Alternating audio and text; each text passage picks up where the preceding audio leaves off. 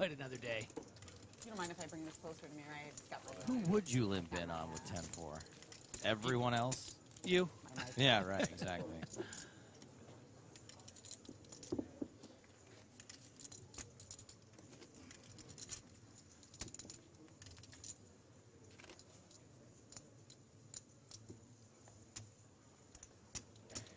So a walk for Lena 900 on the very first hand of the day. Now he's in the small blind. Paul Newey in the big blind. Action starts with Jen Shahadi. 10-3 off. She folds. Ace Jack for Song. Oof, awkward stack. Yeah, starts the hand with 25 bigs. Opens to 3K. Pedro Neves in the cutoff has Ace-7 of diamonds. Going to be expecting Song to have a pretty strong range here, raising an early position off this stack. So, you know, I think Neves would elect to 3-bet this some of the time against a different opponent. Is going to decide to do it anyway, putting a lot of pressure on hands such as this. You know, just because you have the worst hand doesn't mean as S-Ted wakes up with it.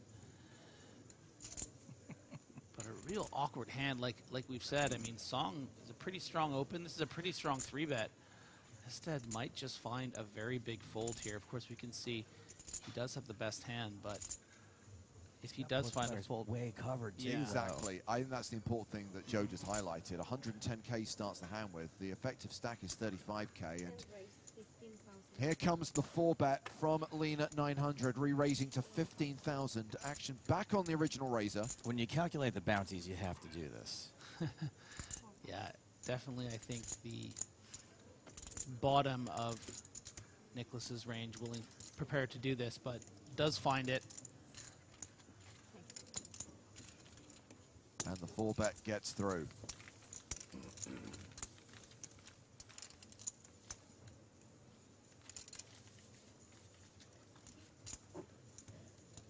Only Lena 900, though. Anyone else with Ace-Queen suited there is going to be up against Pocket Kings and Ace-King.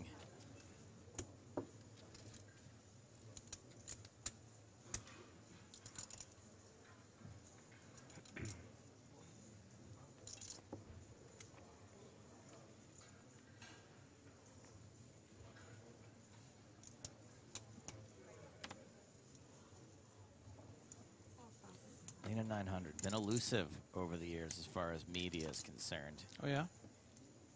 Never been denied, but never got the feeling he was dying to do an interview, dying to come on the podcast. I did run into him in the elevator in Barcelona. Perfectly friendly, perfectly reasonable, but I was too chicken to ask him if he'd come on the podcast. Oh, yeah. I don't like being told no.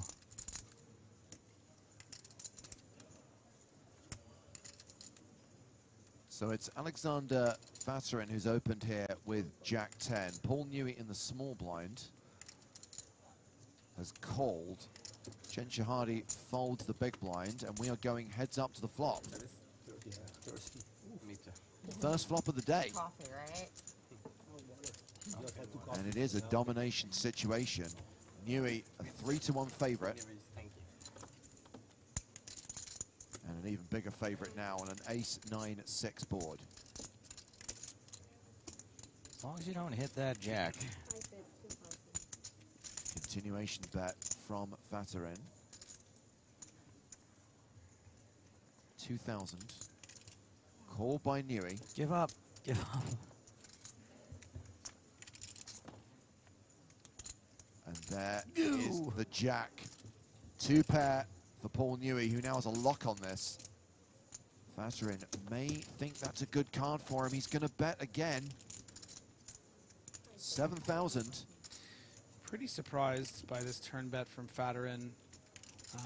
You know, if your opponent does have something like 10-9 suited, calling from the small blind, you've just gotten there. So you're probably not going to fold out an ace. So a little surprising to see a second barrel here. Oh. Well, Paul Newey going for a raise. Interesting.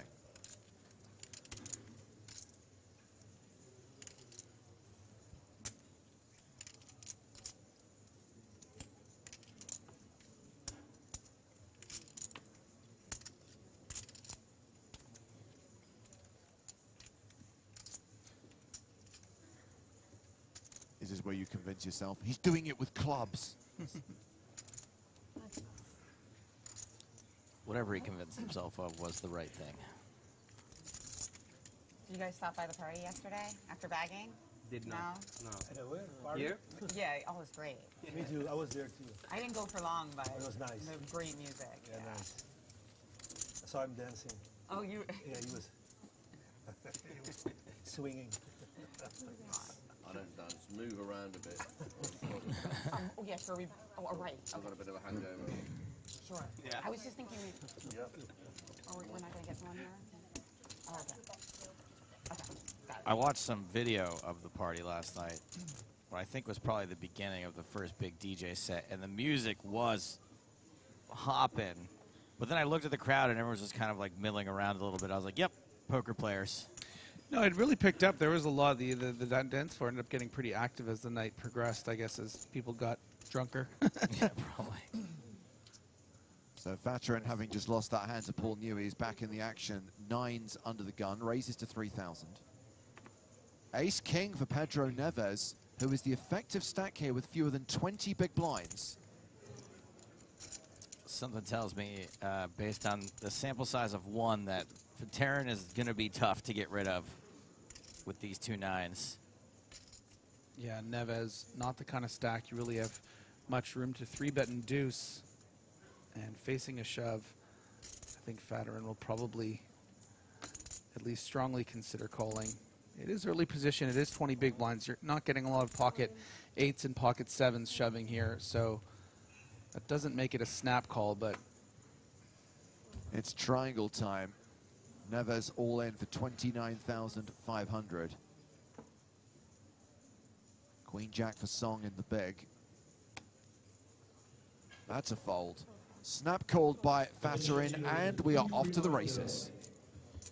You should check in all your players on the table, not only the new entries. So please check in all Like Riz versus live Drip? players. One of these two things has a slight mathematical advantage. Neves is the at-risk player and the player who is slightly behind right now. But there is a king on the flop and a 9! Top pair versus a set. And Neves down to just 3%. I could have gone to the party.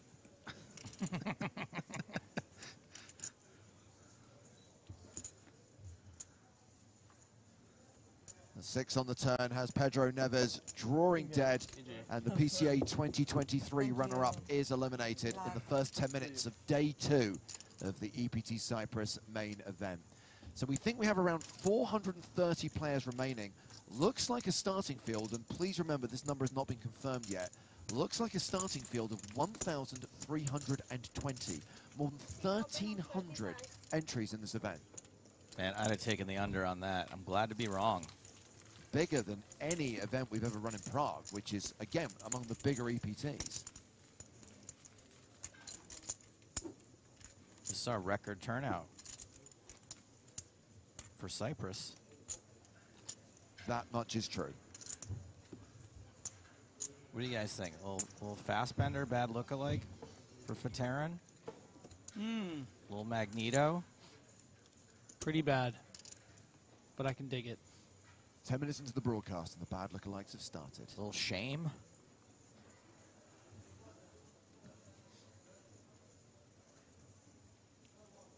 Raoul! Ace Queen.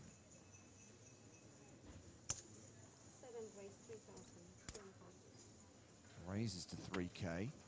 We are at the 1,500 blind level right now. Paul Newey has a dominated hand here, King Queen.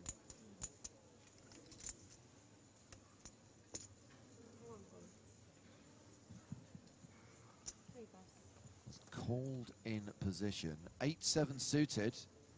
The Daewoo Song in the small. Folds. Boo. The kind of hand you would love in the big blind here, but just playing 20 big blinds.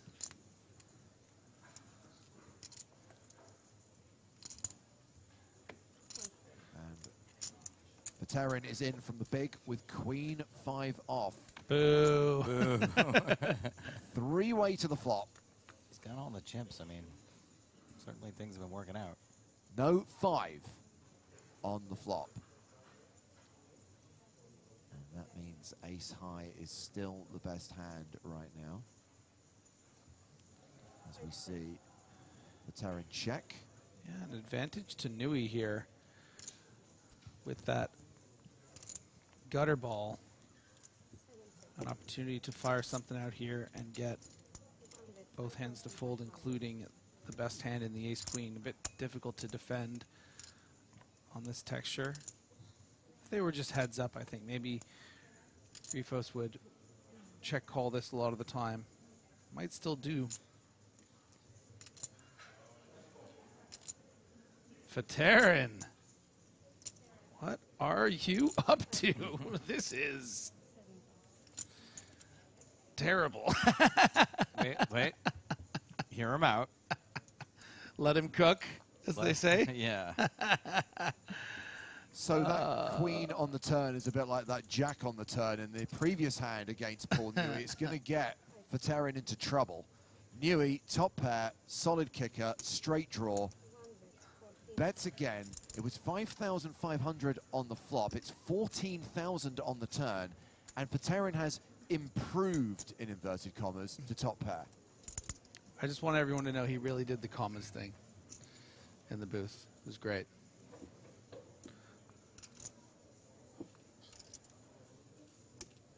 I mean, I can see this sort of consternation if his plan was to do something funny on the turn and now he can't because he hit his queen. Let's look at this optimistically. Let's look at this generously. Ooh, that is a straight. It is indeed. I mentioned that Newey had the straight draw to go with top pair, solid kicker. He gets there on the river. Peterin has checked to him. And Nui sitting there with the effective nuts.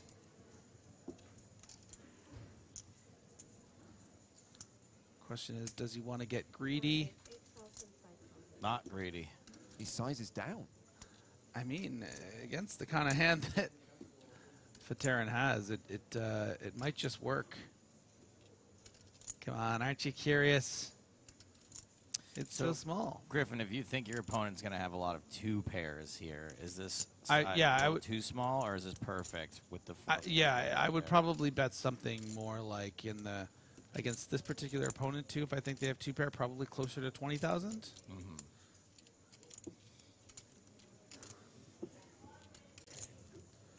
But against this exact hand, this might just be the perfect bet. Did get called. What was I doing in this hand? Well, Alexander Peterin is still table chip leader after losing a couple of decent-sized pots to Paul Newey. Newey's chipped up to nearly 100 big blinds in the first 15 minutes of the day. Daewoo Song remains the shortest stack at the table with 20 bigs. Griffin, you're getting a lot of compliments in the chat for the let him cook meme, but I honestly didn't even say that because I thought that meme had already come and gone. That nobody was doing the let him cook anymore? I think it's like a meme for old people now. Is it? No, come on. I feel like that just started like in the last couple months. I guess trends move quickly. Well, out with the old and in with the new, because we've got a new player taking a seat on the main stage. This is Kerem Turaskan, who has just bought in at the start of day 2, just before registration closed. And here is a hashtag fun fact, courtesy of StatTrick. This guy has 8 live caches. All 8 have been in Cyprus. Oh, there you go. I wonder how he would do in my Cyprus trivia quiz from the last episode of Poker in the Years. Maybe I could administer it to Griffin. Probably Cyprusingly well.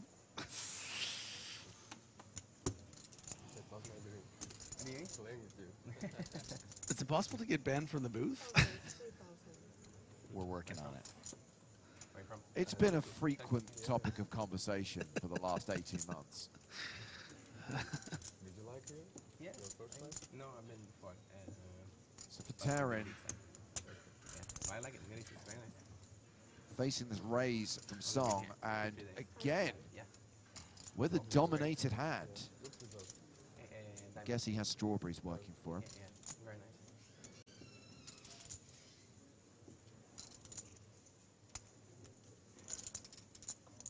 Now we're waiting to see what Raul Rifos does in the big blind with Oh. Ace King.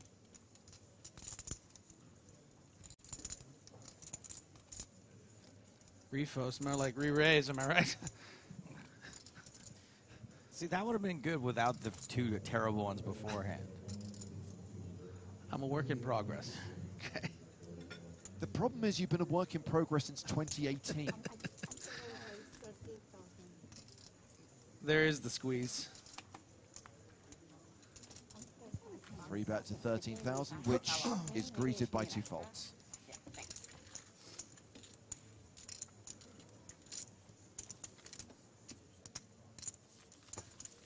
Rifos playing 114k right now. Average stack is 95,000 with 415 players remaining from a starting field of around 1,320.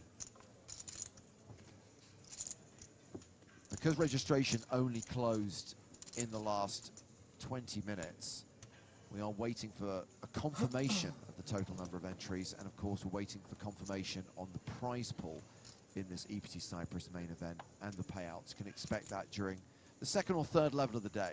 Or as people on YouTube like to call it, the price pool.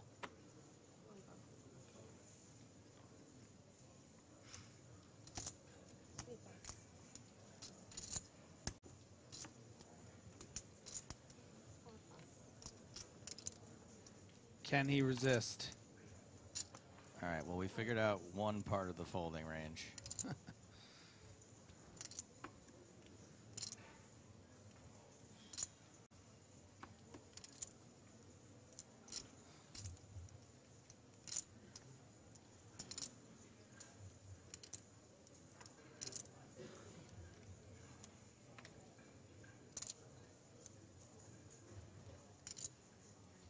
So Rifos has called, right, out of the small blind? I see a chip, and I see cards. No, it's only the small blind that's out. 1,000, 1,500 of the blinds right now. So he's been thinking about what to do, and he decides to raise. Yeah. Why not? Putting a little pressure on the 20 big blind rebuyer, but gets a pair. Sorry, Rifos, it's his home turf. He's got home field advantage, as they say in sports.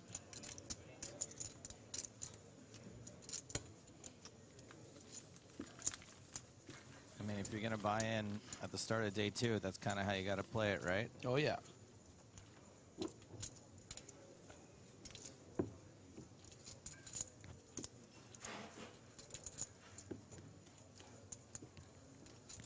Attention all the players who are registered in tournament number 34, PLO Omaha High-Low.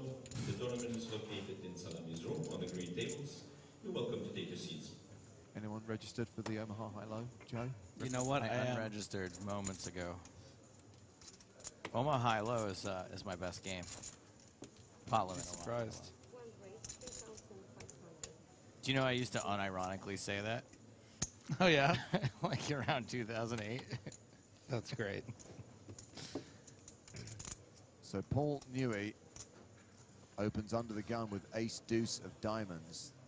The short stack at the table. Daewon Song with king queen.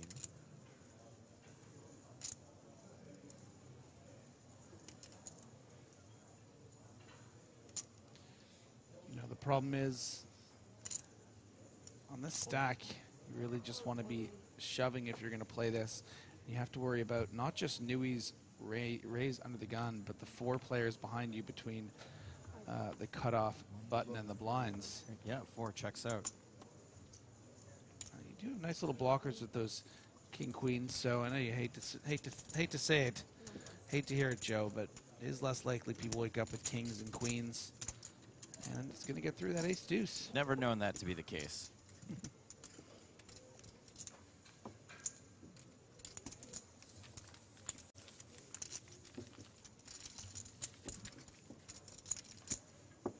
If I ever play a tournament where I shove ace king and don't run it directly into aces, I will maybe start believing in blockers. But unfortunately, 100% of the time, that's happened to me.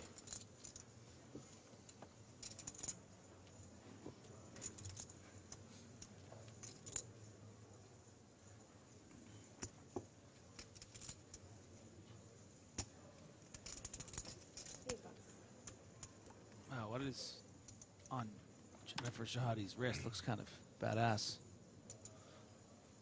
Didn't catch it. Fresh off the reshove with the king queen. James can't even believe all these people are wearing watches that don't tell time. Look at this one. What brand is that? Minimalist. This dude loves to play poker. And Refos, once again, can repop. Yeah, very comfortably, because Song is only playing those 22 big blinds. You're okay getting that in if Song is prepared to do that. And just what you've seen so far from Federer, you really want to get more chips in the pot against his range. And here comes the squeeze. I think important to note, too, there is a interesting dynamic established between the three of these, as this is the second squeeze that he's made. Earlier in the rotation, when it was the button and the blinds, made the same move.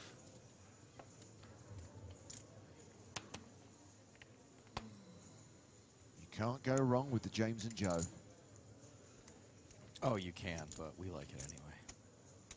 Some consideration from Song, but I think this would be a mistake, just because I can see the cards, but I don't really think that Refos is going to take this spot super light a lot of the time.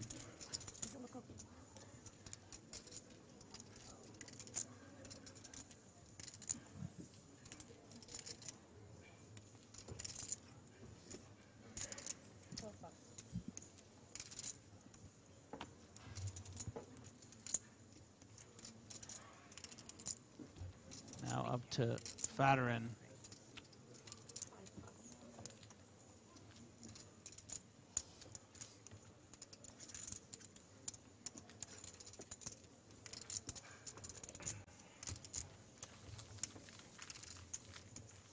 Is there a Master Classic this year? Yes. Yeah? Starts at, I think, 10th November. 10th of November. Yeah. You know what the main is? 3? 3.3. You got a mystery bounty 4K. Okay. Not too bad. Yeah, I always love to go there. I haven't gone the last few years because it's been smaller. It's been smaller. Yeah. Yeah. But I always love to go there. Yeah. Best vibe. Best fight. Yeah, for Yeah, it's sure. the best poker fight. Yeah, yeah, yeah.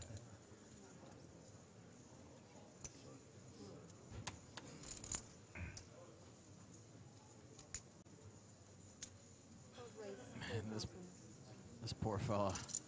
Yeah, I mean, so many frustrating hands to be playing marginal city. Yeah, in marginal positions with a marginal stack.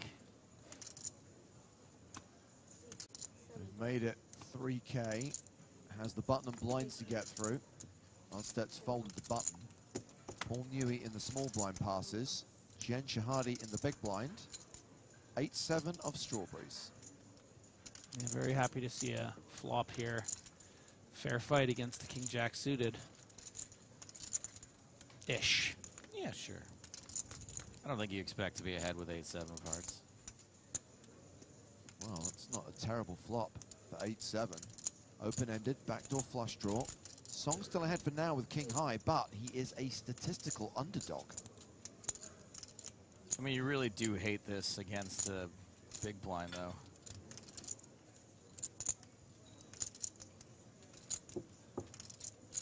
Yeah, and Song aware of that.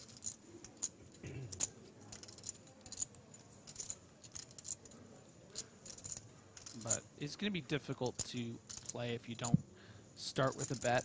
You'll be betting with all your overplay pairs. You still have a stronger range.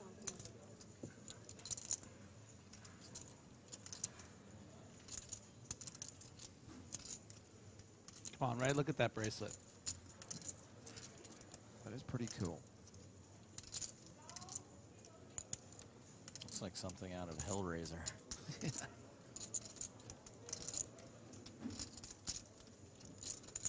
And with only 23.5 back, Shahade could just justify putting this in. But maybe a bit scared of that undergun range, doesn't want to just blast in half of her stack against, you know, what could just be 2 queens. So, having just called the flop, we now see Sung become a 2-to-1 favorite on this brick turn.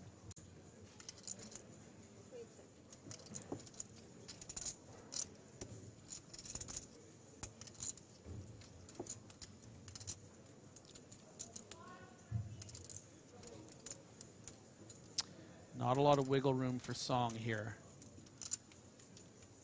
Just a stack to pot ratio of about 1. And it's just tough to shove a hand like this. And now what does Jen do? The diamonds have bricked. 8-7 is bricked. You know, your 10-8s and 10-7s have missed as well. Do you always call those for a near pot on the flop? 4-5 has gotten there. 5-7 would be, you know, a double gutter on the flop, has now gotten there. So a lot of the draws have gotten there with that 4, and I think that's why Jen needs to pull the trigger here, and I think why Song most of the time will fold. Well, Song's going to fold this hand most of the time. But what if, you know, like a stronger nothing, like a ace-king, does he fold as often? Good question. Yeah, I mean, they are kind of in a way the same hand, right? You're not going to be bluffing with the missed ace-x of diamonds there. That would be beating the king-high calling. So, I mean, it's just either way. I think I'd just as likely fold the ace-king as the king-jack.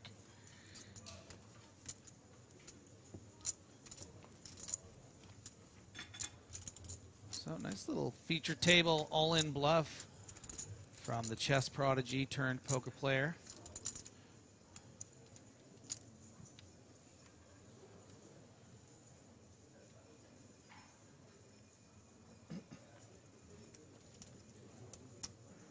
Starting on Alexander Veteran.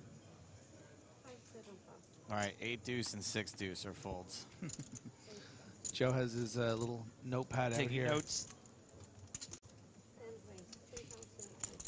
Yeah, and Nicholas is just getting a bit bored here, I think. He's going to feel so comfortable playing against his opponent's pre-flop that he's willing to mix in the queen-6 from the cutoff.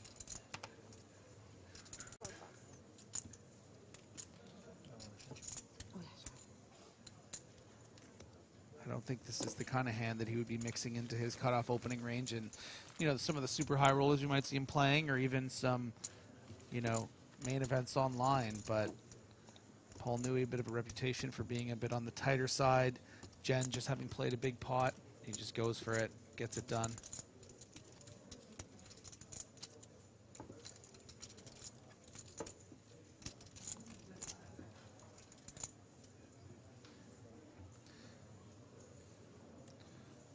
I actually think this feature table is an excellent opportunity for Lena 900. When you think about what, you know, your average day 2 table might look like, maybe a couple more familiar, very successful faces. I think Nicholas is a bit ahead of the crowd here. Yeah, I think that last open is a pretty strong indicator. Yeah. Of that. Jen Shahade making a classic error and playing the Spraggy. Ace-7 offsuit.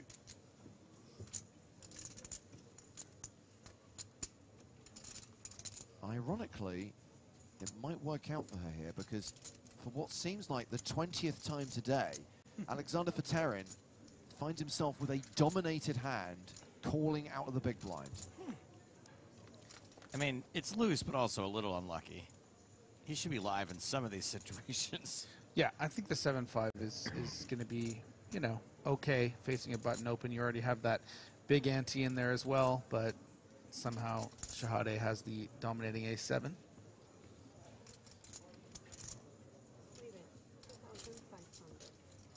Terin checks the flop. Jen continues. Terin calls the 2.5K.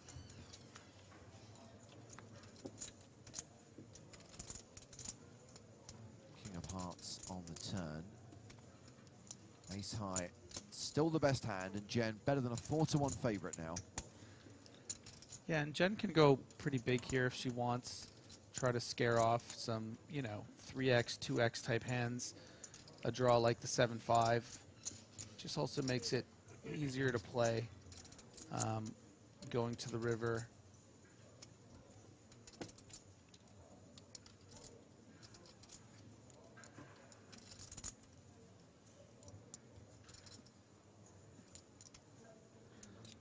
So a nice bluff and then a nice 2-barrel.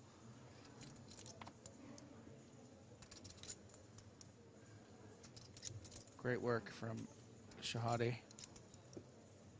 Did have the best hand, but I get your point. Yeah. Chips up to just shy of 90K. Slightly below the tournament average right now. Question here on Twitch from Thomas Lancaster says, you ever thought of adding PokerStar screen names of the well-known online guys to the player graphics? Uh-huh. Thank you for your question.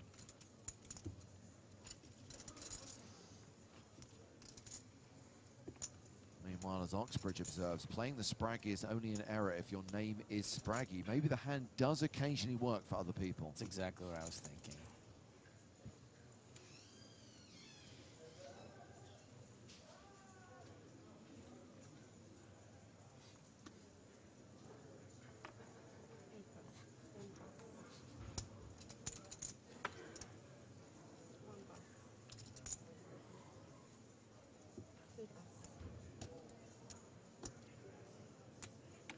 Oh, yeah. Griffin, you want to handle this one from YouTube? Are there any Koreans alive? In the world? Yeah. Thank you for your question. Here you go. Here's your chance. A real live Korean. For now. Well, just to be clear, if he's eliminated from the tournament, he won't actually be eliminated. He'll still be alive. Haven't checked the local rules, but I assume Yeah. nothing's changed. For Terin, feeling lucky. Really? Is The Queen 10. this a genuine decision with Queen 10 off in the small? Look how stressed out he is, of course. 12 big blinds is a fold here with Queen 10. Maybe blind on blind. You can call it, but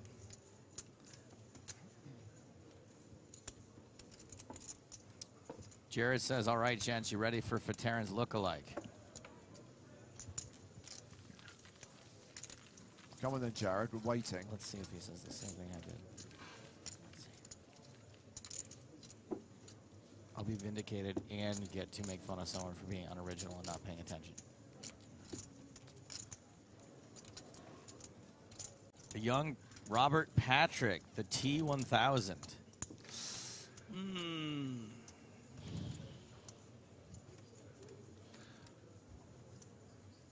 You know, I'll skip to it, Robert Patrick.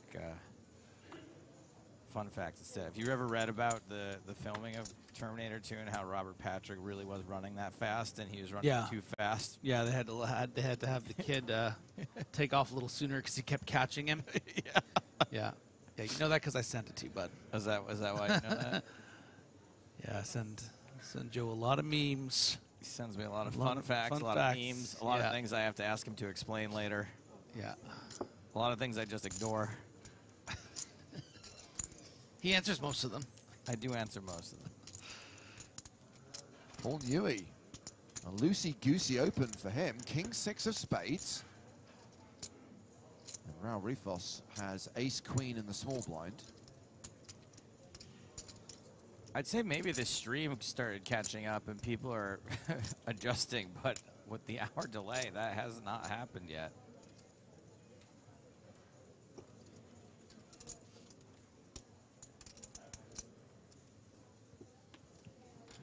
1 day only. We do have an extended delay on the stream. 60 minutes behind real-time action. Apologies for the technical issues earlier which prevented us from going live on time. At least you don't miss any of the action from day 2 of this EPT main event. And worth highlighting that while watching the stream today, you can play the mini EPT Cyprus online series. Starts today, runs for the 5 days that we're streaming from this event. And there is $60,000 added value. Power Path tickets up the wazoo. And on the final day, final table Sunday, 2 gold Power Passes available, added to the prize pool of both mini main events. You know, I've been getting messages from people who are winning gold Power Passes, and they are excited because they're coming to Vegas. Nice. We have another new player at the table, and this is a face we recognize from earlier this season, Joachim Haraldstad, who came 4th in EPT Monte Carlo this year. That was the event that was won by Mike Watson. Plays on stars as Jokey Apart, and is a very strong mixed games player.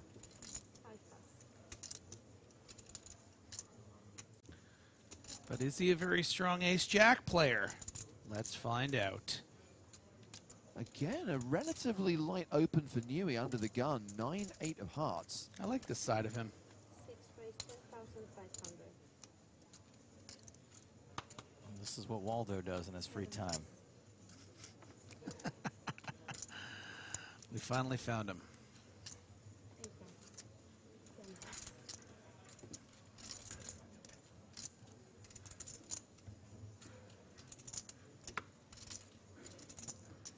10-5.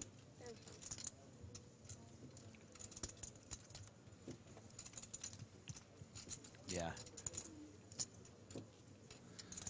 Let him simmer over this. Yeah, you know, I like the call here. You know, you put out 3,500, 7,000 more to call. You know, these are the kind of hands. Playing at this stack depth, 70, 80 big blinds, you know, you want to be able to defend hands like this. Make a lot of nut hands, disguised hands.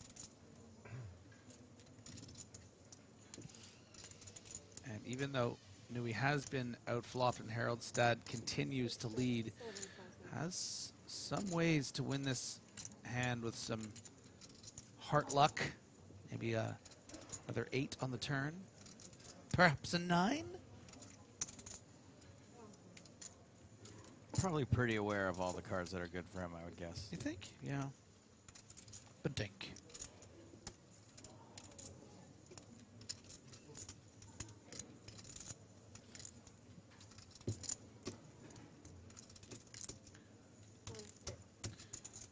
Could get a free card here. Haraldstad probably not thrilled about betting this card, even though he's going to think his hand is good a decent amount of the time. You know, you're still losing to your ace queens flushes, and there you go. Ooh. Is a flush for Haraldstad. And it also gives Paul Newey 2 pair.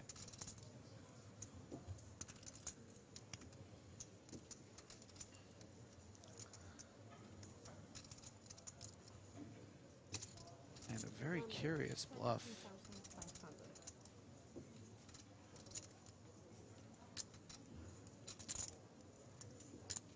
I'm a bit surprised by this bet.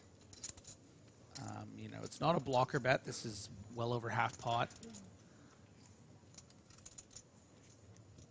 If your opponent does have a big diamond like an ace-jack, I don't think you're going to get a fold.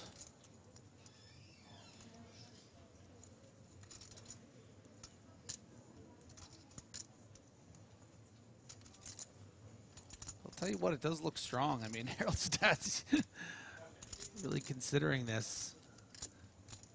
You know, it's not just the third nuts; it's the fourth, right? You know, Newey can just have that ace of diamonds as well. Are you counting straight flushes too? I don't think we should have to. I'm not saying that. Yeah. No, we'll let that gives an opportunity for people in the chat to say that we're wrong, right? It makes them feel. Excuse me. I like to give them a little Buzz Killington Open. Oh! Hearts fall. Show us. Haroldstad folds the flush. Something smells Newey's fishy. reputation precedes him. He just said show 8-9 of hearts. Bravo. What? Look at that. Read. Wow.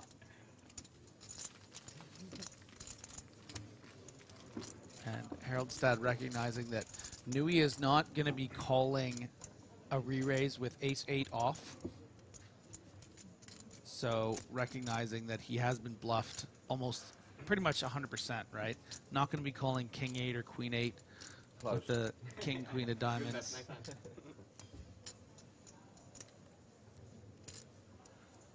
So Newey came to play today, opening the king-6 suited under the gun. Yeah. The 8-9 suited, turning 2-pair into a bluff on the river. Let's go. We got ourselves a feature.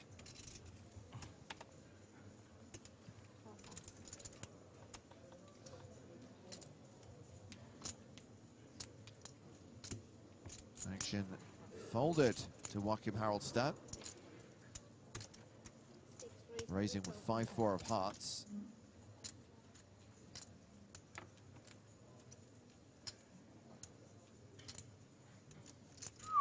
That's a pretty good hand. Raul Rifos, aces in the cutoff.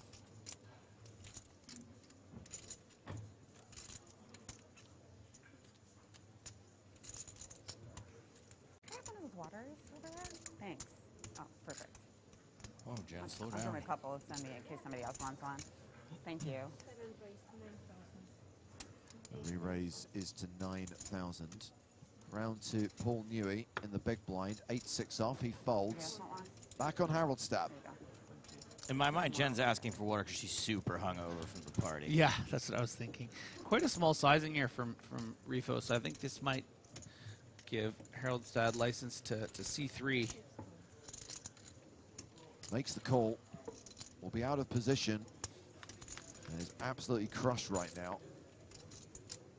Has hit a small piece of this board, a pair of 4s, but Rifos over pair, nut flush draw, loving it.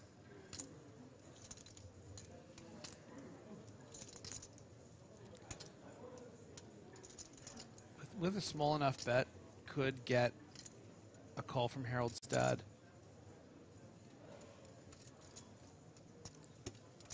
But it all depends on what sizing he goes with here.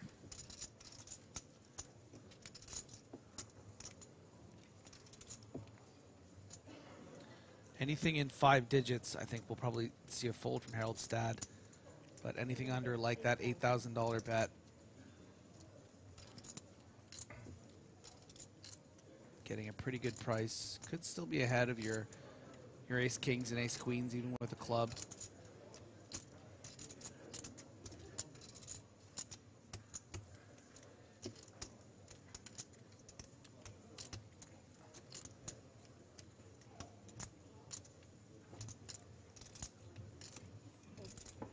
Makes the call. These two go to the turn. Which is the king of clubs. That is the nut flush for Rifos. Haroldstad now drawing dead.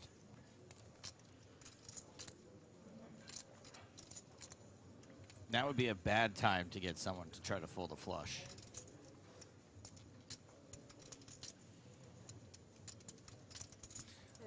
I like this check. You're gonna Oh! Wow. The victim becomes the victim again.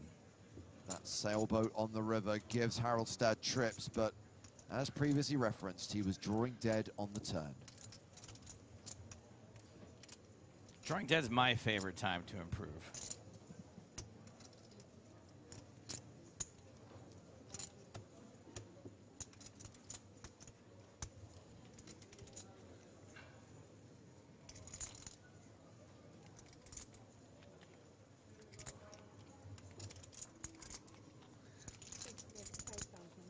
And I'm guessing this is a blocker bet, Griff?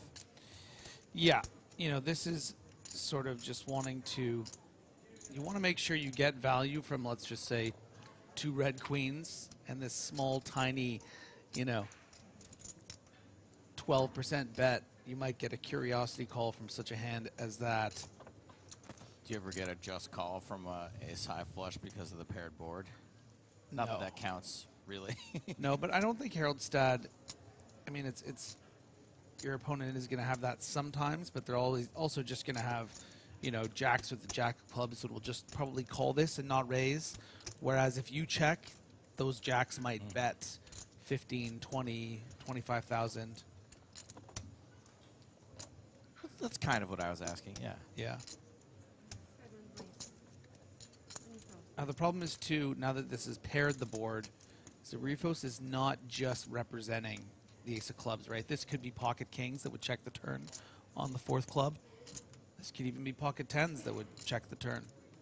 So there are a couple boats here. I think against a $5,000 bet, something like ace queen or queens with the queen of club would might still raise as well. So it's not just, again, this is a 5K bet and a 38K. It looks like he's just trying to stop him from betting. So Rifos wins the pot. Jared saying, what kind of watch is Rifos rocking? That is the Rolex Sky Dweller in stainless steel and white gold. How does he know all this? I gotta say, that is a cool name for a watch. Sky Dweller. Most complicated watch that Rolex makes. Track a second time zone, and it has an annual calendar as well. An annual calendar, what does that mean? Like it tells you what year it is? Tells you what month it is. Oh. Perpetual calendar will give you the year as well, but the annual calendar will give you the calendar for 300. Man, leave it up to the geniuses at Rolex to come up with a way to tell you what year it is. So those are the stacks of the players we're watching at our current feature table. With the rate of eliminations, this is not unusual, by the way, to see quite a few players go during the first level of day 2. I think this table is going to break during the second level of the day, so I think it will necessitate a feature table change during the first break, even though I personally am enjoying watching these guys. Yeah.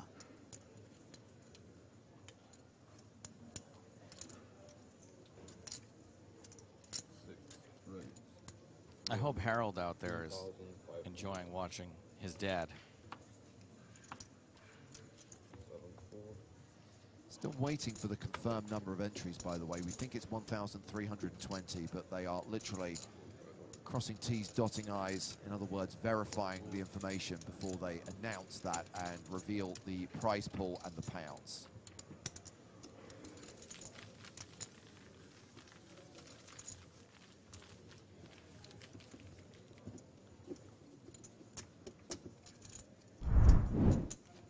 Well, let's look at some of the players out in the field on day 2, including Darius Sammartino, the World Series runner-up.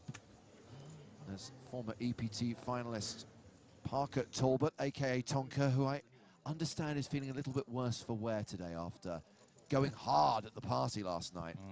I remember my first beer. There is an EPT champion, Anton Wig, at this table, and sat the other side of the dealer is an Argentinian rapper. It's Papo MC, Alejandro Lococo from Team Pro.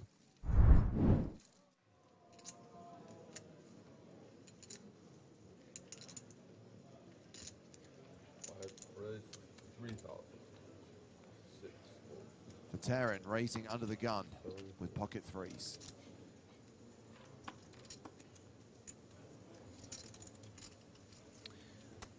Yeah, and Turscon with not a lot of info here, having jumped into this table about halfway through this level.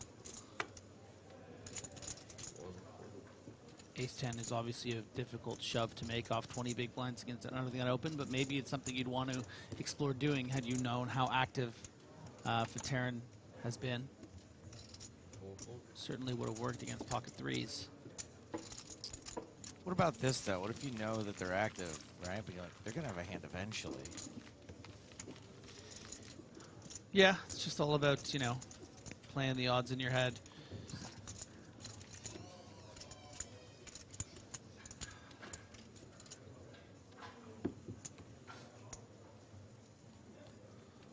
Also, ace-10 can suck out 30% of the time, works every time.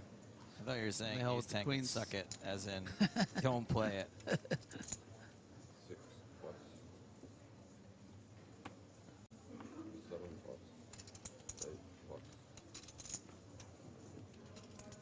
Ace-5 off for Nicholas Udstedt. Raise 3,500. Raises to 3,500.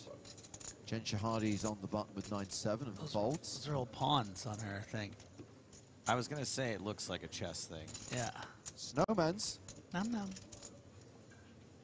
And with that stack, I think we might see an all-in from Song.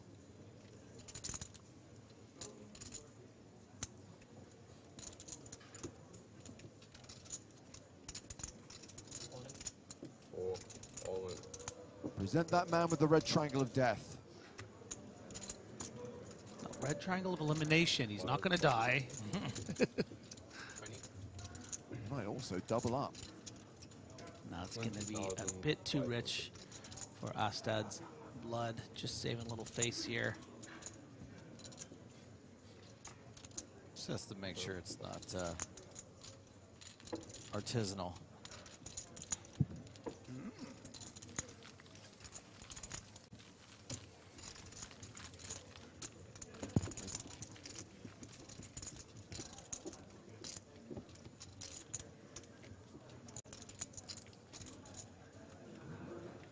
James, I'm going to pull up the trivia game that we played on the podcast last week. Every once in a while, you give me the green light. Let's do some Cyprus trivia with Griffin.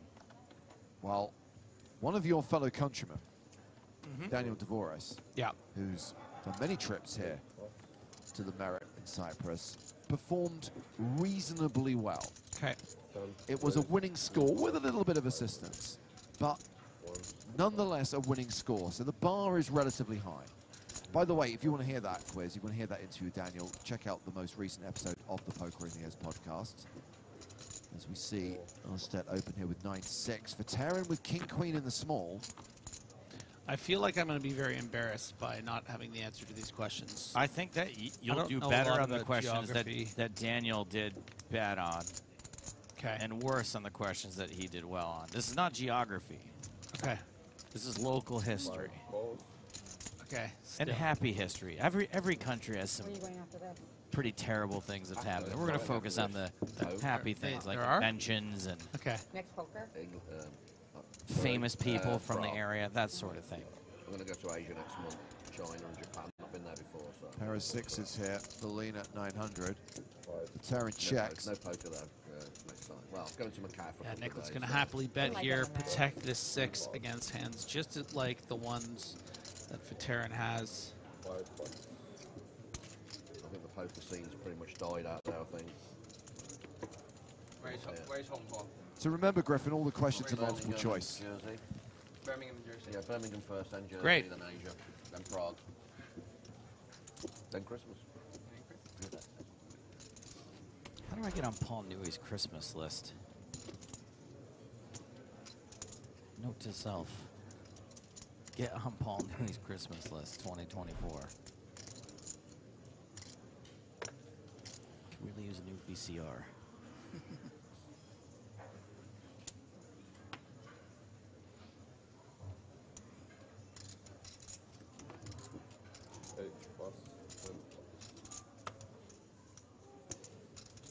The game's called Don't Be a Cypriot Idiot.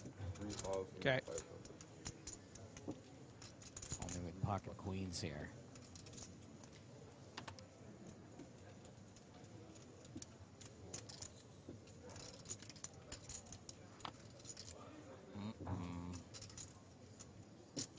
Terran on the button. They say it's always coming 7, but it's never coming Nevis. Not this time, at least. Not today.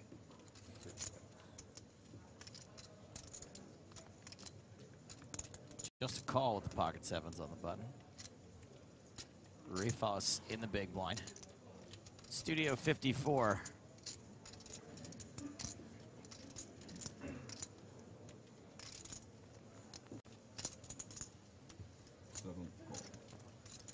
Let's get weird, says Refos. I'm for it. 5 for it. Oh, so close. Well, the ace-high flop is not going to be popular with Paul Newey, but queens are still way ahead. And hey, he's happy to continue into 2 opponents.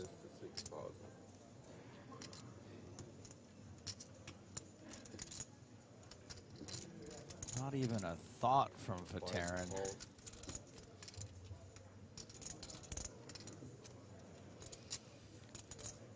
What I like is that Rafos, if he drills the straight, I mean, Refos could raise here. He's the only one that can credibly have a 3, but just going to fold instead.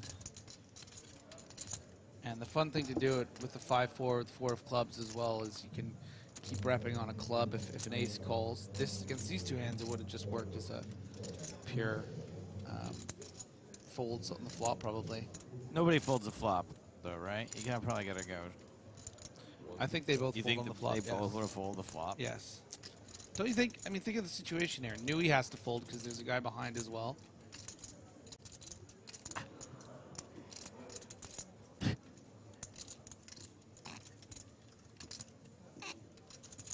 Five bets. 16,000. 1 plus.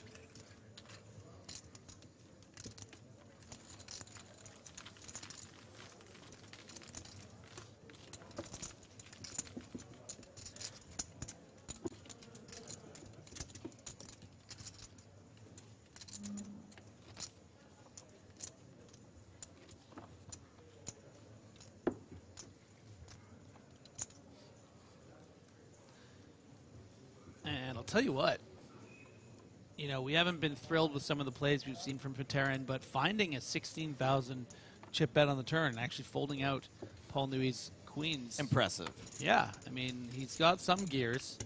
1 raise. 3,000. 3 plus. 4 plus.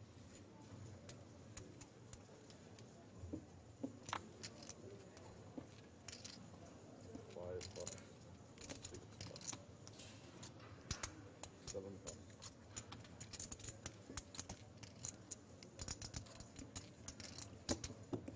8 calls.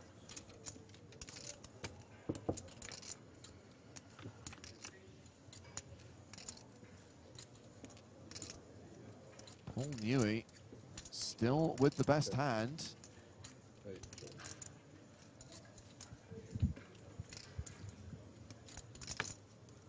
Not the worst flop when you elect to complete here from the big blind, just playing 20 bigs, and you're hoping for exactly that, a free card to Hell yeah. turn a 9 or a diamond. You hate to see the ace. 8 checks. But might get another one from Nui here. But Paul is going to start betting. 1 bet. 6,500. 8 plus.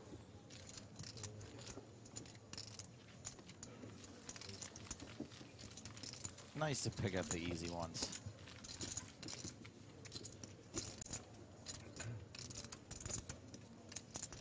All right, Griffin, you ready? I'm ready. Question number 1.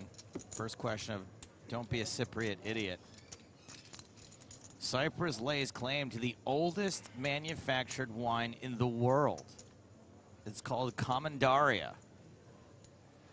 And it was named that during the Crusades. And as such, it was served at the wedding of which king? 3 plus. Was it Odin the Destroyer, Vlad the Impaler, Richard the Lionheart, or Eris the Mad? Vlad the Impaler. Vlad the Impaler, that notorious crusader. 10 calls. The See? clue there is the Crusade. Oh, Who's the okay. king during the Crusades, Griffin? Oh, Richard. Richard the Lionheart is correct. Okay. That's 1 point. That was a, well, To be fair, DeVoris got a mulligan as well. That's your all right. one You mulligan. got a mulligan. Okay. One mulligan. All right, we're going to see this. It's like the sample here. breakfast ball in golf, you know, always the first swing you get a mulligan. 3,000. Yeah, I just didn't understand the rules. fair enough. And look at that, the shortest hand ever, so we can squeeze another one. I just wanted to say Vlad the Impaler, you know? Never had a reason to. You played that hand a lot like Fatarin. Yeah, You were just like, you decided what you were going to do before I even finished reading the question. exactly. All right. The island of Cyprus was once given as a gift from who to whom? Vlad the Impaler. Was it from Mark Antony to Cleopatra? From Alexander the Great to his mother, from Napoleon to Josephine, or from Genghis Khan to General Chow? I'll go Alexander the Great to his mother. Alexander the Great to his mother is the exact same thing that Daniel DeVore said. And they're both wrong. They're both wrong. Okay. As Mark Antony said to Cleopatra as he opened a crate of ale. 5 Do you know what ale is? Do I know what ale is? It's not question 3. I'm just trying to find a win for Oh. you here. It's a part of the sale, right? Yes, with my sale minus the S. Yeah, okay, yeah. All right, for Terran opening here, King 7 of Hearts. I'm going to have to spread these questions out a little bit because poor Griffin, he's faking an allergic reaction now. So he doesn't have to answer anymore. Nui defends 10 deuce suited.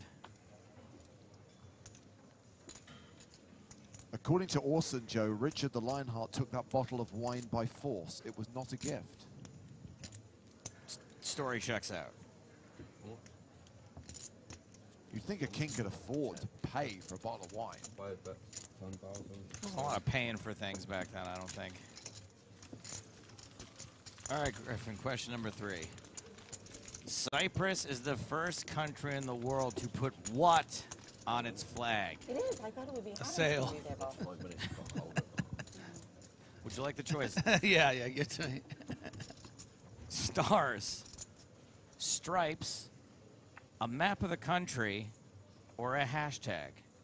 Please tell me you've seen the flag of the country you're in right now. Can you repeat the options? Yes. First, was it the first country to put stars on its flag? Stripes on its flag. Okay, I'm going to map go of with the country or a hashtag. I'm going to go with a map of the country. You're on the board, Griffin. There we go. You're on the board. A clean win right there. You're on the board. But if you ask me, the true innovator will be the first country that puts the hashtag. Yeah. Hashtag nice.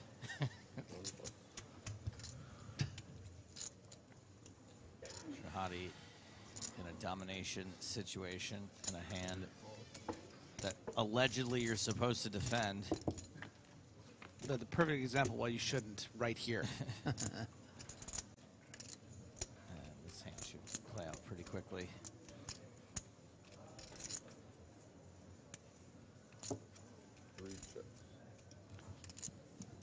Okay, this is a boring hand. Another one. Let's make sure. It's going to be bet folds. Come on. 8 bet, 2,000. Look, if Jen somehow just jams here, I don't want to be asking you a question about halloumi. Whoops.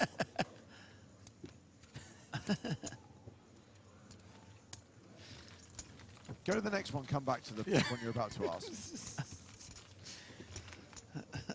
Griffin, a 2005 excavation in Cyprus discovered what is believed to be the world's oldest, over 4,000 years old, the world's oldest factory of what?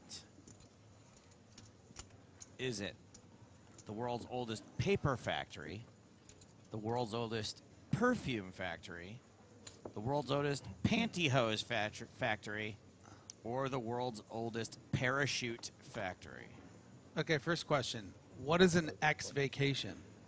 Excavation. Okay, all right. He was joking there. Go- It's just when you're I'll such go- a dodo the rest of the time, and then you are dodo go- on purpose, it's hard to tell the difference. I'll go with perfume. Griffin, you nailed it. Nice. All right, Griffin. You got the last 2 in a row. 8 plays, Now the questions get a little easier from here, Oh, in my really? opinion. Let's watch this hand first. Just see if anyone wakes up with a hand in the blinds. Turascan is opened in late position with ace-3 of diamonds. Jen Shahadi, jack-7 in the small, folds. Disgruntled vet says X vacation is when you break up with someone when you're on holiday. Nice. Song, the short stack, jack-5 of hearts in the big. You kind of gonna see a flop here, don't you, Griffin? Yeah, kind of. Can we do the question? I'm not really invested in that. Hey, Woo! He's live. I like this. 2 short stacks, both in that, not quite in the danger zone, but getting close. Advantage Turascan. 4, check. Now, since you probably would have called Jack 6 suited also, can you just pretend like you have a 6 here? It's a little hard. By the way, I don't like that people always say represent or bluff. I like saying pretend. 2,500.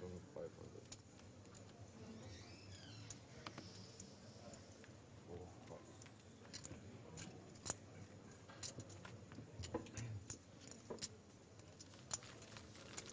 All right, Griffin. Here we go. British TV producer Simon Fuller was born on Cyprus. Which of the following shows was his creation? Okay. Did he create American Idol? Did he create America's Got Talent? Did he create Survivor? Or did he create 90 Day Fiancé? I think he created Survivor. Survivor is the same answer that Daniel DeVore said. Now, in Daniel's defense, he didn't even learn English till he was 9 years old. So questions about North American television didn't really go over that well with him. Yeah. 2,500. Survivor was created by a Brit 1. named Rob Burnett. Do you want to take another stab at it? Okay, yeah, I'll go do the first America's one. American Idol is correct. Simon Nice. Fuller, Nice. born on Cyprus, did create American Idol. Back to the Master poker. has opened with Queen 9. Alexander Faterin just defends his big with 6s. He is still the biggest stack at the table, by the way, despite losing a fair few hands during this opening level. 15 minutes till the first break of the day, and we have a Jack 4-3 flop, which means 6s are still ahead. 5, check.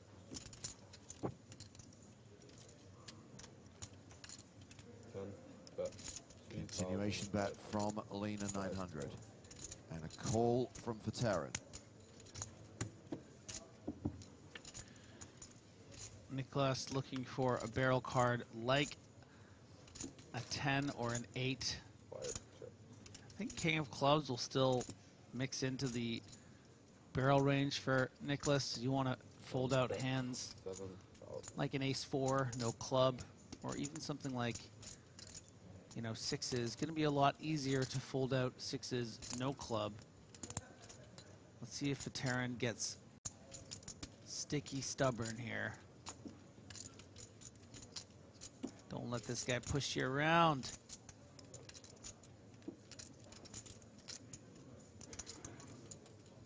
5.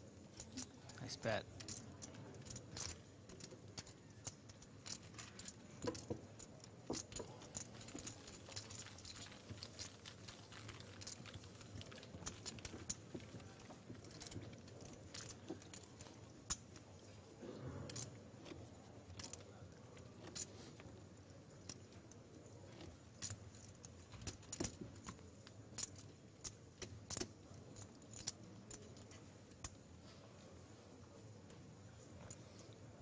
All right, Griffin.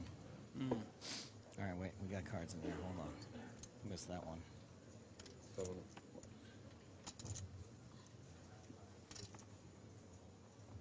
8 plus. 10, raise 3,500. 1 plus.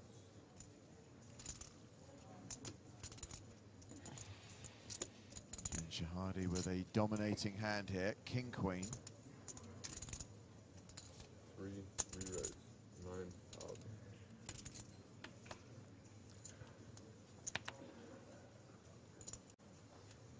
King Jack suited.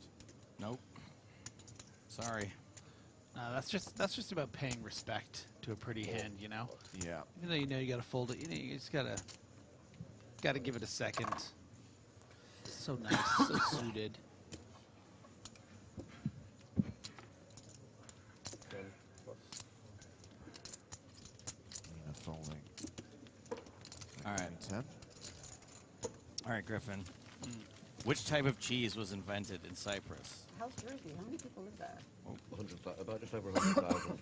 We're going to do Jersey I have fun another facts friend instead. who's from there. Jersey as in the Channel Islands, yeah? Yeah, and they have like a separate Olympic teams and stuff, right? Well, they only really had a rugby team, but they've just gone bankrupt. They've got a decent rugby team, but not anymore because they've run out of money, and the government won't help. So, Oh dear. but they They go to the Olympics, yeah, right? yeah. So you could just learn a sport and play, right? so- 100,000 people. Maybe the government could afford to bail out the rugby team if people pay tax there. Guess who'd be the first person to move there, by the way, if he made that kind of money? Your boy, James Hardigan.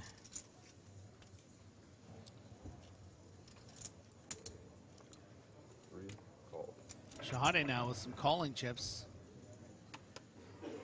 Very comfortably going to see a flop here with the sixes, as long as she can get through the button and blinds here. Let's get a call from Fatera, and let's get a little complete from the big blind. Let's get some four-way poker, huh? Did Griffin answer the cheese question? No, because with this hand, because they started talking about Jersey, so I wanted to not trample what the players were saying. We were always dying for them to say more, so I figured might as well. Not being funny, Griffin, you should have got this one already without the options. Yeah, it's Ham Looney. Is that the right one? I'm going to give it to you, despite the fact that you're intentionally trolling.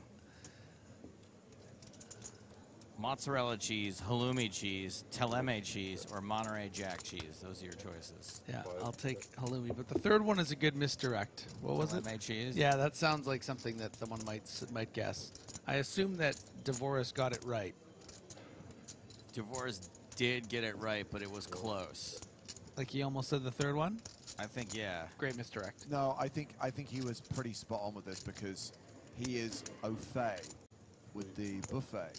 That's right. At the Merit, and therefore has had his fair share of halloumi. 5,000. Taryn betting in position here with bottom pair.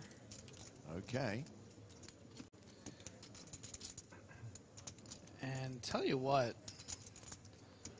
with 15K out there, definitely think that you could have justified calling with the sixes there with a check through on the flop. Just hard to imagine what your opponent's really repping there.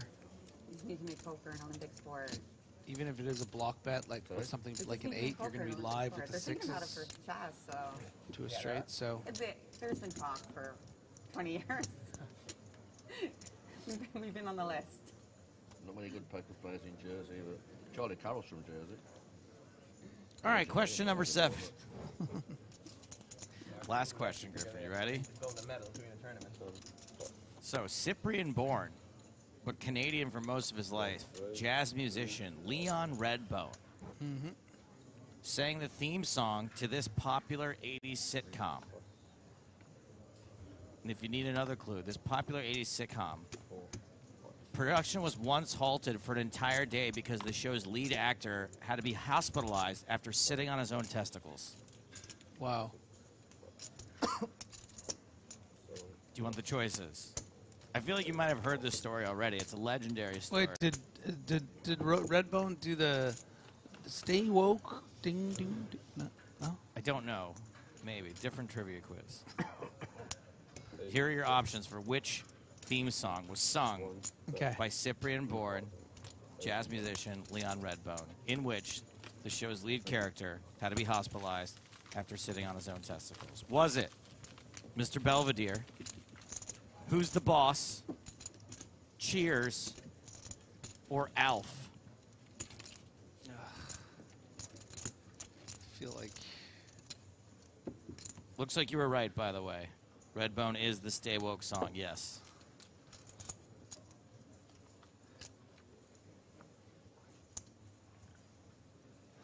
I will go. Now, do you know what Alf is? Yeah. Do you think Alf is in the running? Yes. You do? Yeah. How have you not worked out yet that option 4 is always the comedy option? I'm sorry. Jeez. Yes, the lead character of Alf, who is a puppet, did not sit on his own. Yeah, but someone he's not a puppet, though. Isn't he someone in a suit? No, it's Alf a puppet. It's a puppet, yeah. Are you sure? Yeah. I've watched every episode of Alf, I think. Okay, so... Okay, I'll go with Cheers. So you think that Ted Danson one time sat on his own anatomy doesn't and seem therefore like had to be hospitalized. You're right. Okay, I'm going to change my guess. Okay, there's 2 down. Okay. Now we're left with Tony Danza Uh-huh. From what show? from Who's the Boss? Yeah. Or, and I can't even remember the actor's name from Mr. Belvedere. Let's go with Who's the Boss. You have managed to choose every answer but the correct one. Okay, Who's the Belvedere? I'll go with that one. Mr. Belvedere is correct. Yes. Leanne Redbone sang the theme song to Mr. Belvedere. And the lead actor in Mr. Belvedere. Alf was performed by Paul Fusco. Who is a puppeteer. And in most scenes, it was a puppet. However, there were a few scenes where you see Alf's full body, where a small costumed actor was used, a Hungarian who is uncredited, called Michu Mazouras. That infamous Mr. Belvedere story is actually true.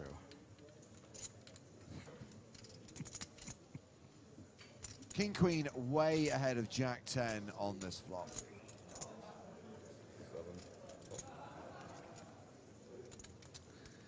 And raising it for value. You want to be able to mix in some check raises with hands like that to make your bluff check raises more credible, like if you had a 7-8 or a 5-7 there.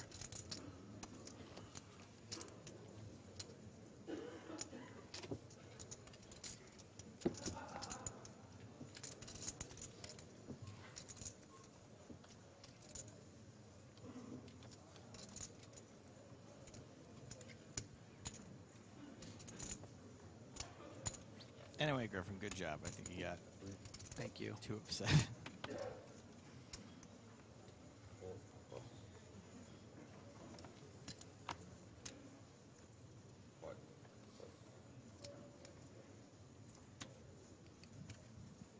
Six, raise 3,500.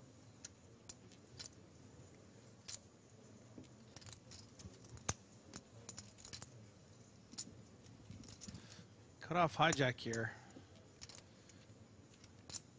It is effectively 50 big blinds. So that's why we just see the call from Rifos, even though I think he's going to think he's way ahead of Harold Stad's hijack range here. And Nui's just like, yeah, why not? Okay, so 3-way to the flop.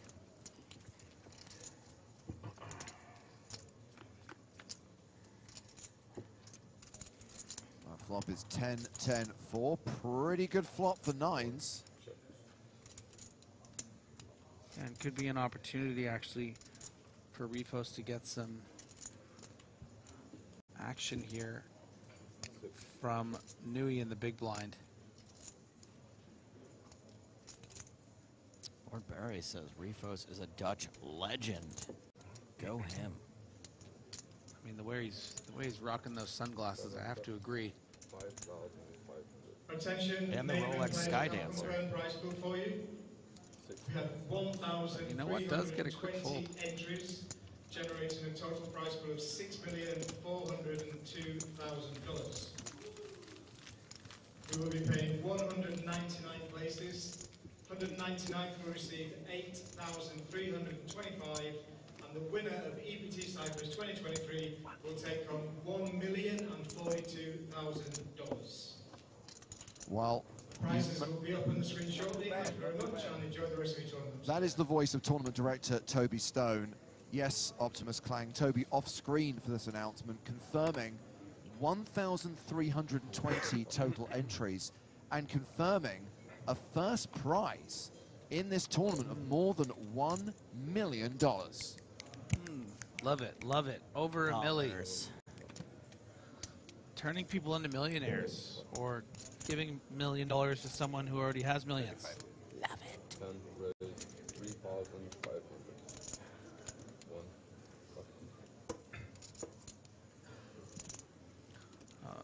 Jen looking like she might have her game face on. And I am incredible at my job. So a reminder that we are going to play into the money today. A prize pool of 6.4 million. 199 players will make the money. A min cash worth just over $8,300. And yes, the first prize, $1,042,000, as Nicholas Ostedt decides how to respond to this 3-bet from Jen. Yeah, just so ahead of his opening range on the button here. I mean, this is the same guy who's been opening Queen 6 at the cutoff. So King Queen, you're probably going to have to mix into your defending range. So I wouldn't be surprised if we see Lena 900 continue here with the King Queen. Isn't going to be thrilled by, you know, maybe depending on how he perceives Jennifer, but is going to play very cautiously, and I think is fortunate to get a flop such as Jack 5-7. Would have been disastrous for a King or Queen high flop.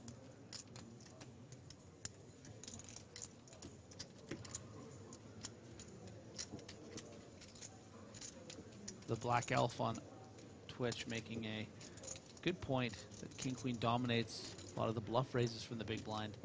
Certainly something like a King 5 off or a King 3 suited. Hands of that ilk. It's a word I don't use enough. Ilk.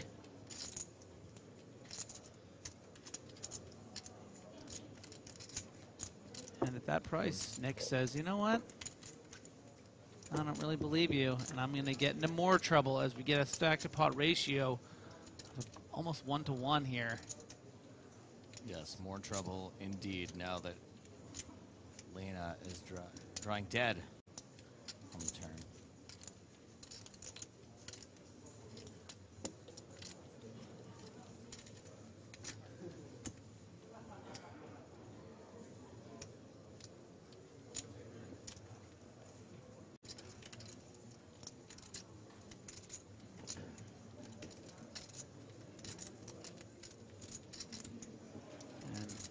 Jennifer sizing up the situation here. Do I have room to try to extract more value? Should I just shove for this near pot size amount I have left? I'll tell you what, as long as she puts more chips in the middle, I don't think we're going to be hearing from Astad at all in this hand. And Shahade should, well, will definitely finally get over that 100K mark.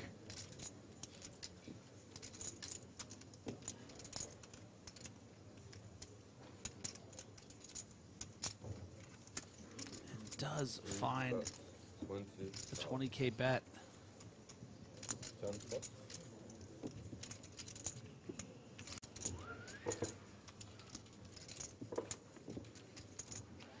And Shahade and her bracelet of pawns chipping up as we come towards the end of this first session, heading towards the first break of the day. Good morning, everyone. Just so you know, after the break, you will be back to your initial table. And we did advise that this table break during the next level, so we're going to bring Papo MC to the main stage for the second level of day 2. We saw earlier on that Papo has an EPT champ, 2 EPT champs at his table, because in addition to Anton Wig, Adrian Mateos has taken a seat there. I don't know how excited Griffin is to see the face of Look at him. Mateos. Just look at him. Maybe good I didn't hit my hand then. What's that? Maybe good I didn't hit them in my contact. You didn't what?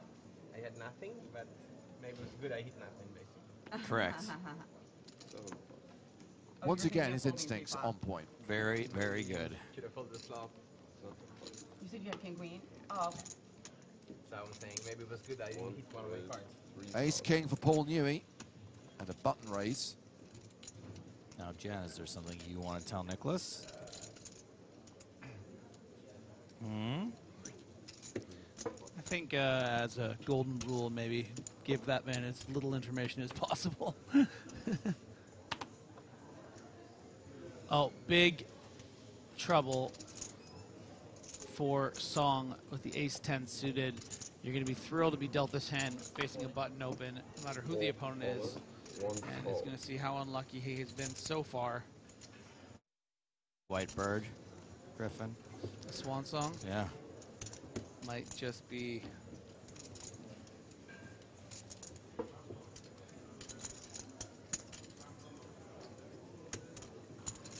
It is a domination situation that favors Paul Newey. Song needs to get lucky to survive. Good start. Great start. Oh, we have a street flash board, a royal flush draw, and 42% equity for Song. Paul loves it. He loves it. It's not too bad. Trend's no good for him now, so. The trend's Way to be positive, Paul. Street flash. There's always coming 7, and that means Newey is a 3-to-1 favorite to eliminate Song. Or is this a case of too many outs?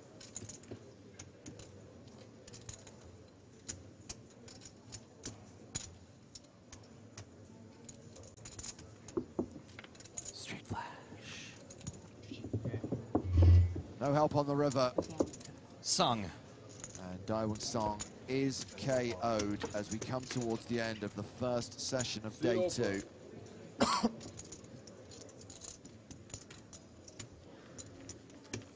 Ace-King holds against Ace-10, despite that dramatic flop.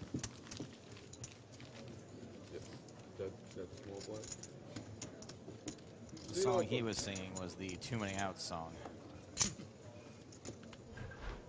Paul Newey playing 168k, more than 100 big blinds, although the blinds will go up when we return from the first break of the day. 5 levels to play today. This is the first of those 5. And we can expect to go hand for hand. We can expect to have bubble coverage during the final level of the day.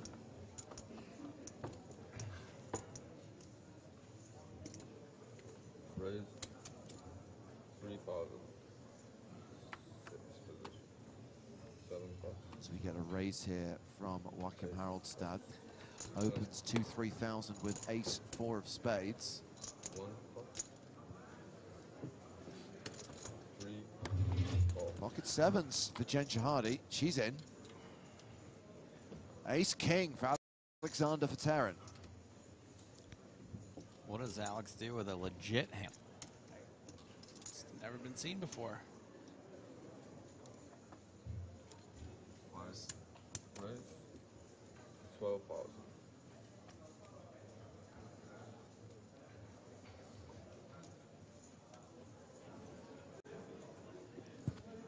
Not on the extremely large side. Haraldstad, I think, surely has to get away, but maybe an opportunity for Jennifer Shahade to call here in position.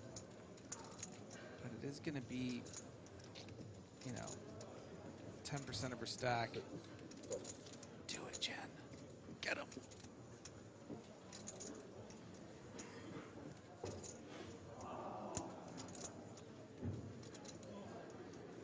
Yes.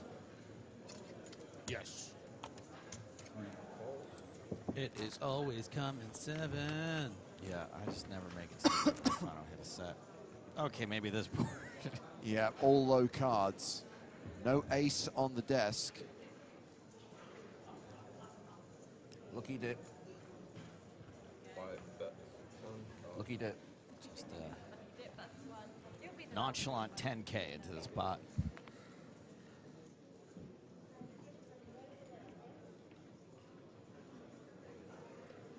EPT manual players, as soon as your hand is over, you can enjoy a 20-minute break. 20-minute break on the EPT main. I'll take 20 minutes, but I'm not promising to enjoy it. Oh, the wheel for Veteran on the turn, but Jen's going to know any ace is now ahead of her. Yeah. Yeah, Jen. But yeah, well, no, not with a 20,000 chip bet coming out, unfortunately.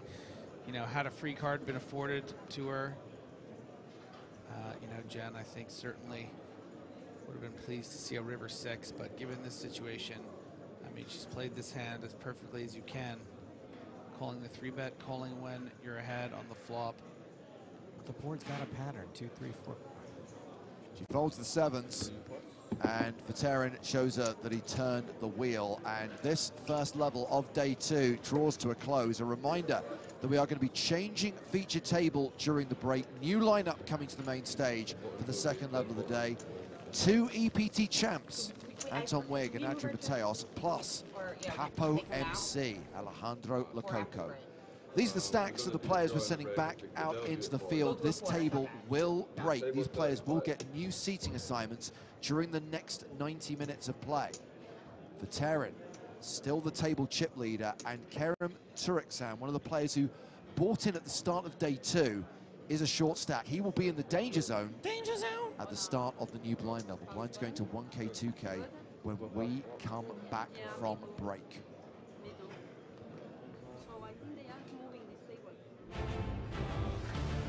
Yes, we will return in 20 minutes' time. New feature table lineup as day 2 action continues from the Cyprus leg of the PokerStars European Poker Tour. We'll see you inside of 20 minutes.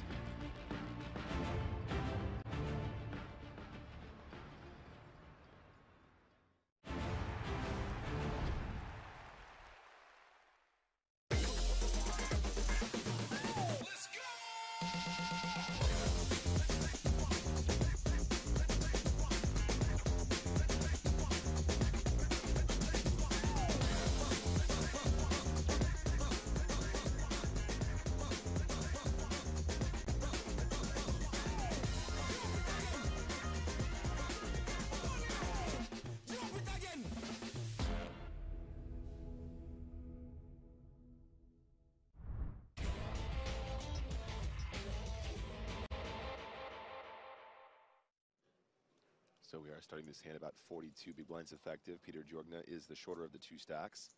Balea raising with 7-6 offsuit, seems pretty standard.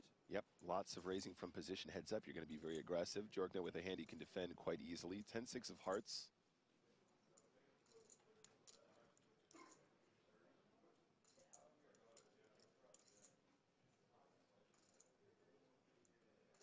And he does defend, calling for an extra 400k, and we will see the first flop of this level. And that flop is 10 high, 10-5-3, so it's top pair for Jorgna. Balea does have a gut shot straight draw. Yeah, absolutely. These are boards you want to see bet very aggressively. You have gut shots, heads up, you're in position, you have absolute position against your opponent. So even though Jorgna does have a top pair, a c-bet here will take it down a lot of the time when he hasn't connected. Also sets you up for bets on later streets as well, James, if you want to try and convince a 5 or a 3 to fold. So I do expect a continuation from Balea pretty much every time. 2 million in the middle. Balea does make a c-bet of 600,000. And with top pair, just a call from Jorgna? Yep, I think with a hand like 10-6, you just want to play it slow here. Oh. But wait. That is not a call. Jorgna check raises with a pair of 10s. I mean, check raising top pair is never going to be a bad thing to do, James. It's just that it's probably more conventional when you check raise when you have a stronger kicker than a 6, especially as the 6 gives you opportunities to turn and backdoor some straights in this particular situation. Okay, so the raise is to 1.5 million, 900,000 to call, and seems that Balea is planning to make that call. I really like this float, James. With the 6 of spades in your hand in particular, you can actually represent much stronger hands on later streets. If the spades start to fall, if your opponent slows down, they might just have pure bluffs that you can get to fold as well. Makes the call, and we go to the turn. I'm calling it, Nick. Action card, 4 diamonds. That would be quite the action card. Oh, come on! I got the right color. I didn't get the right suit, but I got the right color. The commentator's curse strikes again. James Hardigan is to blame. It is a turn straight for Balea. And as I said, Jorgna now has the straight draw to go with his 10, so he's going to be even more sticky in these situations. Of course, so 0%. He cannot win the pot outright. But of course, a rivered 7 would chop it. I mean, a deuce would be disastrous for him. In fact, a 10 or a 6 would also be disastrous on the river. Yeah, I think the 10 more disastrous than the 6 because, of course, he might give Balea some straights if a 6 falls, but the trips are really hard to get away from without losing some more. So having check raised flop, Jorgna barrels turn for 2.6. Yeah, full 50% pot on the turn, and there's so much in the middle now. I mean, heads up, EPT main event, you just turn the nuts and you're getting led into. It feels pretty fantastic, James. And remember, this heads-up battle is worth a huge amount of money. They both locked up 780k, but the winner gets 1.17 million. And before you ask, no deal because deals aren't allowed under French gaming law. Balea not interested in a deal when he's got the nuts on the turn. I'll take all of it, thank you very much.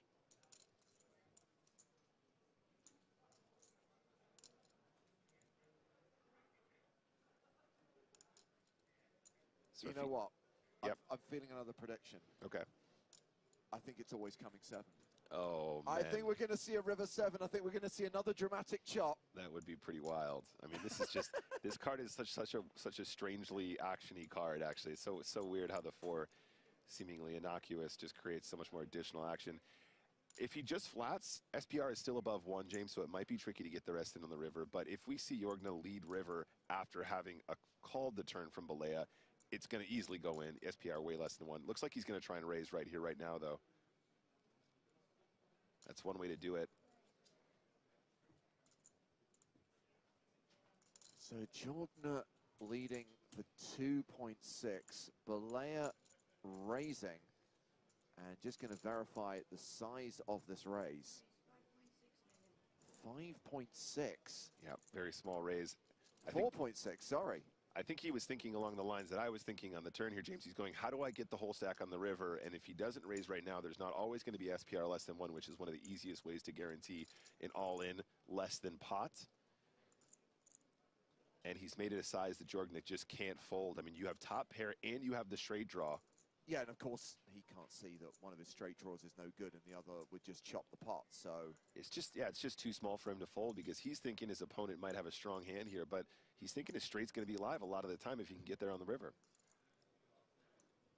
Time bank cards being played by both players. Remember, the shot clock continues. 30 seconds per decision. You need more thinking time. Play those time bank cards. Buy yourself an additional 30. Well, that is a call. This hand is going to the river.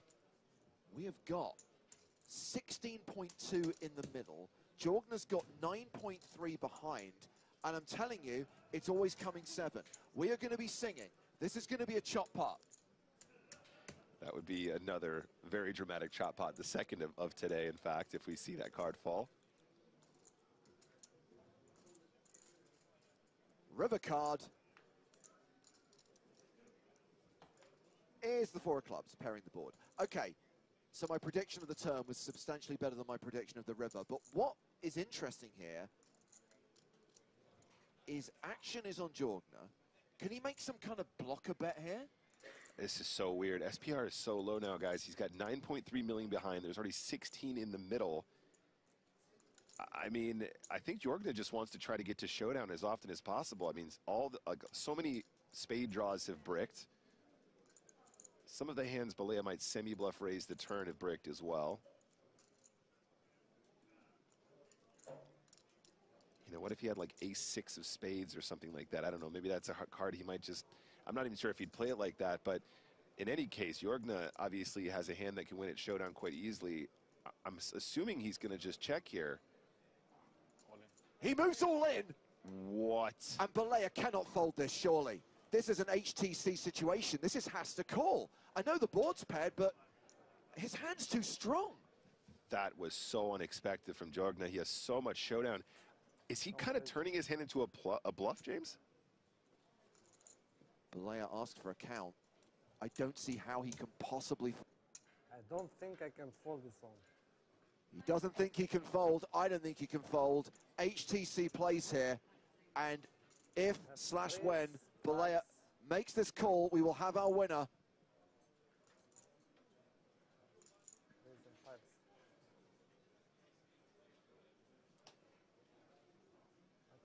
Makes the call, and it's over. Congratulations. Year of Romania. We have our first ever Romanian winner on the PokerStars European Poker Tour. Razvan Balea takes down the first ever EPT Paris main event. Peter Jorgna is the runner-up for 780 grand.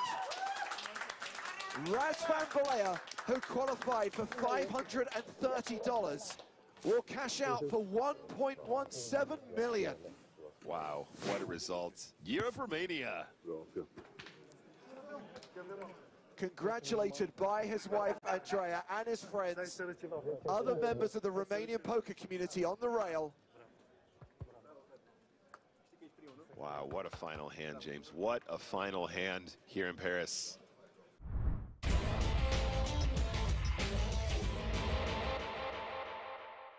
My dog wants to say hi as well.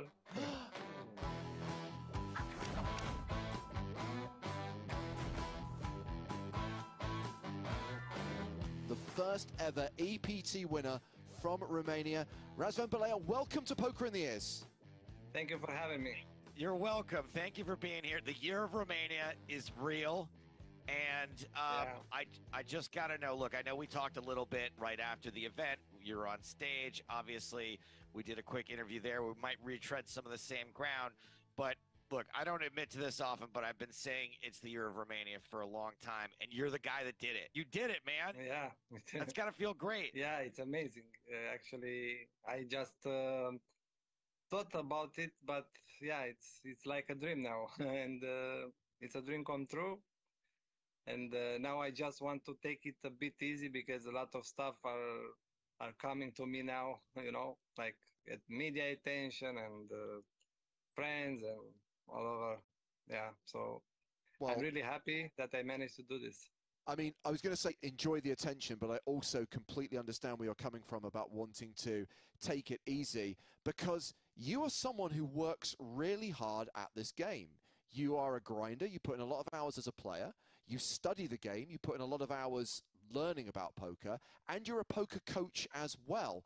How do you have time to do anything else? Not much time. I don't have much time to do anything else, but now I hope I will have some time as well, more time than before, because now I achieved something great, and now I have some money as well, and I can do more stuff with my life as well. Yeah, it's pretty hard to be a poker player these days, but it's amazing. It's amazing when you achieve great things, and now my dog wants to say hi as well. Oh wow! Look at that pooch. This is Ace. This is my Ace the dog. Oh right, Ace, of course. Yes. This is my Ace from my from my hand. Oh, Ace up your when sleeve. When I need an ace on the river, I call him. Oh, fantastic! Very cute. So I know that I'm sure part of your approach and part of your coaching would be to teach players to keep their emotions in check, right? It's something that all poker players have to do. Obviously, keeping the bad emotions in check is what's most important. While you were having that sun run, were you allowing yourself to feel the good, positive emotions, or is it still no emotions? Yeah, I think you need to accept every emotion that is coming to you, right? So I learned during these years, and especially last 2 years, that I had a lot of emotions while playing, while studying. So I learned how to accept them, and this is the most important thing, I think, not only in poker. So if an emotion comes to you, just stay with it a bit, because you can't avoid it. You can't do. I had times that I was playing some games after a bad session, for example, just to forget what was going on. But I learned that you need to accept it first, and then it will go away, and you need to be prepared for what is coming, right? Yeah. Overall, looking back at it, are you happy with how you played? Do you look back and say, wow, I made a lot of mistakes and I was just very fortunate? Or do you actually think this was one of the best tournaments I've ever played from a theoretical point of view? Yeah, I think this one was the best tournaments I ever played, for sure. Excellent. And yeah, the best focus I ever had in a tournament. Yeah. For sure. And of course, we have to talk about the final hand. And I always find it much more interesting when the final hand does play through the streets. You know, often it's a coin flip, it's an all-in pre, and yes, it's dramatic, yes, it's suspenseful, but when it comes down to that river decision, it just makes it all the more meaningful. And I just want to know what went through your head at the moment when you made that call on the river, and without showing his cards, Peter just said, congratulations. That was, even now, it's an amazing feeling when I think about it, when he said congratulations. yeah, it was like a fully relief and in the same time the big joy that I knew that time that I'm a champion. I'm an EPT champion. So yeah, I never thought to fold that hand for sure, but I wanted to take my time because it was a call for the title, right? So in general, I take pretty fast decisions because I play a lot online, so I need to take decisions more fast.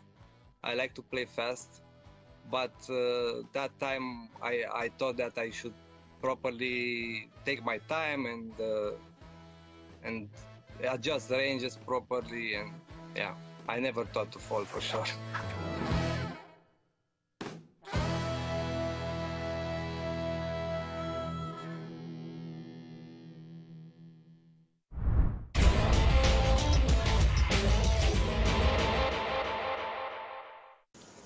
So Guillaume back up to around 120,000 as a new player arrives at our feature table. We may have lost Benjamin Spies and Kent Lundmark, but at least we've got Florian Kostler. Action is on Florian. Sunglasses and all. Classic. Holds the King 6 under the gun. Daniel Guillen is out. Pocket 4s for Jorma Nuutinen.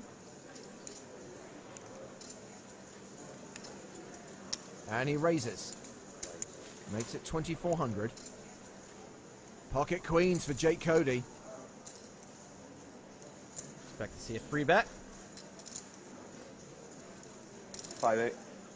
If this were Jeopardy, I would answer, what is Daniel Negreanu's listed height? So a re-raise to 5,800. Not much of a hand for Xuan Lu. She folds. Mahonen's out, as is Ruskia Konstantin. So back on Nuutinen. See if Nuutinen wants to dig out his miner's helmet and his pickaxe, go searching for a 4. Hi-ho, it's off to the flop we go. Not yet. Oh, sorry. Nice try, pal. He's going to have to dig pretty deep considering Xuan Lu already folded a 4. Well, that 4's not going to help him anymore. Queen, Queen 7, quads for Cody. Huh. Nuutinen checks. 5-5. What is Daniel Negreanu's actual height? Jay Cody bets 5,500. It's likely Nuutinen will call at least one time and hope Jake's got many of the unpaired hands in his range, even though we know he's more dead than Mel Gibson's career. He calls. And go to the turn. 5 of clubs. Bad card for Nuutinen since it doesn't look all that scary. Not as bad as a 4 would have been, though. Jake bets again. Jake Cody, no fool. He's going to try to get paid on every street here. Could easily see Nuutinen calling again, thinking Jake's just barreling. He does call. 10,500 apiece. To the river we go. Jake's probably already trying to calculate the cost of Nuutinen's river ride to Value Town. It's the case 4 on the river. Oh, the price of that ticket just went up to everything you've got. What a horrible spot for the Finn. The one card he thought he wanted to see is the one card he so did not want to see. This is going to be a shame. 17-5. Cody bets for value, 17,500. Not sure if Nuutinen is Hollywooding, but he better enjoy the camera time while he can. I'm all in. He shoves. You've got quads, Jake. This is happening way too slowly for a guy with quads. Come on, Jake. Oh, wow. Nice river. I'm surprised he thinks it was a nice river because actually it caused him to lose. Oh, I see what he did. Yeah. Jake Cody gets the double up. Jake made a really small bet there, hoping he'd get a crying call, but in classic Jake Cody fashion, he flops quads and still somehow hits the river. He's now up to more than 151,000.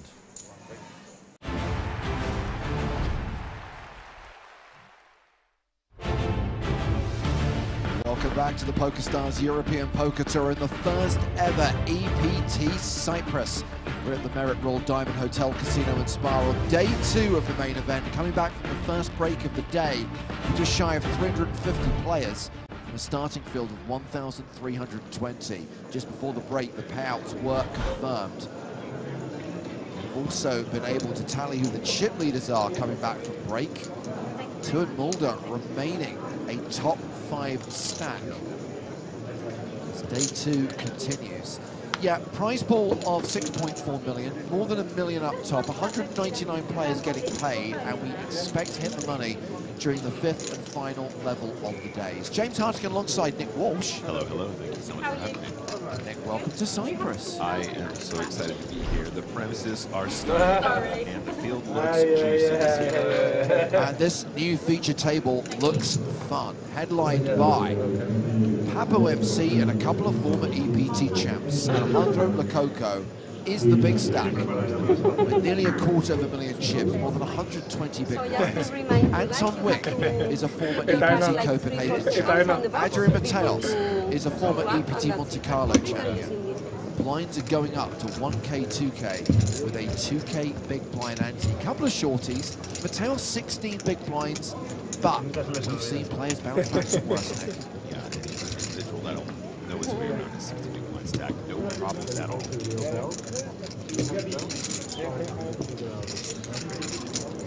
So yes, confirmation of the prize pool, $6.4 million. This event being played in USD. Min cash is worth around 8.5K. These are the payouts for the top finishers. 6-figure scores for the top 8, with the exception of the winner who gets a 7-figure score, $1,042,000. Final table will play down to a champion on Sunday. We're of course streaming every day from here on out. So if you join us on Sunday, you'll be able to watch that FT and you'll be able to watch us crown a champ who will receive that huge first prize.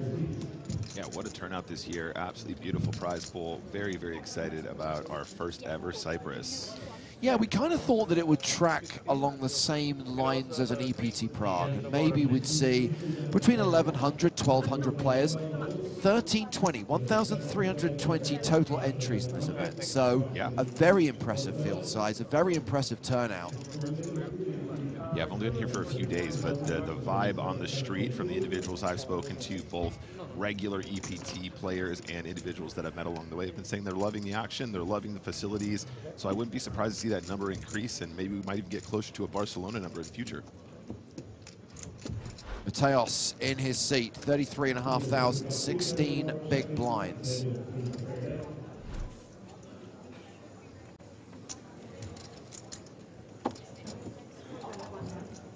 A player who's had a fair few results in the last couple of years.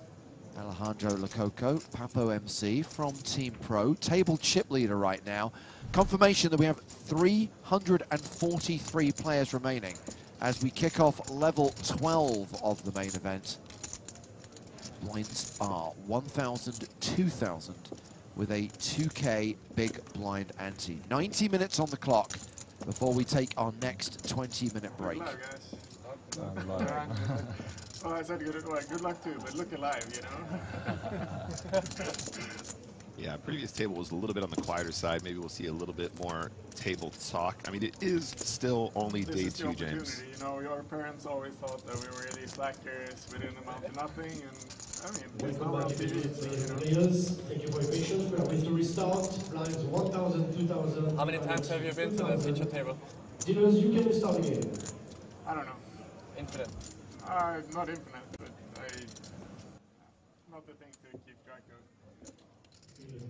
Ask Mateos how many times he's played on a feature table. Good point. His answer, always. Always. Never misses an opportunity, and we certainly don't help him in that field. He's one to watch, always.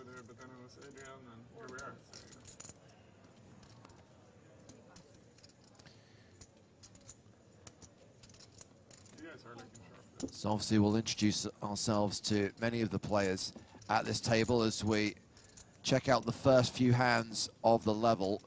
It has been folded to Rashid El Yakubi on the button. He passes. Pulver Goel with Jack 4 in the small. Yeah, lots of sunglasses at this table. Individuals trying to cover their eyes, cover some tells. Blindy blind, Jack 4 of the offsuit variety. Honestly, is fine just to fold. Looks like he's gonna complete in the small. And Mateos with 9-5 in the big. We'll check his option.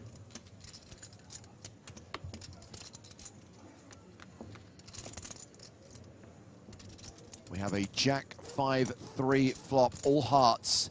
This board does give Goel the advantage, but Mateos will not dismiss it with second pair and a flush draw. Only Mateos could have 9-5 off and still have 46% equity with the worst hand on the flop.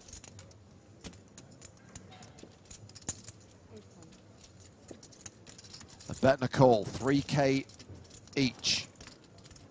Turn card is the 7 of clubs. Goel now 7-3 favorite.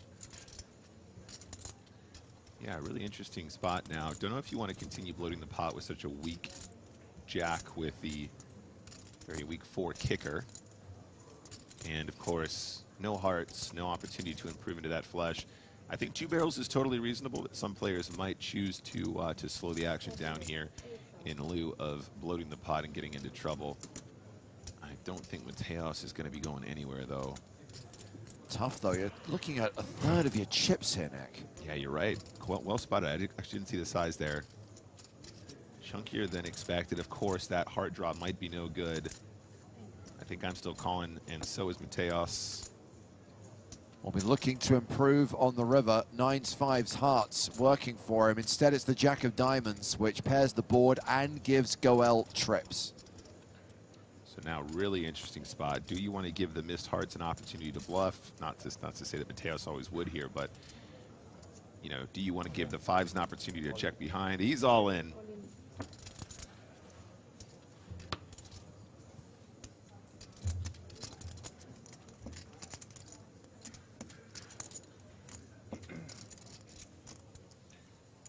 Rough spot here from Mateos. Obviously can have the best hand here. Plenty. Lots of missed flush draws that might have bet flop, bet turn. Potentially some ace of hearts, king of hearts, trap pre. But if anyone knows what to do, it's Adrian Mateos.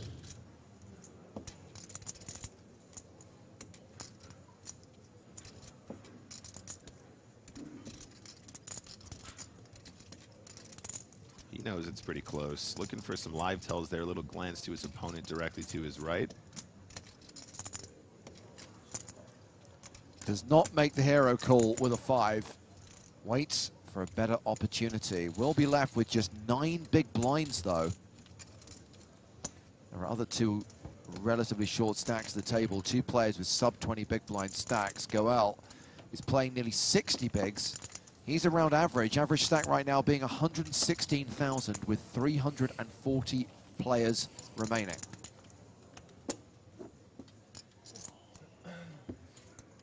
Yep, nearly half of his stack there. So now getting pretty close to the push fold zone. Being sub 10 effective. Now 8 big blinds. Once he's put in his small blind, excuse me.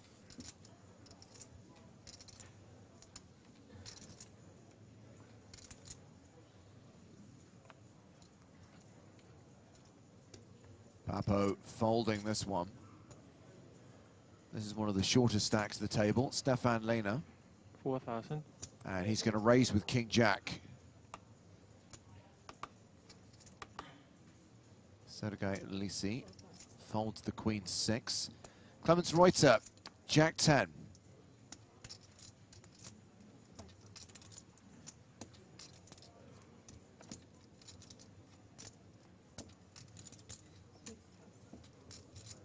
Round to Goel on the button. Pocket 7s. Ooh, interesting one now, James. Bearing in mind also, of course, we have Mateos behind, who's on the shorter side as well. Big blind Anton Wieg with 220K. So I was going to say this might be a spot where you can just raise them all in. But of course, you don't want to put yourself in a tricky spot against that big blind who's got you covered necessarily. So I think flatting is pretty reasonable here. What does the big blind have? Here he is, ace-5 of hearts. It is the official sourdough suited. And he's just going to flat here as well, recognizing that shorter stack open from Lehner. So we're going 3 ways to the flop. We are indeed. Which is King 10 deuce, so top pair for the pre-flop aggressor.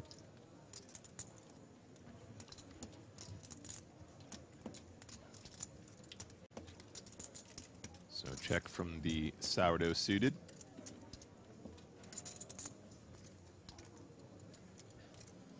I think Lehner at this point knows the idea is just to get as many chips in the pot as possible with that top pair.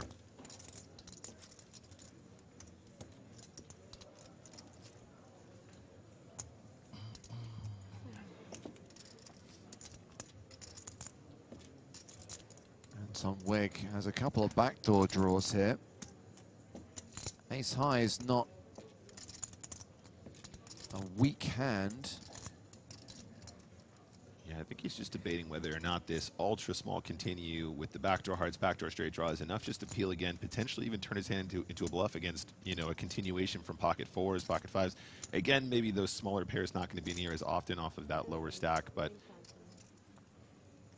instead opting for the raise and not going to like the response here. I think Lehner pretty much knows he's got to go busto here. Did not enter this pot to fold top pair with the jack kicker. Sub 20 effectives to start the hand.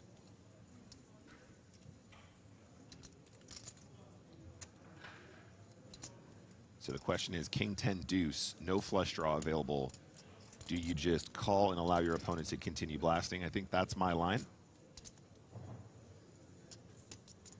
Yeah, but this guy again on the short side, just 15 bigs behind.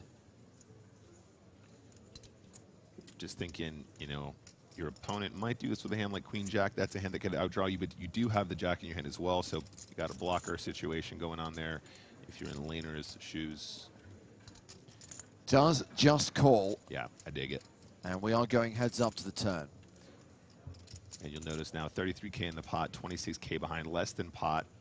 10 of spades pairs the board. And it means Lehner is now a 92% favorite.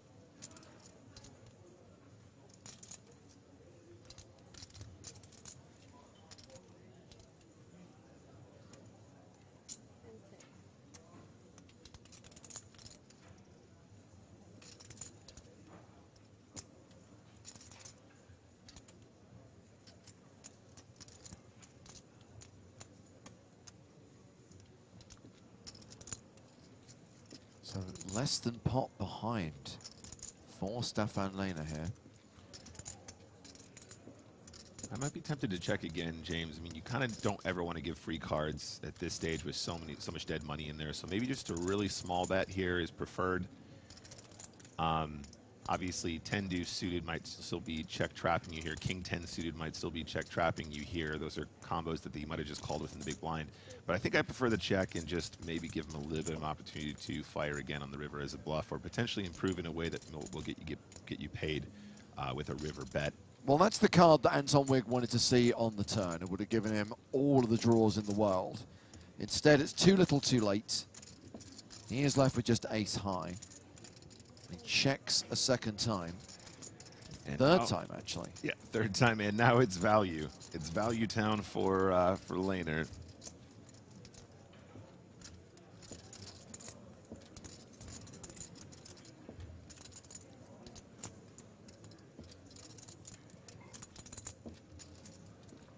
Unfortunately, don't think he's going to be able to get paid, though, by the ace high. I think it was just a one-and-done situation for Wigg, which I appreciate with the backdoor hard draw, backdoor flush draw against that very small continue.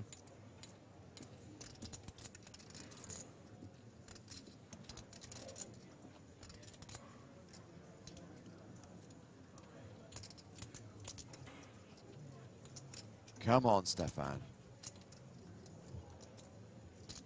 You're not a panther, you're a tiger. Grrr.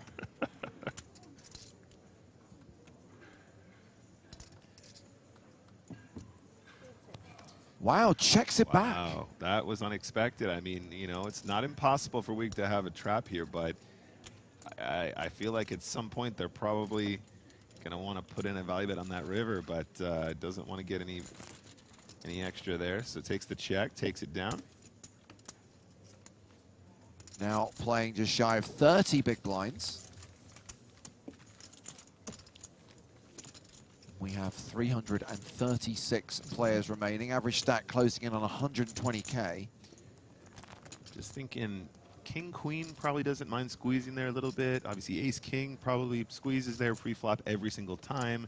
You're running out of combos that outkick you, and you're probably not running into a boat that often. So Yeah. I don't know. Possibly a misbet there, but wants to play it safe and potentially feature table situation, just slowing it down as well. Doesn't want to make any mistakes on camera, which I can totally sympathize with.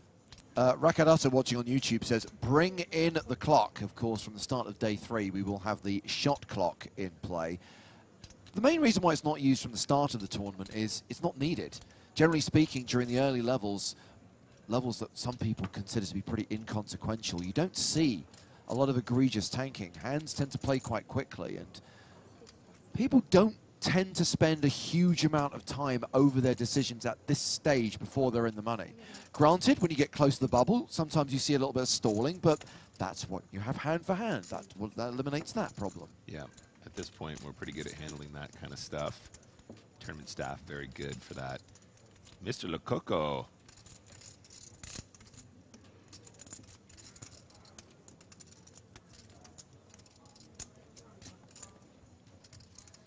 Just going to defend the big here. Obviously, pretty bad shape pre-flop equity-wise, but very cheap board to see. And it is a ace-9 tray, so middle pair for Lococo. This could cost him a few chippies. I expect probably a continue from laner quite frequently here. Plenty of hands to get value from, nice and small.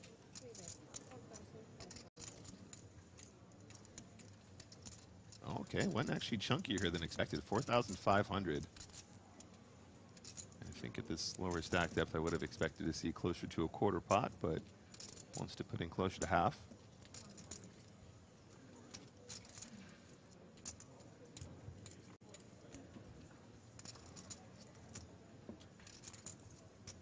Just 3% equity for Papo MC here. He's going to need to find a 9 on the riv. Laner slows it down, so opting for a larger size on the flop to slow down turn, which I think makes a lot of sense too.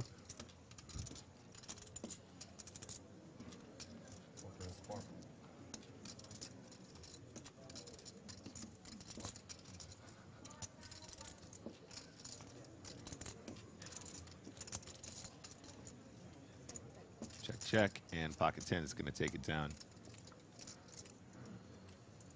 Yeah, a couple nice pots here for laner, though. So after those 2 exchanges, 35 big blinds for Stefan.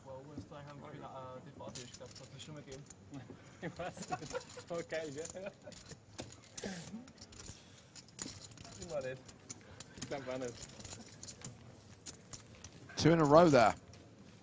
More than 30 bigs now for Stefan. Clemens Reuter is now tied for the table chip leader with Alejandro Lococo.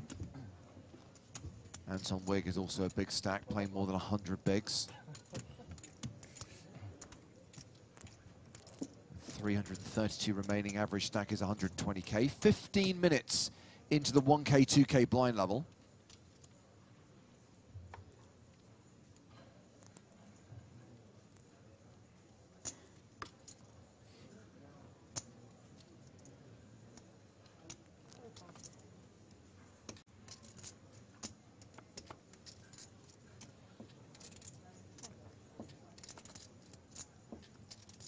Action has been folded round to Apoorva Goel. 4-3 offsuit. He's out. Mateos has folded, so this is Anton Wigg on the button. Looks like he's passed. Now we're blind v blind. It's Lococo versus Laner again. Yeah, an opportunity for a little bit of revenge here, blind v blinds. Papo is going to be calling a small blind 8-6, the offsuit variety.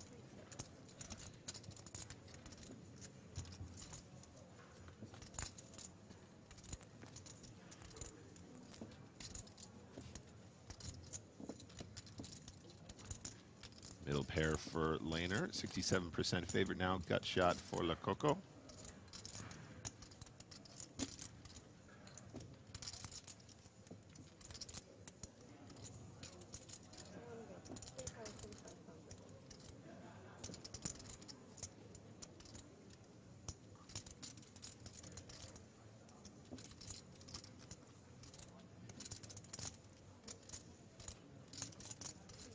Lander's going to come along. Seems pretty standard thus far.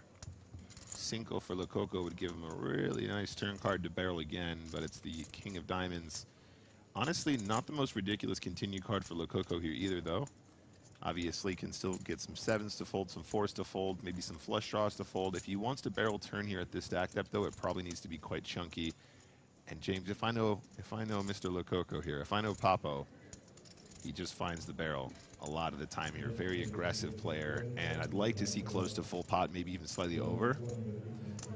Aggressive to the point where sometimes you wonder if he's got an appointment. Okay, I called it. 13 in the middle. That's a full pot turn continuation, and I'm here for it all day long. Really like this style.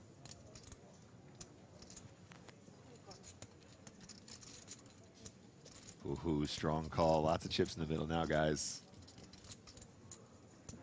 Barry Greenstein, ace on the river. Does not change the outcome of this hand. All right, Papo, overbet shove river. Easy game.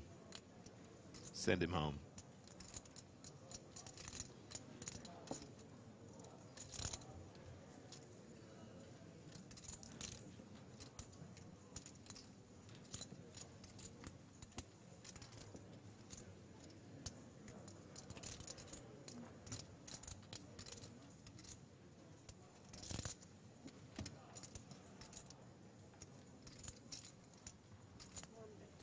Well, Lococo is betting, and it is enough to put Stefan Lehner all in. And now we await an awesome hero call with just a pair of 7s. Now, guys, I don't want to say I called it, but I feel like at this point we've seen enough from Papo, and I know the way he is, and I absolutely love it. I mean, he knows his opponent probably doesn't have ace-jack, probably doesn't have ace-king, probably doesn't have king-jack, probably doesn't have pocket 4s or 7s. Probably doesn't have pocket jacks, probably doesn't have pocket kings. There's just lots and lots of hands that they would have represented differently here pre-flop, blind v blind, and therefore a very cool opportunity to just blast off. I think maybe a hand like ace-7 might be the only one that really hero calls here that plays their hand that way pre-flop, and even that might have put in a raise versus limp. Mort's watching on Twitch says tough call to make, but kudos if he does. Kudos indeed. And a full double up.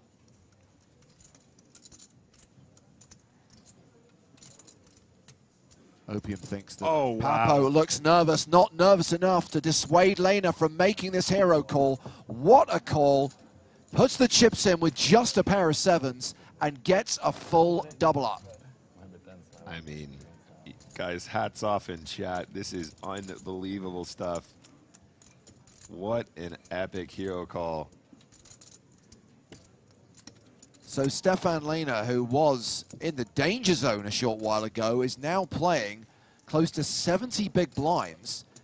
And Papo has dropped down to 3rd place on the leaderboard as far as this table is concerned. Still an above average stack, Nick. Still playing 82 big blinds, but not the force that he once was. Yeah, and I mean, look, you put in a really, really good bluff. Very well timed. Your opponent finds the call. But how do you think he got those chips in the first place, chat? I reckon if he does that 100 times, he's going to get more than a 50% folds there. That was some pretty good poker from both players. What a hero call, though. Really, really incredible stuff here from Stefan Lehner. I talked earlier on, Nick, about the fact that Papo has had some decent live scores in the last couple of years, including that final table in Vegas, but also he did win the Eureka main event at the EPT Prague series in March last year. Correct. Interestingly, I don't know whether you saw, but the Eureka main event here in Cyprus was won by a guy who final tabled the Estrellas main event that we covered back at EPT Barcelona. Yes, it was Ankit Ahuja, am I correct? Indeed, a former PokerStars employee who I think had a 4th place finish in that Estrellas main event, and then won the Eureka here in Cyprus for just over $360,000. A Ahuja score for our friend Ankit. Thank you. And I'm here for it. Absolutely love it. Yeah, of course, one of the first times we ever saw Papo on the scene was when he took that score down in Eureka, as you said, in March of last year. That was like, oh, cool, this guy seems like a lot of fun. Instantly wins his first tournament. I think he'd already had that World Series final table appearance before then. He was already on our radar as more than just a rapper at that point. This is Wig versus Lissy, and it is a domination situation, but it is the open-ended straight draw for Anton Wigg on this 9-8-5 flop.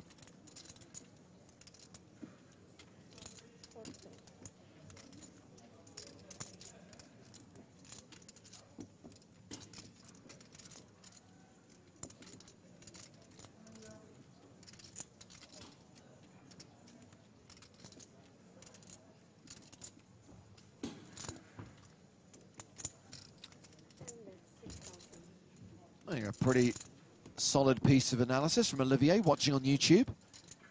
A very exploitative call if you know that Lococo is an over-aggressive player, but still needs balls. You're absolutely right.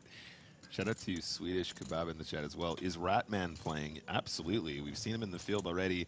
I don't know if you were watching during that segment when we did rehearsal yesterday, James, but he did come over to the table, and I insisted that he sing the song. Oh, how lovely for you. Yeah, it was fantastic.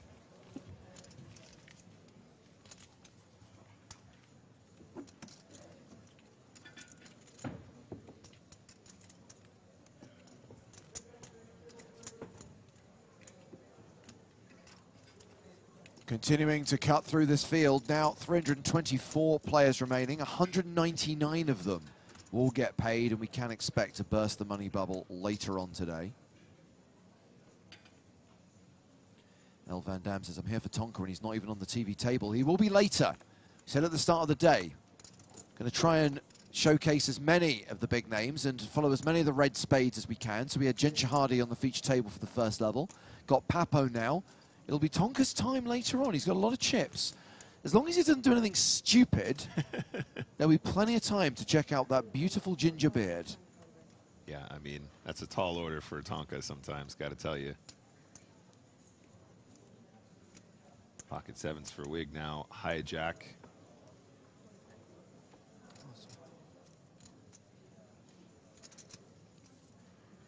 Okay, action stations. Lococo wants a piece of this. The king-queen suiting. Very nice hand to call with in position. Does so.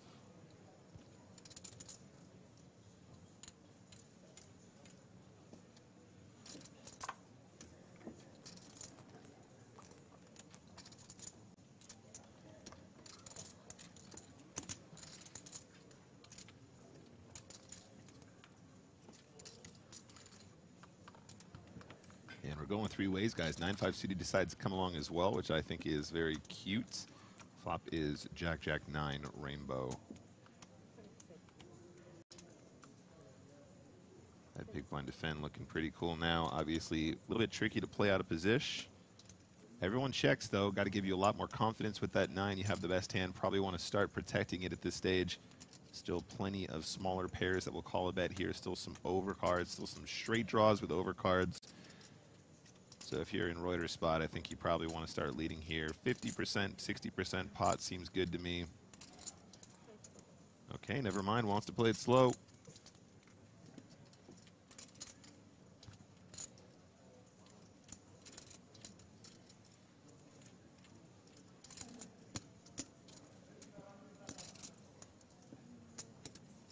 At this point, maybe Weeg is thinking the same thing himself. Yeah, he's going to fire instead.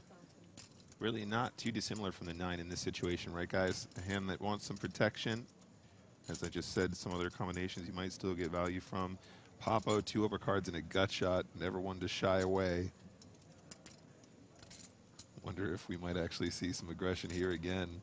What if he puts in a little raise? That would be quite cheeky.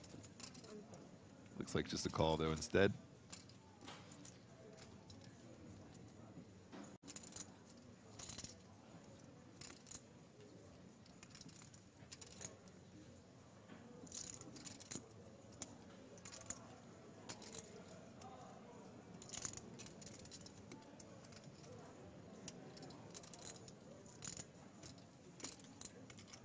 Got to be hating this action, though, James. Yeah. Probably regretting not just firing the turn right here, right now. Probably would have done a little bit better than trying to make a decision out of position, multi-way with what is a bit of a tricky one now. And he finds the check raise instead, wants to clean it up. So raises to 15. Very cheeky little maneuver here with the 9-5.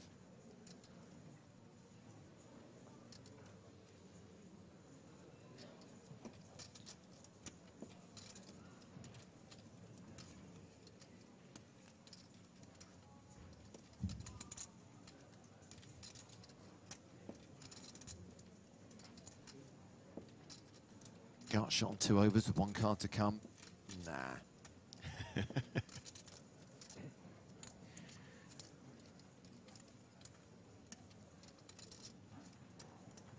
Solace 121 says hello to the stream team. Hello to you, first time chatter. Well, interestingly, Papo has made the call, Nick. Look, he's got the low coconuts. He is not rewarded with a card on the river that helps him. Reuter now has a lock on this. Is the covering stack as well? I was going to say, though, at this point, he's putting, yep, now the slowdown. Can Lococo now find LeBlouf? Does Nope. not check. Yeah, no good for Lococo once more.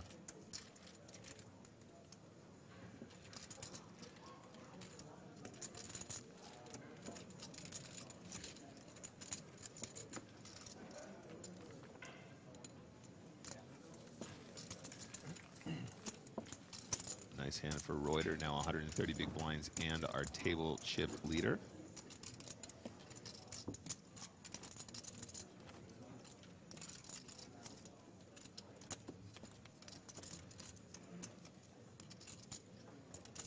Yeah, Reuter playing more than 130 big blinds and still have an hour to run on this blind level. Pretty good little session here, though, James. Definitely seeing plenty of action from these guys. No shortage of drama. This is just our second session of the series so far, correct? Correct. Day 2 of the main event. We started streaming from the start of the day, and this is only the second level. 2 of 5. 5 levels to be played today. Yep.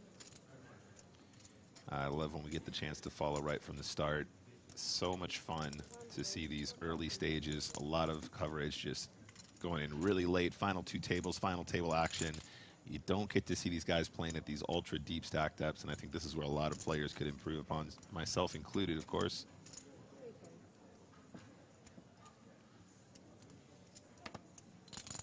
Raised to 4,500. Flattered by the Grafton, 10-9 suited. And now Lissy with 7-6 suited.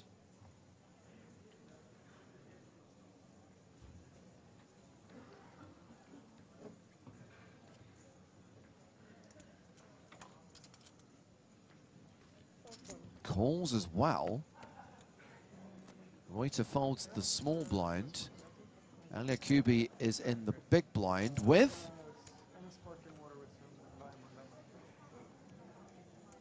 Queen 9. I was going to say, this hand will have to be really bad from not to call. Yeah, Queen 9 probably good enough.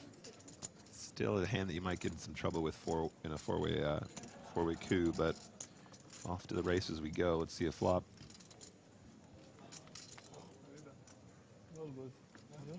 Well, that flop is Queen 8-3, just the 1 diamond, and Aliakubi flops top pair. I pressed reboot on the computer and now I'm just like installing one program. Little by little. Yeah, I take a long break during the summer. Yeah, I've been doing some business and going through the first round of that. There's a lot of things to learn. Yeah, now I'm in Vienna. What? I'm in Vienna still. Yeah, I'm still in London. We'll see for how long. So Gutshot's going to take a shot here. Backdoor diamonds as well. I think I like this a lot. Yakubi 25K behind, 26K in the middle. Does he just ship it in? Does he just call? Wants to play it slow. I think that's totally fine. Like I said, multi-way can get into some trouble. And of course, Lococo still 2 acts. Never mind.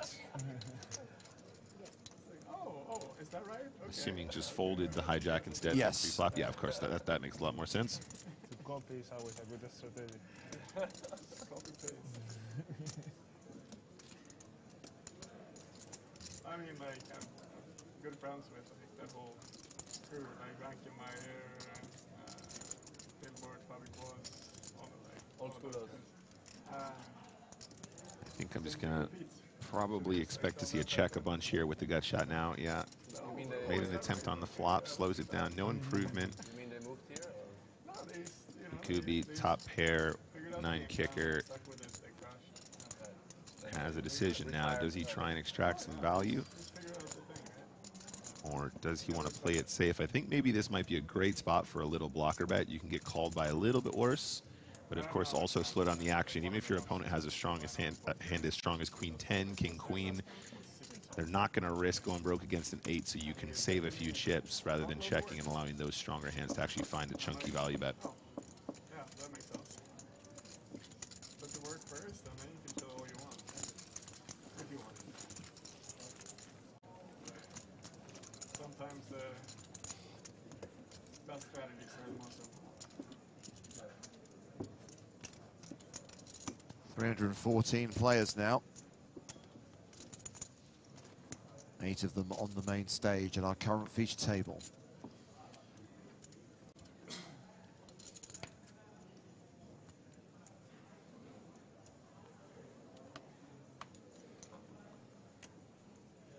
Andrew Mateos under the gun, down to just 8 big blinds, and of course he's about to go through the blinds, so makes his move now, all in with 7s. Yeah, time has come. Oh yeah, I mean, I think that kind of falls over. Ace-5 suited for Stefan Lehner. Bold prediction here from Owen on YouTube. Grafton is going to be champ.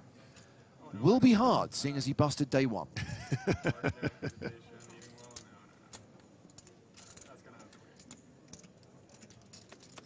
Royce folds Jack-9 on the button, so we've got the blinds to act now. Small blind out, big blind. Above a Goel, Ace-10. Yeah, this might be good enough. Mateos with less than 10. Close to 9 bigs. I might find the call here, James. An opportunity to eliminate Mateos from a poker tournament? Have you ever seen such a thing?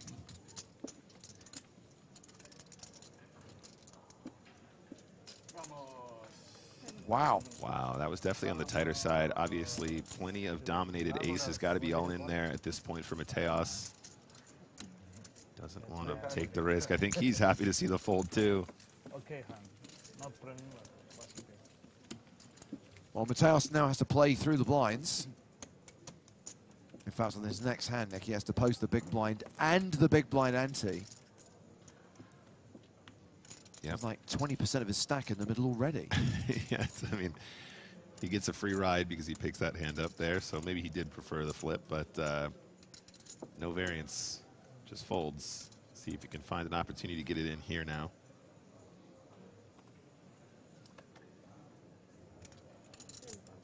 What's the one cuisine you can't live without? Cuisine? Yeah, like one, like of all the world's foods, like major things, like which one would be the, like you can only pick one. You can only pick like your favorite, and that's gonna be it. Like there's no more anything the rest of your life. You ask me.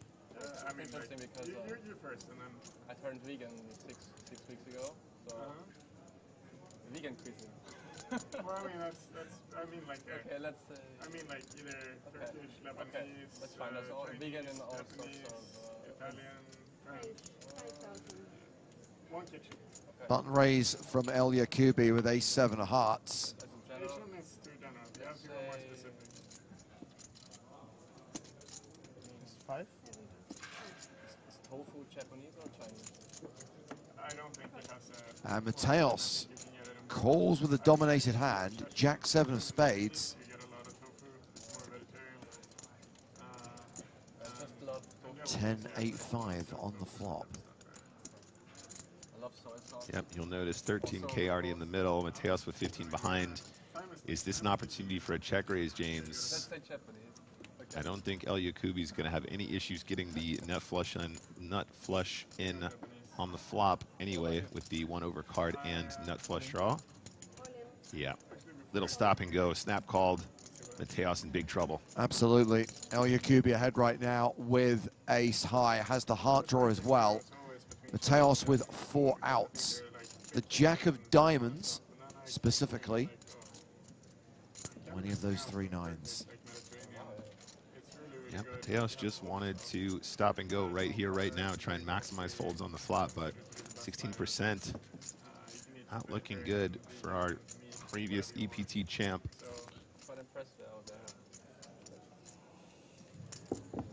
Well, that is the nut flush for El Yakubi, and that is the elimination of Adrian Mateos.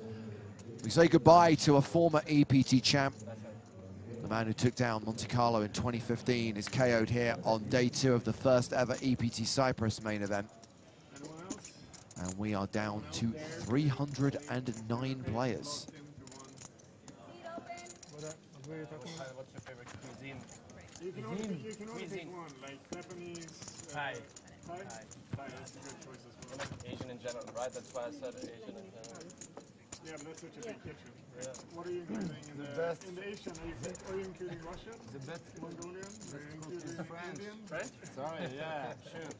Huh? Best cook is French, my friend. French? Okay. I don't think so. Ah. Sorry, with respect, with respect. My friend, please. No, with What's respect. your- Best gastronomy. What's your favorite dish and what's your favorite? You went to Argentina? Like, don't get me wrong, I love the French kitchen. Like, there's nothing wrong with the French kitchen. Ah, but thank you. I'm saying, Thank like, you. for me, I will look like a hot air balloon after a year or 2 with the French kitchen. But I won't fly. That's the problem. So I gotta pick one that actually like gets the job done for me, right? I will be sad, you know. I really, really will be sad. But I will be sad for a lot of kitchens.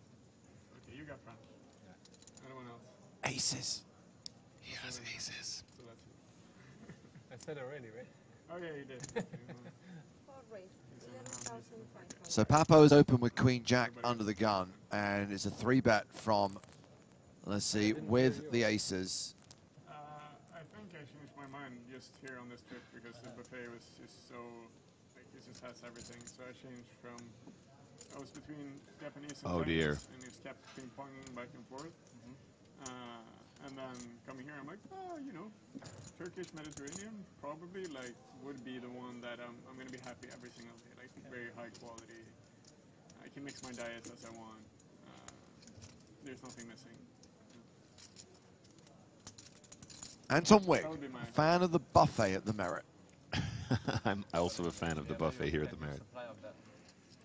Yeah, I do. And yes, important to highlight that we've got the sickest and classicest of coolers unfolding at the feature table because Rashid El Yakubi has picked up kings. It's like close to the Ashmak or Brunnenmark? Close to Josefstadt, like across the Goethe. I think it's Brunnenmark. Yeah. No. Papo's looking at this like, how can I out aggression this spot? Like he's just desperately searching at all times for a way to find a way to be more aggressive than his opponents. But I think he knows he just needs to get out of the way here.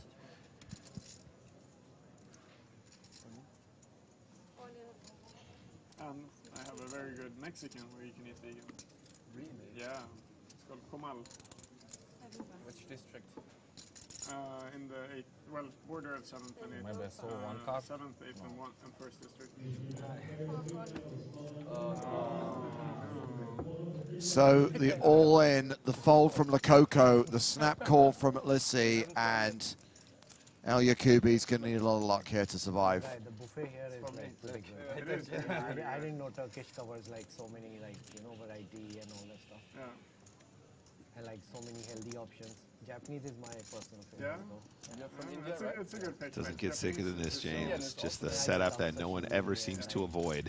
I love Indian as well. Poke bowls and like they have a lot of healthy options as well. They do. Yeah. They do. It's like all the street food as well as. Oh, that is going to take some coming back from. Do you live in India? Give us a swag. Ace high flop, Give the man a swag. El Yakubi down to 1%. Only running kings will do potentially the backdoor straight as well.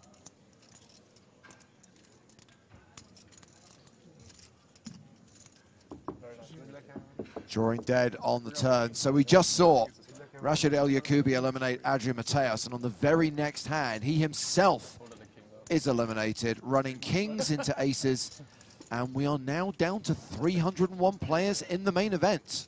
2 kings, 2 aces we have seen. Yep. Yeah. I was a little bit surprised both times.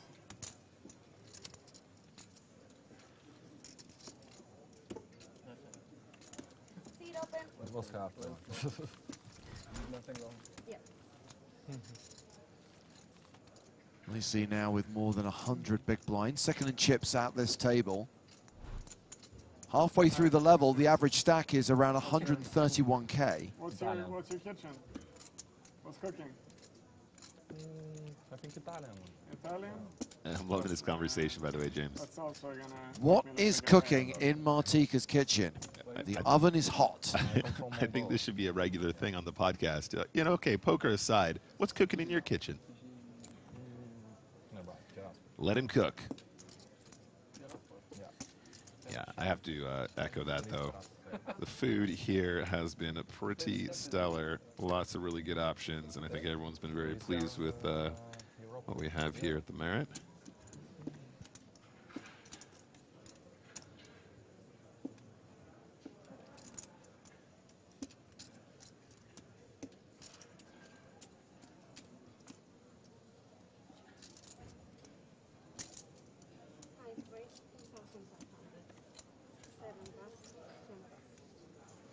Italian in Italy is not as cheesy though.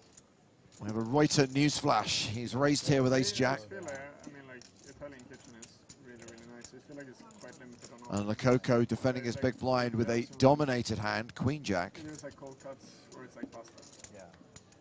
Queen Jack just not doing anything for Lococo at the moment. No improvement on the flop either. I would rather pick French for the food and Italy for the coffee because Yeah. I don't know what happened in France with the coffee culture, but it's different. Italy, every single place. Well, nothing for either player to be too excited about here.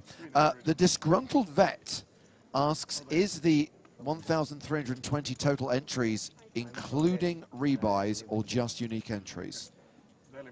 It does include re-entries because this plays as a single re-entry MTT. 896 unique players, 424 re-entries. Do you recall how many re-entries we allowed in Barcelona? EPT main events are always the same.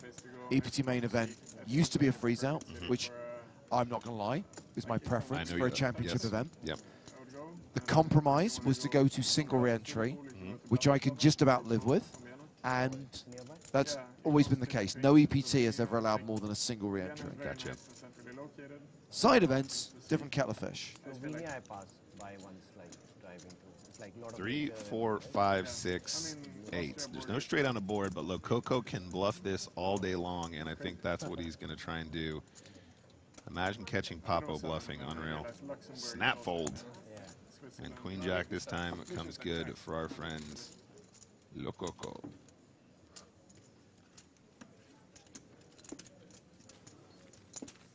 One of those teams that always get beat with like 5-0 in the qualifier. You are correct, Optimus Klang. The PCA allowed multiple re-entries, but the PCA is not, certainly this year, was not an EPT main event.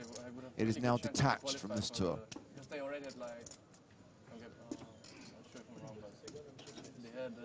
Wow, we lost an EPT champion from that seat, but another former champion is taking it. It's Yuri Rocky Gilboa, who won EPT Sochi in 2019. Like a t-shirt, yeah. Yeah, I know. So. Back in the mix. Welcome to the table. And yes, he was wearing that t-shirt when he won his EPT title.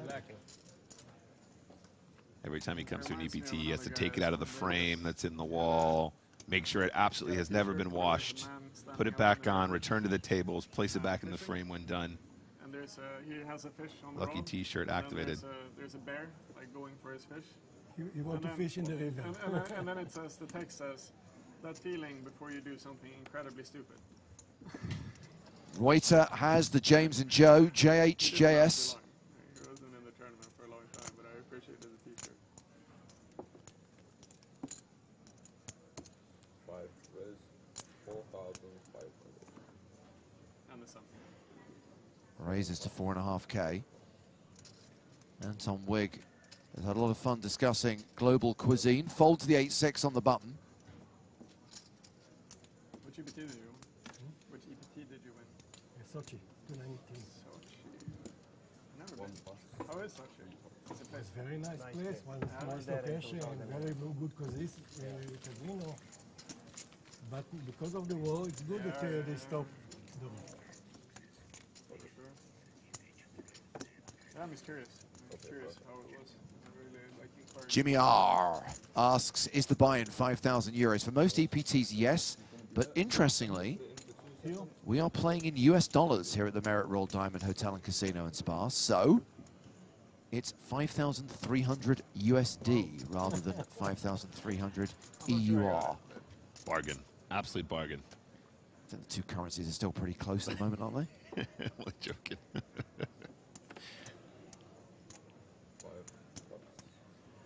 When I first moved to the UK, I think it was $2 to the pound. Yes. I think this may be the first EPT played on European soil that's played in US dollars.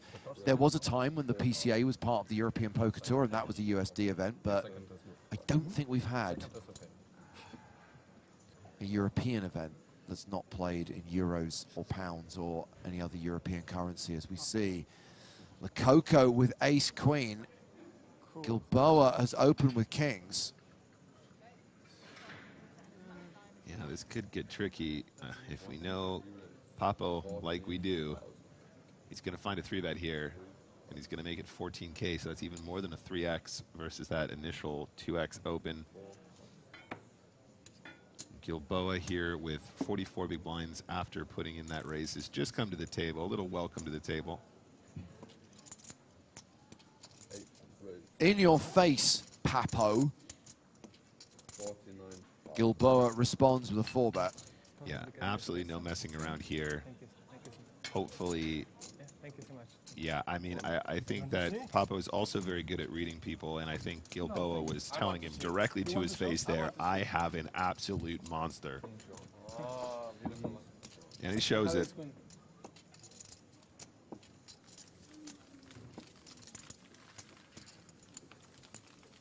Me too. Maybe it did. 55 bigs for the former EPT champ. Yeah, just wondering if maybe he could have slowed it down just a tad there. I think everything about his body language was just saying, I got kings and I don't want to see a flop. He was slamming that money in.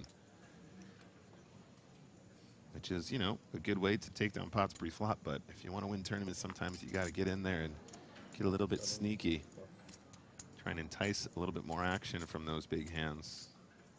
8 raise, 4,000.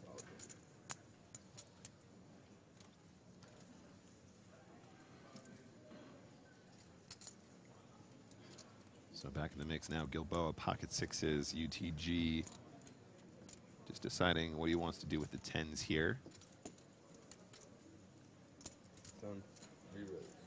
Wants to 3-bet from that position. I think you could probably go both ways. I think flatting and 3-betting here is fine. Generally speaking, don't want to go multi-way with a hand like pocket 10s, so hijack seems like a nice spot to have some 3-betting, of course.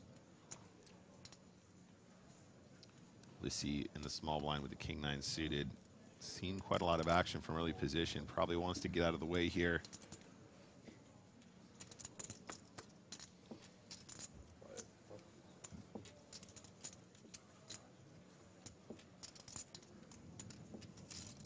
And Gilboa's trying to flop a set, baby. Let's go. Oh, better than a set. Gilboa flops quads. And it's undercards to Wigg's pair. I apologize. I had it wrong. He was trying to flop quads, chat. Oh, wow. What an absolutely monster flop for Gilboa. You just don't ever see it. Stunning stuff here. Checks the action to Wigg. 10,000.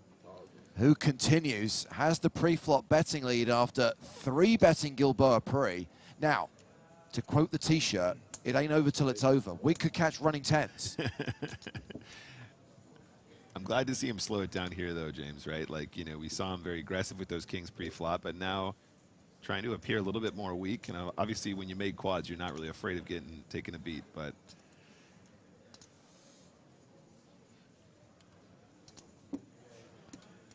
So Gilboa checks. Does Wig bet again?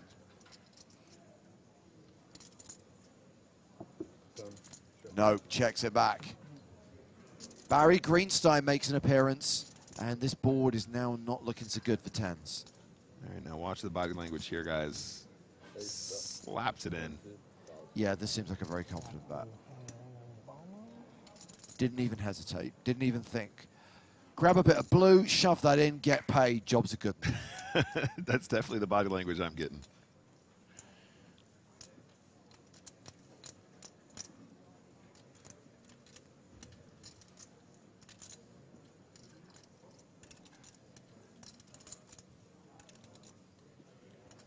How much you want to bet he shows? I would put a sizable amount of money on Anton Wig folding and Yuri snap flashing those 6s. He couldn't help but show the kings. Do you think there's any You've chance? got to he's not show showing quads. You have to show quads. Yeah, the ace obviously going to be an interesting river to play around here because we concerned about the ace as well. There's the fold. Yeah. Show them. Show it. Is it the slow roll? You will not believe what nuts I have. I should show it. Hey, you knew it. I would have bet my house on it. I bet my entire You knew it. Let's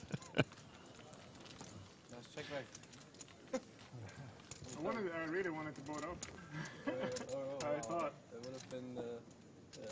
I thought I wanted to board up.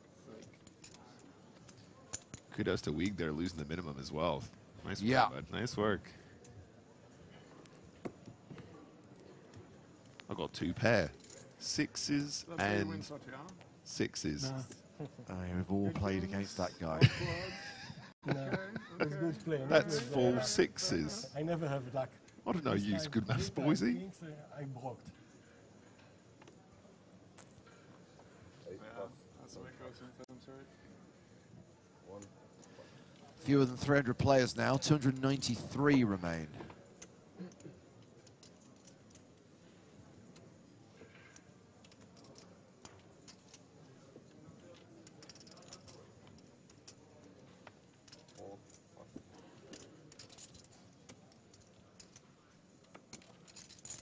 An ace-8 for Reuter in the small blind.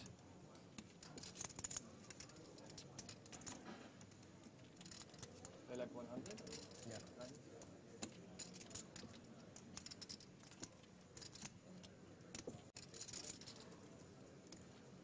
8,000. 5 res, 8,000.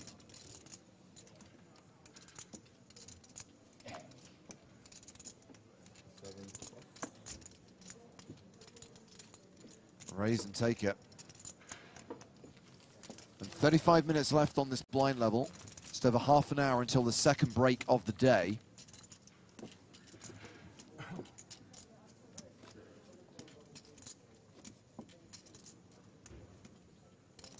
Where do you live in India?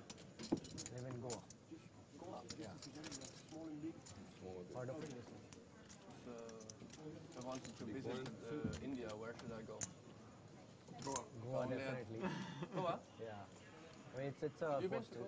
I think we might have a new player coming in shortly, Nick. Yeah, in India I was 6 times.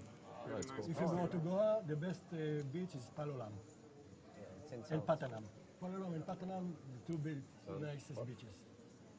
Do you agree? There are a lot of beaches in Goa. That's a politically correct answer, okay. No, but Palolam and the Patanam It's is beautiful. quiet, Palolam it's is very nice, and the other very crowded, very... Yeah, you don't want that. You don't want that. That's nice. Stefan Lehner has opened here with ace-jack. It's round to Reuter on the button.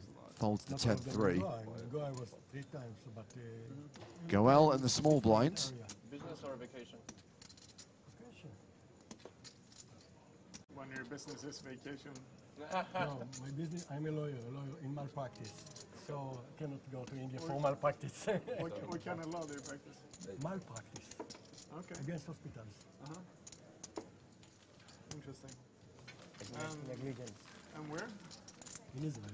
In Israel, okay.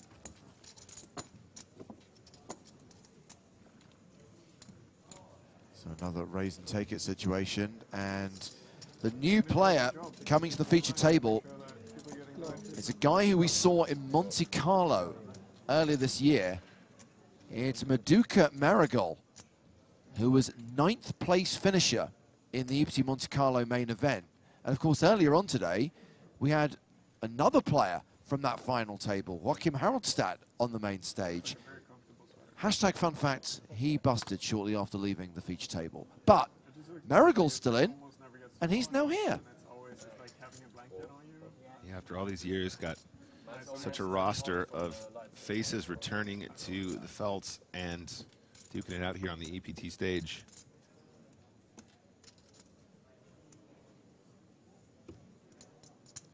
Goel with Queen 4 of hearts. It's legal? Limps. And Yuri just asking, is he allowed to limp the button? I didn't think that was a thing anymore. Sorry. Thank you.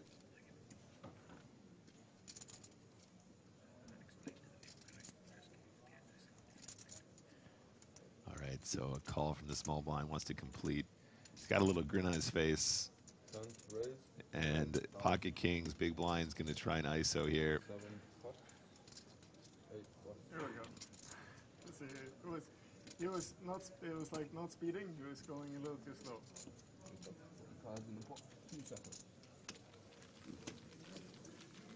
Since you asked if it was legal, and you're a lawyer, I guess.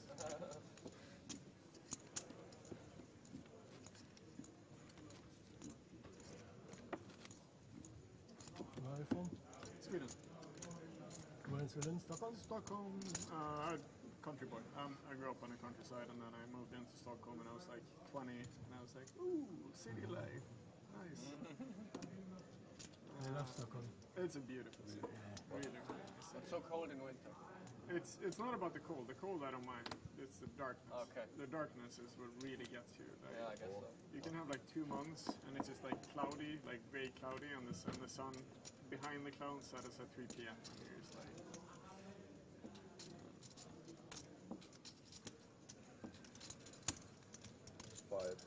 Raise 4,500.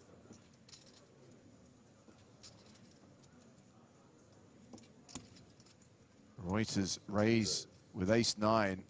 14. Re-raised by Marigal, who's got ace-10. Yeah, it's quite a big portion of the stack, though, here, James. Only 15 bigs behind. Bro, I think it's just going to work. take care when you... Oh yeah, thank you, thank you. Nice work there from our ambassador. Let me Just know what he's thinking. reminding his friends to be careful how they're going to expose their cards, so no information is shared. Where is Stapleton? Stapleton? Yeah. You know. Stapleton.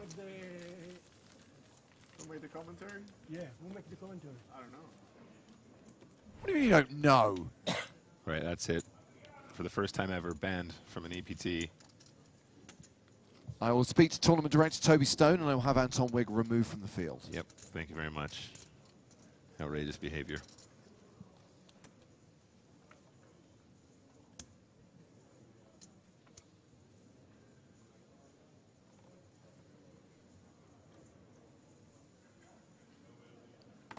Yeah, number 54 underway, and onto the gun, Lisi.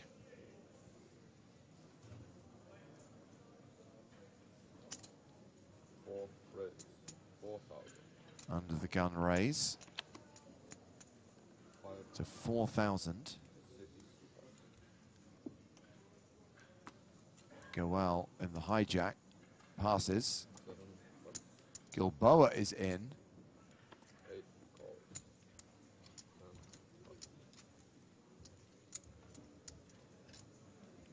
Jack 10. Yeah, I think Jack 10 suited here makes a lot of sense. I don't know if Jack 10 off is a little bit too wide from this position, James. It's going to be dominated quite often. Also, lots of aggressive players behind who can put on squeezes that'll force you out of the pot very frequently.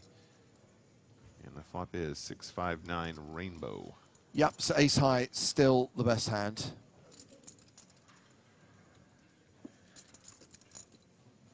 It's difficult to play this one, though, guys. Ace-Jack into that kind of a texture when your opponent's calling. Obviously, they'll have 5s, they'll have 6s, they'll have 7s, they'll have 8s, they'll have 9s. Wouldn't be surprised to see a check here from Lisi. Yeah, I like it, too. It's just so difficult to find a way around a bet call on the flop unless you immediately improve. And, of course, you can always check and improve. Bad card for Gilboa. And now you really want to pile it in. You missed your flop bet. Let's make it like 10K to go. Just shy of full pot feels good to me. Gonna really punish some of those Jack 10s, King Jack combos, maybe some Queen 10s. Those all make sense as a call-in position too, so why not? Oh yeah, I like this. So 13,000 in the middle. And even before the bet size has been verified, 9.5K, Gilboa makes the call. Yep, I'm a fan. I like it. Let's go to a river. Well, ace kicker is playing.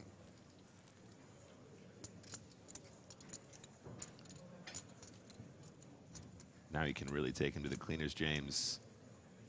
I think at this point, you probably are going to get paid more by a made hand than there will be misdraws that will bluff, because, of course, no flush draw on the turn. Queen 10 probably not that brave about bluffing once you put in a chunky bet on the turn, so I think you just try and get max value from maybe pocket ace, maybe pocket sevens, maybe a 9, maybe a jack, and I think you just go really big here. I think close to 30K would be really, really cute for me. 25. Yeah, it goes for 25K. Yeah, I love that. I love that. And Gilboa has not snapped call. He does tend to make decisions very quickly.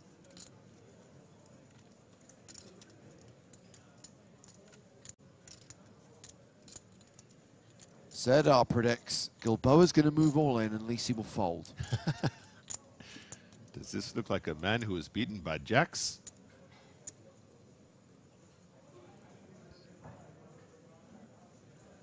Wow, very nice fold there. Not an easy one to make. Gilboa puts it all together.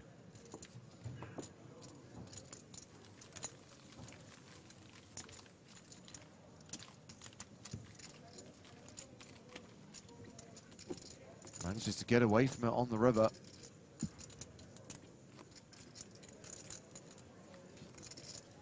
Referenced our former feature table and the fate of Joachim Haraldstad, another player from that feature table earlier today was Jen Shahadi. Sad news, Jen was eliminated a short while ago. Shoved ace-jack into aces and did not improve. Yeah, GG's to Jen.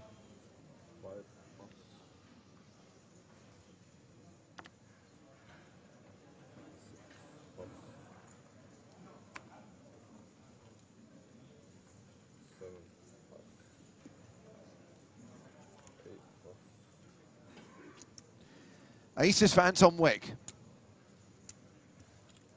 Had no shortage of big hands on this table so far during the session. And doesn't look like he's going to get any action from Lococo.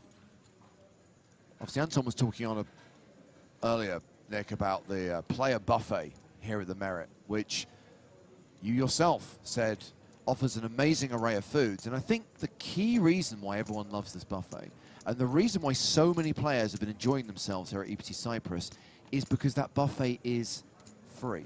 It's all inclusive. Okay, it's all inclusive as far as the hotel is concerned. You're right.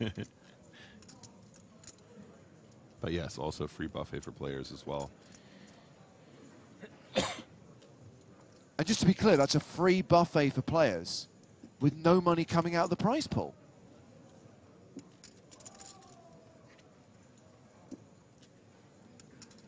As we see Lacey decide what to do with Jack 3 here.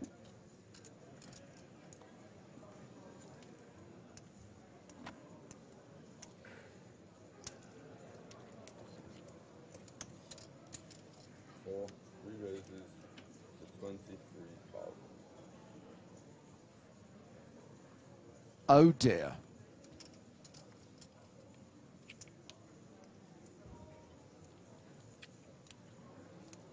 Timing's a little bit off. I mean, I like this move. It's got moxie. It's got spirit. Alas, when your opponent has aces, it makes you look like a bit of a fool. Kid's got moxie. So let's take a look now at Weig's situation. 174K behind, very, very deep indeed. 87 big blinds after putting in that initial raise. I think at this stack depth, you just want to 4-bet. So we're talking like 50K here, something in that region.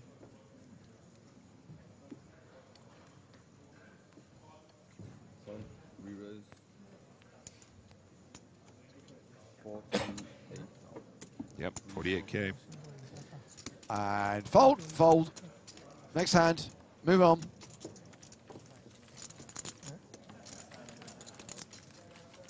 By the way, for those of you suffering FOMO, I cannot offer you free food at home, but I can offer you the mini EPT Cyprus online series, which is running every day that we're streaming from this leg of the European Poker Tour. 3 tournaments every day across the 5 days of this series, $60,000 in added value. Power Path tickets added to the prize pool of every single MTT. And on Sunday, we're going to have the mini main events. There are 2 of them, a $5.50 mini main and a $55 mini main. Both those tournaments on Sunday will award a gold Power Pass to the winner, which, as you know, Nick, could be redeemed for an EPT Prague package. It's worth $10,000. Yeah, very, very high value and lots of added value in those tournaments, so definitely give them a look, gang. Love to jump into some of those bad boys. And I did say on the most recent Poker in the Years podcast, when it comes to the mini EPT Prague online series, as Christmas will just be round the corner, might consider adding a couple of free rolls to the schedule. Because I know you guys love your free rolls. I think 60K in added value should be enough. But if you want free-to-play games as well, maybe we can make that happen next time we run an online series during an EPT live stream. Yeah, if you behave yourselves in the chat. Yes. Very good. Very, very good rule.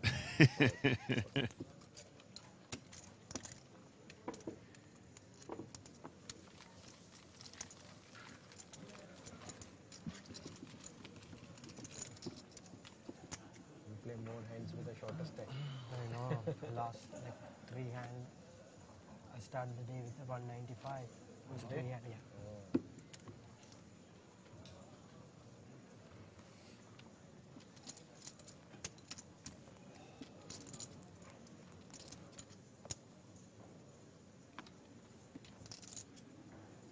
Seven.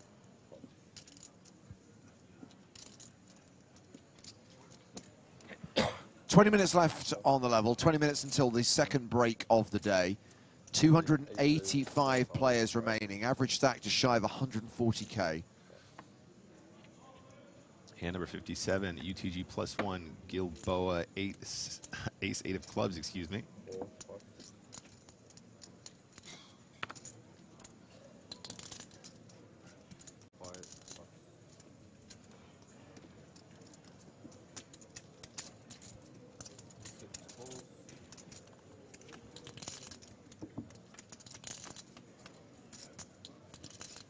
Pretty wide big blind defend here from Marigal. Does flop best though.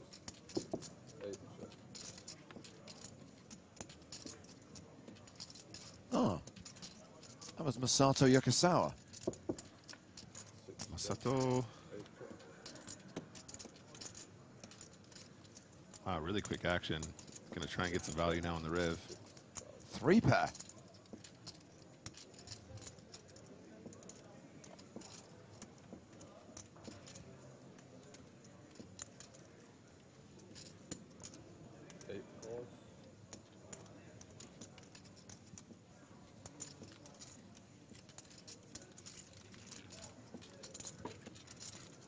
Gilboa made the call on the river there, paid off that value bet of 6,000. As we move on to the next hand. Tom Maddox, watching on YouTube, says, please, no chat pro Saturday. I'm begging, I can't handle it again. You can't handle it again? Okay, I'm a great believer in democracy. I'm going to do one of those things that Elon always does and just do a random poll and agree to abide by the results. Guarantee, not guaranteed. What would you prefer? A couple of free rolls during the mini EPT Prague series, or Chat Pro Saturday? Oh, no, see, that's not right. You can't do that. Yes, I can. I just did it. I want this to be a democratic vote. Would you like A or would you like A? Those are your options. And this will work on the honor system. Americans, you don't get a say. Don't answer that, chat. Anybody who actually answers that question, you're part of the problem. Don't do it. 4 calls. 5 plus 6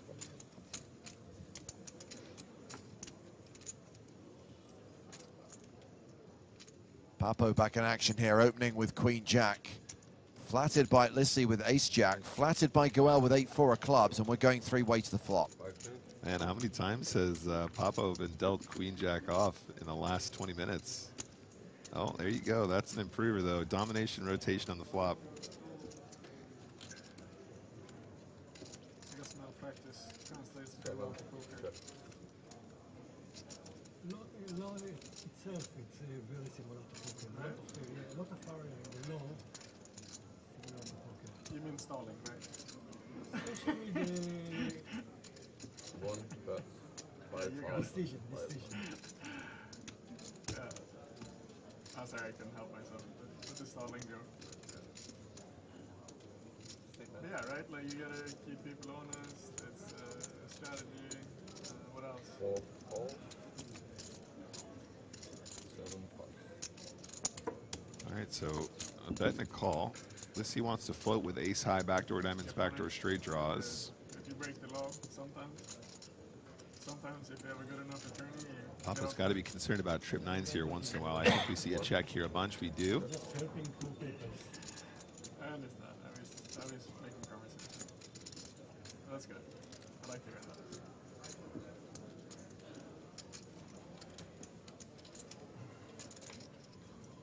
I met a Russian law professor from Harvard at a flight once, and he was practicing criminal law. And I asked him, like, would you advise someone to go into law? And he just looked at me with his eyes, like straight in my eyes, and he said, don't get into law. It's dirty business. So, yeah. Paul Goodman style. Yeah. I mean, this man was a boss, right? Like, Bit of a weird spot for Lissy here. He's like, do I turn my hand into a bluff when I've got such significant showdown? Still has one card to come. Tough job. Check. Yep, decides to check. I think that makes a lot of sense. His hand's somewhat under-repped here, but it's one of those runouts, James. Again, this could be a situation where if Lococo makes a value bet, ace high pays it off. Instead, Lococo checks. Wow. Lissy checks behind. I mean, I was really surprised to see that, James. You know, backdoor clubs came in. He makes the boat, very well disguised hand, but also has that notorious sort of table image that should get him paid in those situations, right? Yeah. He's got so many people who just believe he's a highly aggressive individual. Why not use that to your advantage, put in a chunky bet there and try and get paid? Oh, there's Masato Yokosawa again. Oh, I think he's been eliminated. I think he's been knocked out. Oh, he's sad. He's crying. So sad. 280 players left. 199 in the money. Busted. Oh. Bye-bye, EPT. Bye-bye, Masato Yokosawa. Someone needs to tell Joe he'll be so sad when he hears this news. He's such a big Yokosawa fan. The last game of Draw season was exactly the opposite, right? He rushed and rushed. He don't even talk about it. Like, they're dead to me. I'm still like kicking myself for actually like finishing that season. I should have just let it go. But that's because they didn't have the novel to take it from. So it's not even out yet. Yeah. They just ruined like arguably the best show of all time. Like, yeah. They just ruined it. Have you read the books? No. I recommend them. They're so much deeper. I've read them 5 times all books. So, and I don't read that much. That means a lot. This is pretty representative of most of the votes that were cast. Bino says, so you're telling me I can get free money or I can tell Lena 900 how to play poker? Guess I'm giving Lena some lessons. There you go. That's what we want to see, chat. Call his bluff. The vast majority voted for Chat Pro Saturday. However, I did say guarantee, not guaranteed. I'm going to ignore the voice of the people, which means you're going to get free rolls during Prague, but you're not going to get Chat Pro Saturday unless you're on your best behavior for the next 3 days. Yeah, keep it clean in the chat. And we'll see what we can do. Series by Frank Herbert. Okay. And the books are like fast books. I mean, like on this level where it's just like it's so infinitely epic. I can't recommend it enough. Like as an audiobook, I think it's like the perfect thing. And then what's his name? Joachim Villeneuve made a movie. The guy that made Arrival. And it's just like they're trying to squeeze too much stuff into too small of a space. So you miss the whole, like, it's a beautiful movie, like super well shot, really cool, all that type of stuff, right? But it just has no emotional attachment to it, to like the characters. Same with Lord of the Rings, they could have made like 5 seasons. Yeah. Made 3 movies. I thought it, but I mean, then wasn't the time. But I think like now is really the time. They should have made the Dune into like a really like big budget series. They would have crushed it, like absolutely crushed it. Best sci-fi of all. Are you a Dune fan, James? I like the first movie. I was thinking that I'll need to rewatch it before the second one comes out because I don't really remember that much of the story. Yeah, but I remember liking it. I had to watch it twice anyway, and I think I got a lot more of it the second time anyway, but I think you're right. Are you a Dune fan just like the actual sci-fi? I've never read the book. Okay. And when I was a kid, I saw the David Lynch movie and couldn't really get into it. Didn't do anything for you, yeah. There are definitely some really, really funny special effects that they did back then. You watch Oppenheimer? Oh, sorry,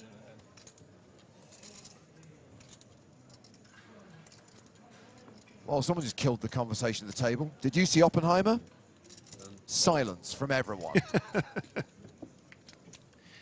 Who didn't see Oppenheimer? Come on, guys. No one at this poker table, apparently. Apparently not. Queen Jack 10, it is. A straighty board, it is. Top pair and the straight draw for Lococo, but of course it is the made straight as things stand for Marigal.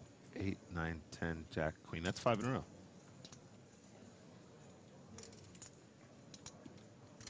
And of course the flush draw for Anton Wigg. I mean, look at the percentages. They're running pretty close right now. It's pretty nasty when you flop a straight and you're only 45%, but if you want action, this is one way to do it.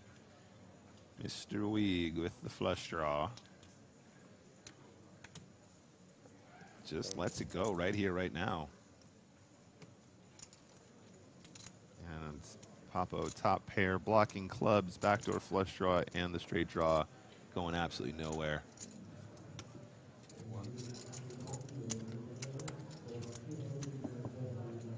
8.5K each. And the straight is holding. Marigal now better than a 4-1 favorite. Yeah, don't slow down now.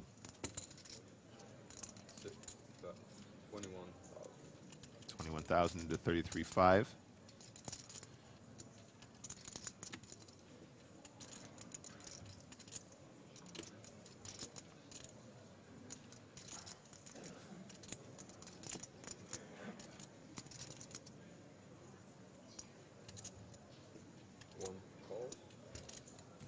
$21,000 apiece.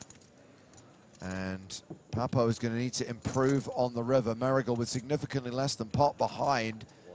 Board bricks out for Papo. He's checked already. Marigal insta all in. Wow. Just snaps it in.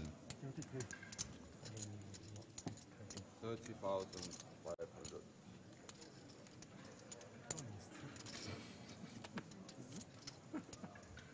Within 10%.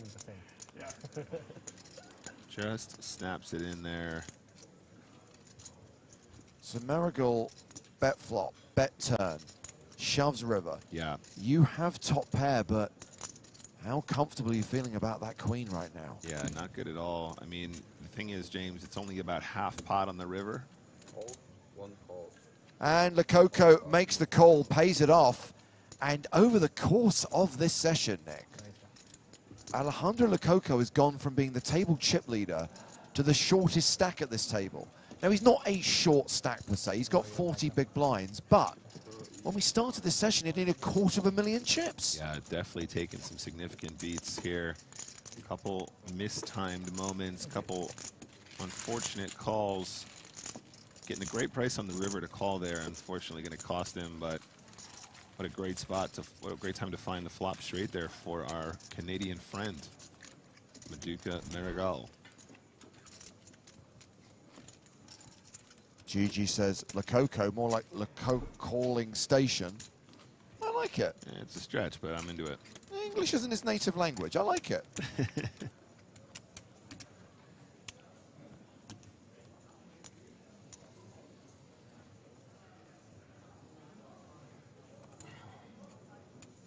I wonder if that snap shove was a bit of a mistell, like he was trying to look as desperate as possible. Jacks for Stefan Lehner. Raises to 4,000.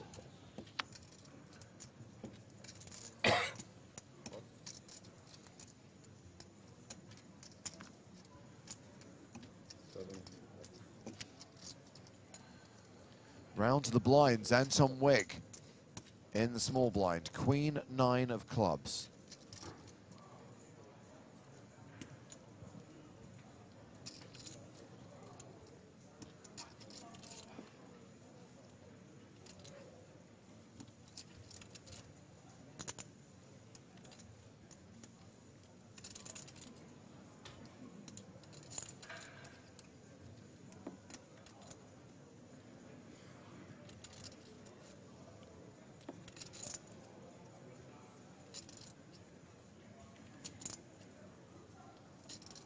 Wig decides to 3-bet from the small. Gets a fold from Papo. I would say a frustrated fold. Yeah, definitely looking a little bit frustrated there. Perhaps not happy with that call. And of course, this entire session, as you just said, some unfortunate pots taking Alejandro Lococo down to just 76,500 chips, about 38 bigs at this stage. Yeah, the blinds are going to go up in 5 minutes' time. That's when we hit the break. So Lehner here, guys, 57 big blinds behind Anton Wiig, 92. I think at this stack tip, you just call a bunch. Yeah. Yeah, I don't think you want to overplay your jacks under these circumstances. Stack still very deep. Just see a flop and play that nice middling pair, higher pair in position. And that looks like top set. Oh, wow, but it's also the flush for Wig with a redraw to a street flash. This is some serious sickness. It doesn't get much more setup-y than this. Cold deck indeed.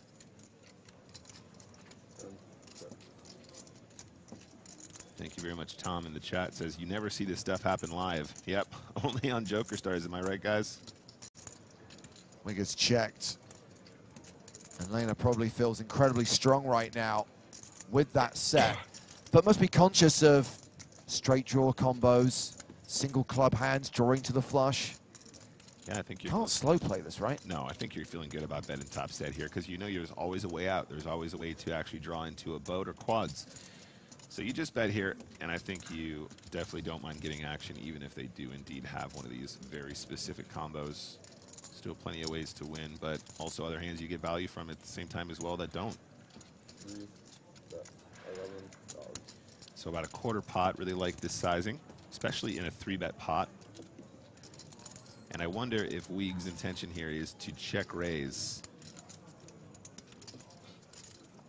Check and raise, as it was known back in the day. Check and then subsequently raise.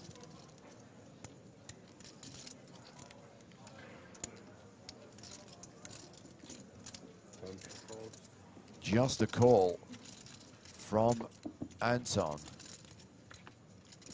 3 of diamonds doesn't change anything. Weig now a 3-1 favorite.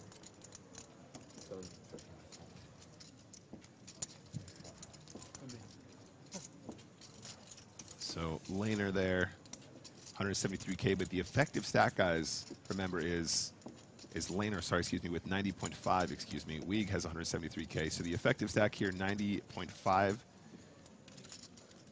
That's about 1.5 SPR. So just wants to size in a way where he can potentially go for all the chips on the river for less than pot. So even something like 20K here would be fine. Might want to go bigger anyway to try and protect his hand a little bit more. Maybe something closer to 35 or 40.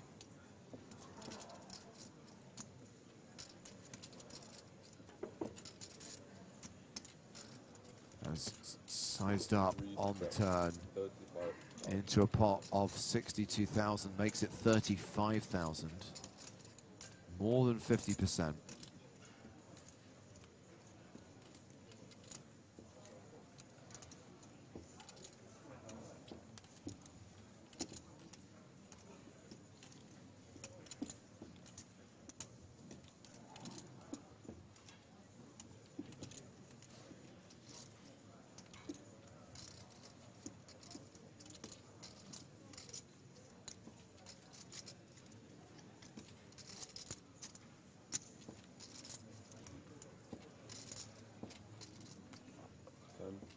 Anton calls.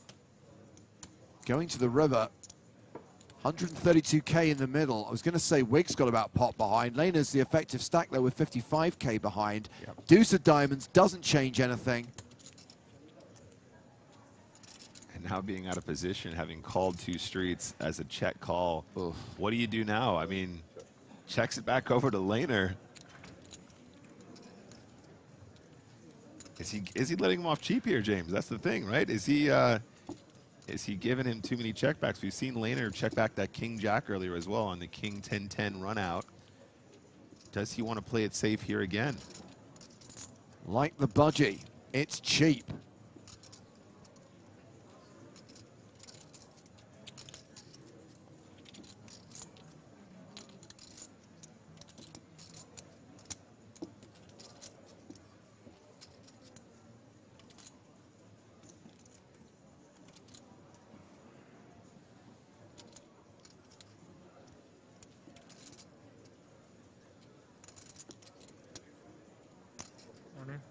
All in.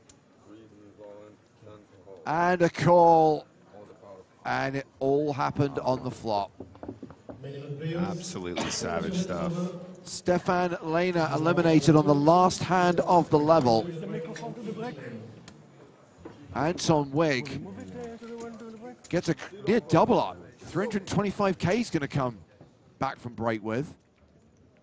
Because that was the last hand of this session, and we are going to stick with this feature table for the next level of the day. We'll check in on Tonka a bit later on as we get close to the bubble. But these players will be returning to the main stage in just under 20 minutes' time. Weig playing 130 bigs at the new blind level. The other former EPT champ, Uri Gilboa, playing 40 bigs.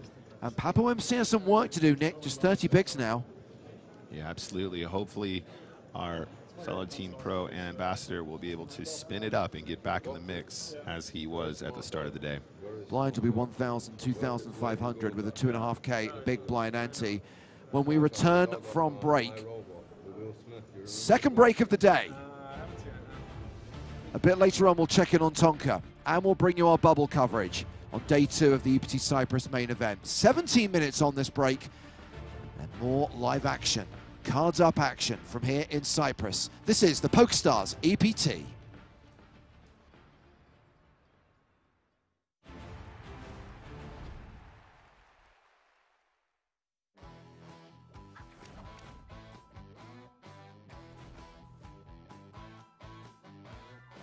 Peter Jorgner, welcome to the podcast. Thank you very much. How are you guys doing? We're doing well, and congratulations once again, to steal Joe's expression, for your second place finish in EPT Paris. I know at the time there was probably an element of disappointment, but considering where you were a year ago, to come to this point, you must realize this is a huge achievement. Yeah, I really do, and I'm just super grateful, to be honest. Last I saw you, you were wrestling Nick Walsh and like 3 other people in the Hyatt hotel lobby. Who won that wrestling match? I think I finally came out on top.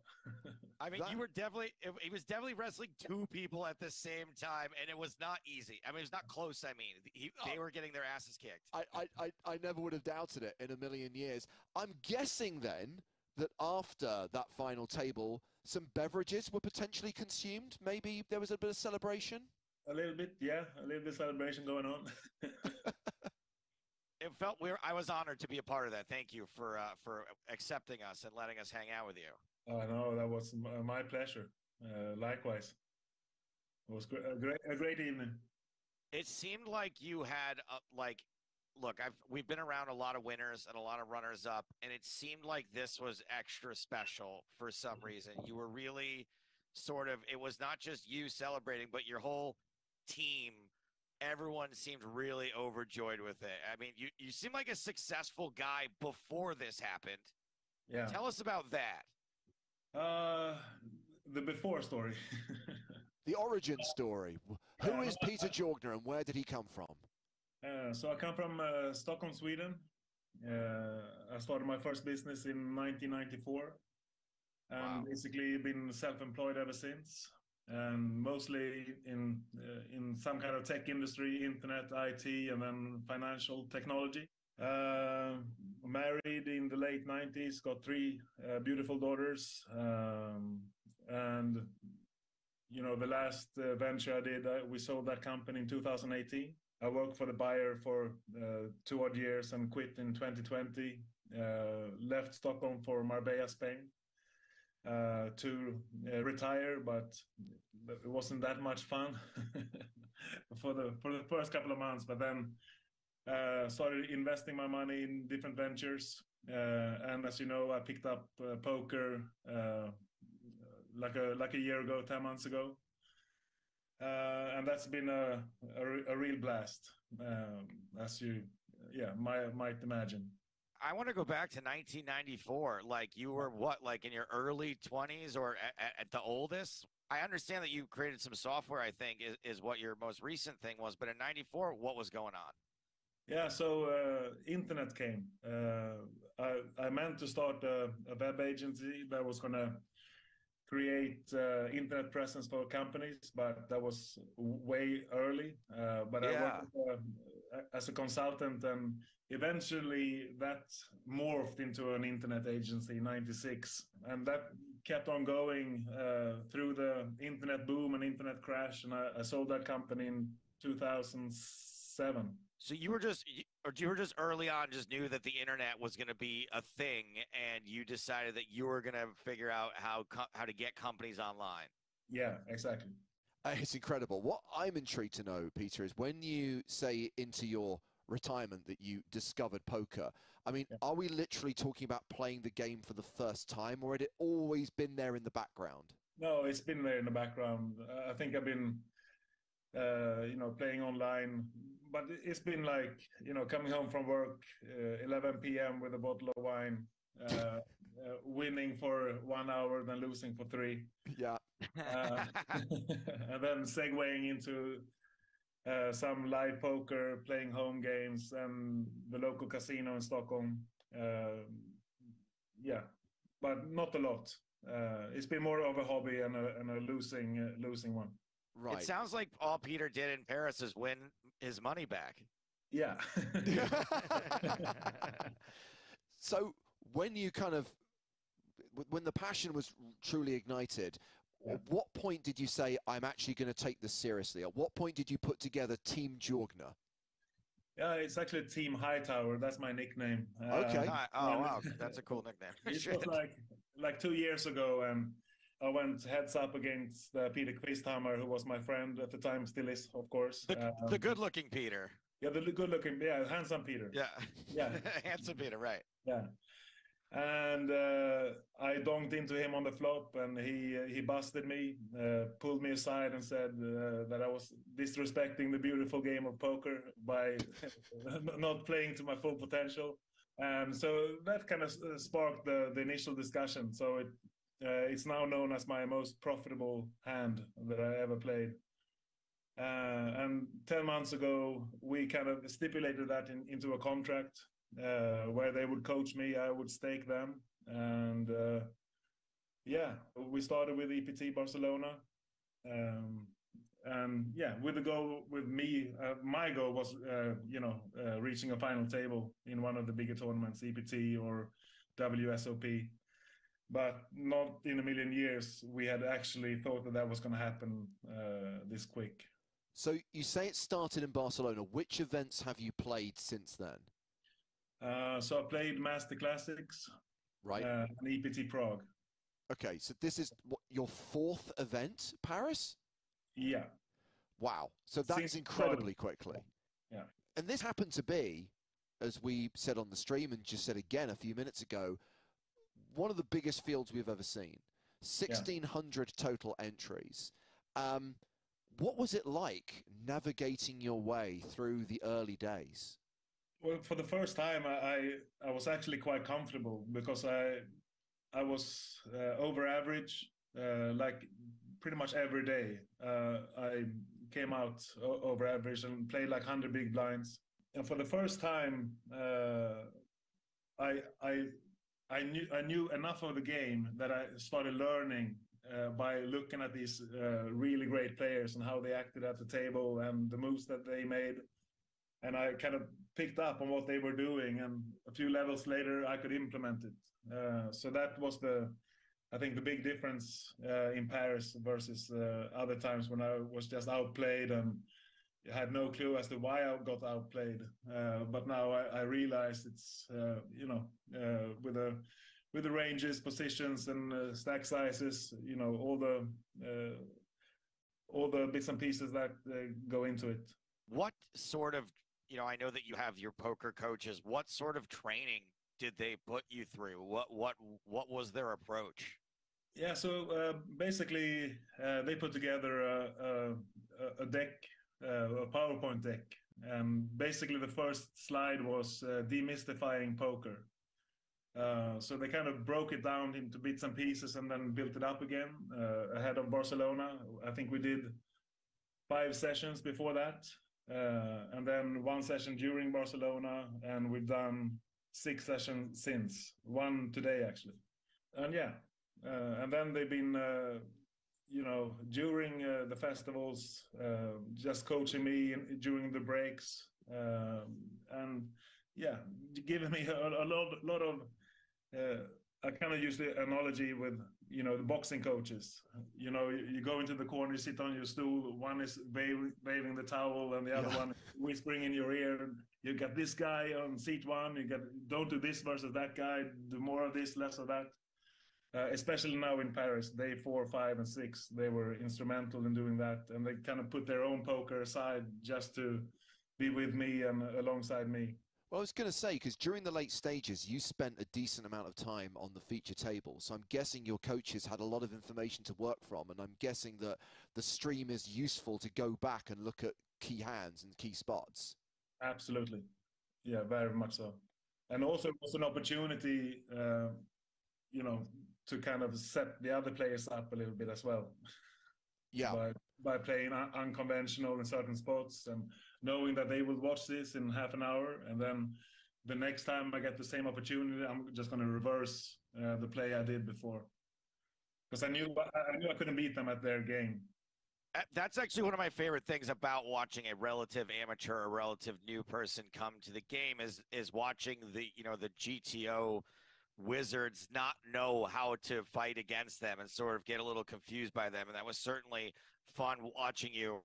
I guess what sort of prep went in before the final table? How late were you up the night before? Was it studying individual players or studying spots? What did you guys get into before that?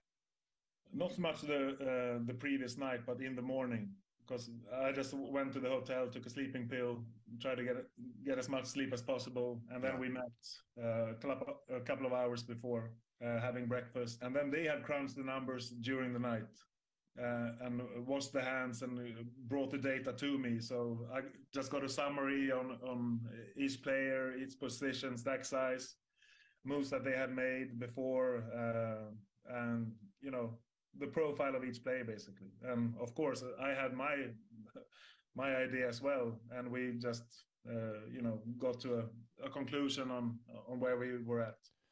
Now, we were just saying that the final table actually played a lot quicker than we thought it was going to. And there were a lot of chips still in play, but of course when there is one player at the table who has all the chips, it does change the dynamic. You must have known that when you got three-handed, when you got heads up, that it was a big, big mountain to climb and potentially overcome. Razvan was just like, clearly had a massive advantage. Yeah, absolutely.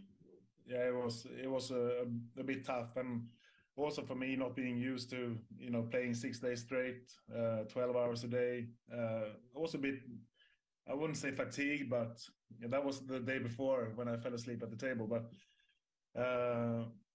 no, but it was definitely an uphill battle. It's one of the highlights of the Paris live stream. You completely checked out for like a minute, and the dealer having to take a time bank card from you because you didn't know the action was on you.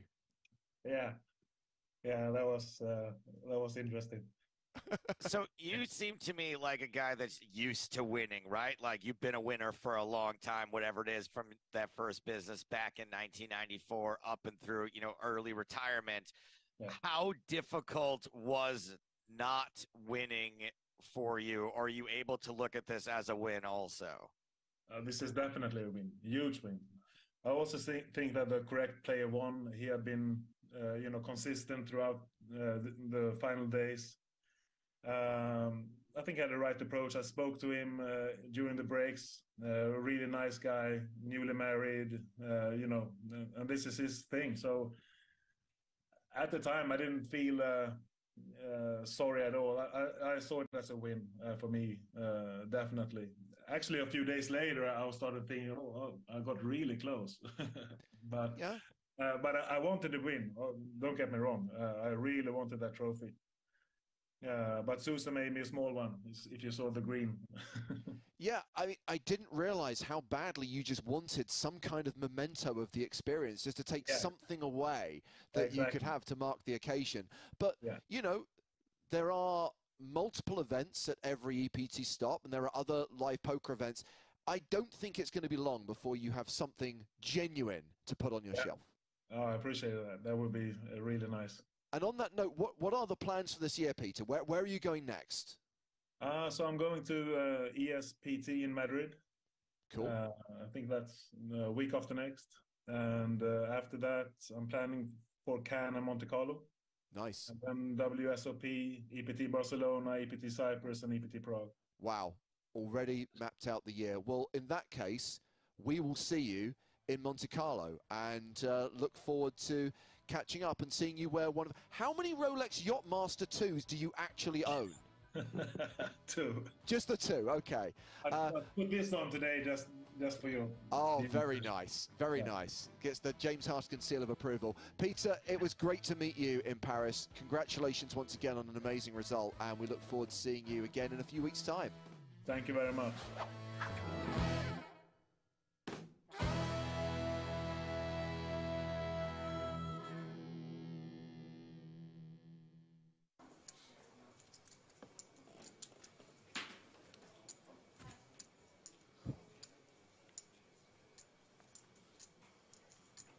Joey. Out of the gun, folds 5 high.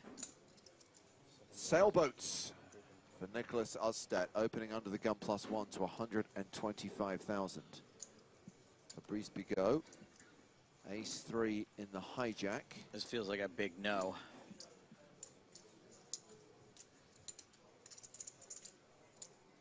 Go. B folding this hand. Yeah, there's a lot of action behind. Ostedt raising pretty early. A nay. Jack-3 for Jorgner. And what could he possibly be thinking about?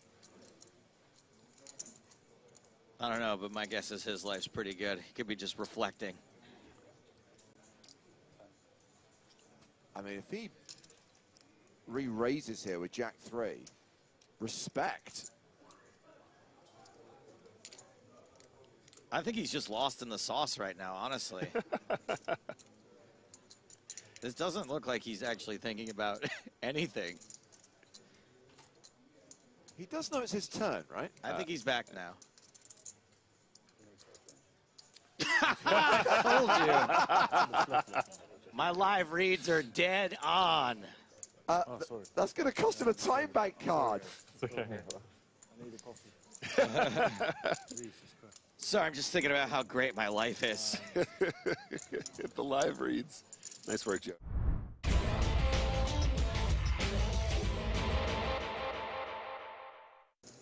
At the secondary feature table, Eugene Kachelov has moved all in with kings. Danius Ulker's re-raised in an attempt to isolate, but it's not going to work. Max Greenwood's got aces. Holy. The last time I saw a deck this cold, Kate Winslet and Leonardo DiCaprio were sliding off it into the ocean. Action back on Ulk. He calls. He puts two players at risk, but he is way behind. So Greenwood's tournament life is on the line, but he's got 85% equity. Kachelov is at risk. He's drawing to one card. Everyone pretty much flopped dead. No one has a spade. That'll do it. A huge pot for Greenwood, and Kachelov is busto. Pretty nice spot to pick up aces. Meanwhile, Max Greenwood is about to double up through Sergei Chanchev. Kings against jacks with just one card to come. And it's a jack! Oh boy. A brutal beat for Greenwood. Kidding me? Oh. Maximum Greenwood, maximum tiltage. Don't worry, Sergey. He's not yelling about you. He'll see you at home.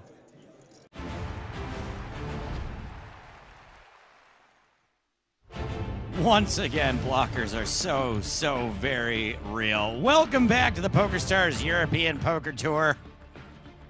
EPT Cyprus from the Marriott Royal Diamond Hotel, Casino, and Spa. Joe Stapleton, Griffin Benger. There's a spa here? There is a spa here. It's right on this floor. Chip leaders overall, including Eduard Norel, you're of Romania, Milos Sparnskrblic, Kenny Hallert, Parker Talbot, Renat Bodanov. The top 5 stacks in the room. Over 1,300 players began this event. We are down to 267. These are the chip stacks at our feature table, which include Anton Vig and Yuri Gilboa, 2 EPT champions, as well as Alejandro Lococo, otherwise known as Papo MC. I like our chip leader's name. It's like the European version of Roger Clemens. Yeah, right. Reuter Clemens. Sure, I'll take it. Absolutely. Hopefully a nicer guy than Roger Clemens. Huh? You know what I'm talking about? Yeah, I hope he's not on performance-enhancing drugs. Oh, boy. Prize pool. $6.4 million total in the pool of prizes. Over $1 million. That's right. We're playing for dollars here on the European Poker Tour. This one time only. 1.042 million, 650,000 for the runner-up. make the official final table, and you're guaranteed 6 figures. You know, maybe if it was in euros, it would just be under $1 million for first, and that would just be probably annoying. Yeah, it seems like it. So we are coming to you live from Cyprus. Action is on a 1-hour delay today. Papo MC hooded and needs to zip up more apparently. Looks like we're waiting to get things underway. This is a $5,000 buy-in tournament. There it is, Anton Vig, EPT champion.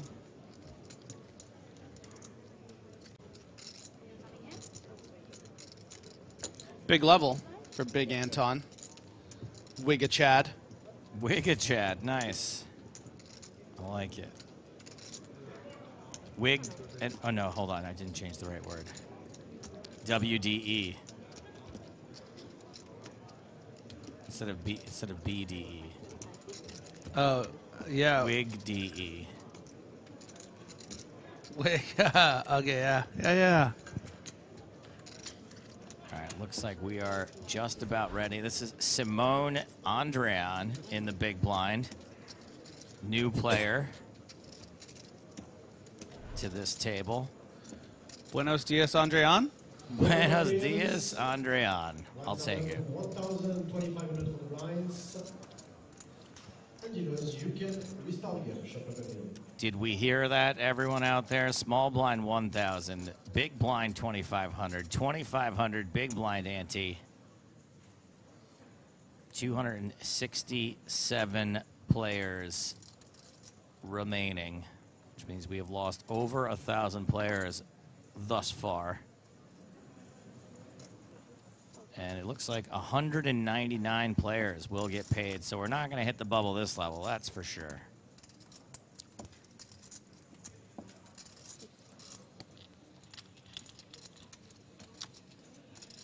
Chilevin Poker says, Simone, Joe, come on, where's that Italian sass? Here's some for you. You're a band. Huh? How is that? Huh? It's a you, Banio. Anton Vig starting with pocket queens. Good starting hand. One of the best. Top 3. Yeah. IMO. I like to both start and finish with pocket queens. What do you mean start and finish? Just, you know, I'd like to play a full hand with that hand, you know? Oh, I see. You don't want to raise and take it. No. I mean, technically you're still ending it there, but... I know what you mean, though. Yeah. I'm with you on this one.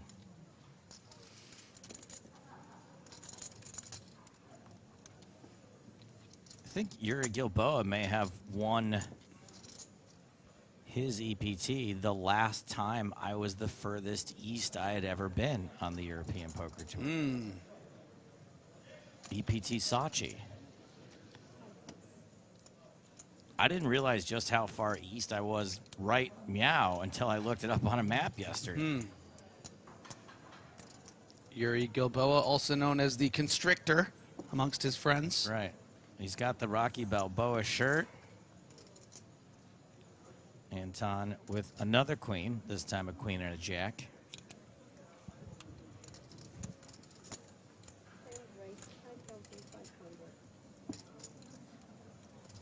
He's going to make it 55 hundo. And Papo MC. The sun run continues.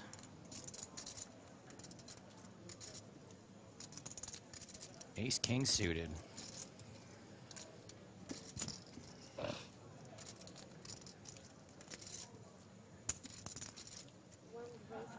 Bit of a rough level for Lococo. This is a good start getting back. Papo Lococo re-raising 3-bet 17,000.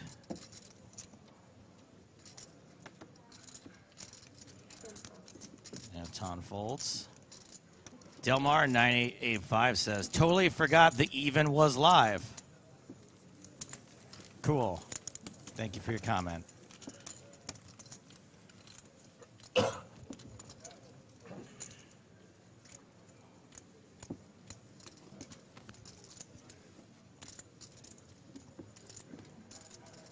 This person who looks like DJ Pauly D looks familiar too.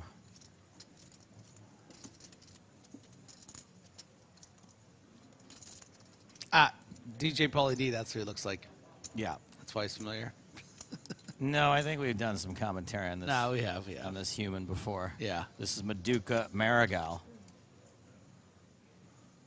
Here to beat that beat.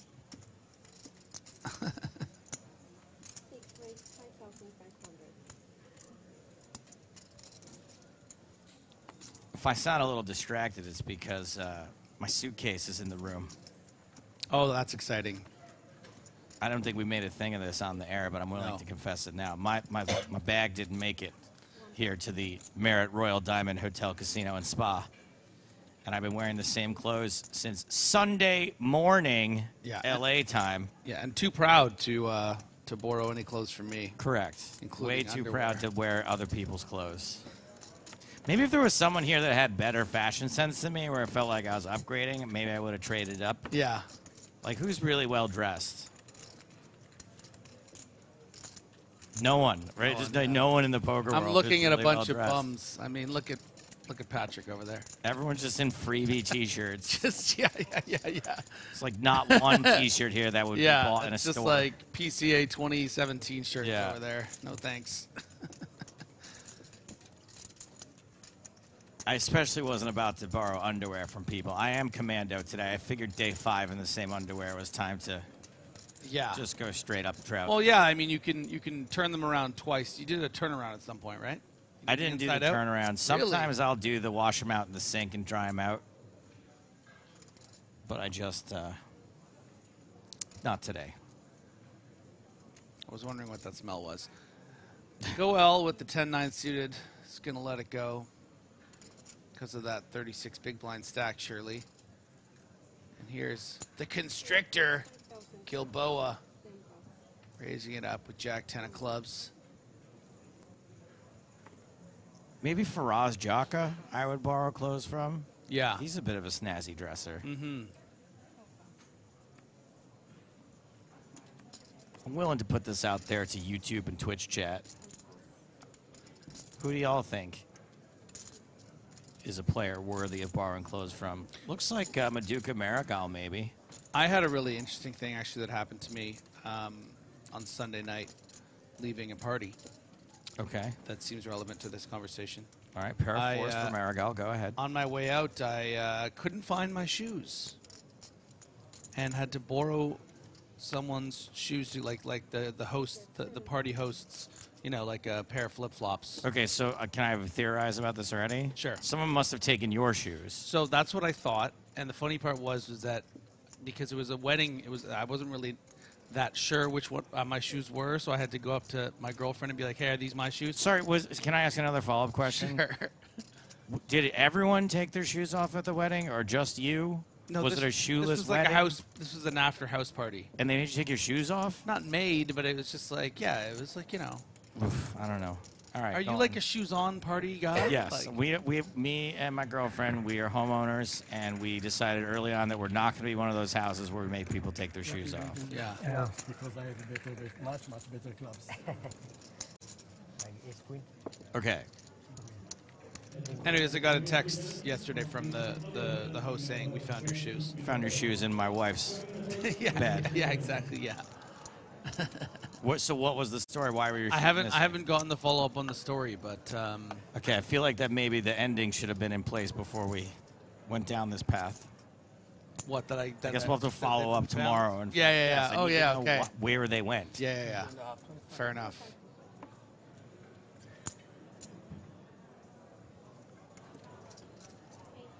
Marigal took down that last pot, pair of fours. Good enough. Anton under the gun +1 with the king 4 suited. Oh yeah, 330,000. Wiggity, wiggity, wiggity, whack. Oh, gets a better hand to fold. Gets a worse hand to fold.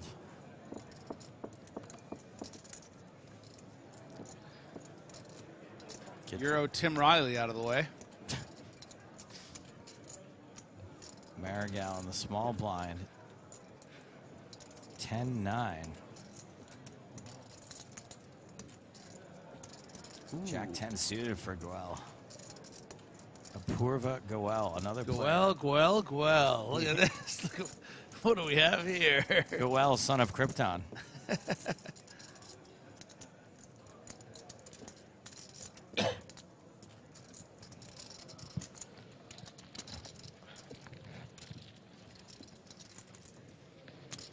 And that looks like a re-raise.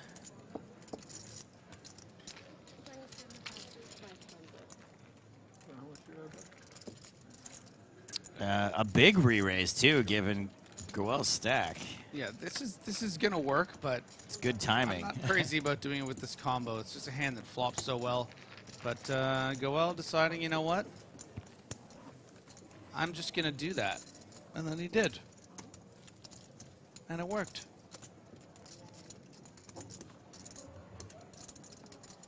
Goel gadget 3-bet? No. No. I will say, just circling back to your clothes dilemma. Yeah. That it bears noting that the shirt that you have been stuck with in the last few days. Yeah. It just seems like a kind of like out of like an episode of Friends or something. Like Joey would his only shirt would be this one where it's like it's mildly inappropriate. Yeah. It was not meant to be worn around. Yeah, like this setting. You know, it's a beautiful young woman, and you know, yeah. Her chest is covered up by ping pong paddles. You can say it. It's fine. Yeah. Like I said, wasn't my intent to wear it in the workplace. Yeah. It's supposed to be your travel shirt. Now, I have to say, too, though, I'm surprised that you check your bags. But I guess you're just used to it. I don't check my bag. Griffin. What? Have we talked about this before? I'm here for like 11 nights. I guess and 11. I have to wear a suit. That's true. Like, what am I supposed to do? Yeah. Okay, fair enough. Also, people who we got an open here from Ace 10 suited. A call. Minimalists that cram all their stuff. Yeah, into a carry-on. people who like make it. Oh boy, we got a real hand shaping up here. Okay, I guess we can do the poker thing. So we got Ace Queen dominating both these two hands that have entered the pot already. And Anton looks like he's going to get attacked for early position opens, 2 hands in a row. People who make it my problem because they refuse to check a bag, like they're always like cramming their thing in the overhead and they need to get there and everything like that. I'm like, get over yourself. Just check it. Just check a bag. Reuter. I'm pretty sure it's pronounced R-O-I, Tur. Oh, nice.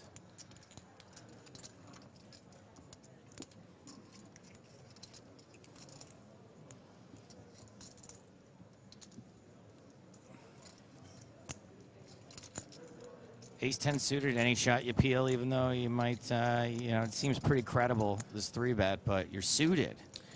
I think inherently the hijack flat makes it just a bit more difficult to play. If this was just heads up, playing, you know, 115 big blinds effective, you're happily peeling a hand like this, but you're worried less you could be flatting pretty strong. You're maybe going to be up against, you know, 2 hands that are better than yours. Yeah. But with the sizing, I think that Anton Wig will probably still call because it's just size to fold. Yes.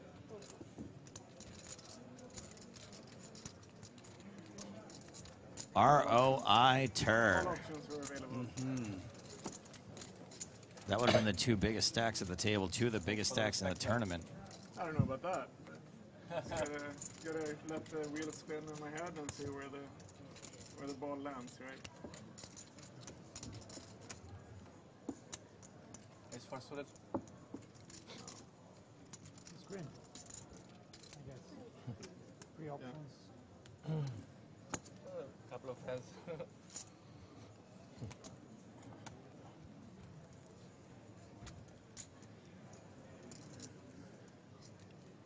Papawimacy going to kick things off here. 9-5 offsuit. As they say in Argentina, adios.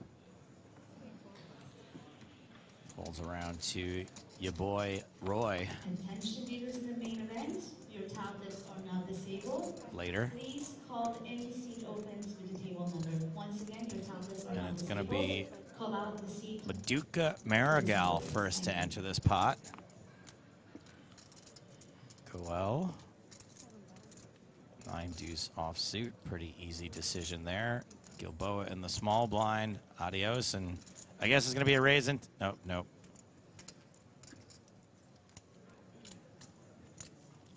I guess that's just his face, but he does seem like perplexed. No matter what's happening. There's also a sort of a if he dies, he dies thing going on. Yeah.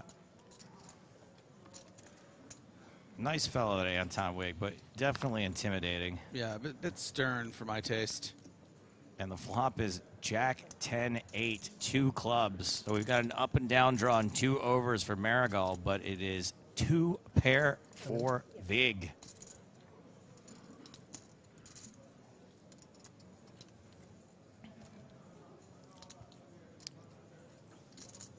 Marigal gonna continue. Those glasses are probably real expensive, huh? Yeah. I mean, if they're real. Pradas? Love a good Prada.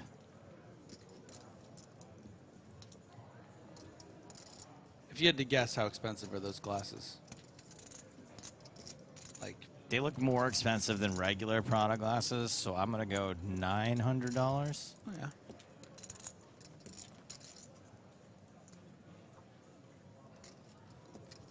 I also don't know if I feel like not a lot of people could pull them off. I'm not sure he is.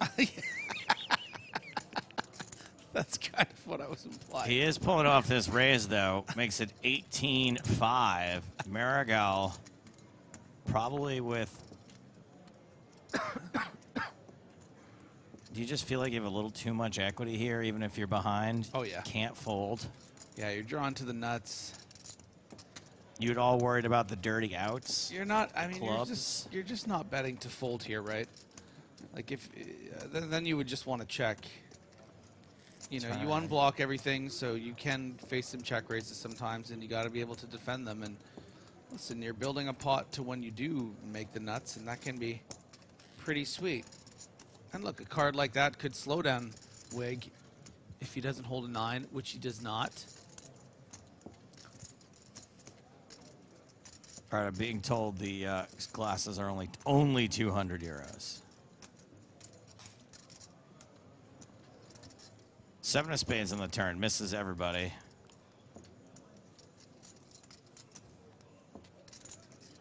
And it looks, yeah, as though this is Anton's finding a bet.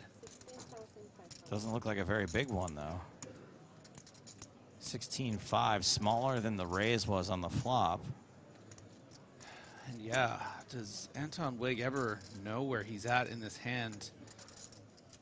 You know, it's not just the one combos of king queen that are the straight draws that would be calling on the flop, but the ace queens are also a double gutter, as we call them.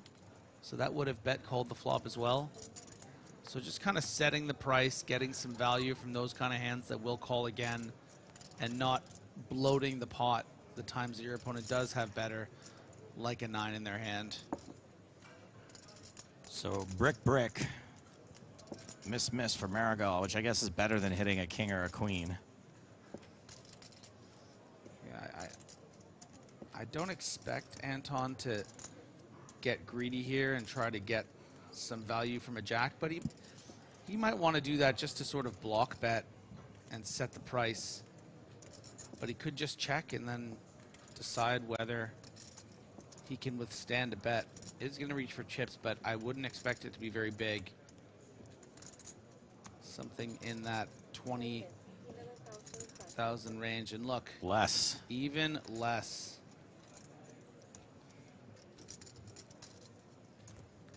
Well, I don't think there's much of a chance Marigal calls. That feels weird. God, you're good at this. I'm 11 years in the game, pal. 11 years in the... If you don't start... What am I don't talking start about? That's playing- not even right. That's not even, It's not even correct. You don't 14 start years in playing commentary, almost 20 years in poker. And look at this. Is he going for it? He's doing it. He is doing it, Peter.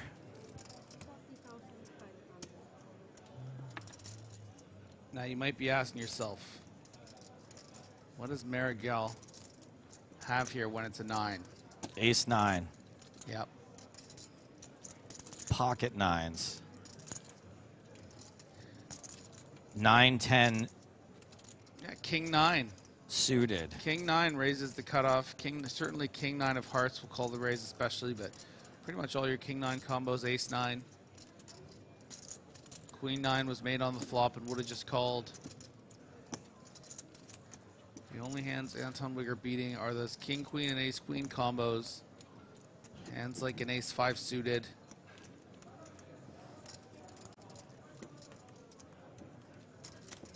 Now I believe the consternation is real. And look, you know, Anton was just talking about the balls bouncing around his head and trying to figure out where they'll land. And this is another perfect example. When Anton bets this small amount, and that is... That bluff has just been snapped off. Wow. And quick muck from Marigal, and he's wearing it, isn't he? He feels a little bit owned, I think. Would probably feel even more owned had he seen the hand. Anton didn't even have to show, though, Yeah. which is a dangerous game to play. Just mucking your hand when you get called like that. Isn't it, Griff? Can't you be angled occasionally?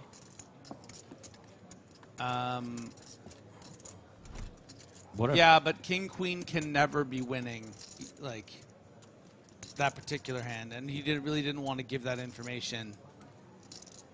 So I'm a little surprised. I would want to maybe see what I got called with, but sure. That was listen, that was very impressive work from Anton Wig. That the way he played that hand was by design. That small bet on the river by design, thinking, okay, I'm betting this amount. If I get raised, some of the time I'm gonna have to call. I'll think about it, and I'll get the job done. I'll get her done. Anton did get the job done. He's now up to almost 400,000 in chips, nearly 160 big blinds. Pull up my bootstraps. Get her done.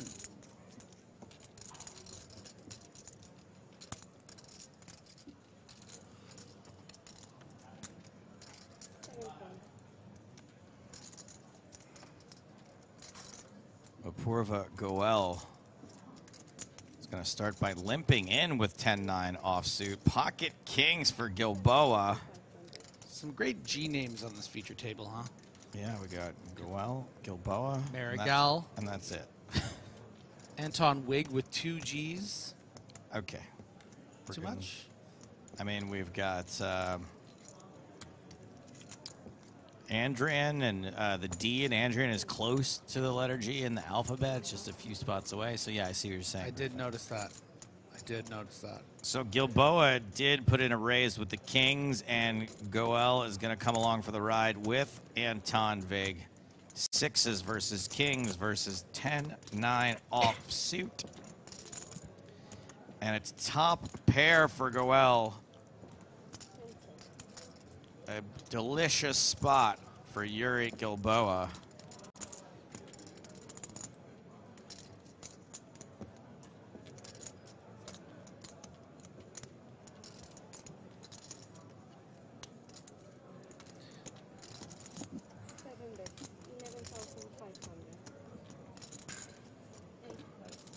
IJSB, I'm going to get to your question after this hand. I'm going to let Griffin answer that one for you. Goel, C-bet to 11.5. Gilboa made it 35,000. Yeah, not wasting any time. It was Gilboa. It looks very, very strong. You know, isolating this limp, snap raising over the flop bet. My alarm bells would be go-welling off if I were him, but frankly, the way he's played this hand, I don't know how he's going to be able to get away from it. I mean, if he's prepared to limp call raises with the 10-9 out of position on 40 big blinds, Finding a fold with top pair is possible. Show one. Just one. Show one? Yeah. Show two. Oh my God, he showed the king. Which one, though? That's a good one, show. All right, here's a question, Griff. Yeah. This is from IJSP. Says, beginner here, why do people fold this much? Why not wait till... Wait! Breaking action. Tonka involved in a hand. All-in triangle in front of Tonka.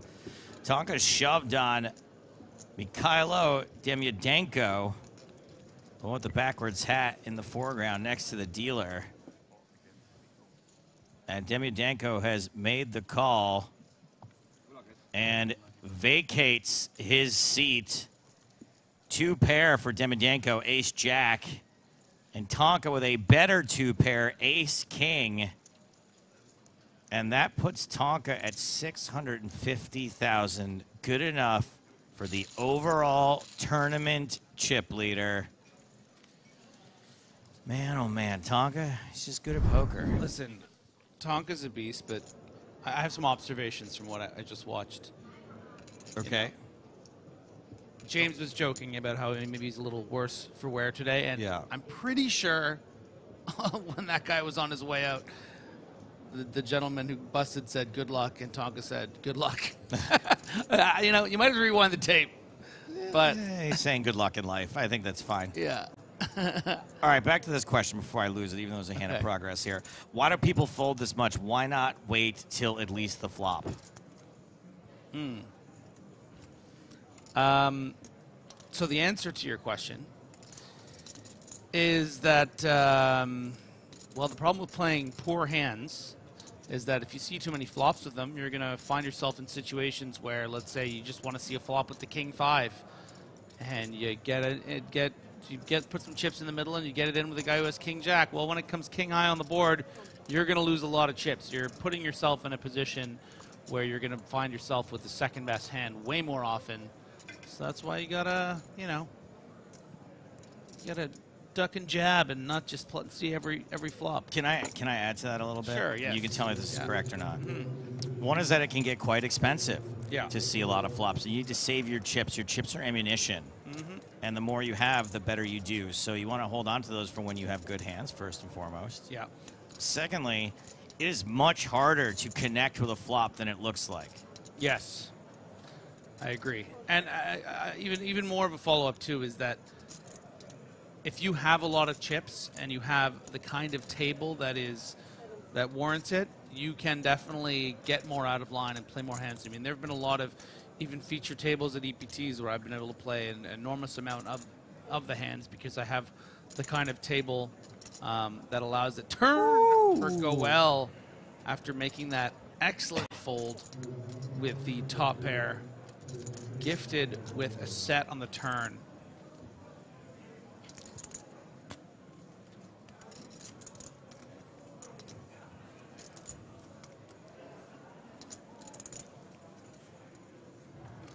So pocket 3 is drawing dead. 8-7 drawing dead. King Jack drawing quite thin and betting 7,500.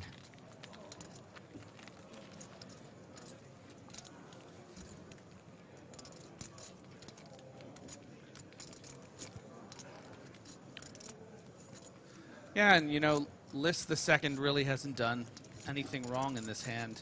I even like this sizing on the turn. It's just that Goel has hit that miracle 6. A couple more hands like this, and we're going to need List part 3.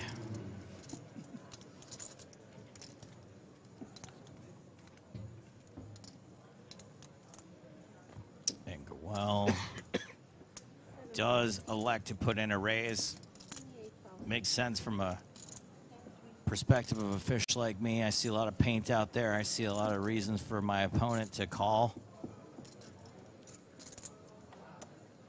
Generally, you'd hope there'd be a little stronger here than second pair, and second pair does get away from it.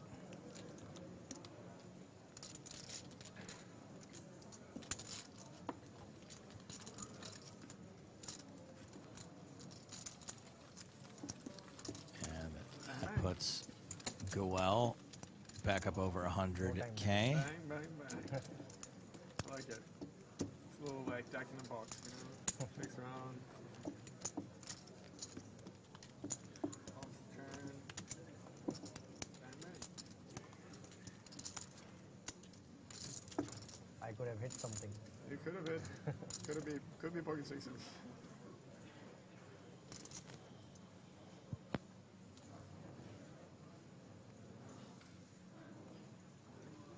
Could be a bluff. Semi-bluff. Not a bluff. Semi.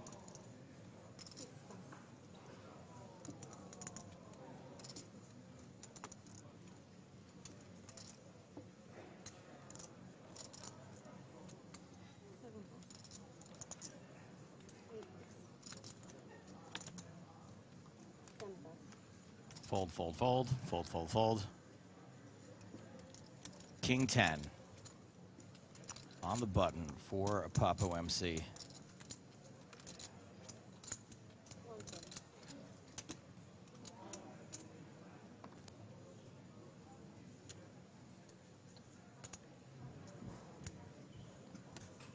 Adrian. Ooh, I thought was going to fold in the small blind with Queen 8 offsuit. Well, Lococo limped. Well, that makes sense then, doesn't Yeah. it? Much cheaper. My bad. I just see chips going in on the button, and I assume it's going to be a raise, and I should not assume. Because when you assume, it makes a jerk out of both of us. 3 ways to the flop. Unraised. 8-4 deuce. Pair of 8s for Andrian. Pair of deuces for Liss part 2.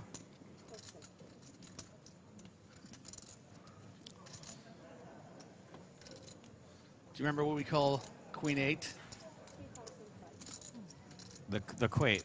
No, the equator. The equator.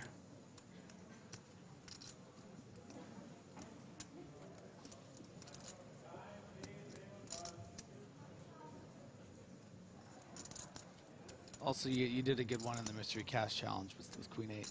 What did I do? You did the Yas Queen 8 thing. I think I texted it to you. You didn't understand it. Oh, Fabian instead of Fabiano. It was Yeah. Fabian, yes. Queen 8. Yeah, jeez.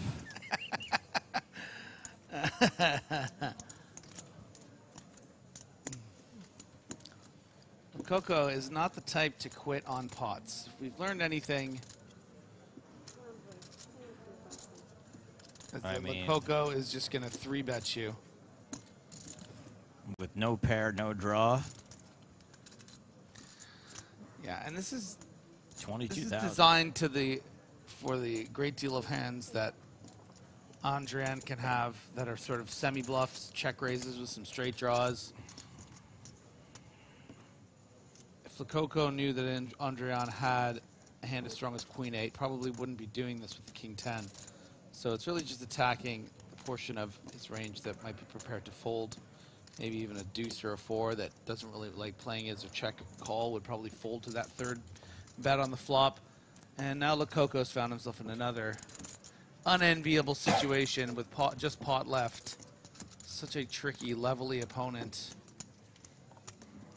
2, 3, 4. Yeah, nothing really changing about this board. 8 still good. Yeah, Lococo played that crazy hand, right? It was in the, I think it was the World Series main. He's played a lot of crazy hands. Yeah, but yeah, yeah. World Series main is up there for sure.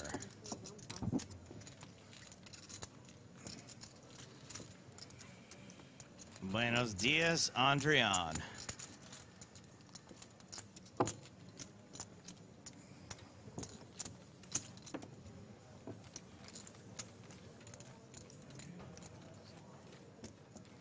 Seat 3 might look bored, but let me tell you, getting deep in an EPT main event is riveting stuff. Yeah, we're not quite deep yet. We are approaching the bubble.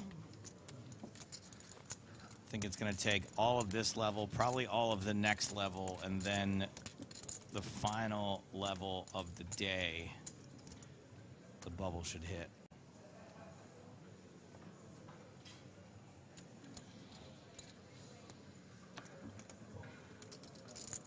I guess for the sake of the metaphor, it should be the bubble should burst. Sure. Yeah. Whatever.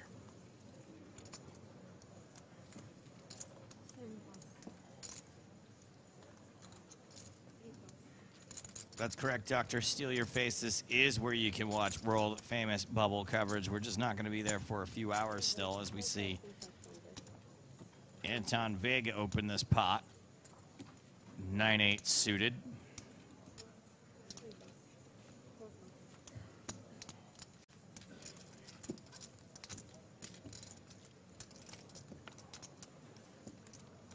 I am liking Board Guy's sweater. No shame in folding. With the birds? Yeah. What is that, a heron? I think those are herons. It was folded anyway. Raise and I take it. keep working on my psychic magic until I actually get someone to do it. No.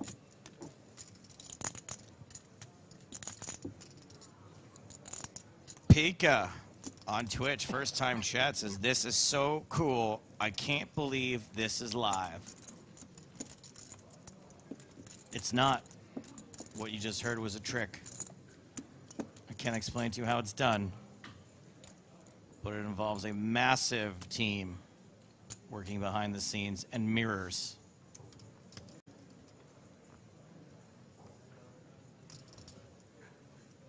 Felix99 on YouTube says the brand is called Heron Preston. Oh, yeah. Yeah. Seems a little too weird to be made up. Is it cool? Probably is if it's being worn at this table.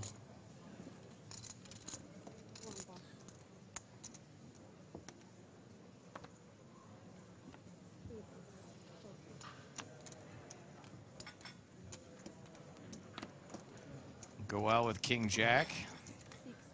Comes in for the min raise. Ace 7 suited for Marigal in the big blind. 9-6 deuce. Nobody connects in any way.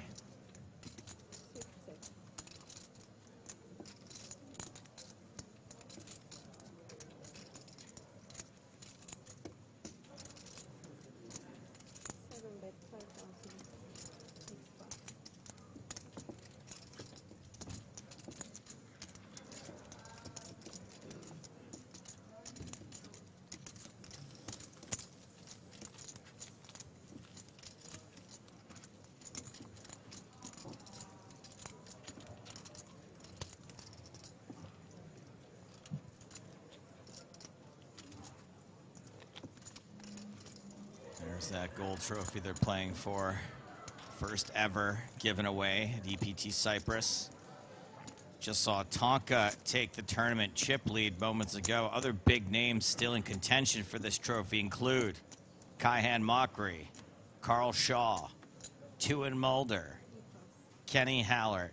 You know what I love about poker is that maybe a year ago, Carl Shaw wouldn't have been on our list of big names. Yeah, but now he's a guy. Now he's a guy. Now he's somebody that we pay attention to. He's been making some deep runs and making some noise. Also, we've invested some time into the Fast and the Furious bit. So The Shawverse, yeah.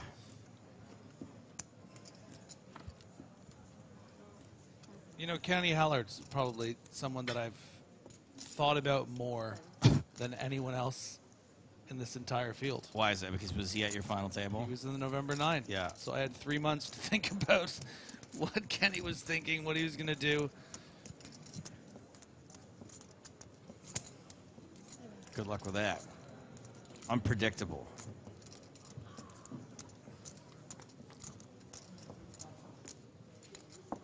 King 6 deuce. Marigal versus Goel. Another board that completely misses everybody.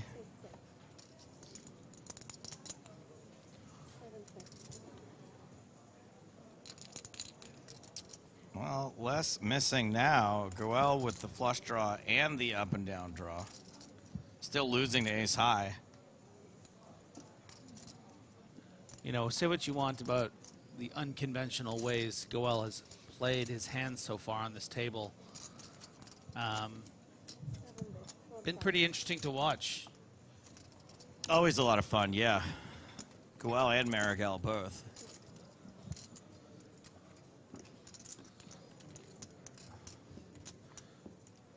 Exotic Marigel Goel.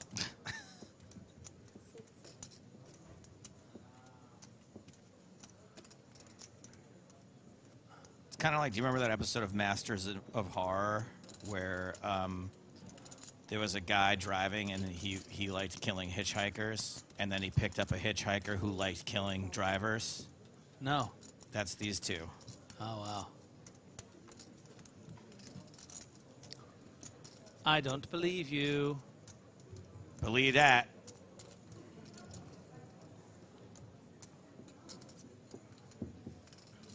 Goel forced to open the 8 high.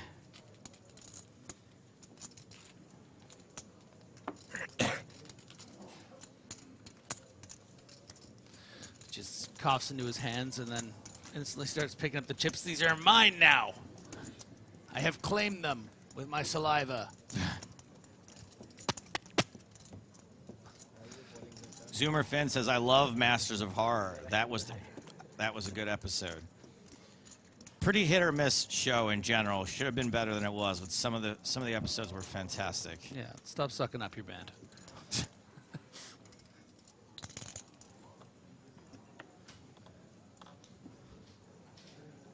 Somehow I had a feeling that I have been. Masters of Horror was this anthology show. They would get really famous horror directors to direct 1 hour horror stories. I like the Don Coscarelli episode, Moonface. That one was really cool. The one with George Wendt was cool. I don't remember who directed that one.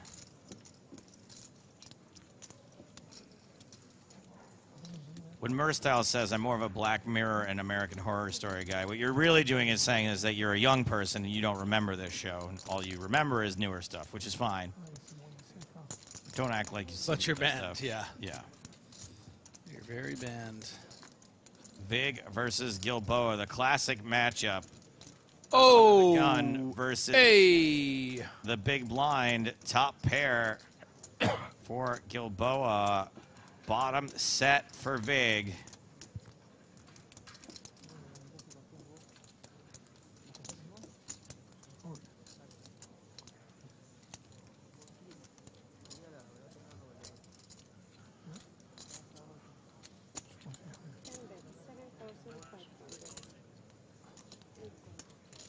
And wait, what?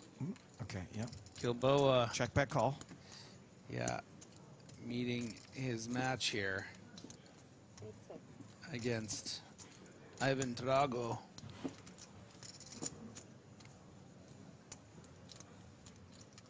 But what Gilboa doesn't realize is that he's Apollo Creed in this one. Throw in the damn towel! He is the champ, so.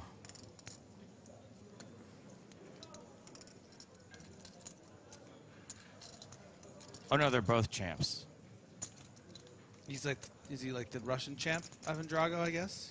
Yeah, I guess so. Yeah, probably, right? No, I just mean in this case, they're both EPT champions. Oh. I like how quick Gilboa plays. Like, he's just like, listen, we're on TV. I'm moving on.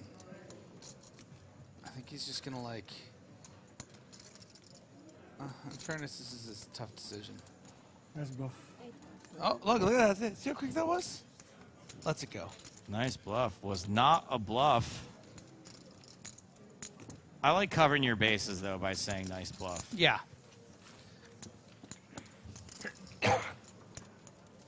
If you can't win chips, you might as well be the moral victor. I mean, I guess it really depends if you're a glass half full or half empty kind of person. Like, covering your bases, the way you say it, it's like you're right in both ways, but you're also kind of wrong in both ways. But if you just don't say anything, you look like a genius if you're right.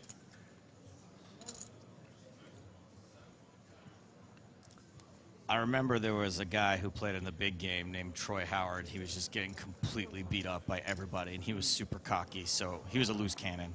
Yeah. He was super cocky. He was just getting completely owned by every pro in every single hand. And because he was so cocky, you didn't feel bad for him at all. Like, you really rooted for a lot of the loose cannons, and this guy, you did not root for him at all.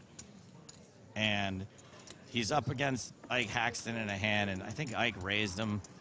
And dude stares down at Ike, stares at him. Ike had pocket queens, and it had flopped a set of queens. Strong hand. And eventually, the guy looks at him, and he goes, "You blinked your eyes. You got a set," and then folds. And it was the only time all day he was right about anything. That's amazing. But it looks super boss. And we never saw Ike Haxton on tour ever again. That's right. Never to be seen. His career or was again. just, yeah. Tail between his legs. I actually heard he never blinked again. He just plays with his eyes peeled open now, like in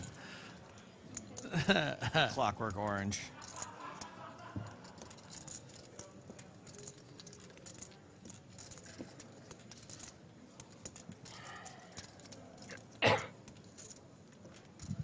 All right, we've got the hijack versus the big blind here. And I'm probably not expecting to connect super hard.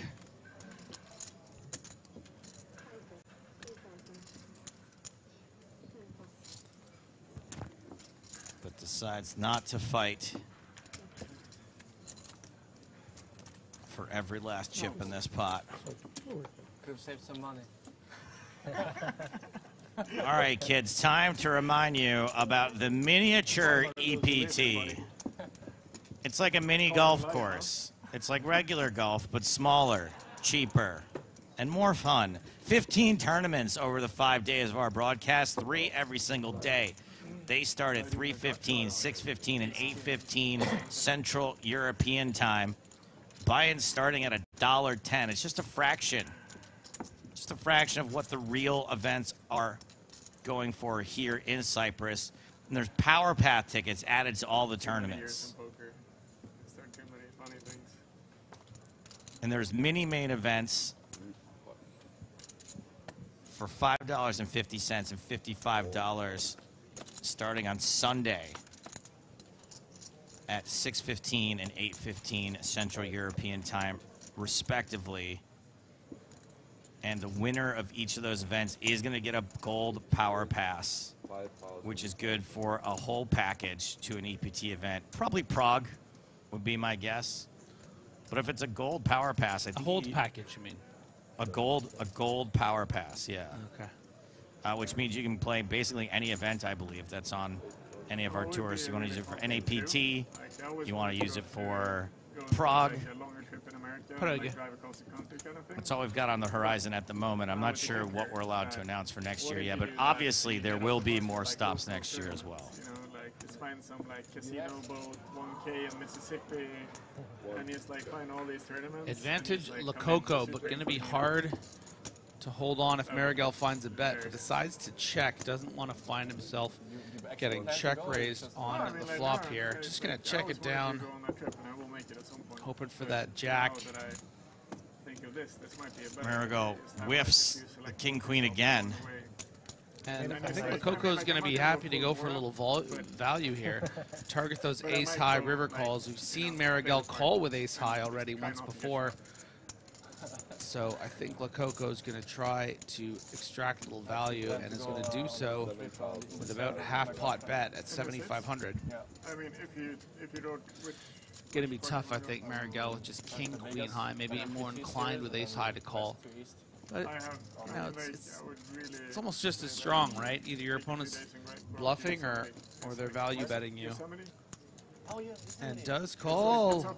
Does call. Oh, not yet. Yeah, he does. Okay. Yellowstone is a different place. But He'll sleep well tonight. Up towards the Canadian border. It's just like in Bosch. What's that? Where is it? On the west coast. Which state? West coast. Like close to Seattle or? In the way between Vegas to LA. No. I'm kind of embarrassed that all these Europeans have been to Yellowstone and I haven't. No. I mean, like this. Do you watch that show? The show did not grab me. Anyways, it's like Good idea. I had the best time. If you like, whatever. If you go, let me know. I have some recommendations. Thanks, man. Yeah, no worries. Yeah, we're definitely not going for Pogad's vacation. Yeah.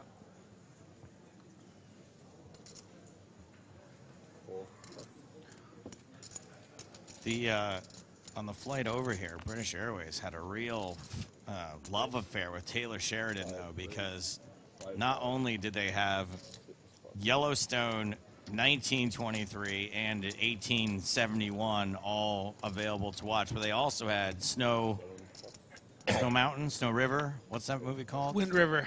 Wind River. Another Taylor Sheridan.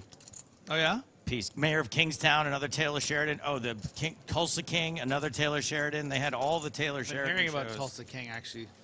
My friend wrote on Tulsa King. Heard it's pretty good. Did you know my brother was in Mayor of Kingstown? I did not know He had a that. scene with Jeremy Renner as like a That's SWAT fantastic. guy. Yeah. He had to put on a vest on Jeremy Renner. Oh, cool. Yeah. He's gonna be a star. Reuter versus Andrian. Reuter raising from relatively early position and flopping pretty good.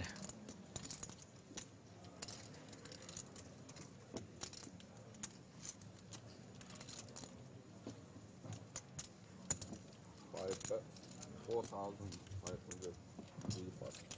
Should be a pretty quick hand. Indeed, it is. So I watched Wind River. I'd always wanted to see that movie because a good friend of ours, me and my buddy back in LA from way back in the day, is in Wind River. He plays the really bad guy.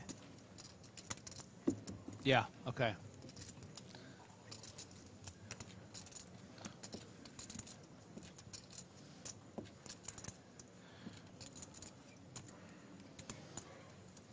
But I enjoyed the movie, even though there wasn't much to it plot-wise. I thought that the performances were really great.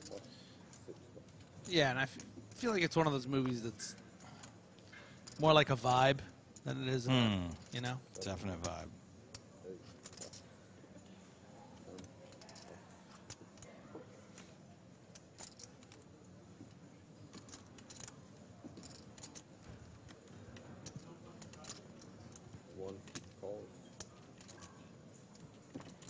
Oh, I remember the other movie that I watched on the flight I wanted to talk to you about. Asteroid City. Oh, yeah. Just not a Wes Anderson guy. Really? No, not really. Maybe I'm basic, but I love Wes Anderson. It's I don't very think it's rare. basic. Every time I watch a Wes Anderson movie, I'm like, it takes me forever to do it. Like I look at it like it's a chore. I'm like, oh god, Asteroid City. All right, fine. And then I watch it. I'm like, man, why did I sleep on this for so long? It's so cute. He just. I like the camp one a lot. I saw that one rather recently. Moonrise also. Yeah, Kingdom. Moonrise I really Kingdom. like Moonrise Kingdom. I'm surprised they didn't get more flack for. He did Rushmore too, right? I really yeah. like Rushmore. Yeah. A lot. That was a staple of my. Rushmore almost ended friendships for me. Oh yeah. I dragged all my friends. We were in high school. Dragged all my friends to see Rushmore, and it wasn't like a traditional comedy. And they were all like, "What is this movie?" Because there's like 4 jokes. It's like a very subtle. Yeah. Comedy. Like, what are the other Wes Andersons? Yes, I didn't really get the. My favorite is Royal Tenenbaums. I think that's a masterpiece. Which one's that again? That's one with Gene Hackman. Yeah. I saw that one. I think even recently. Steve Zissou is another. Never Wes watched Anderson. that one. I thought that one was okay. I mean, the Grand Budapest Hotel is phenomenal. Yeah, I saw that, but I don't remember. I remember that even whether I like. Darjeeling Limited. I remember really liking Fantastic Mr. Fox, but then rewatching it and not liking it. That one I haven't seen actually. Fantastic Mr. Fox. Should be named after him. That's on Big Pocket Nines. And then the one that came right before this one I thought was excellent also. The black and white. It's like got a Battle of Algiers kind of vibe to it. It's the one where there's like Benicio del Toro stuff. Benicio del Toro and it's like yeah, I watched that one too. I think I fell asleep on that. That was fantastic also. You know what's Have you watched the 3 mini movies that he did for Netflix that just came out? No, I did not watch those. They just came out in the last 2 weeks.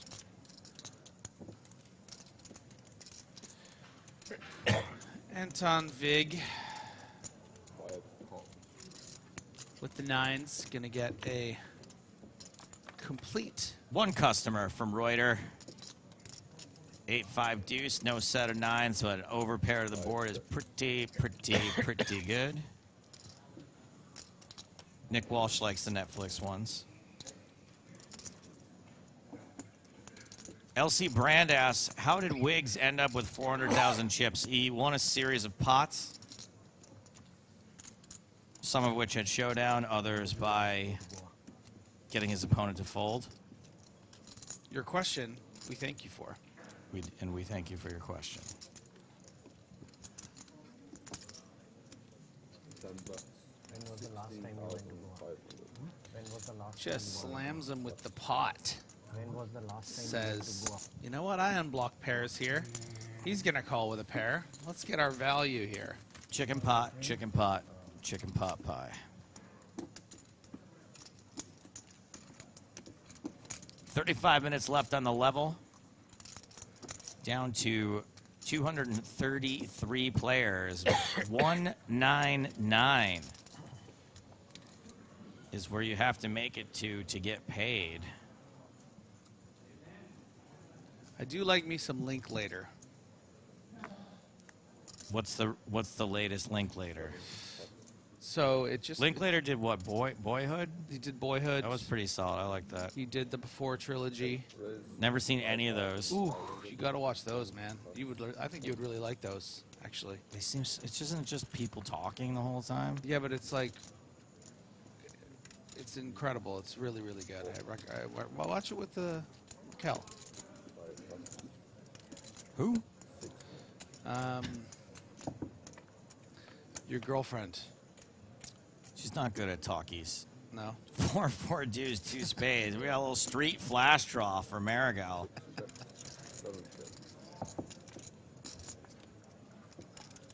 And there's the street flash. The flush portion. Now we're an open-ended straight flush draw. And Gilboa does have a bigger flush draw. Quickly calls. River is the 8 of clubs. Ah. 9,000.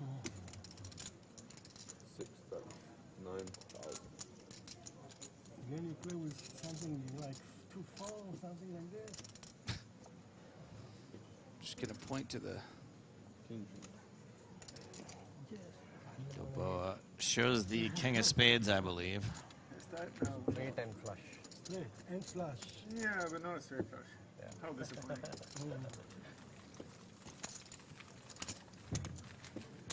Linklater's also doing another movie that is going to take like 20 years to film. He's doing another one. What's you really like the baseball one, right? Everybody Wants Some. Yeah, was that him? was good. Yeah, he did that. Yeah. I didn't see that one. What about Dazed and Confused? The Wolfman chiming in about Dazed and Confused. He did Dazed and Confused. It was surprising we failed to mention that one. Dazed and Confused, what's funny is that, so I watched it when it came out, like when everyone was raving about it, and it did nothing for me. And then as an adult later, much later, I watched it, and I did enjoy it Yeah. very much. 8 5. I don't think I've seen much Linklater, though, in general. You can always link it later. All right. Okay. Latosi says, PokerStars movie podcast when? James and I talk movies on the podcast just about every week. James Bond movies, but they are movies. We talk about James Bond movies for sure, but when there isn't one of those to talk about, we talk about just about everything else. Gilboa with pocket sevens. Reuter is going to 3-bet from the button with ace-10 offsuit. Gilboa fast to act. Yeah, love it. Calls the re-raise, and we're going to the flop, which is jack-8 deuce, ace-10 misses, sevens holding.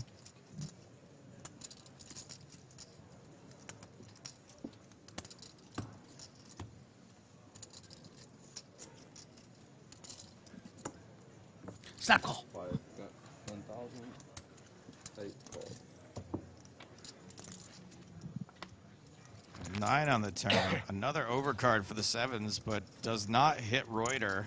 Not specifically, does give Reuter the open ender. Yeah, and I think this is going to be a tough card for Reuter to continue on unless he just plays it as a shove. Certainly you're going to get a hand like pocket sevens to fold, but if you think Jack X is just going to call you, if pocket nines are really a part of his range. 7, 8, 9, 10. Jack is a straight for Gilboa. Just a pair now for Reuter. 8 check. 5 check. Straight, but small one. Low end straight is good. Ship it to Yuri. Big Deal O'Neill. Get your round of applause ready, Griff. Big Deal O'Neill just binked the hot Hyper 82. Nice. It's all going downhill from here, man. Congrats, Big Deal O'Neill. As queen. Next thing you know, we'll be No, as G. calling the action for Big Deal O'Neill at NAPT Las Vegas next month. Keep guessing. It's fun winning those turbos on Poker Stars. I wouldn't know. Keep guessing. Pocket deuce. 10, 5, 1 bet. A mystery hand. 3 plus. You will see on TV. Yeah. I just want to try to steal the blinds, that's all. Yes. Haven't seen much from Lisi for a I had a while. king though. Pocket eights. Still Snowmen's. possible, but so- Nom nom. 5 plus. Yeah, chances of chance of 5 that. plus. 6 plus. 5. 5 plus. 7 plus.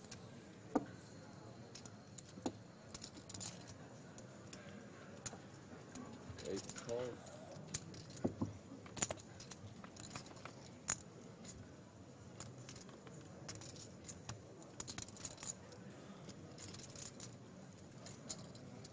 8 checks.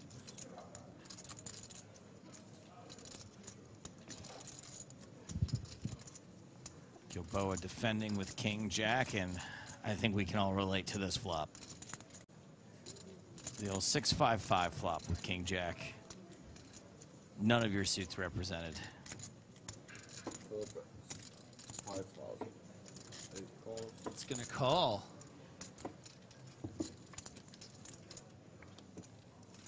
You just see one more, but still, there you go. King Jack. Bupkis. 8 checks. And the man I like to call Least the Second is loving life here with the 2-8s. You're not too worried about your opponent improving much on this turn. You know, you block those 7-8 combos. So a lot of the time you're going to be up against hands like Ace High, maybe a 6X type hand, a 6-7 and the like, which you're just crushing at this stage. But against this King-Jack combo, I think Gilboa is going to beat him into the middle there with the fold. Thank you.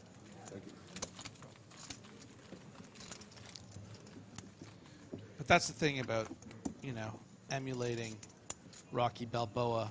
It's not about how hard you hit or get hit. Something getting up again.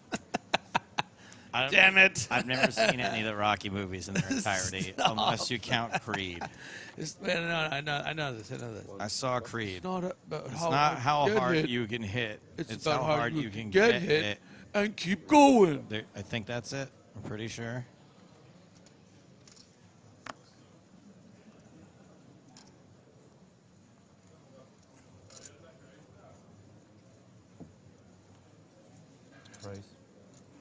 I'm more of a Cinderella man guy. Yeah.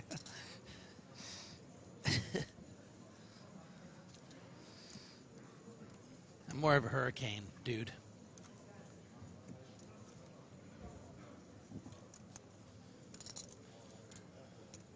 Reuter with the best of it. 5 calls. Just calls. Marigal out, Goel out, Gilboa, King 6, nah. Anton in the Vig blind.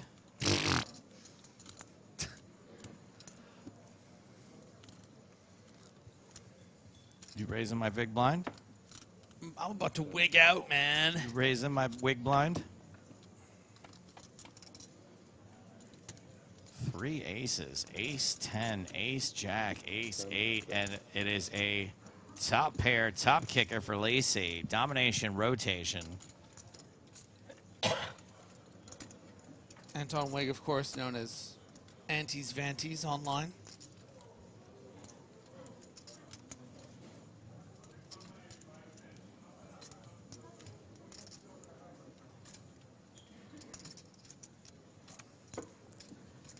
Now tell me if this theory is too much for you.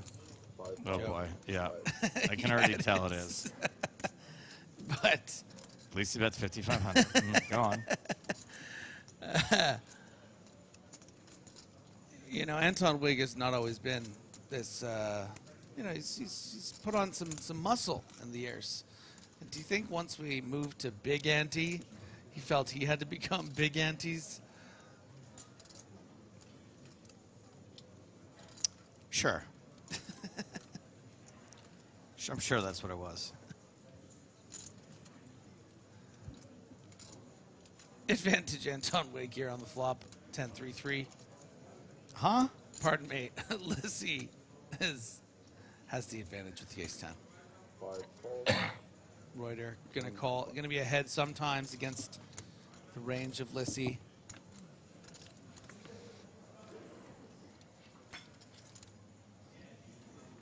9 of hearts on the turn.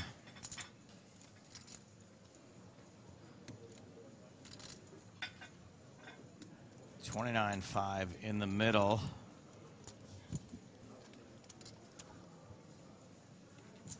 Lacey 4 check. decides to check top pair.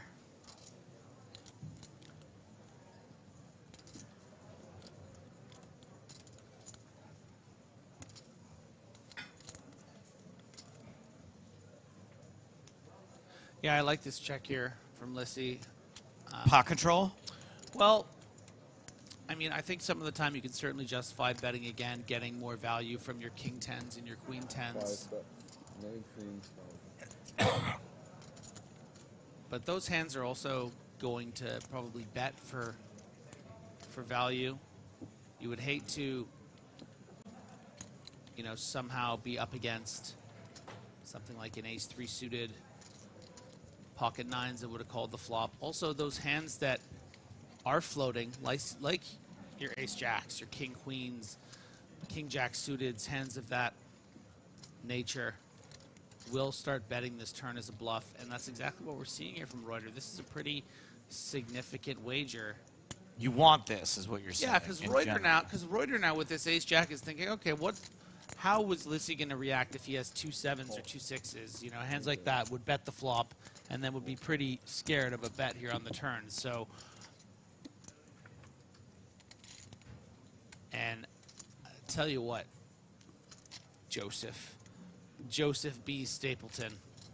Yep. This heart on the river. Listening, yep. Going to give Reuter a lot of reasons to get real big with that bet. Those backdoor hearts have come in. We've talked about the kind of hands that might be floating this flop, the suited combos, something like a king jack of hearts, certainly in that range. 4 check.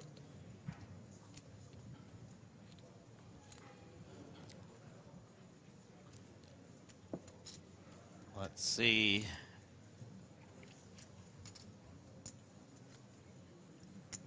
Let's see how in line Reuter and Benger are.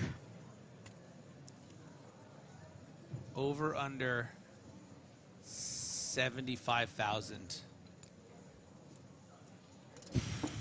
I think that's a really good line. I'm going to take slightly under. Okay. I think it's going to be like 70,000. I like it. Wait, does 0 count? Yeah, you can have 0. Oh, 0 counts as under? Yeah. Oh, that's really fair then. Yeah, I'll Yeah, definitely take the under.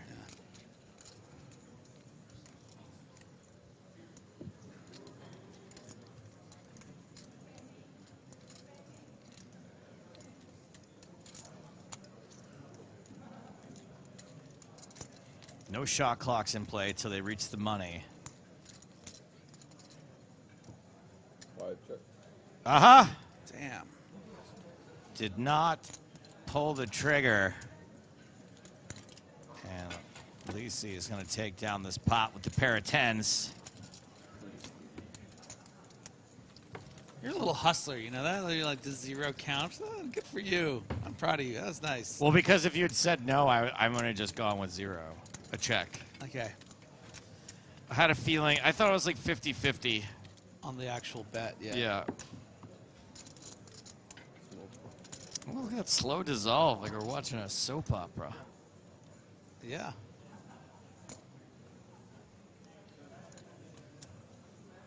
Yeah, the production team here doesn't mess around.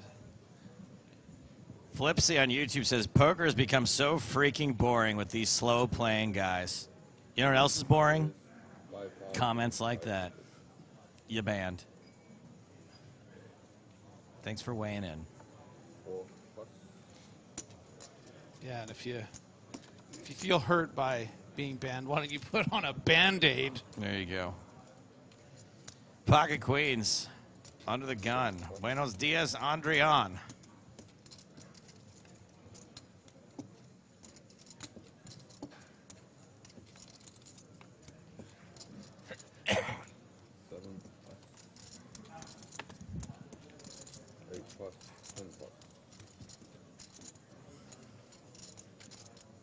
Dex818 says, dude was just talking facts. Why don't you join him? There you go. You can talk facts together. You banned. Maybe you can start a little Discord. Yeah, maybe you can start a band together. Coco defending 6-3 offsuit and luckily whiffs everything.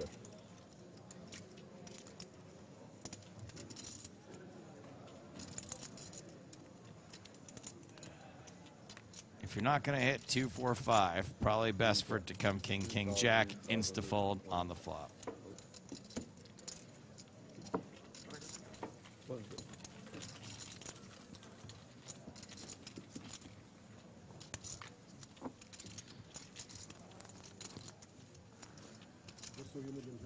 After the break, you will be moved to the initial. Matthew Nozick on YouTube. Oh. Thank you very much. After the break. All right.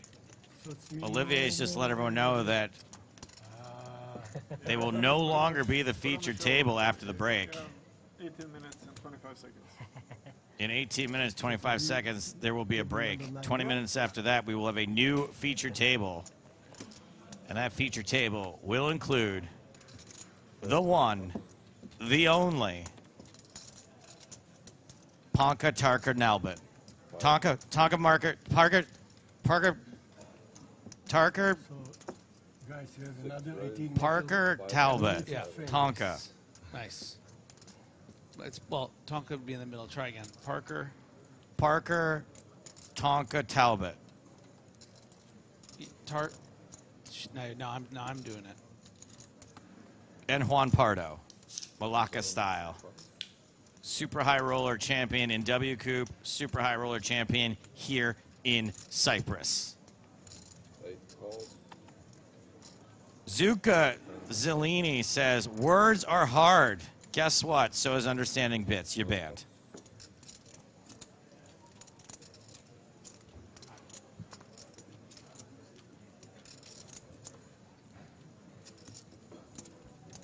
Caxel asked, why was he banned from expressing his opinion? I don't know. Why don't you take some time to think about it? You banned. Thanks for this, guys. I was getting a little bored myself at this level. Thank you. Anybody else? Anybody else want to question my authority? Ace King of Diamonds whiffs entirely here. 5's good for now. Bottom pair for Gilboa. Sorry. Second pair on the flop for Gilboa. No good. No longer second pair either.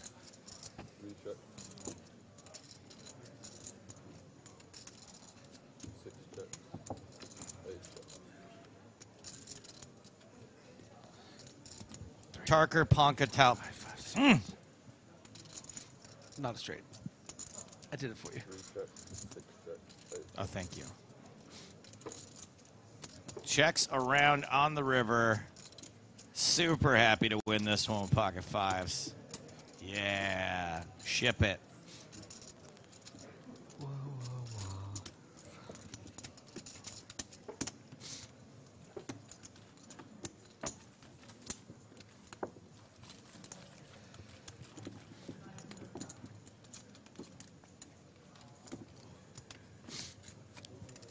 Parkour Talbot.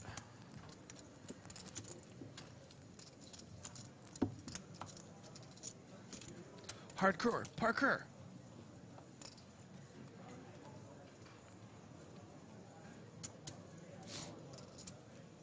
It's too bad Parker never got into parkour, because that'd be kind of like a...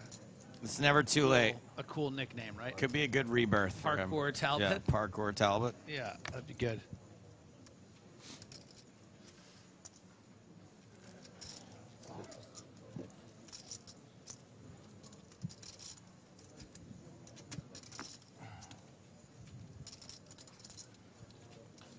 Go well, go well.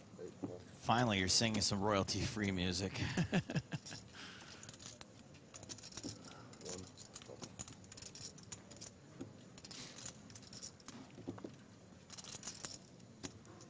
I'm not going to lie, for a second there, I thought Andrian's shirt was also Rocky Balboa. Does look a little bit like Sylvester Stallone, yeah.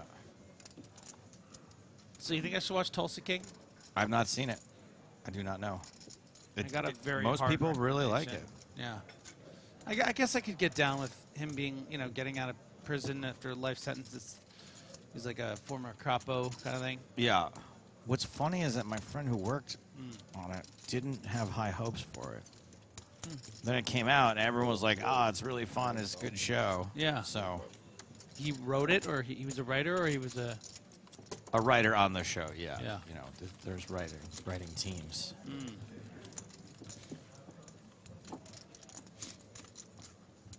Because what happens is Yellowstone was such a big hit, and then I think the next one was like 1923 or whatever. And so when these shows are big hits, they just gave Taylor Sheridan carte blanche. They're like, just give us more ideas. So he's got like 5 or 6 TV shows on the air. And when that happens, it's really hard for the quality for that person to really to maintain the voice.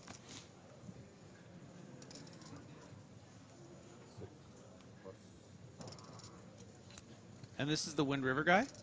Yeah. Huh. And people like Yellowstone? This is the Yellowstone's like the biggest drama hit in like the last, I don't know, 3 or 4 years. Costner, I wanna right? say. Yeah. Many seasons. It's got 5 or 6 seasons, I think. Yeah. Chat, tell me if I should watch Yellowstone. I don't think I will because I have a lot of other TV show to watch, but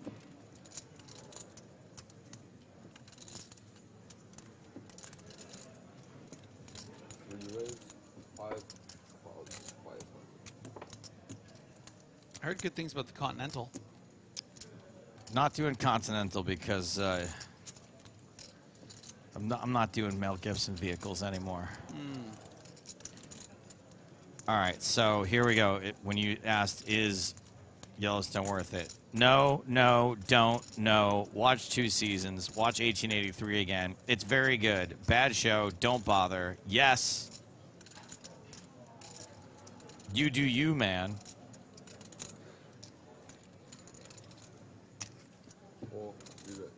Yellow Hannah says, I have thoughts on Yellowstone.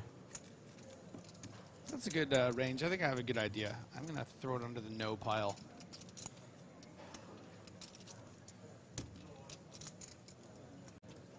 All right, we got a 3-bet from Lisi. Yeah. Back to the poker. Reuter having to think with the pocket 7s in the big blind. Does still have the original opener, which took all the way until the button to happen. Well, this is a very strong hand in the big blind when it's folded to the button, right? This isn't like your normal, there's been a raise and a re-raise and you have 2 7s, just, you know, side fold. This is okay, the button is probably raising with nothing, as we can see. Andrian with a 3 in his hand. Ooh. Let's see, 3-betting could just be 3-betting with, you know, the ace 6 suited. So I don't want to fold 7s here most of the time, but you know what? Let's just get out of trouble. And I respect it. Can't really call 4-bet. Seems weird.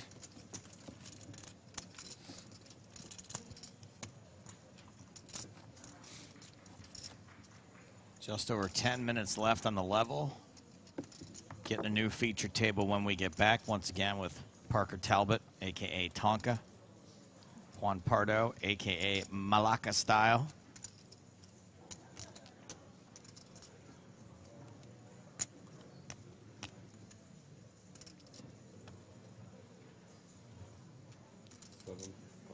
Here's a question for you, Griff. Have you watched the new Rick and Morty yet? It came out? Yeah. With the new voices, right? Yeah. The new AI voices? Is it AI? I don't think so. I don't know. That's one of the theories. I mean, everyone does a Rick and Morty impression. It wouldn't be that hard to find a talented voice actor that. I don't know, Rick. I keep telling my girlfriend we should go for Halloween as Rick and Morty. That's a great With idea. her as Morty. I think it would just be so funny. Seeing her as a little boy. Yeah. So do you know the show Arthur? With like the Aardvark, the cartoon? I do know Arthur, yes. So one of my good buddies from Montreal was the voice of Arthur. Oh, really? Yeah. But he's a bit like coy about it. He doesn't always like, people bugging about or knowing about it, And one of his best friends is going to surprise him on Halloween dressed up as Arthur. I can't wait. And Did he still do the voice, or did he outgrow it? He's definitely outgrown it. Yeah. Okay. No. It was like once puberty was hit, they replaced something kind of thing. But he did like hundreds of episodes. But it's gonna be. I'm so excited to tell the thousands of people watching because I can't tell anyone else. It's a big surprise. Like it's he's like, don't tell anyone. Like within my friend group, right? This one time I was out in a bar in LA and a buddy of mine was visiting, and he's kind of an emo kid, and he was wearing a SpongeBob wristband, like a sweatband. And I go, man, look, I'm going to tell you something. I probably shouldn't tell you this. Please don't make a thing out of it. But the guy who plays the voice of SpongeBob is right over there. The words weren't even out of my mouth yet, and he was down Tom Kenny's throat. Just immediately sidled up and was like, hey, dude, and showed him the wristband. And guess what? Tom Kenny was so cool. We ended up hanging out with him for hours. Oh, that's great. But I was so embarrassed and regretted it super hard the second I told him.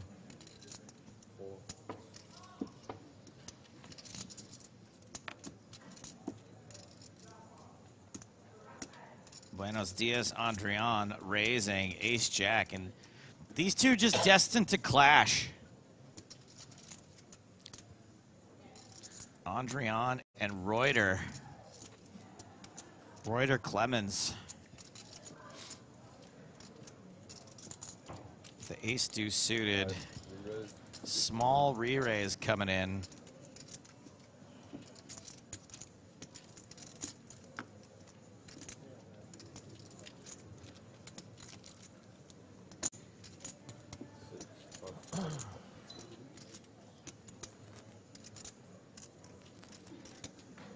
Guess not that small, but not that big either.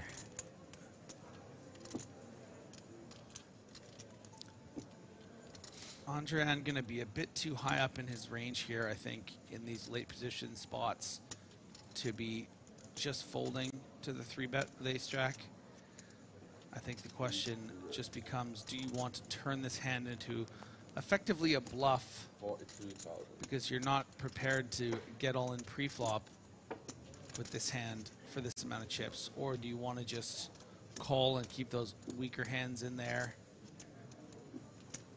Andrian does elect to go with that re-raise pre-flop, and I'll tell you what, we've talked about it a lot on this broadcast before, about how these badass, live players, online players, don't like to fold the suited wheel aces and are prepared to do some crazy things with it. But does Reuter want to put in 165,000 chips at 2,500 big blind with ace 2 suited? Probably not. The shoving matches don't go as many rounds as they used to. No. These days. Because players figured out that they were torching chips. Yeah, and that's why we do see the fold from Reuter. I think very reasonably played on both sides. And the best hand won, and that's what you love to see, isn't it? That's what I love to see, for sure.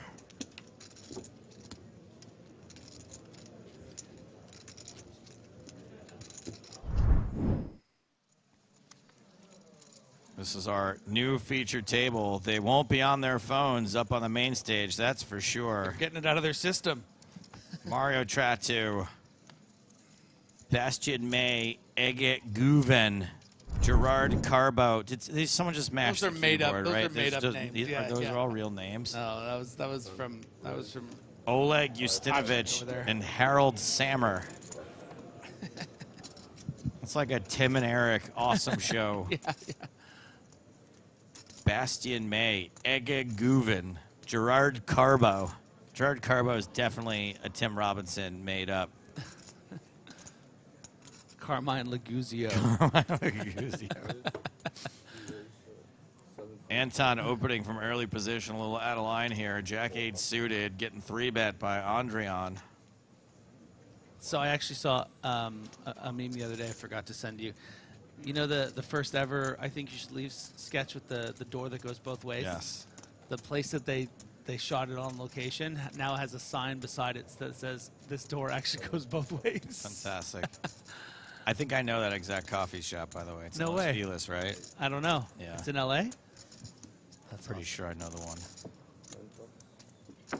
Oh no, it does both. Quick take. I was here yesterday. It does both. Oh man. Another pot for Andrian. I just want to know if that shirt says White Lotus. I doubt it.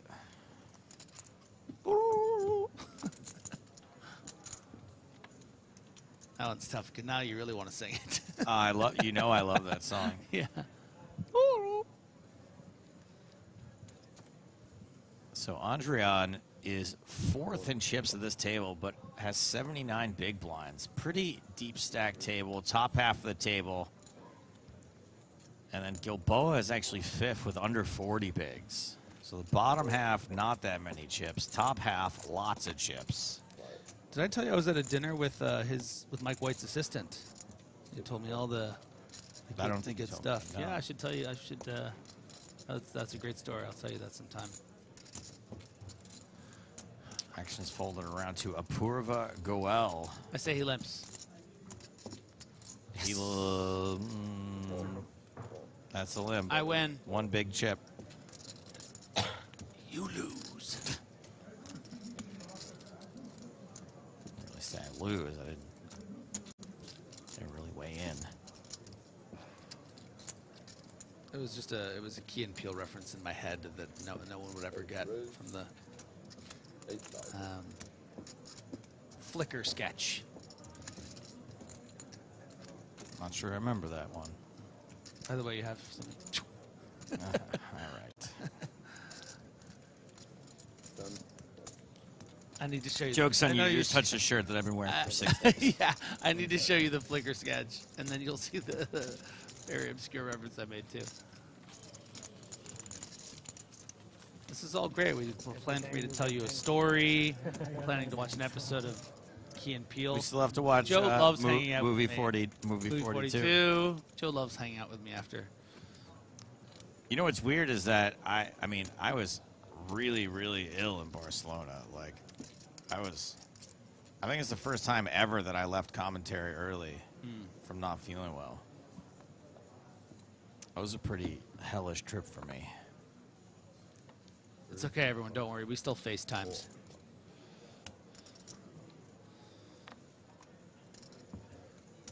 Actions folded around to Clemens Reuter.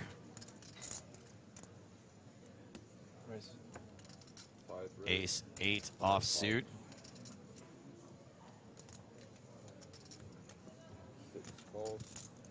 Marigal 5-4 suited. Dying to play a hand. Marigal wants to see 3. Let's be honest. Yeah. That's kind of his whole vibe. I want to see 3 cards. I want to see if they match with my 2. Lococo doesn't fold much from any position, let alone a king 6 suited from the big blind.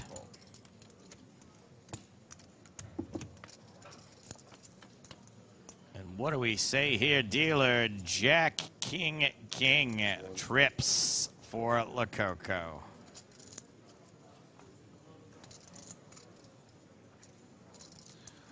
Are sunglasses making a comeback, or are they're this In prevalent? life or in poker? In poker. I think we have 4+ on this table, and that feels like more than average. It could be because of the location. Like, it's a sunny, warm climate, so Yeah. maybe people just have sunglasses with them and then aren't taking them off. 10 on the turn after action checks all the way around. Lococo checking again. Has a small-ish stack. Hoping someone will put some chips in that he can raise at some point. It's working. Marigal folds the 5 high. Back to Lococo facing the bet of 6,500. Not entirely convinced that Lococo is going to want to play this as a check raise. You know, you do still have to worry about the ace-queen.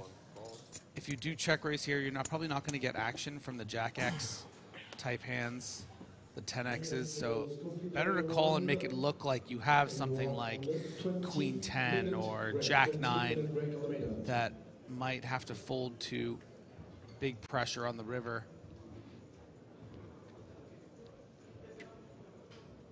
Well, pretty clean run out. And Lococo is not going to leave it up to fate this time, is going to value bet the river. This will be the last hand of the level, by the way. But look at the size, Joe. This is just awesome stuff. Lococo effectively checking, but also saying, like, I just want to get to showdown here with my, you know, Queen 10. I'm going to bet the minimum. Let's see if you're willing to raise. But he's actually doing it with that king.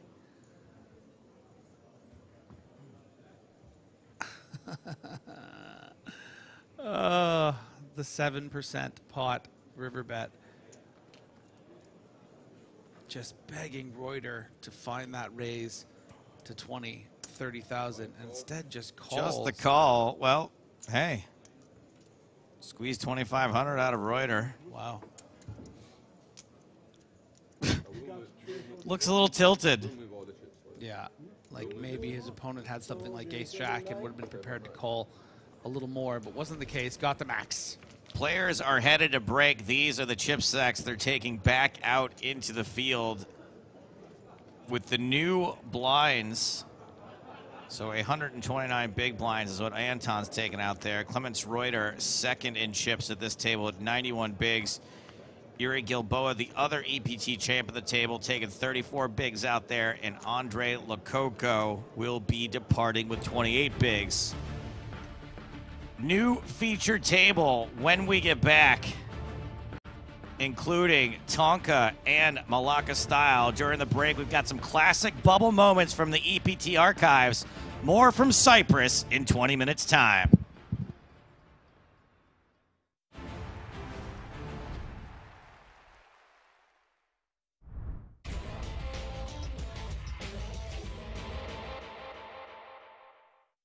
Okay, we have 3 all-in calls. Clock stopped. We're going to go table by table. Gael, with the 2 aces, is our all-in player.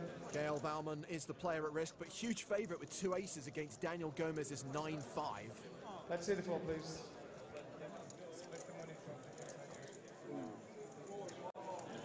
The flop is 9, 10, 4. It's a rainbow.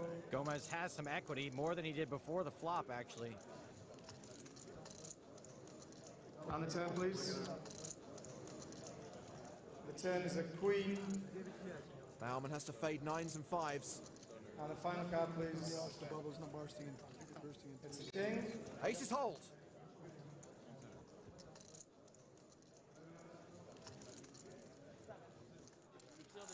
So Bauman gets the double up. We have another all-in. Remember, there are 2 more all-in hands. This is insanity. Tournament director Toby Stone races across the room. Please tell me this is Martin Finger versus Finger Martin. Thankfully not, because that would be epically confusing. It's Martin Finger with pocket jacks against Jesse Martin's ace queen. We have a classic race on our hands. Like clean sheets versus warm towels. Which one has the slight mathematical edge? Martin Finger is the player at risk. He needs those jacks to hold. Okay, that's it, please. Ace on the flop. King, ace, 9. Finger way behind now. 10 card, please. Turns another 9. The bubble's about to burst. Martin's going to need a jack. Otherwise, it could be one of the bubbles. 5 card, please. It's a 7. You have just plus Martin Finger. Martin Finger finishes in 97th place. He is our bubble boy, but we do have another hand. And remember, hand-for-hand play, these all happen at the same time. If we lose another player, if we lose Andrew Baddeker here, they will actually chop the bubble. Baddeker ahead, but at risk to the same guy who gave Maria Ho a speech for taking her time to make a decision, in case you're wondering who to root for. Come on! Yes. Flop is King, 7, Queen. Michael has hit both kings. Mikhail Petrov takes the lead. Baddeker on the verge of elimination. Turn is a 3. Andrew's going to need to see an ace. Otherwise, there's going to be one of 2 bubbles here today. And the final card, please. He's trying the walkway maneuver. It's risky. It's a 3. We've just lost 2 players. Congratulations, you're all in the money in the EPT Grand Final. So, Andrew Baddeker and Martin Finger will actually share 96th place prize money. Adam Levy, who went out in 98th place, is the true bubble. Thank you. Thank you. As we lost 2 players from separate tables, Michael and Martin are going to split 96th place. He means Andrew and Martin. You share? Yeah, half.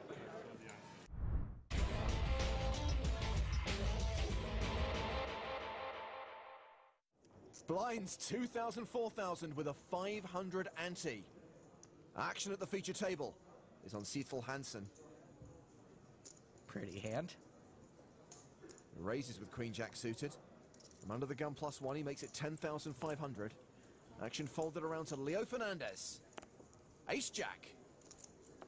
Yes, I am Leo. I am contemplating what to do. He's in late position. And he's going to play aggressively from late position, 3-betting to 23k. And this is actually kind of turning his hand into a bluff. Joseph Bakar in the small blind. Decides to fold. As does Lucas Berglund in the big blind. Action back on Hansen. Pretty good hand to take a flop with. Well, those blue chips are worth 5,000 each. The purples are 500. So that is a 4-bet to 46,500. Is there anyone at this table who doesn't want to turn his hand into a bluff?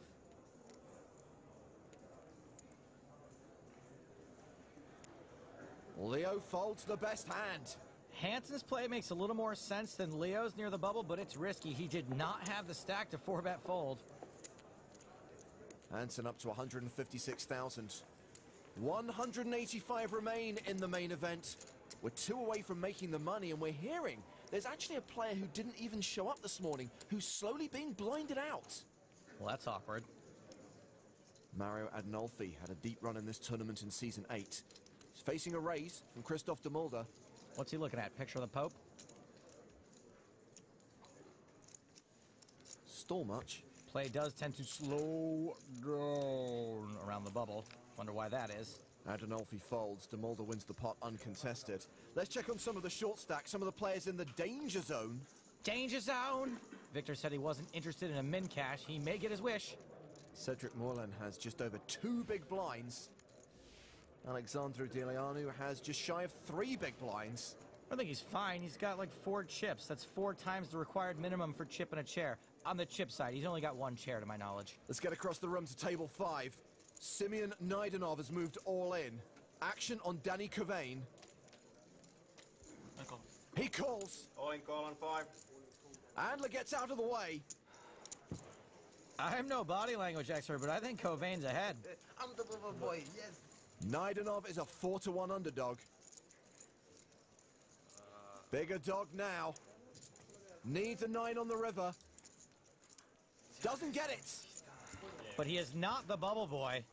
He's the bubble boy. We are down to 184. Stop the clock. We've reached the bubble.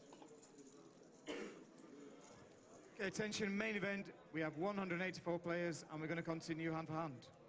Dealers, if you have an all-in call, you must stop and call the floor, and the cards must stay face down. Let me take a photo first, okay? Hello, Kitty. Quo. Okay. Tag it, Survivor. Hashtag Survivor.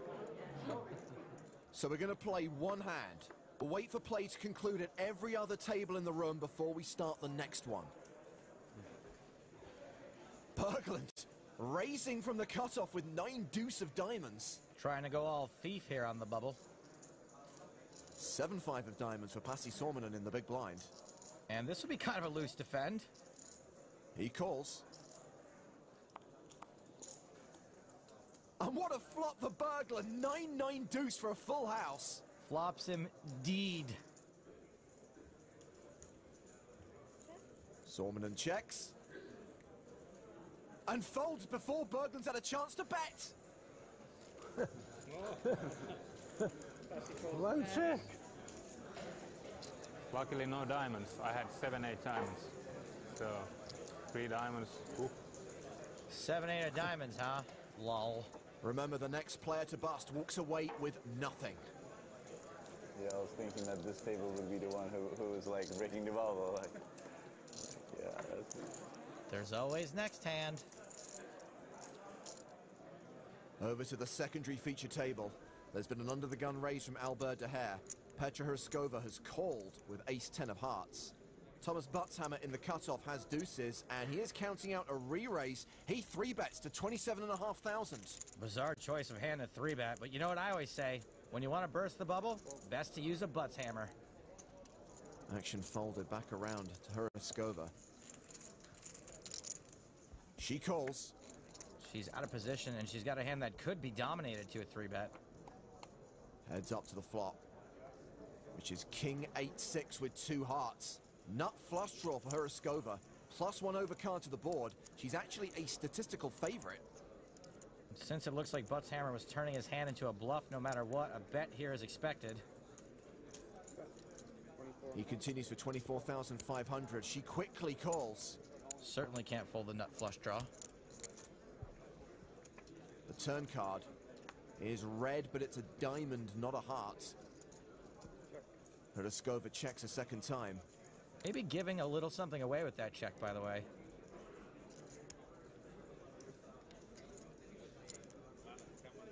Buttshammer not slowing down.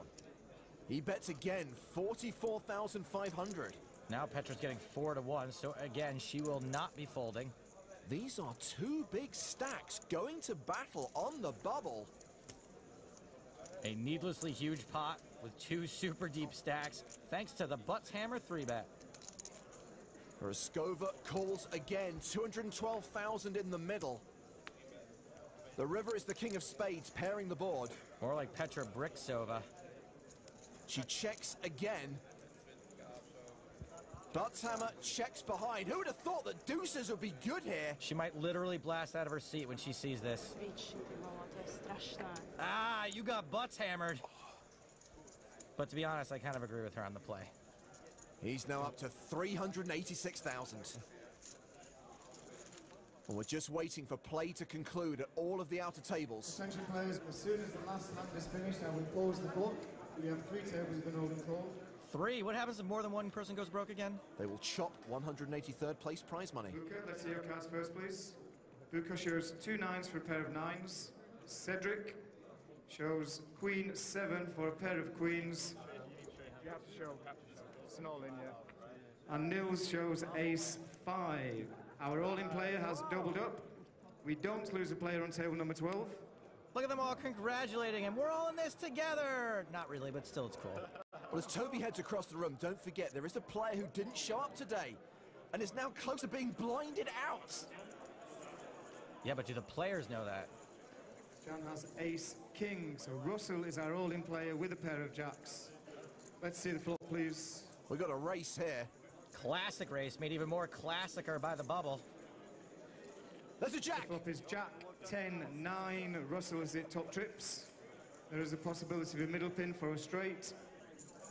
Next card is an 8. It's 8, 9, 10 jack. Russell is still ahead. And the final card, please. Ooh, and they can chop too. Final cards are 4. We do not lose a player on table number 21. 2 all-ins, 2 survivals. We're going to go to our next table where we have an all-in call. It's Stevich's table. Can we go 3 for 3?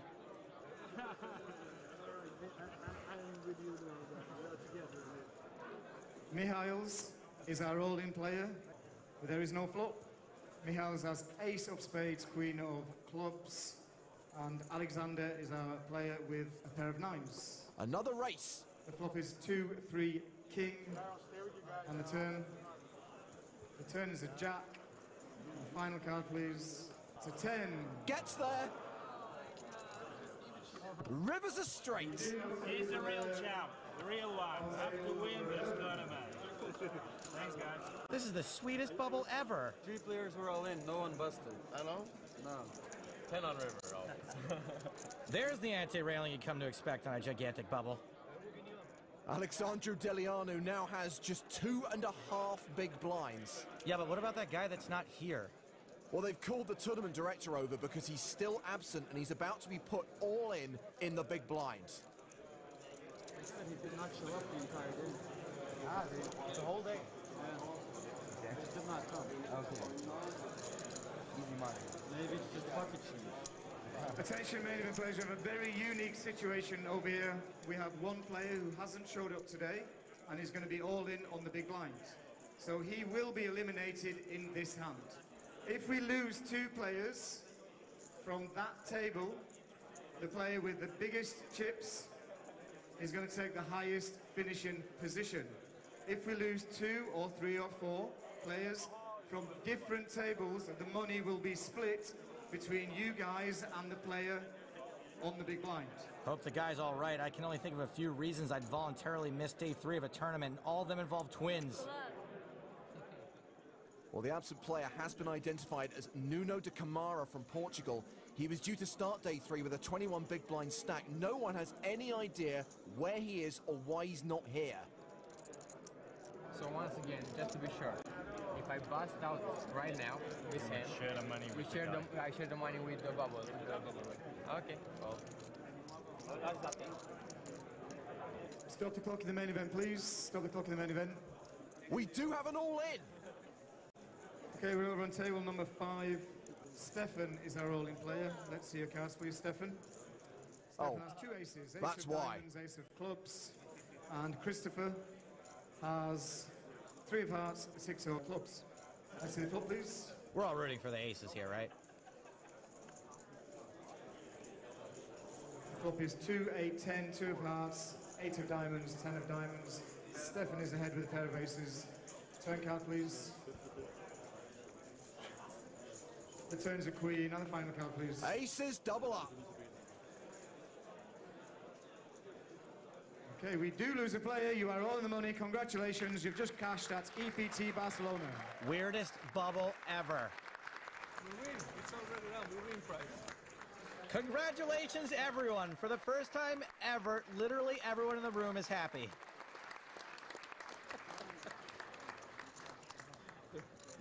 Now that we got to the money, we can fight.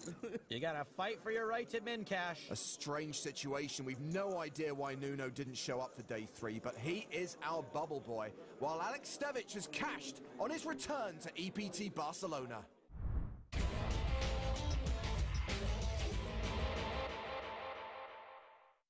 Two of the players at our feature table, Neil Farrell and Kim Okoko, are still riding high. Let's get back to the action at our feature table, where we are going to sweat with a Demulder. Christoph of that ilk. Action has been folded to Neil Farrell in the small blind. Oh man, blind on blind hands are tough. I'm rooting for a walk. Dang it. Not going to happen. Farrell raises to 17,000. What do we got? DeMolder's hand is ace-5. Yep, gotta call it this. No need for a 3-bet because we're usually either a little ahead or real far behind.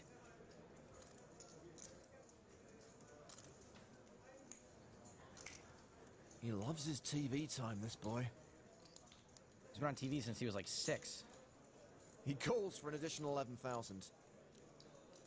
We go to the flop, which is ace-high. That's top pair for us. Farrell set to continue. He bets 20,000. And we have to be expecting he's going to continue his entire range here, which is super wide, small to big, so of course we have to call this. There's the call. 81,000 in the pot. Another ace on the turn. Trips now for DeMolder. I'm starting to like this more and more. That was a weird little stutter step. Wonder what that means. Farrell bets again, 35K. Whatever, doesn't matter. We're not folding. It's kind of hard for us to be beat, but what makes me worried is it's also kind of hard for him to be bluffing. Excuse me. Must be allergic to betting in the trips. DeMolder calls a second time. 9 of hearts on the river. This is not a good card for us.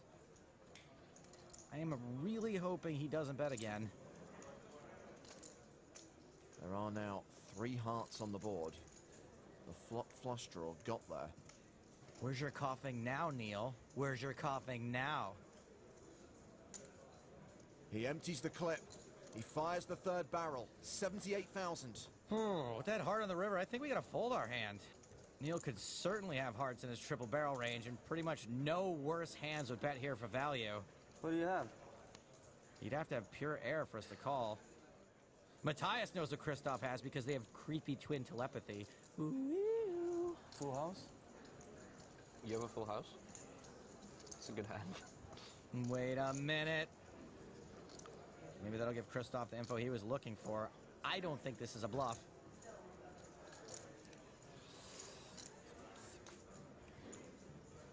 It's an insane bluff. I agree. This bluff would be fairly insane.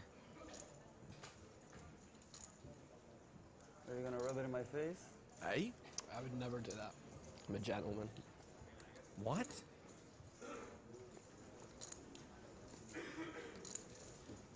DeMolder folds. Neil Farrell also had ace-5, the same hand. Ah, that's terrible. My ball just dropped under the table. What did you fold? I thought I knew what you had, and then I wasn't sure. Might have been value betting the worst hand then. That's probably not what you want to hear.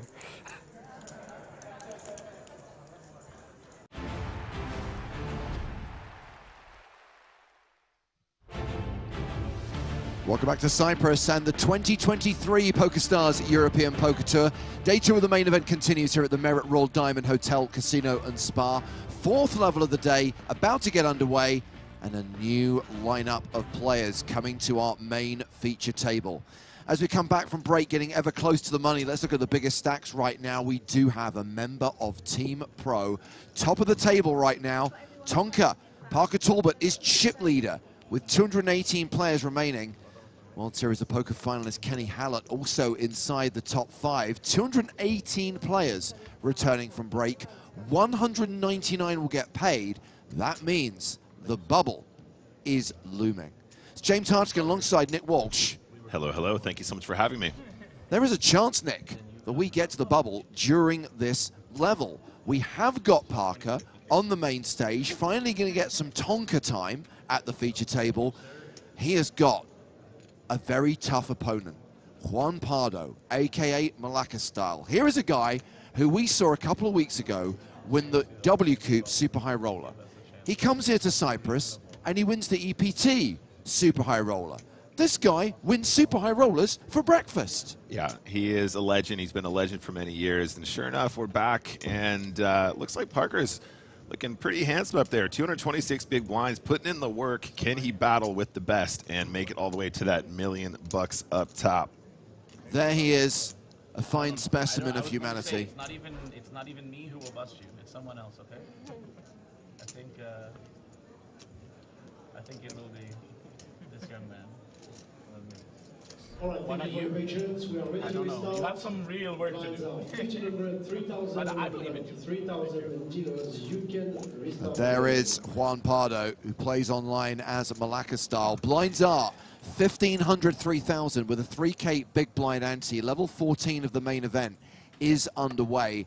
Bubble on screen, 200 is when we go hand for hand. The bubble will burst when we get to 199 and we will be in the money. Prize pool here at EPT Cyprus of $6.4 million generated by the 1,320 total entries. I actually did tell my mom. Tell my relatives. I told my mom I was going on the feature table. She makes me tell her every time. Hello, Mrs. Tonka. Like, I'm at the feature table with Parker Palmer, and she's like, "Oh my God!" Then she this freaked guy. out. Yeah. Get an autograph. I said, "Sure." First hand of the level, first hand of the session. First hand got a walk. Juan Pardo gets a walk. Yeah. That's why I said. You see what That's the happens kind of when you respect take that the case, he they just fucking commands. Unbelievable. And for good reason. I'm so excited to get some Tonka time, though, guys. I know a lot of you out there were waiting for this moment. Let's see if he can do us proud. His teeth are gleaming. Sweater. He's what? His teeth are gleaming. Great. You're blinding me with your teeth. I was reading Rayton, and I thought, like, this doesn't make sense. Like, what kind of brand is that? Rayton. Yeah. We've got one online qualifier at the table, Gerard Carbo from Spain. Qualified on PokerStars ES for 250 euros. Doesn't actually play that much online. He's been playing a decent amount of live events this year and has cashed a couple of EPT mains this year, made the money in Paris and in Barcelona, accruing 195K in live earnings.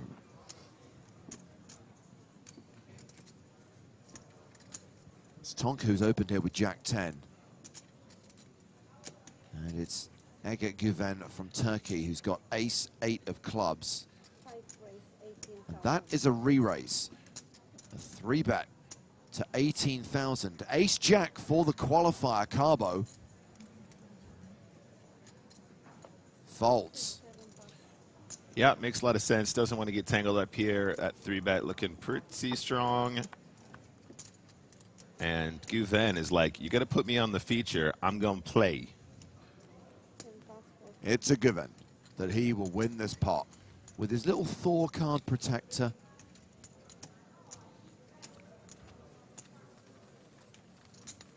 That's a good-looking Thor. That's it, cameraman. Get the focus right. Where's our cool mini TVs? Oh yeah, that's a that looks like a comic Thor, like a comic book grade Thor, not just the official Marvel Universe Thor.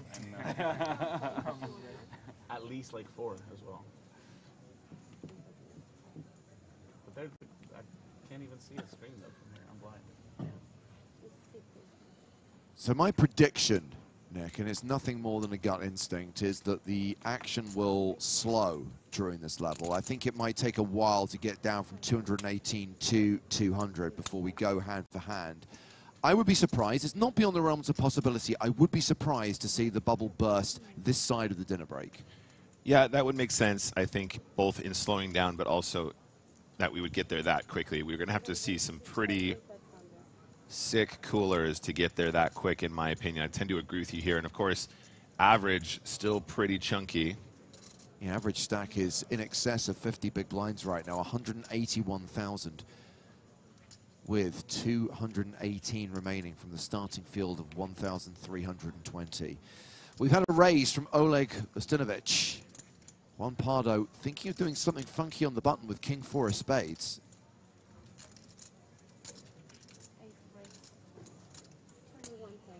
And he has decided to re-raise, 3-betting to 21,000.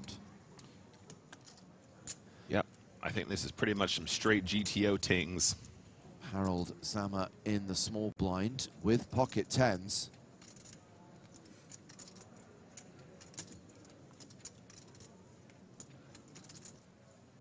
All in. Decides this is a spot to rejam for his last 89K. And this is likely to be met by folds from the other players. Whittling him down, whittling him down. Don't dislike Juan Pardo taking that spot there, though, Nick, and talking to Sam Grafton last night, and obviously Sam was with us on stream for the super high roller that Juan won during WCOOP. He was at the table with Juan when he won the super high roller here in Barcelona. Said he is playing phenomenally well right now, phenomenally well. Sure, absolutely, and of course, what a treat to get a little bit of Sam Grafton in the booth. Guys out there really playing those stakes, and obviously a great communicator here on stream too. Shout out to our boy Sam, fellow team pro, fellow ambassador. But you know, he's just a legend. He's got so much experience, and you know, he's taught so many of the others to become the best. Pardo and his squad out there crushing all kinds of seriously high stakes poker. Sadly, I don't think we're going to be blessed by Sam's presence in the booth during this event. Sam had a couple of results in some high buy-in events, but did not progress beyond day one of the main event. So I believe is leaving Cyprus. I mean, he really should have just locked in and just done commentary for the whole stint. You know what I mean? Yeah, absolutely. I mean, you know, no comment on work ethic here. I believe there is a high stakes series about to kick off in Monte Carlo that Sam is preparing for. As we see Mr. Pardo open in the cutoff with Jack 10. Round to Mario Tratu in the small blind. And now Bastien May in the big blind.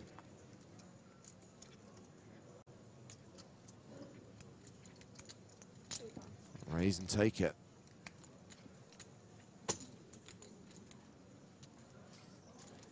You really got to feel for the dealers on this extra large table, James. So much reaching involved. I know you guys can't probably tell from there, but we were doing some testing on it the other day. Much larger than your average table, and the shorter dealers have to really stretch to go and collect the chips and distribute the cards. Shout out to our fantastic EPT dealers here in Cyprus. Always sterling work. Best dealers in the business.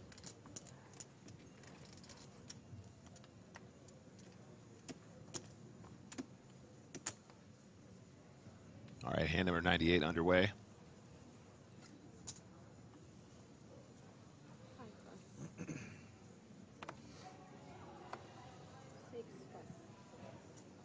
Ace 4 for Ustinovic. That goes in the muck.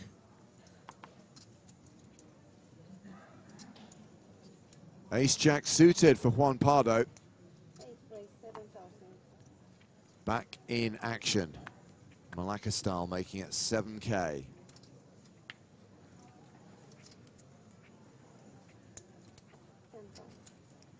Tratu on the button with King 6 of spades.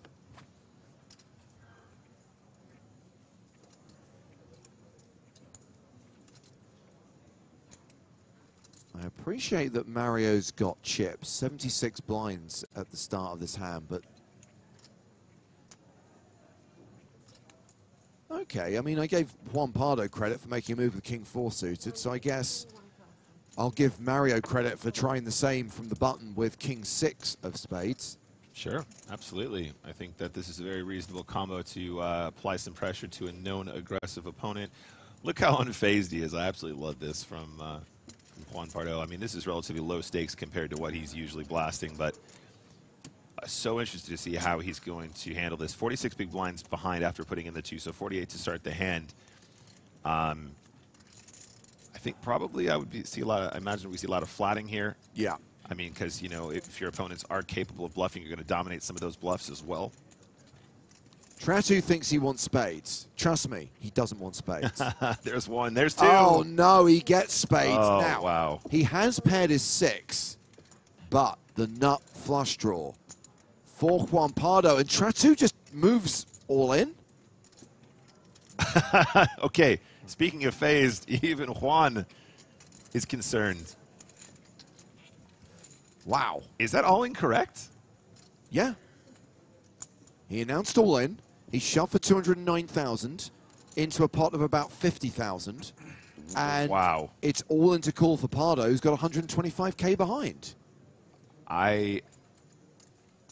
He's literally doing the math in his head right now. He's going, okay, what's my equity? What are the odds I'm getting? Because right now they're not great pot odds, but he has an absolute monster draw. He does not realize that even though he is currently behind, losing to a pair of 6s, he is a statistical favorite here. I was not expecting this from Tratu.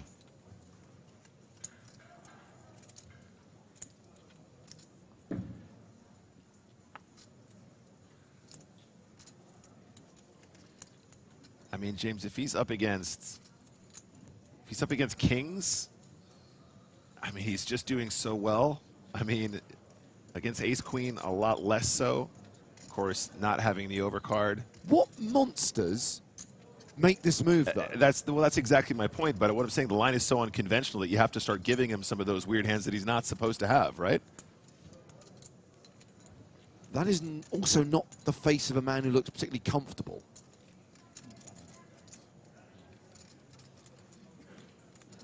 This is a very, very unconventional spot.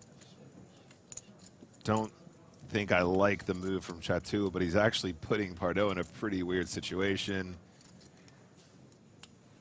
This is so far off GTO, James, that you've got to really reach in. Someone's called time. Malacca style's going to be put on a clock. Oh, wow.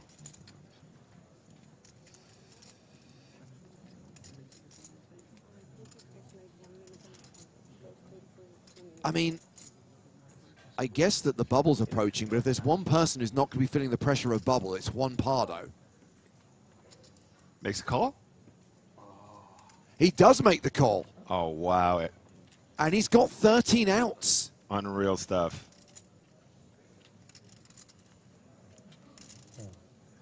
Well, Juan Pardo is the at-risk player. He is currently behind, but is a statistical favorite. The only question is, are 13 outs too many outs?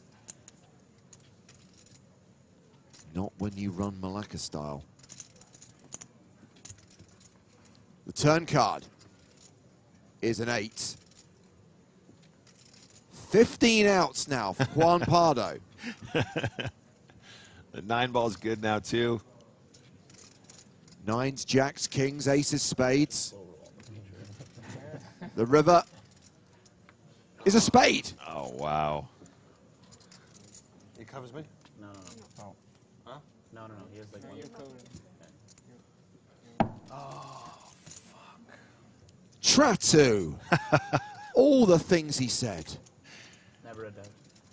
I mean, it was always going to be a cooler James, no matter how the hand played in Tratu's defense, but definitely not the line I was expecting. And Juan Pardo managed to just get there.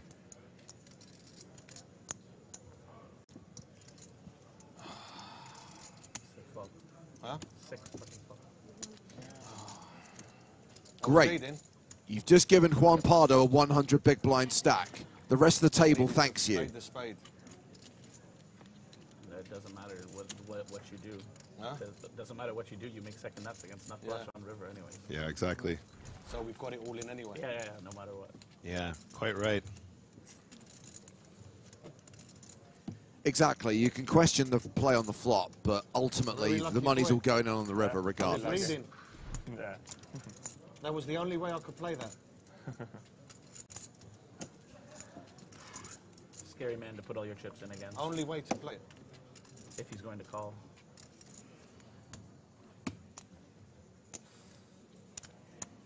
It almost came true.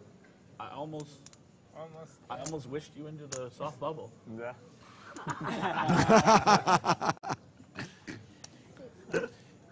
Yeah, I mean, if he has like just the nut flush draw without the gut shot, I mean, and without the royal, quote, his perceived royal draw, I mean, maybe the overpot takes it down.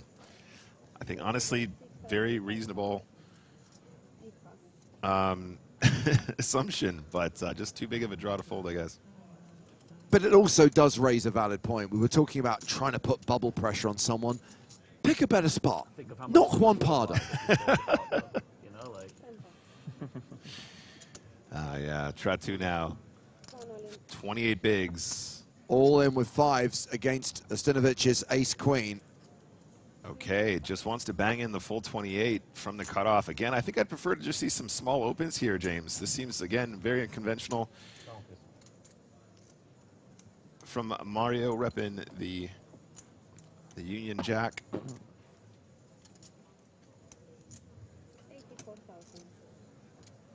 I mean, I think we might actually see a flip here as well, gang. Ace-queen seems like a very reasonable call, especially coming off a beat like that. Mario clearly a bit frustrated by the outcome there, as of course anyone would be. I certainly am not folding this hand in this spot.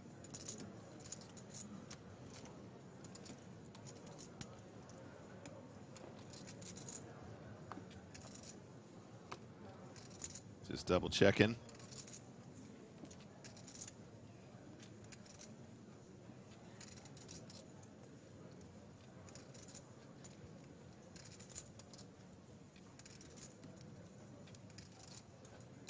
Wow, big fold there from the ace-queen.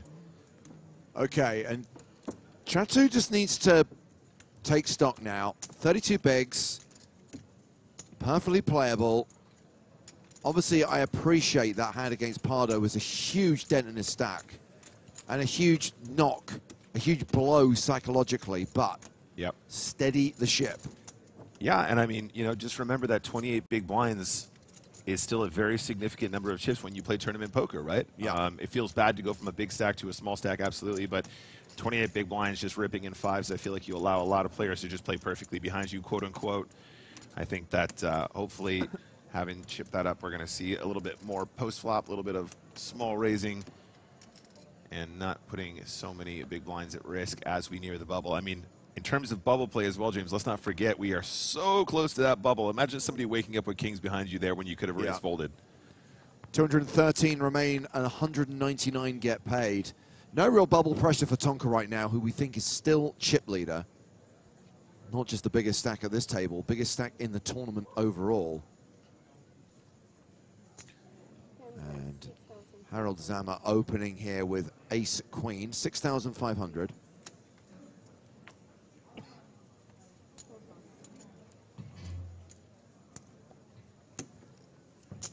Mega Govan in the small blind with the sailboats.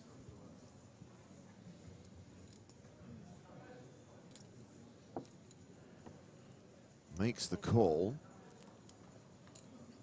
Gerard Carbo in the big blind, queen three of clubs, calls as well, and we're going to go three-way to the flop.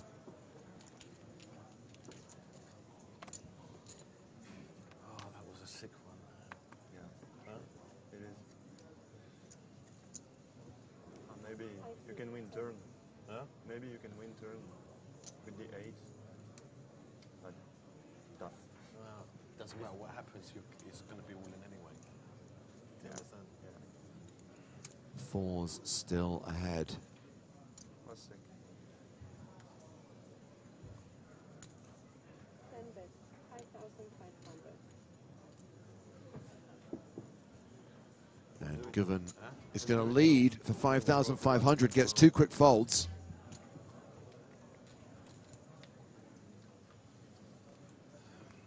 And that's the thing the other players are trying to say to Mario Tratu, which is, Sick flop for both of us. don't obsess over the flop. Don't obsess over how the hand played out, the fact you got called there. By the river, it's all going in. Just accept there was a cold deck situation. Just accept this stuff happens and move on. Easier said than done, granted. I mean, yeah, mental game of poker, always very tricky, absolutely. And to become better at poker, so much of it is mental and so much of it is to shake these moments off. Let's not forget, though, Mario still got 32 bigs here. That is more than enough. Absolutely mounts. Do you know how many people would kill to have 32 big blinds at this stage in the tournament when we're just about 4 off the bubble? 14, Nick. 14 off the bubble? I'm all for being kind of in the ballpark, but 14 and 4. My apologies. I glanced at for just a moment.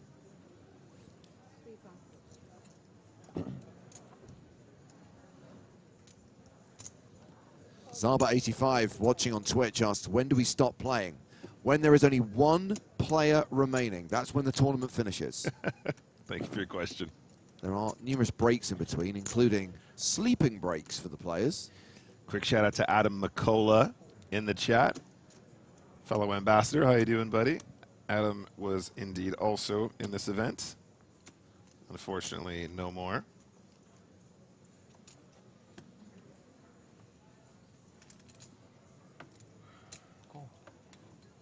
So Tonka's raised with 5-3, called by Govan on the button, called by Carbo in the small blind, and by Ostinovic in the big blind.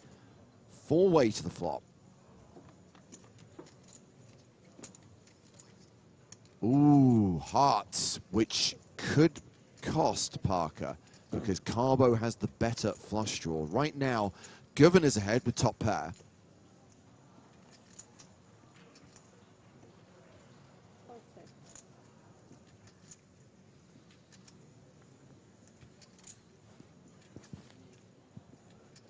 With the action check to the button. Aces bet, 8,000.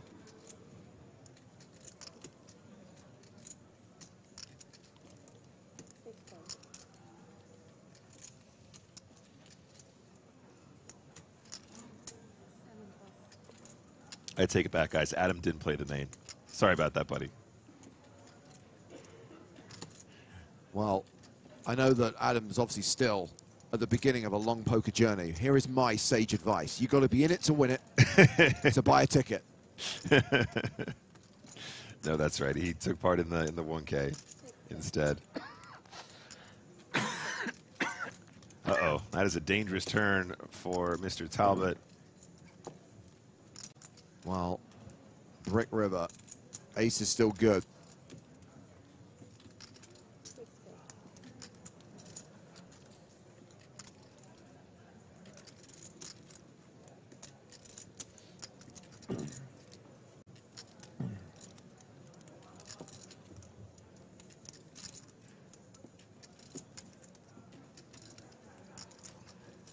Does Tonka think he can push his opponent off a weak ace?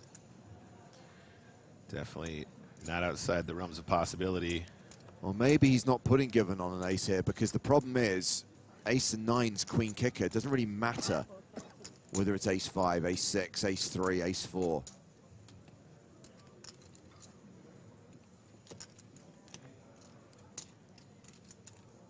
Yeah, this is getting called.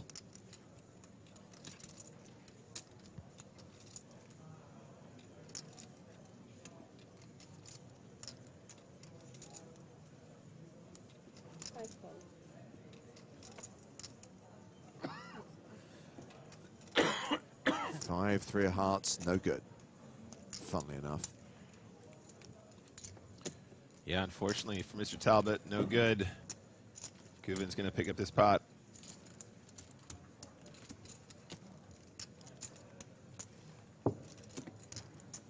Look at Tonka giving him those extra chips there.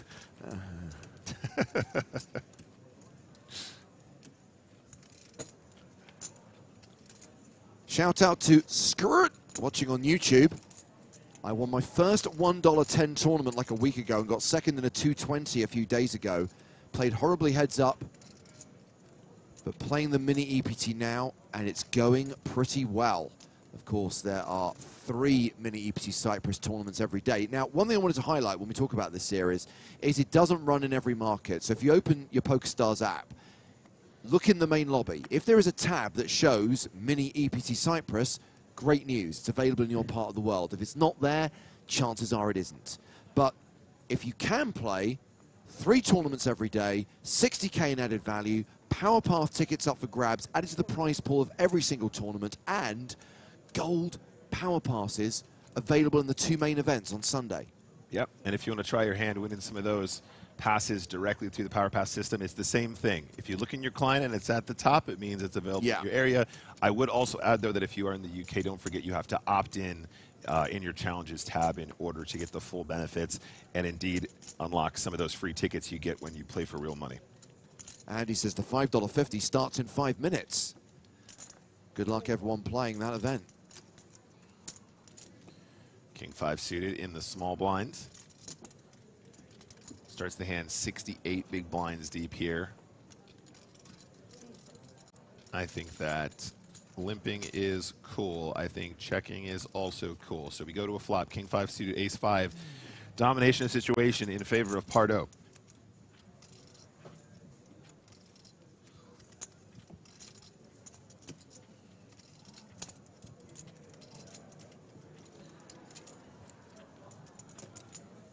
What do we think about these glasses, chat? I'm digging them. It's a look, and he's owning it. It's a look. It's strong, and I respect that.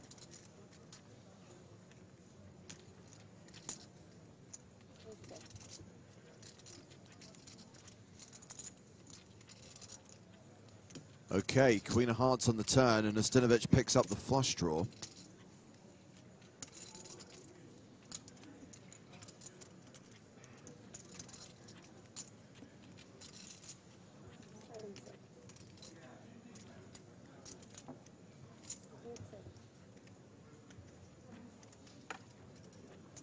But the inconsequential deuce of diamonds on the river, and ace high is still the best hand.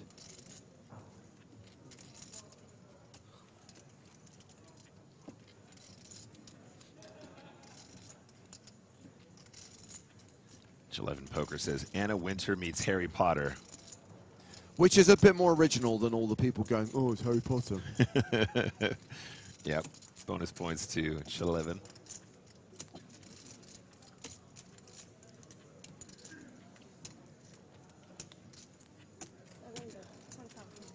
Well, if anyone is capable of making an ace-high hero call, it's Juan Pardo.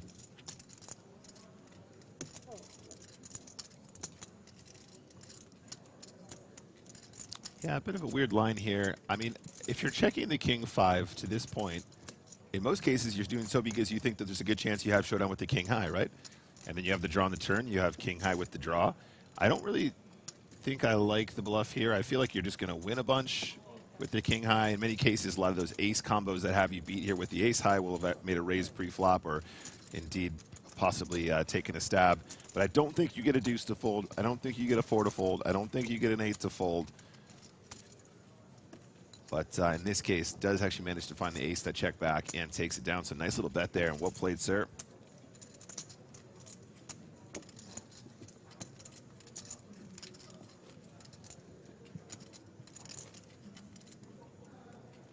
When do you remember that? What was it? EuroLeague or was it UEFA Cup? Malaga against Bayern. Do you remember that? Number, yeah. It was good for Bayern, right? Yeah. Yeah. But it was still a UEFA Cup, right? A long time, yeah. You know, James, I just prefer if they wouldn't use the F word on the table. You know what I mean? I guess so. I'm not sure. No football. No football chat. That's keep that in the stadiums. You know what I'm saying?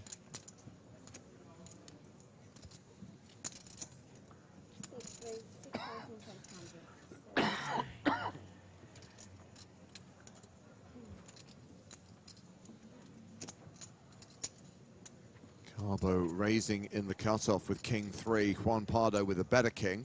King Jack in the small blind. Both players very deep, around the 100 big blind mark. Juan Pardo just sub 100, but I think he's just debating whether or not to have a 3-bet here. And computer says yes.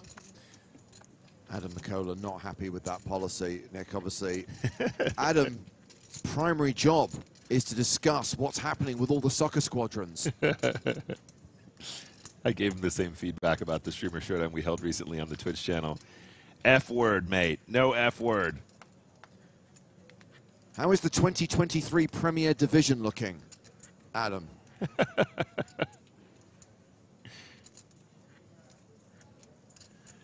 Oh, Raksha in the chat as well. Absolutely blown him up.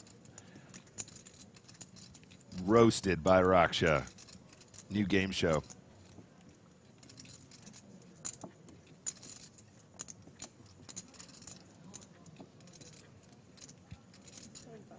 So Pardo's 3-bet gets a fold from Zama in the big blind. Carbo gives up his king 3. And it's got to be so tough to be on these tables with such talented players. The pressure applied constantly. You know when you first started playing poker, James, and you're like, hey, we're all learning here. Should we all just call and take a flop and we'll go from there? It's not where we're at anymore. Do you remember the Borussia Dortmund Malaga? Didn't they score like 2 goals like in the very last minute? Yes, with the bar is out the line, the 2 goals. Oh yeah, I do remember that. Yeah, the semi-final with Real Madrid. Malaga seems to be open for like crazy games. Yeah. A very good team this year.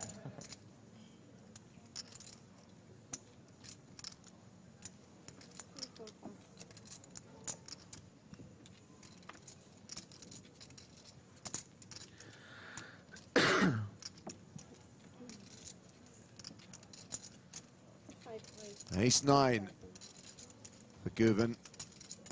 Raises to 6,000. Carbo Queen-10 of clubs. An attractive hand. I don't think anyone ever misses the opportunity to 3-bet Queen-10 suited, James. Ever. 45-minute break after this level, is that right? Nailed it. And Parker is correct. There is a 45-minute dinner break at the end of this level. He seems confused. What does it matter? Do you not want to eat? Food, Tonka. Food. The stuff that you're meant to consume with liquid. I mean, Tonka and the lads raving it up last night. There's a chance he hasn't had a chance to eat anything yet, James. Needs to fuel up so he can take this tournament down. There's never a dinner break. It's just always 20-minute levels until the end of the day. 5 levels, 20 minutes. So. Not true, Parker. It's normally a 30-minute break, but we've extended it to 45 so that everyone can use the free buffet upstairs.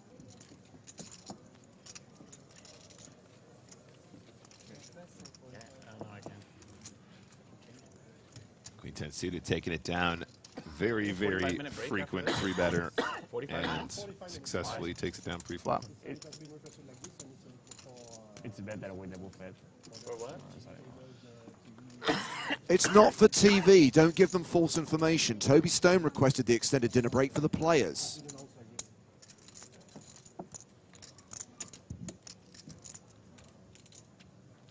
We're staying here for two levels, right? I don't know. Probably.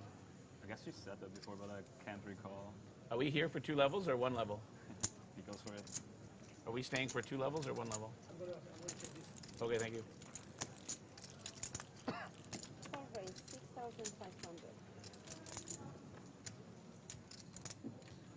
All right, Tonka back in the mix. Love to see it. UTG opening ace-queen straight into Guven's queens.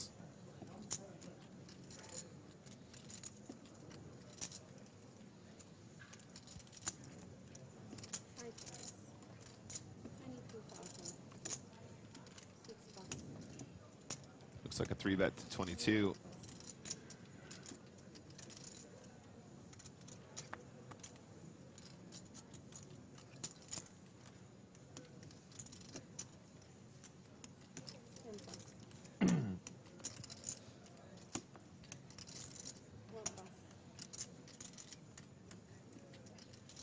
Oh, wow.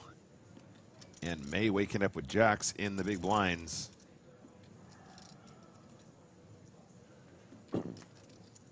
Looks like he's just going to bang it in, though. Really reaching for the all-in button with his 16 bigs.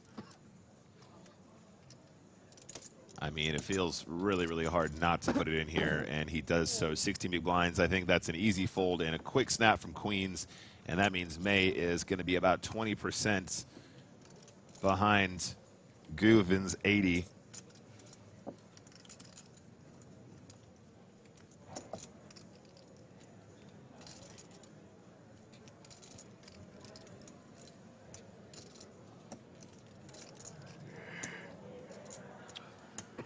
Attention players in the receiving team. Once play has finished, you have a 20-minute break. 20-minute break, mystery bounty. Queens holding. There's only 2 Jables left. Hey, I folded a queen if it makes you feel any better.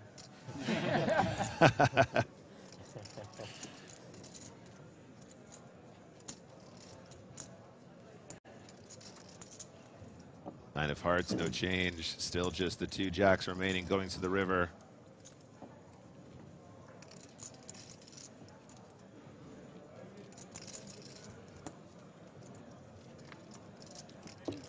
No improvement, and May exits the tournament just shy of the min cash.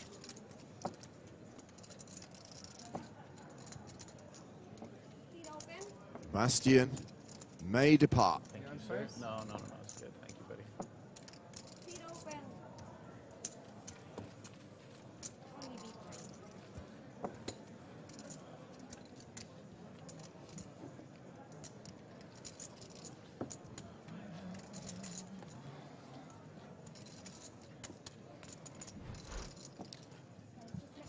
Mr. Goodwin there. 364,500 chips now. 121 big blinds. Nice little setup. Pretty bad. I don't think they should do this. I don't think with 200 tables that there should be one table that stays on two orbits in a row. I think it should change every orbit. Yeah, I don't like it.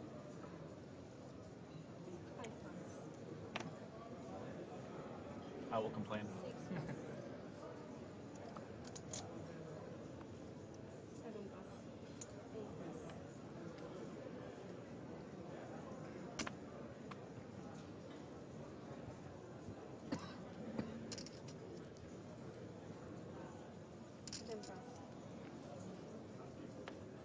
I want to check out the small print in your contract, pal. I was going to say, you got to give the people what they want. The people want Tonka. Give the people Tonka.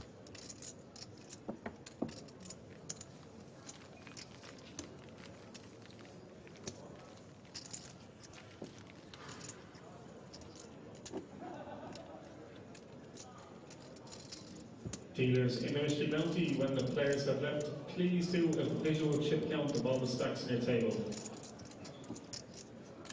Big Deal O'Neill in the chat saying, it hurts to bust just before the break online. Is that magnified for these big live tournaments? The answer is yes, absolutely. Because you got to do the walk. You got to walk back to your hotel. You got to think about what if you just did it right. The fact that it's a larger tournament hurts because it was a bigger buy-in. It all adds up. It's all part of the mental game to shake those off. Try and get back in the game and play your best poker in another event. Try and make your trips to EPTs as profitable as possible.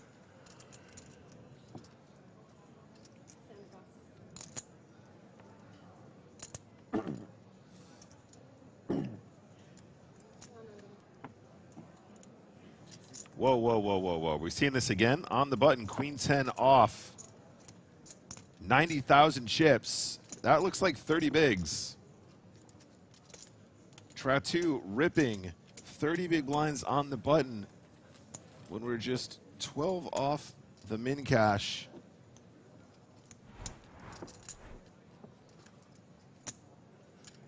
Tonka still playing 200 bigs. Tratu the shortest stack of the table, but a comfortable 32 big blinds. Now we are in third division. Third? Yeah, the last day are down. It's the worst moment in the... Did they go broke or? Yeah, it's broke. Okay. Not so good. Not so broke. Micromistakes.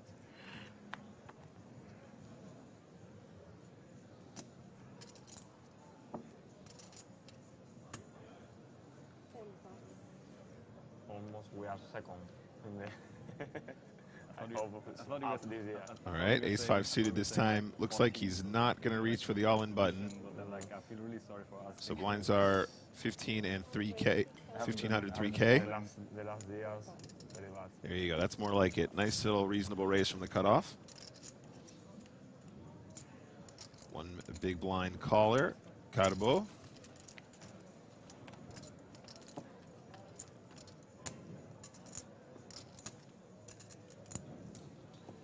And the flop is Jack, Jack 5. Trotteau flops best. 17K in the middle.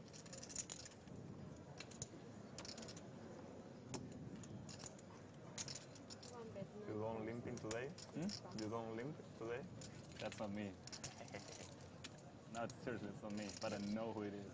Yeah, little c-bet and a pickup. Nice work. Hopefully see a little bit more of that from Trotteau. Less of the huge overbet jams. That really puts him at risk if a player wakes up. It'd be such a shame to bust this close to the min cash. Are you Spanish? Yeah. Yeah. What's your team? Barcelona, but not too much fanatic. Okay.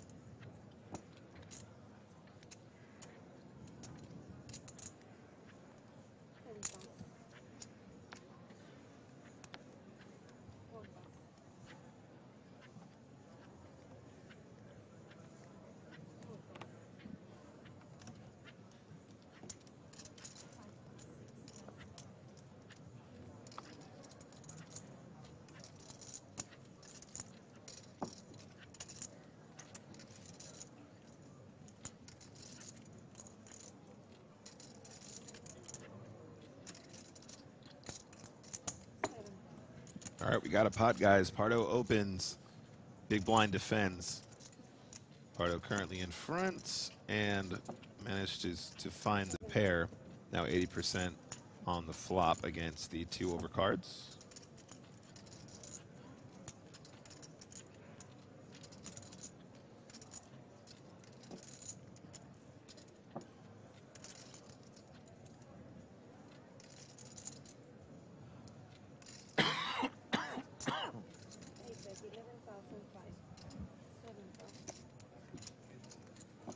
Pretty standard continue and gonna take it down.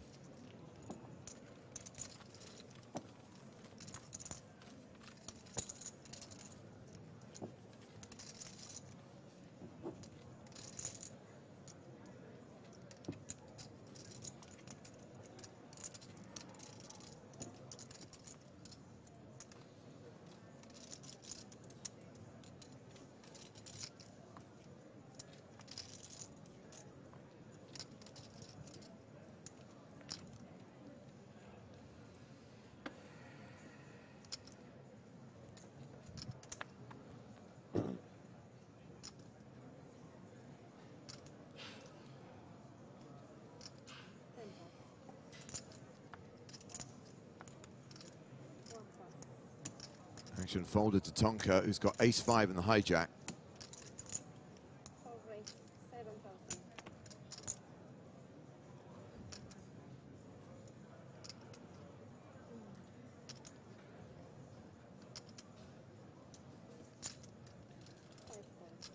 All right. Guven decides to call with the 7s in the cutoff.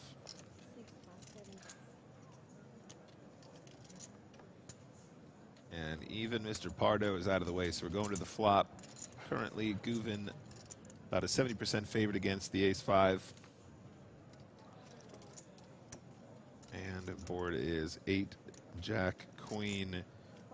Quick check from the ace-5 off. Obviously a board that's going to call in position there, going to hit that pretty regularly. So Tonka down to 8%. Would require Barry Greenstein to win this pot, unless he can push. Given off 7s at some stage. Gets checked to the river. 8 of hearts pairing the board. Yeah, it's just whether or not Parker wants to suddenly turn his hand into a bluff here. When your opponent is checking in position on 2 streets there, doesn't feel like they have a queen, doesn't feel like they have a jack, but often they'll turn up with pretty much exactly what you'd expect, and they're not going to find a fold given no aggression on the previous 2 streets. So sure enough, check, check. Both players happy to take it to showdown.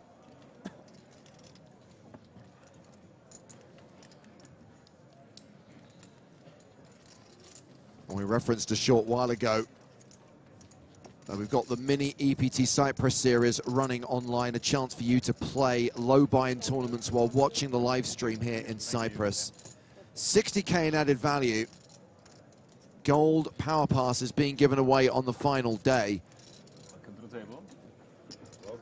Of course, those gold power passes can be translated into live event buy-ins. Don't forget, we're going to be in Vegas next month as the North American Poker Tour returns.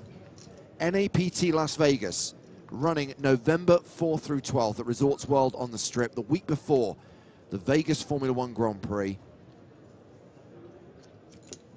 Details of all of the tournaments on the schedule available in the PokerStars Live app.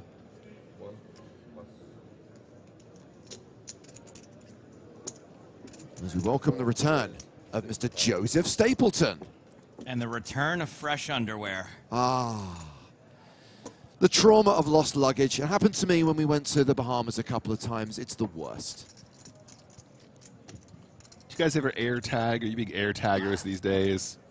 I'm not big on any of the surveillance stuff. Like, I got a Ring doorbell at home, but it's not hooked up to anything. Yeah. I just feel like it just makes everyone crazy, tracking everything all the time. I get that, but I mean, how many times have you lost your luggage in your lifetime, Joe? I think this might be the first time. Oh, really? The second, and Also, both times it showed up. It's never been lost. Exactly. It's not lost. It just didn't make the flight. You know exactly where it is. Okay. And you know exactly what they need to do to get it to you. It just takes an eternity. So I thought I was in the minority because I've literally never had that happen to me. I've always been very lucky in that sense. But I thought, traveling more with you guys. I thought you guys would have experienced that a ton by now, and then I thought maybe there was a chance the air tags might be a good precautionary, measure. So far, so good. I haven't needed air tags for anything. So half the level still to play. 209 players remaining. That means we are 10 away from making the money in the first ever EPT Cyprus main event.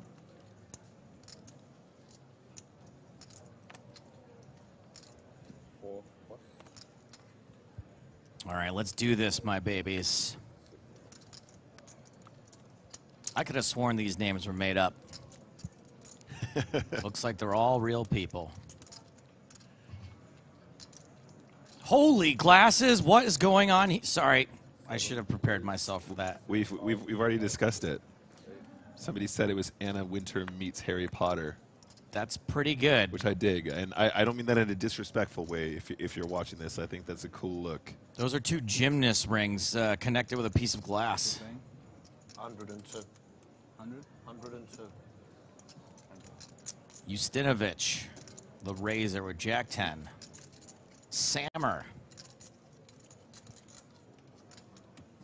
Ace Jack suited. In. Just a call.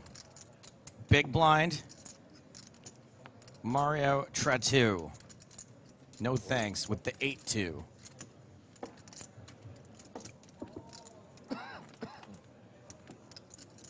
And we are going to the flop. Ace, king, queen. One heart, and that is a straight. Looks like Justinovich. Looks like Broadway to me, baby. Flop the absolute Brazilians. And a great opportunity to get value when your opponent has a strong hand and almost no equita. You must respect my equita. Then a call. Turn card is the deuce of diamonds, so there goes 0 equita now for Sammer. No chance. Excuse me, there is still a chance of a chop here. You didn't know what I was about to say. I didn't have to say excuse me, but I knew in my head I was about to say something that was wrong. Sammer checks.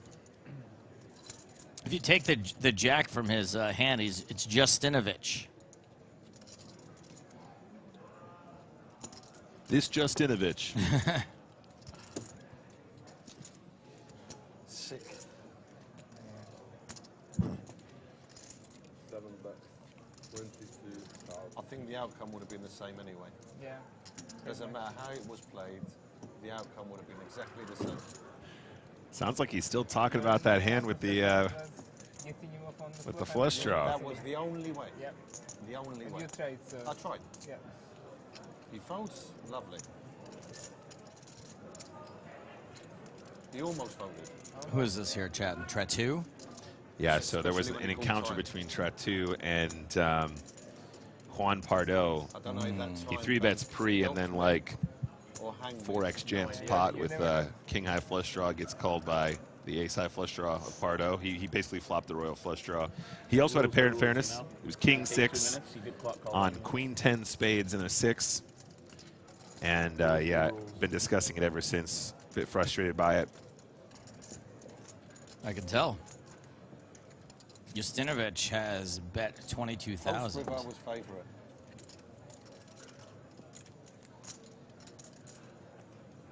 And Sammer lays it down. Wow, very disciplined. Lays down top pair, good kicker, draw to the straight to Broadway. That surprised me as well. I really thought maybe we would have seen at least one more call there, but gets away from it and is correct. What the heck? Lucky River, right? Lucky River. Maybe those glasses are reflecting the hold cards. Him calling time, did he? We got a walk-off here, it looks like. Papo MC, Busto MC. Shoved king 10 into queens. Didn't get there. Eliminated at the hands of Anton Vig at our previous feature table.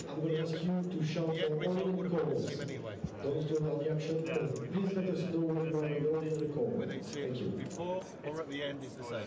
Yeah.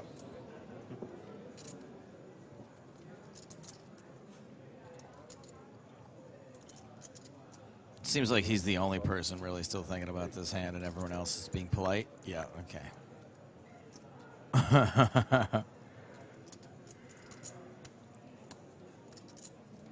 I love a chatty Brit.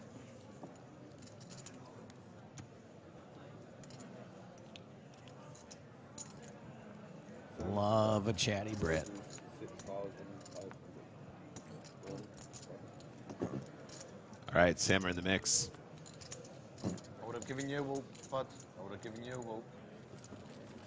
It wasn't a good one. Barton had to spoil it for us again. Raise and take it for Harold Sammer.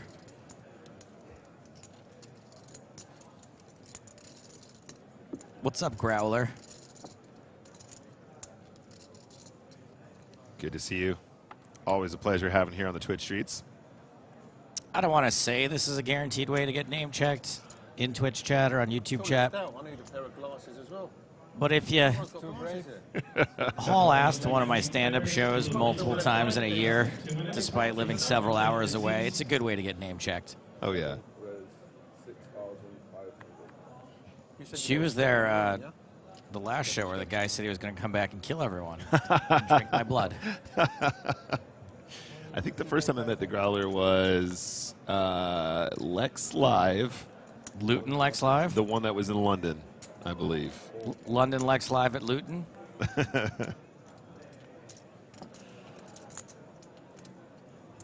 DJ VS says, man, I'd be there if you were funny. No, you're not there and you're not here either. You bet. Whoops. You banned. You're not even going to get to see people come to my defense and say that I am funny. King, Jack, a deuce, two spades. Pair of jacks. It's a goofin. Without? No, it'll bust. About 6 more people, but it'll bust, yeah. And mystery bounty dealer is see if you've got 2 players on ball back. Please prepare your deck. 199, Please start in about 60 seconds. Mahoney 888 wants us to know that Luton is not in London, gents. I understand that, but it is alliterative. Just like you're about to be banned. Bye-bye. Parker, what's that tattoo? What's that tattoo? Winnie the Pooh. What's the history behind that? And Tigger. What's the history behind that? It was like my favorite show growing up. I had like a little bear that I fucking kept until I was like 11 years old. And Yeah? I watched Winnie the Pooh like all day, every day. What? Until I was like, I did not know this about 9, 10 Parker. years old or some shit. I was a big fan. There's Yeah. what? I can Mystery see bounty why. players, dealers, new line levels. Small line 500, big line and empty 1,000. Okay, so Dealers begin today at noon. Tonka has a Winnie the Pooh tattoo, and apparently it wasn't from a lost bet. Apparently, it was just because he says he was a massive fan. I don't think he ever stopped being a massive fan of Winnie the Pooh. If you're Well, it's in the public domain now, at least, Winnie the Pooh, so. Yeah. Because they got that Winnie the Pooh horror movie. Probably today Did you ever actually give that a go? I did not. No, neither did I. HDHS, probably. HDHS? Attention deficit syndrome. Oh, ADHD. Yeah. Close. Very close. Very close. Hello, guys. Hello. Hello. Okay. Not really sure the tournament You also staff should happen be to announcing a- that, but he seems you fine also with happen it. to be a Super Hero Laguna? No. I'm not that close. Yeah, just normal hero. So we've officially Because you're ruining my night. doubled the number of online qualifiers at this table. Robert Kazan, Ruined the afternoon. you're Romania, describes himself as an amateur player, an IT guy who just loves watching and playing poker from time to time. Best ever live cash is 7,500 euros, 20K in live earnings. He's about to be a dad. So he's trying to win a little extra baby money. Hey, 2023, it sounds like he's having a great year. It does sound like a great year. Made it here from starting at $27 and is about to cash this poker tournament. We're officially in the red. We're 5 away from the stone bubble.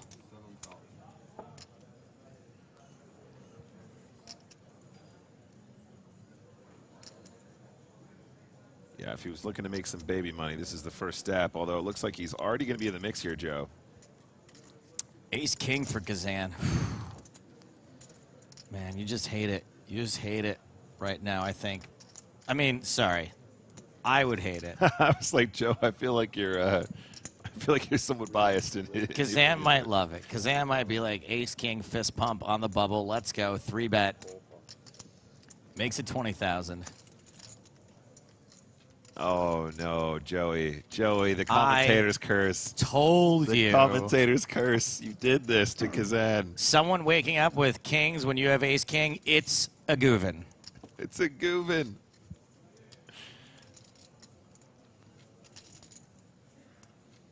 Yikes. So Guvin here, 118 big blinds. Got Kazan well covered, only 36 big blinds behind after that 3-bet 220K. Pratu's just going to get out of the way here every time, but there's going to be a 4-bet. And the thing is, Nick, that, and again, look, we had the information that he's an online qualifier, but now everyone at the table knows that this is a first-time EPT player. He may read into that, oh, I'm being attacked now. Right? I'm being attacked. Oh, everyone at the table knows that I'm, ooh, Tratu. Not discarding his hand right away. I mean, this close to the bubble, a misstep here, Joe, would be very, very unfortunate. And I think in a cold 4-bet pot, this has got to be a snap fold. It's just got to be a snap fold in a cold 4-bet pot. If he shoves here, I'll get a Tratu tattoo. Oh, booked. Guaranteed, not guaranteed. There we go. We got rid of it. Okay, nice work. Gets out of the way. Oh, Kazan. Oh, Robert. Oh, buddy. I told you. See, Joe, I think you're right. The announcing thing is definitely a weird meta now. There's a weird meta game associated with the fact that he was announced as the first ever EPT he's played. Thing is, I think if Guvin had a cold 4-bet bluff here, it's probably a lot more likely to be in the big blind as opposed to the small blind.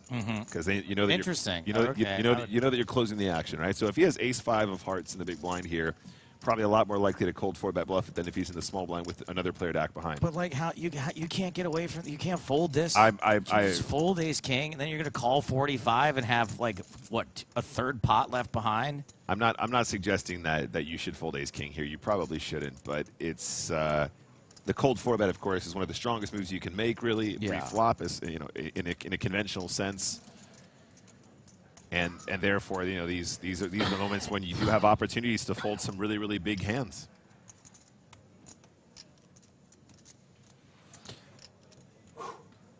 He's gonna lay it down.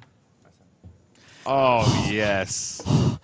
He's gonna watch that back. He's gonna watch that back, and he's gonna be very proud of that fold. Year of Romania. Year of Romania. That was the good one. Oh my goodness. You have the ladies. Who does that? Who can? I mean, you're just getting run over if you make that fold. But by God, it was the right time. Now, if it was a raise and there was a 3-bet and you laid it down, I feel like that would be a sign of weakness. But given the nature of the cold 4-bet in this spot, I think that was a very nice fold. And obviously, this close to the money, I applaud it. Nice work, sir. And I'd love to see our qualifiers going deep and getting some cash, too. Well, I'm going to see anyway. Glow and Bud. What a hero / coward. Oh, you're definitely winning the flip.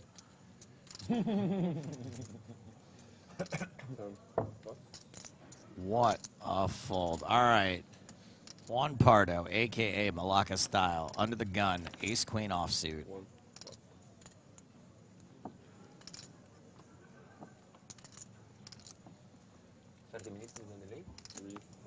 I think so, but I also saw them say that there was some technical difficulties and they started late, so I don't know if it's longer than that or something, but it should be half an hour. It is 1 hour today.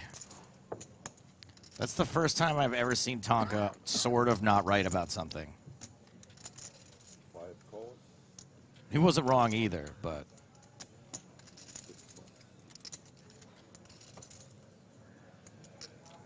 Guven in with 9-8 suited, and now it's Justinovic's turn with ace-king offsuit. These guys are omega deep here, Joe. Justinovich, 76 bigs. Pardo, 101. Maybe not mega deep, but of course super deep when you think about how shallow we tend to play tournament poker on average. Obviously a nice luxury blind level here. Nice slow levels here in Cyprus to go along with that main event title. Yeah, for sure. So this was a raise under the gun, a call on the button, and here is the re-raise to 33,000. This is a re-raise that to me says, I have ace-king. Let's not see a flop. Well, yeah, given the nature of the under the gun open and the fact there is a player behind, I don't think this is a super conventionally 3-bet squeezed bluff spot. Right. So I think you can make some tighter folds, and there you go. Just the man getting out of the way. He goes, this is probably just strong. Let's just play this face up. Yep. Yeah, just giving him a lot of credit there, and I think you probably should do. Now, if he opened from the cutoff and there was a call on the button, all of a sudden you're in squeeze city, right? That happens a lot more. All of a sudden, ace-queen goes up in value because there's a lot more combinations that can profitably 3-bet and does so against a wider opening range.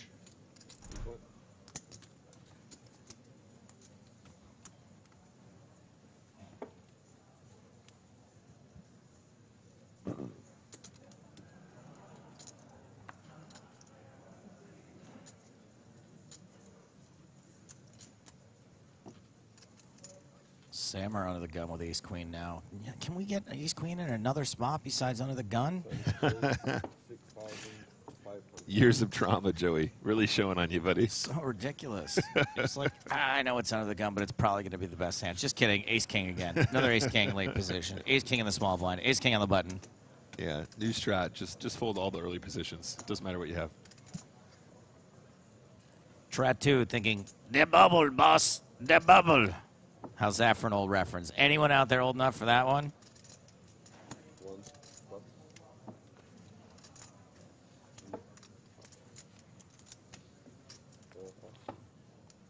Try 2.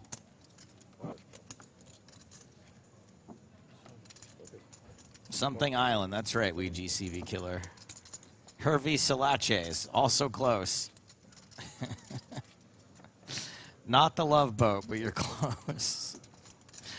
People closer than I thought they would be.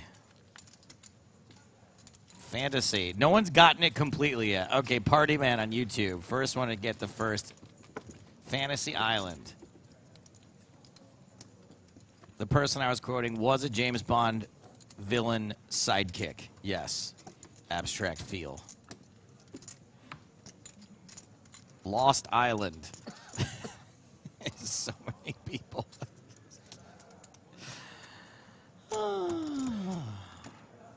So many people's getting a piece of it.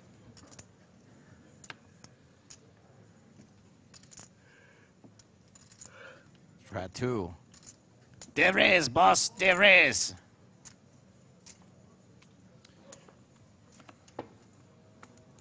Try 2 starts the hand with about 31 bigs.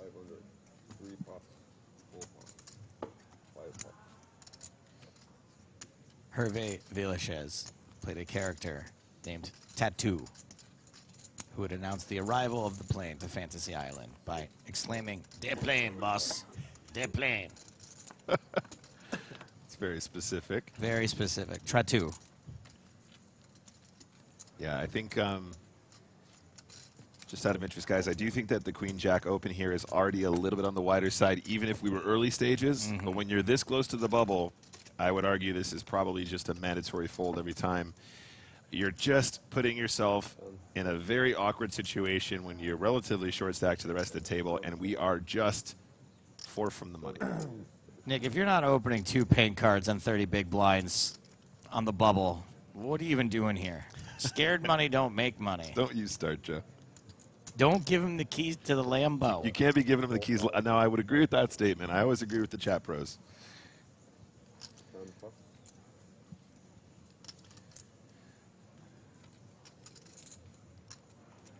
That's not to say he can't win this pot. Wish him the best of luck, of course. I just think in terms of risk reward, you just don't want to be in there with a hand that already struggles to perform from this position when you're playing full ring poker.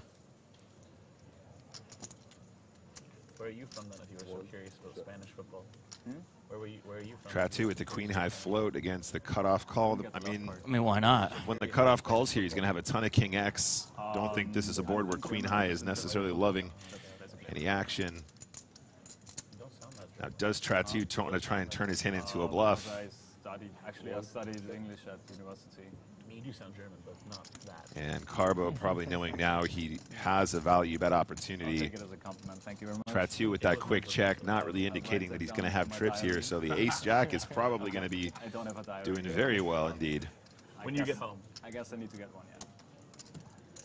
Probably knows he can Used to be a high school get teacher, some but- value from some weaker ace combos as well. And 33K in the middle decides to bet. 11,000. Wait, what? That was a queen high call on the river? It appears to have been a queen high call on the river. What a hero. But the queen high call was for the chop, right? Kings and trays with an ace? Yeah, sure. So calling for it was not a chop. Calling for a chop on the river there takes him down to 22 big blinds. We're just a few positions away from the money. You got to be concerned about sneaking in that bubble before you start making some hero calls like that. Every year passing by, not teaching I think that's great advertisement for not being bluffed in the Going future. back to your ways. The German accent coming back. 204 players remain, by the way. 4 from the exact bubble.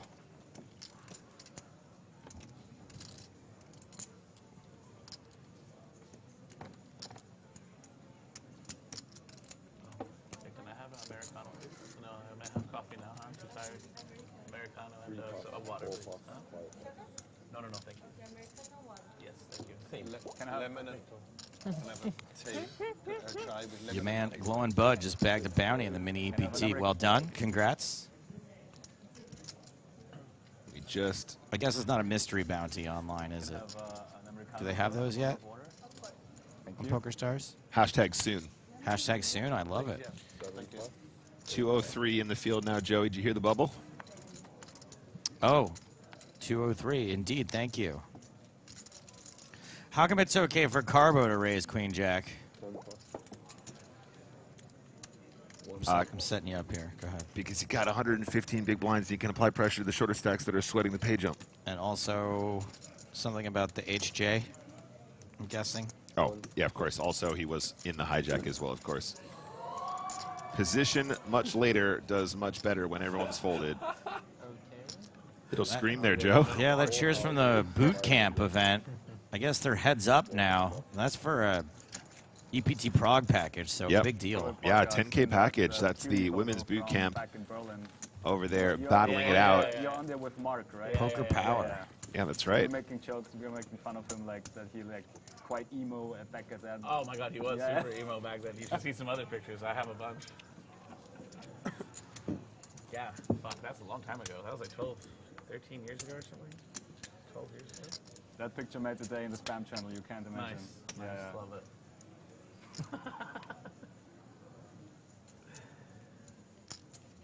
Yeah, Mark's English is good, right? 202 Yeah, because he's in the living field with right me. now. Actually, really? Yeah, for 2 years when we were like 21. Yeah, back then, yeah. Yeah, and I he wanted me to teach him like correct him all the time, like every single mistake he made. So it was just 24/7 English lesson. 6 plus. Very brave. Here's a pretty hand, Joe. Well, I mean, while berating him. Maybe the prettiest king queen suited. Arguably. Oh, wait a second. Can I change my answer? You are on it today, Joe. You keep calling these ones in.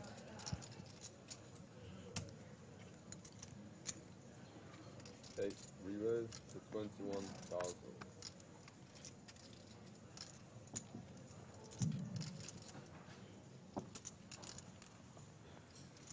Okay, Sammer's not going to get in trouble. What about the blinds? What say you? Okay, dealers in the main event, please finish the hand your own. Stop dealing. If you have an all-in call, Keep the cards face down and freeze the action. Once again, dealers main event. You know what this means. Anytime you're on, stop dealing. And if you have an all-in call, please freeze the action. Thank you. It's the hand-for-hand job. H for H. H for H. I beg your pardon.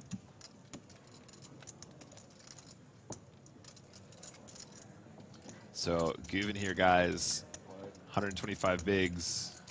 Wow. Decides he doesn't want to get mixed up, but, you know, look, we are H for H, guys. There is a difference, a very significant difference between a min cash and $0. I've said it before and I'll say it again. There are very few players who do not care about the min cash, no matter how big of a baller you think they are. Qualifier. Wow. 55 into 530 into 9. I won 2 530s. ROI is ROI. I won qualified for 2 530s. Don't care how rich you are. 8,325 reasons to just chill for a minute and let the bubble burst before you start doing anything crazy. My wife is pregnant. I just got married. I'm playing the main event. I'm playing the... Life is good. Isn't? What the time to do it? Yeah. Here's a target for my back. Right now?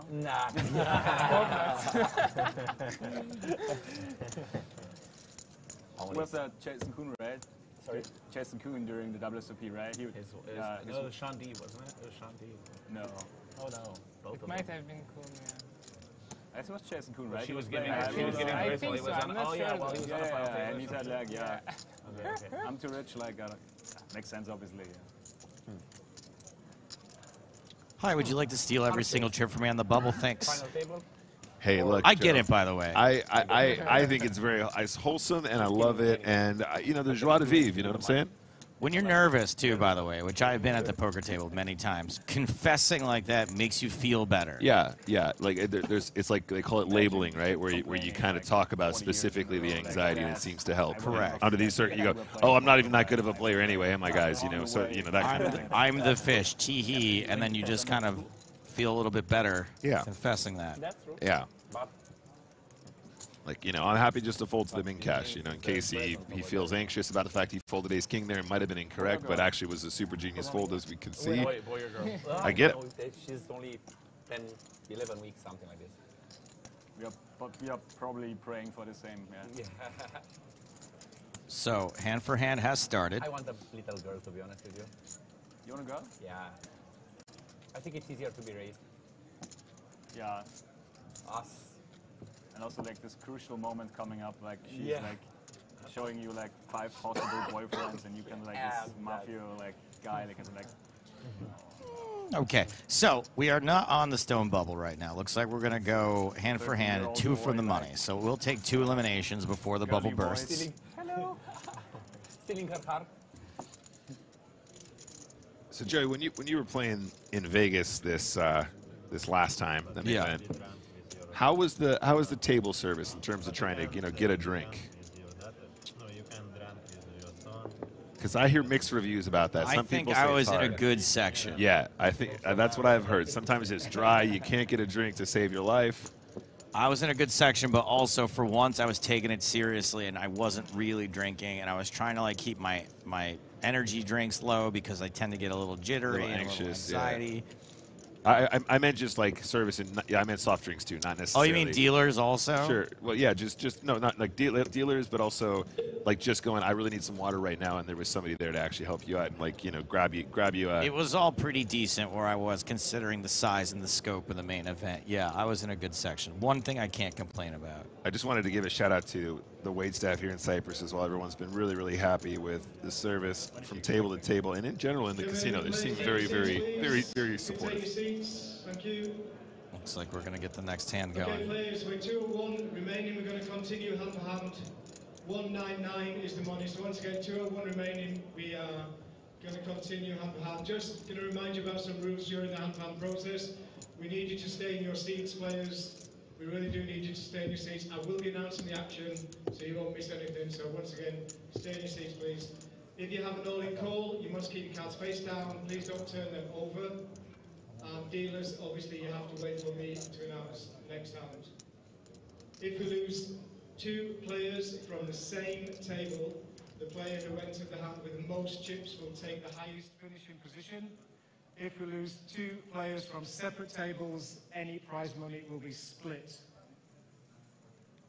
Okay, so 201 remaining. Good luck, everybody. Dealers, 1 hand, please. All right, you heard the man. You heard how it all works. And we are dealing. I was going to say, Nick, that I'm particularly impressed with the staff here for one reason alone, which is that this is an all-inclusive resort. And I know that Europe isn't huge on tipping in general, but in a place where no one is carrying any cash, really, they are kind of just hustling because it's their job. Yeah, 100%. Yeah, I completely agree. Not just in the room here, but also in the resort in general. Yeah. This is quickly becoming probably one of my favorite stops. I have major guilt. I'm a person that will tip You're on a big every tipper. drink, whatever. Yeah, and so just to be like, thanks, and walk away from the bar without leaving anything feels odd to me.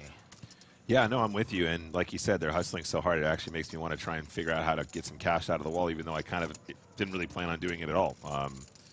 You know, just paying everything with card is so normal these days. Yeah.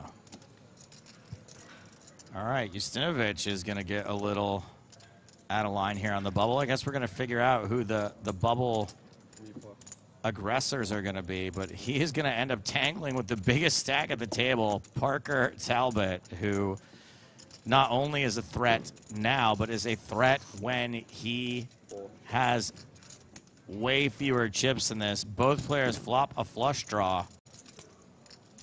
Parker is going to be in big trouble should that club appear. Oh, man. This is unless it's the 8 of spot. clubs, which would be pretty awesome. The 8 of clubs would be pretty sick, but we've seen a couple of these spots, guys. We've had no shortage of hands on the feature table so far today in all the sessions we've covered. Parker's going to go absolutely nowhere with the gut shot here. Gut shot straight flush draw, the street flash.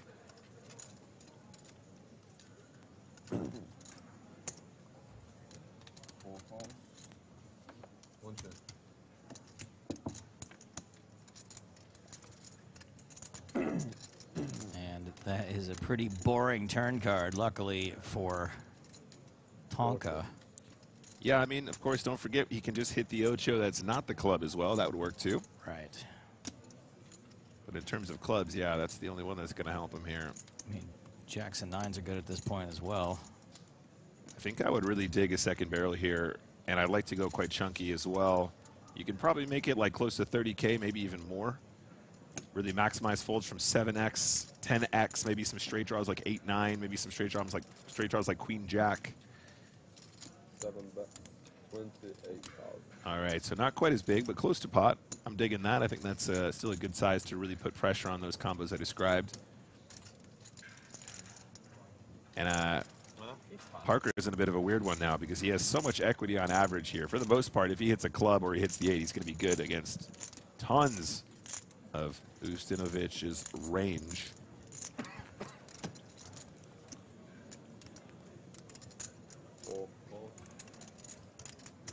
All right, we're going to the river. And that river is 6 of hearts. So King High will be good at showdown, should we get to showdown. Now, the only thing that I think Parker can do here, and I don't think he will, is try and represent that 8-9 straight that he's blocking with the 9 of clubs.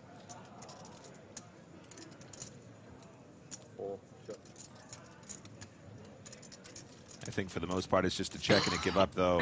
It's a very tall tale to sell at this stage. King High is going to take it down.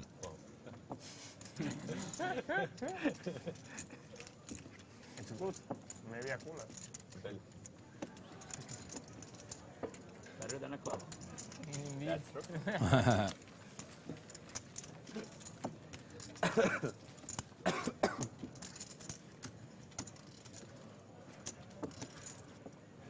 Justinovic at right around 100 big blinds now. Who do we have out here? Kenny Haller looks like he's about to cash. I see some production team lined up over there. Yeah, meow.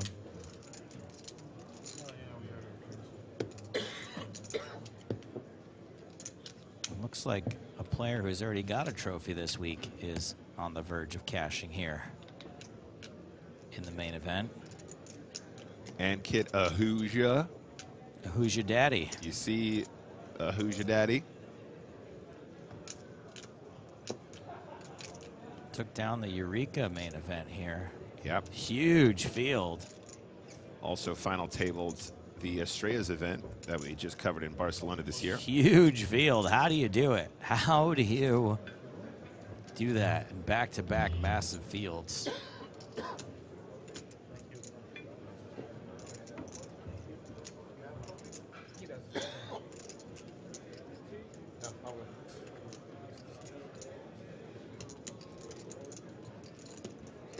So this hand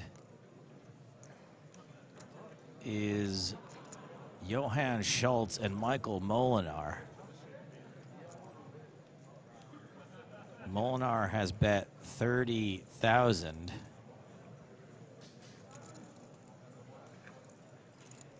Johann with the decision. The board is king, queen, 7-6 deuce. Looks like at least a couple of clubs.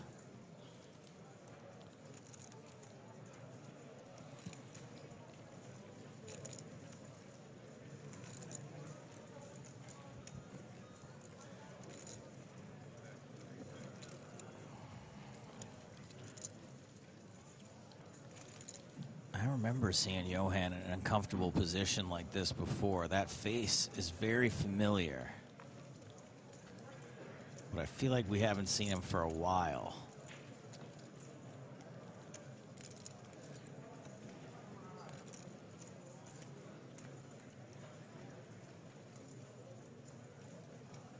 Who is Lord Bari in real life? Is this person in Twitch chat all the time actually in this event?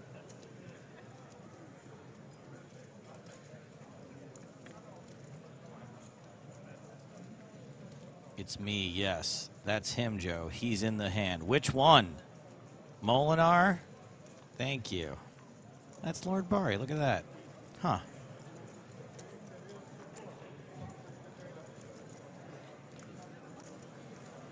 I apologize in advance for when I don't remember that.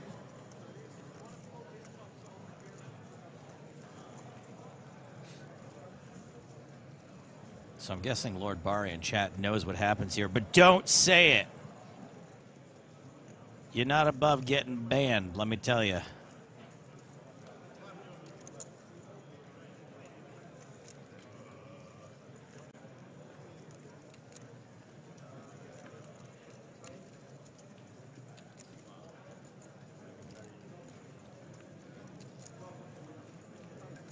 Now to stare down.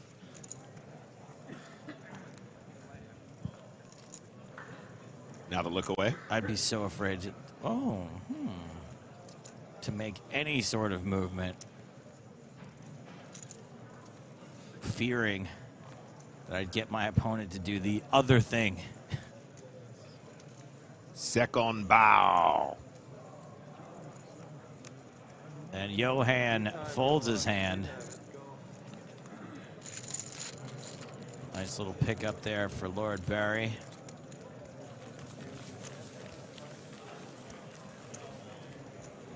Cool to see everybody on Twitch cheering along, a regular viewer.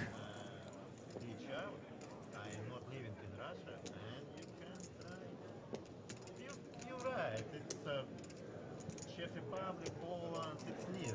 It's close. But you're right. Must have some hands still in action, or we would be dealing again everywhere. All right, dealers, next hand, please. Aha! Thank you. Thank you.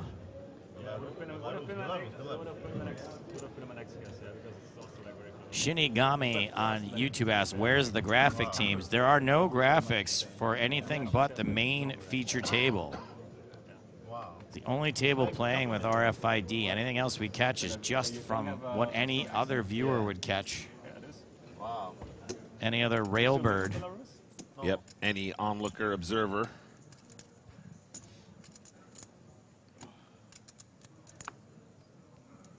You live in Andorra? 6,500. Carbo getting a little freaky under the gun with the Sam Grafton, 10-9 suited. No way, it's the Sam Grafton. You got to play at all positions. 355.5K as well. He's got 118 bigs. Come on, Joe. It's still, I don't think, mandatory on the bubble. I mean, try two. Now you're in Montenegro? No, in Montenegro. In Budva. Near Budva. All in it for you. About 3 kilometers. Yeah, it's insane how empty it is when there are no tourists. Yeah. It's insane. 10-9.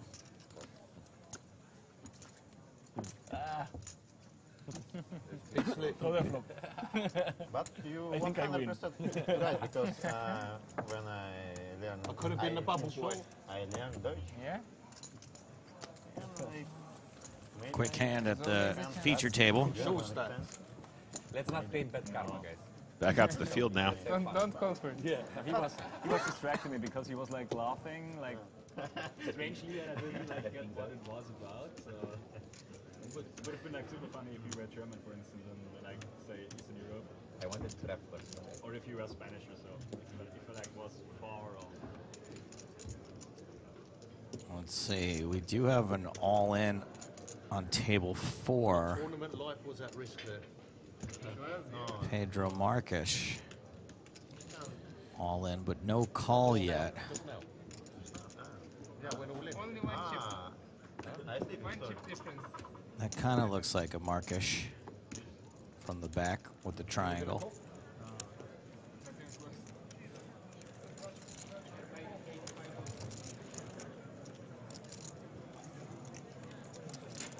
See Nicholas Schweedy at this table. EPT champion. That is a Marques. What's the other Marques?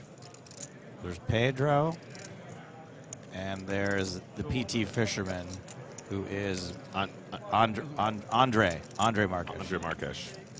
Okay, so that didn't get called. I thought it was Andre. I was reaching for it. Wanted to double check, but not to be confused with Andres Namath. No. Pro Beers. Correct.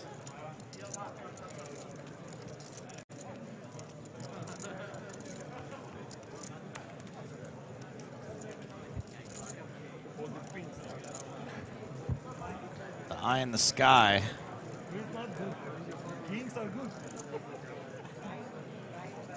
Trying to figure out what else is happening out there. So the tables on the other side of the walkway there, those are also main event tables. And our jib arm is long, but it's not that long. You know what I'm talking about. It's long, but not freakishly long. It's not Guinness World Record long. It's like above average. Above average, It's like above yeah. average, but like, you know. Gets the job done, but I mean, come on. It's nothing to be embarrassed of. Doesn't need to go all the way across the room. That would be kind of unpleasant, really, I think. If it did. Just be dangerous, really. Yeah. In this kind of a setting.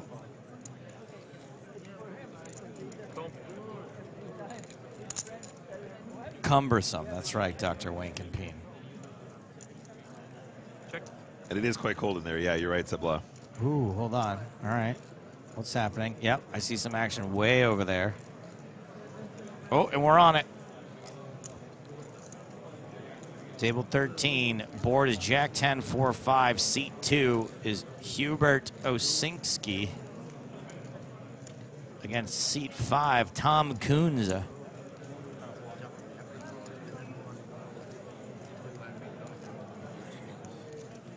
It looks like,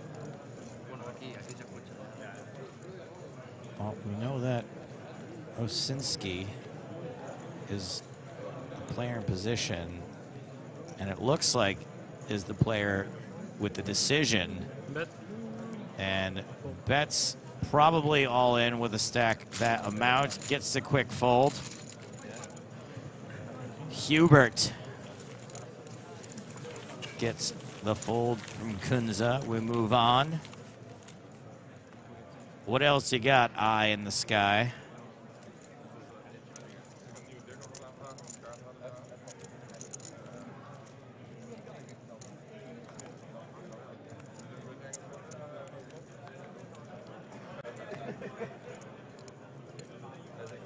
Nothing going on there.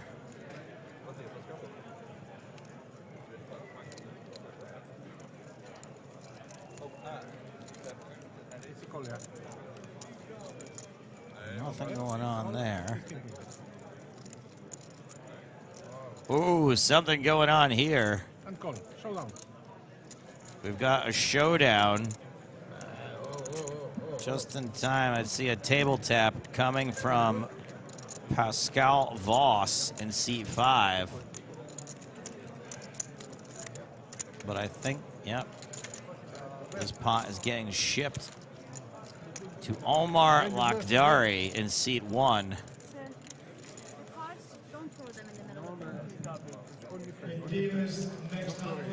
Looks like a mild warning for Omar.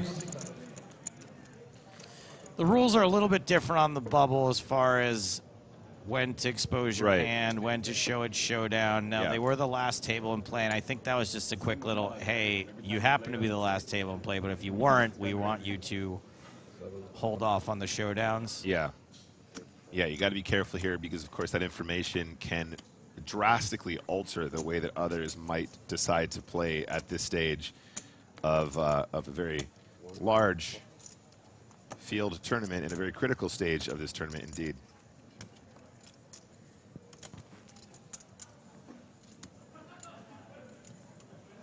Poor Kazan.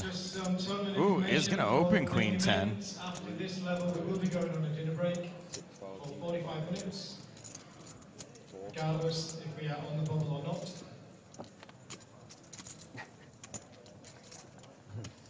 So, Kazan did get everyone the speech. I think they would expect him to be opening a little tighter than this, given the speech he gave. And luckily, Carbo has a hand he could maybe fold. With that many chips, maybe not. You can play with. Yeah, I mean, I think, you know, again, positioning here is slightly different from the criticism we were getting about the Queen Jack being under the gun. Of course. But I'm with you, Joe. I still think that it's actually not the most ridiculous. Just let's play it safe. Let's find that main cash, especially as a qualifier. Your return on investment is so much greater than somebody that's bought directly into this tournament, right? Winning 8K as a qualifier is a huge difference between winning 8K when you've invested 5K to enter the tournament.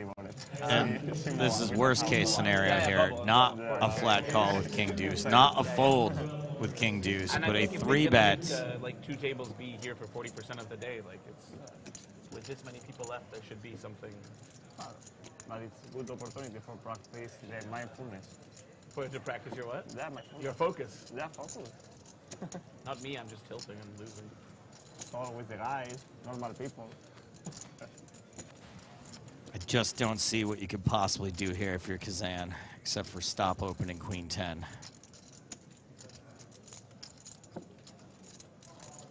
This is where that confession, I think, comes back to bite you a little bit.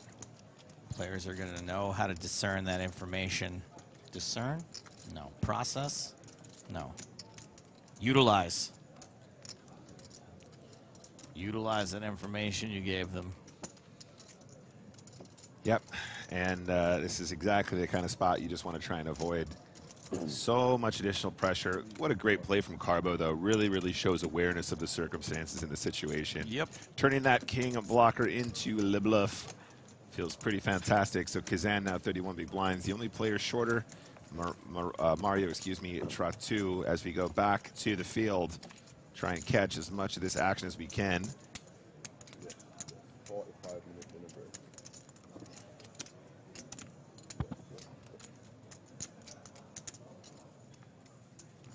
break. And it looks like we do have a hand in progress. Table 1.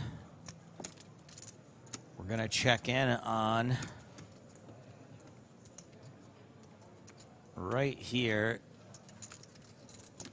Seat 3, the player just put chips in.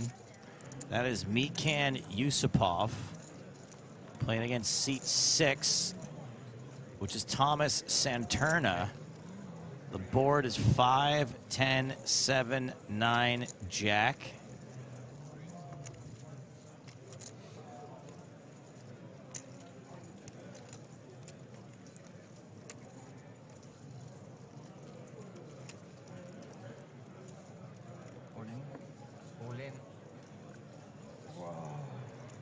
Santerna shoves. Yusupov lets out an immediate groan.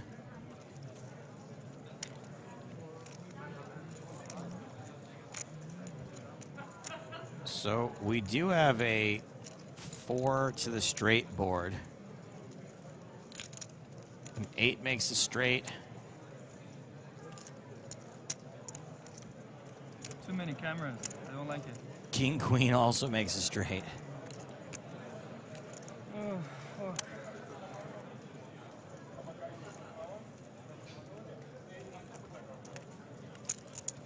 Would you do this with queens? You would do it? So I think what he's trying to say is that he's got 2 pair. I somehow don't believe you. He's trying to figure out if his opponent might overplay an overpair where he's still got him beat in a spot where he should kind of only have 2 pair plus, perhaps.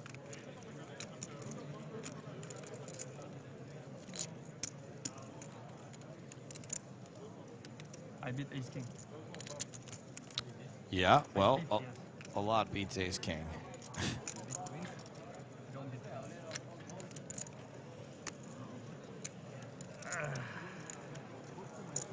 No. No, he No. says. All right, makes the fold. Folds. And Saturn shows an 8. Did have the straight. Already on the turn. I should have shoved the flop. I made a mistake. I was thinking about it. Oh, we got some cheers from the boot Got camp greedy, event. wanted to make more money. I was like, oh, we play so. Boot camp is being played there far right, right by our clock. Sorry, by our field counter, excuse me. It's just board got better and better. You can see a couple cameras over there. That's gonna be stupid. But you remember, everything started with he marked to him. That I don't want to get into. Because normally in merit it's not allowed, normally. But EPT I think is fine. That's the reason I didn't want to say anything. In merit tournaments, you do it, that's it. They will actually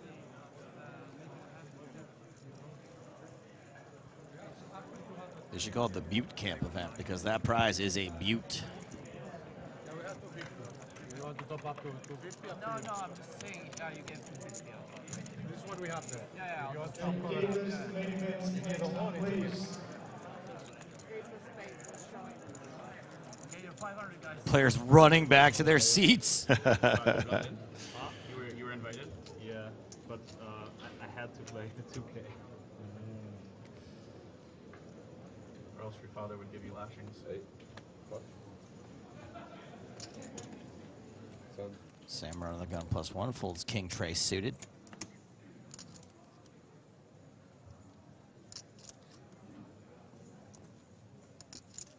Fold it around to Tratu. 9, 8 time. He's moving the stack. That was a stressful moment for me too. All right. Okay. Making the folds.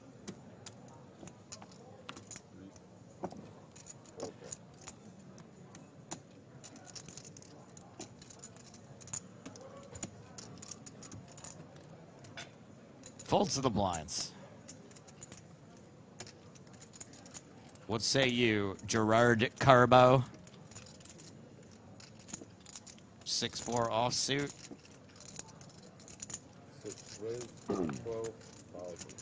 12,000. Oh, and he's raising into the snowman's. Both players quite deep here, though.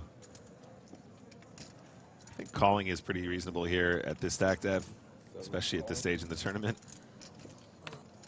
Does decide just to call. Especially when you're covered.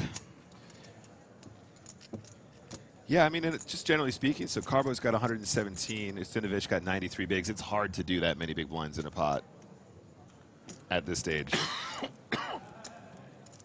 Just got a little grin on his face like, you'd be surprised how easy it is for me. No. I do not disagree with you. I don't want to be the guy that's like, well, but every once in a while we just see just completely unnecessary confrontation on the bubble. No. I think you're thinking about online, Joe. You never see that stuff live. Never see it live. Yeah. Ustinovich with an easy call on this continuation bet. And this board gets more and more gross for pocket eights. I do feel like the king is kind of a natural continue, though. I don't think it really is. You could probably roll a dice and decide, but like with 6 high. Yeah. Yeah. I mean, you can continue repping the ace. Obviously, you're going to get some more 10s to fold, some more 5s to fold.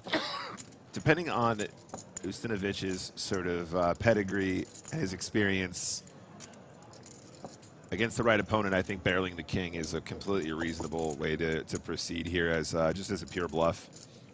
No equity bluff, but I think at this stage in the tournament, both players very willing just to slow it down and not take any unnecessary risks.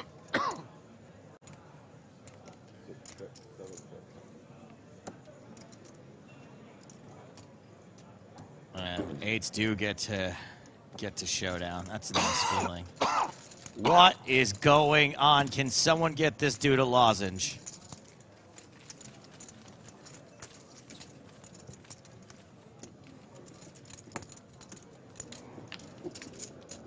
Uh-oh. This time we're at table Schweedy, and Schweedy has cards. I see an all-in triangle.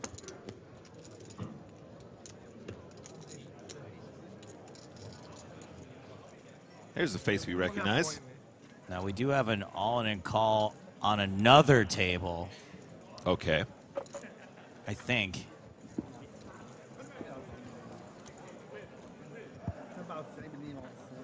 I don't know if Schweedy's in the tank or has already made the call. His body language says to me that he has made the call.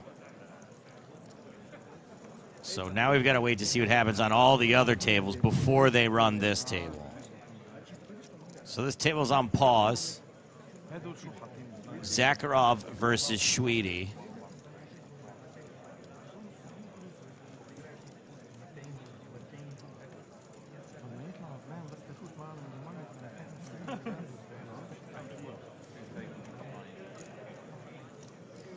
Guess we got some time to handle this question from Merstyle, who says, Staves, are you performing in Vegas during the NEPT? It was briefly discussed.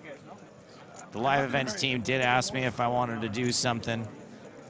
The problem is we couldn't find any space at Resorts World, and we discussed maybe doing one off-site. And the problem is we got too much going on at NEPT as it is.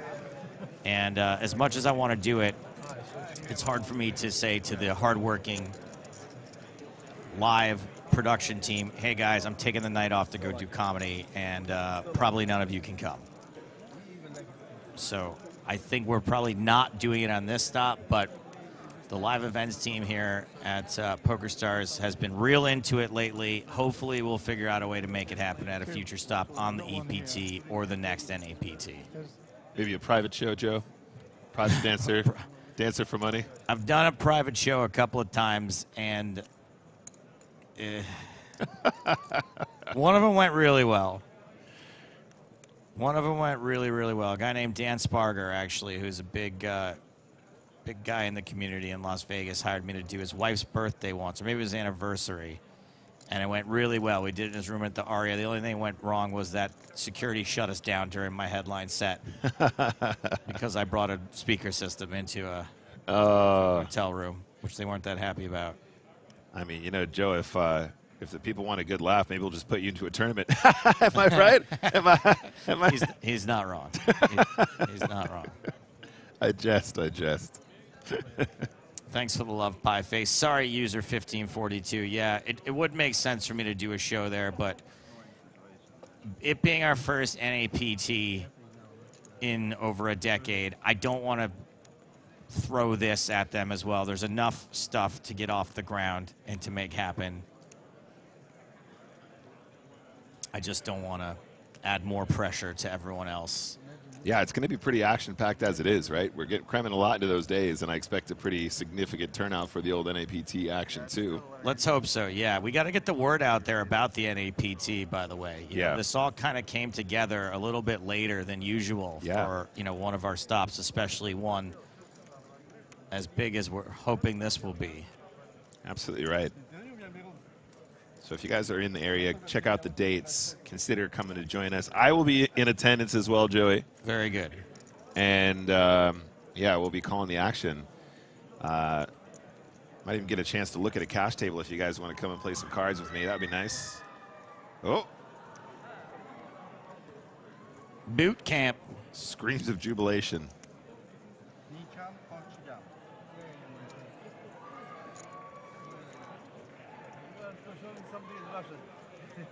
I don't know. Ah, yeah, he's here now.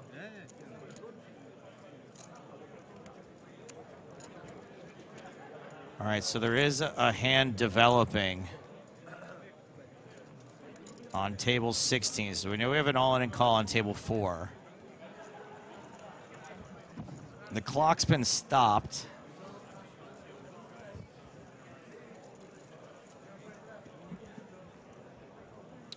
Ken Miller asking, Stapes, will there be ways to satellite into the NAPT from Pennsylvania? Yes, I believe there will. For all of the legal U.S. markets, there's going to be ways to satellite, and they might even be going right now. I don't know if you have access to the client.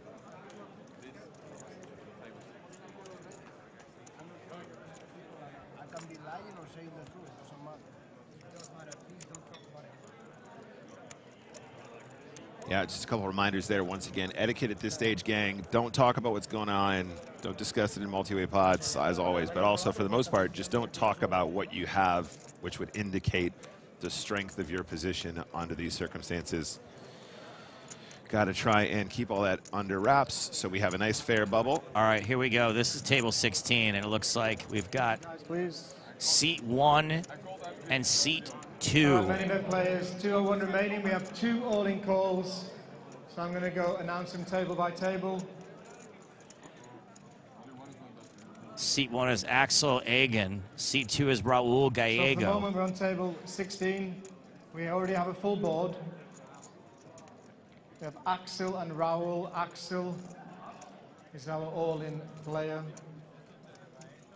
Just turn the cards over here. Sorry, wait a second. Yeah. All right. All right, once again, Axel has our own player. We're just going to turn the cards over and announce the winner. Let's see your cards, please, guys. Turn them over. Raul shows his hand first. It's a flush, yeah. Raul. Okay, Axel has ace flush and wins the hand, so we are still 201 remaining. Raul's bluffing. Missed a straight draw. Ran into a flush. Number 4, where we have another all-in call. Okay, now we're, oh, look at the swath of people headed over to table 4. This is Schwede versus Zakharov.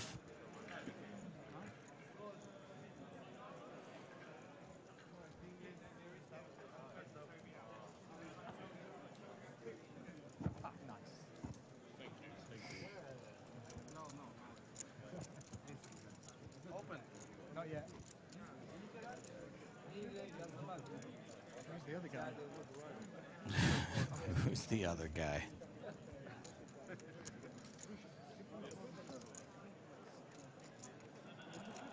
I'm just going to talk, okay? All right, players, we're on table number 4. We have Dimitri and Nicholas, and Dimitri is our all-in play, and we have no board. This is an all-in pre-flop. Let's see your cards, please. Zakharov, the blonde, filming his potential exit. Oh, it's the sickest and classicest of races. Dimitri with 2 queens is our all-in player.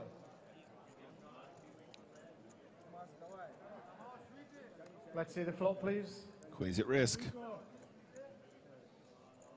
Flop is 4 king ace. Oh, 4 king ace. Always a 4 king ace when you have pocket queens. Oh, forking ace. Turn card, please. Turn is a jack. Oh. You're not so upset about the 4-king ace if a 10 hits the river. Final card, please. River. Final card is an 8. Oh, I saw a lot of pips there, but not enough. With 200 remaining, we're going to break a table. So we're going to break a table, then we're going to continue. So a little bit of rebalancing, Joey. So a table's going to break, but I think we're going on a break. Not immediately, but I think we're going to do one more hand and then have dinner break, right? Yep, seems like we're about that time. 2 minutes 56 on the clock. All right, main event dealers, we're going to break a table, so shortly you should have a full table of 8 players. There's 3 minutes left on this level. We're going to continue this level and then we're going to go for a 45-minute break. Yep. Right.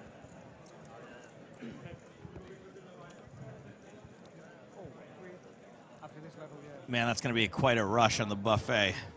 We'll probably end it with 2 hands because if one table finishes before the clock gets to 0, they have to play the hand at that level. There you go. There's probably going to be 2 hands before they go break. It'd be lovely. Straight from Toby's mouth. Maybe 2 hands.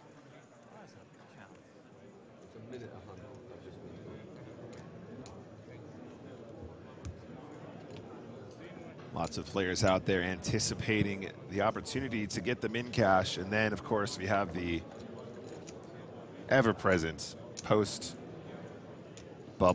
bust-out bonanza. Yeah, I mean, the bubble could still burst before the dinner break. Just need to lose 1 player. Yes, Primal D on YouTube, it says, so they use the money from the players as the prize. That is correct. That's where the prize pool comes from. Everyone paid $5,300 to enter. Some money is taken out for various fees. I mean, you got to pay the world's greatest dealers somehow. Correct. And what's left gets redistributed as prize money. Only 199 players will get a piece of that prize money. The further you go, the bigger the piece. By the way, Kuan, you were the 4th person to talk to me about the nickname. Before the main event, we can check out all your players to the right, please. You have 8 players per table. What's the nickname? Yeah, I want to know more about that. Have you seen that Fancy B short? Fancy B short, YouTube short? Yeah, he was like... English show what? He was like hero calling with King 9 against Fancy B, who bluff shoved King Queen.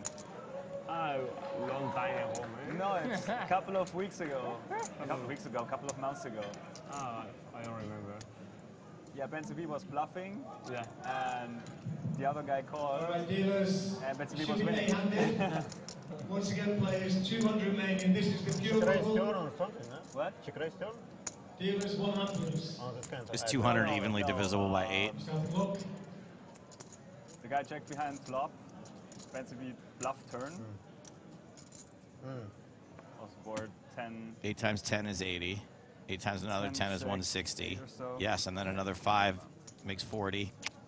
200.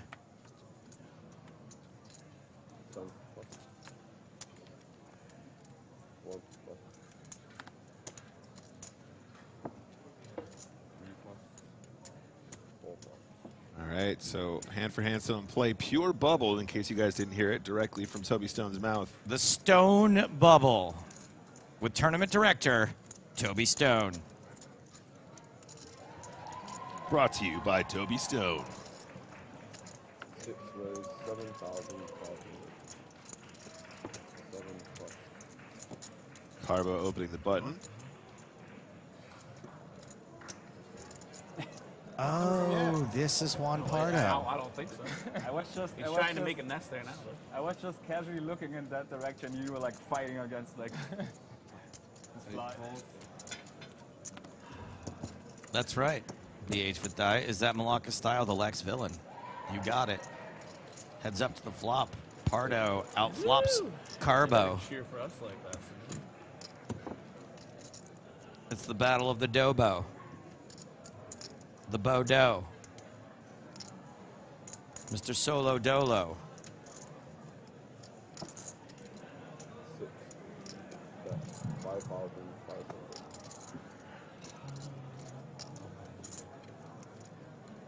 Carbo continues with ace high, with a gut shot to the nuts.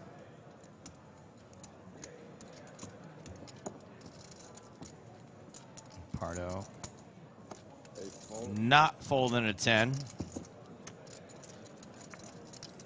5 of spades on the turn.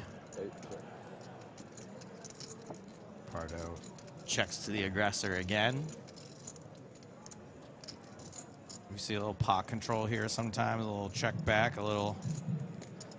Okay, main event players, we will be playing one more hand, so please don't go away from your table. We will be playing one more hand. Okay, so this hand, make sure all the hands finish, and then one more hand. No pot control. I'm very tilted. Carbo gonna try to get it done with the DB, the double barrel. The second bar. Like they just really want the bubble to burst, I guess. But I don't know about four. They want the tables. They need the tables. I feel like that decision was made based purely on the fact that one hand was finished before the clock ran out, so they're gonna run one more. Of course, having the bubble burst before the dinner break would be great, but I do not believe that's the reason why they decided to play one more hand, as we heard Toby say. Yeah, I would agree. That makes a lot of sense. Deuce of diamonds on the river. Pardo is 10. Very, very good. I beg your pardon. We'll be finishing the day here. Well, we will be. Harold Sammer. Robert Kazan. Mario Tretsu. That's Don Pardo. I definitely trust you, and also you're going to make it. So. Former announcer for Saturday Night Live. Oh, really? Sir, I'm having the time of my life. Oh, yeah. Check, check. And Malacca Styles let him win like takes that, down another pot. One more hand before the dinner break. Never forget you. I mean, I think we're going to have to start calling Juan Pardo the Don Pardo. Don Pardo, sure. Guy never loses.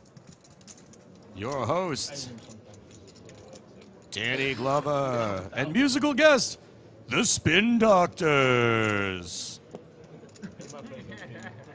Huh? No. I want to hear more of your voice acting Yeah, on the you auditions. don't. You don't. I just did one in my room.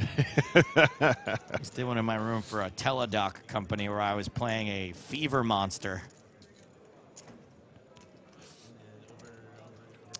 Remind me when we have a little bit of time again to ask you about Barry. You watched Barry, didn't you? The Love TV Barry. series. Yeah, Barry's fantastic. There was so much about Barry and the sort of the vibes of LA that I wanted to confirm with you. Hate things that are about acting in LA. Like, I think it's like not that clever, but it was still so good. Yeah.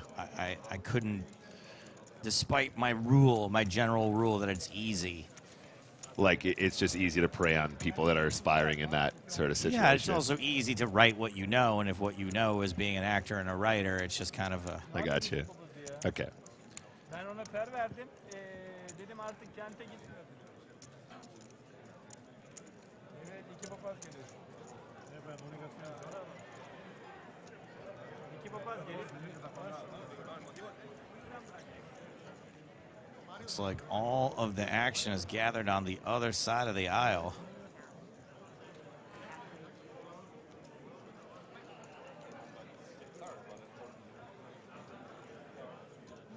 And we will get some coverage of that if necessary, just not on the jib, not on this camera angle you're seeing. I do see The camera setting up there.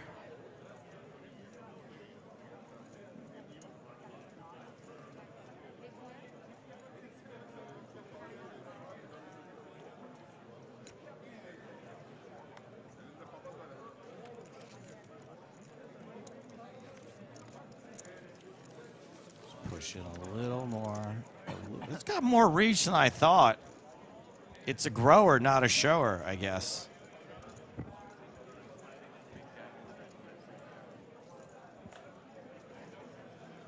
Yeah, something happening over there.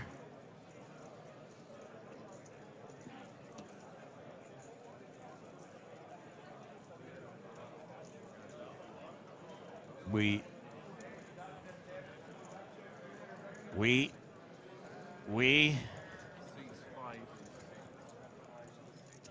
okay, it sounds like there's at least an all-in.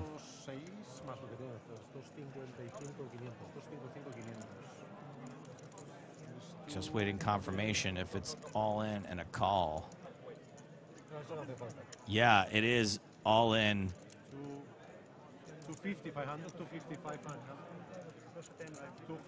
All in and a call, I believe, and the stacks are super close, so they're counting them out ahead of time. He had 5K more, I guess to determine who actually gets the triangle. I see it right now in front of Daniyar Abakarov. You cover by 5. The player further away, the blonde player, Ivan Tukmachev.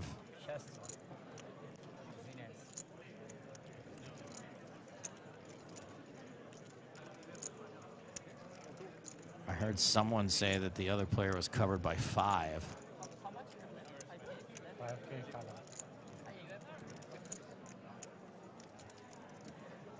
Barakov is the covering player. The player on the left in the white hoodie. Cover is Tukmachev by 5K, by 1 blue chip.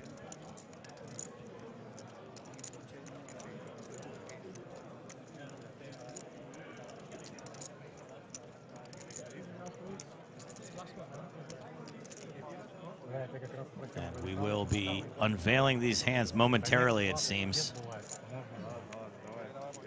Toby standing here. There must not be much else going on. Yeah, back off, buddy. Serious business happening here. This is an all-in and call pre-flop, by the way. Okay, maybe the ladies can watch. That's fine. Everyone else, back off.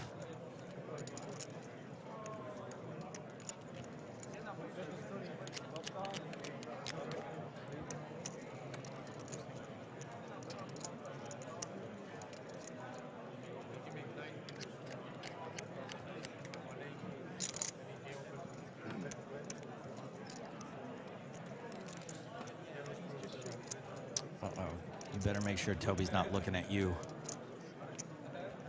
You do not want to be on the business end of a Toby Stone stare down, not on the Stone bubble. Do we know how much is for, Joe? Did you announce that already? You announced it, I believe, but it's worth repeating. That min cash, I believe you said it was around 8,300. No, sorry, I meant the chips, the stacks that he has to call here. Oh. So I know that they have very similar stacks. That's a good question. But I don't know if we know the actual value here, because obviously if we're going to sweat the moment, the best we have is basically just the stacks themselves. Not sure if we have that info just now. We have the delta. Got the delta? We got the difference? It doesn't look huge for either player.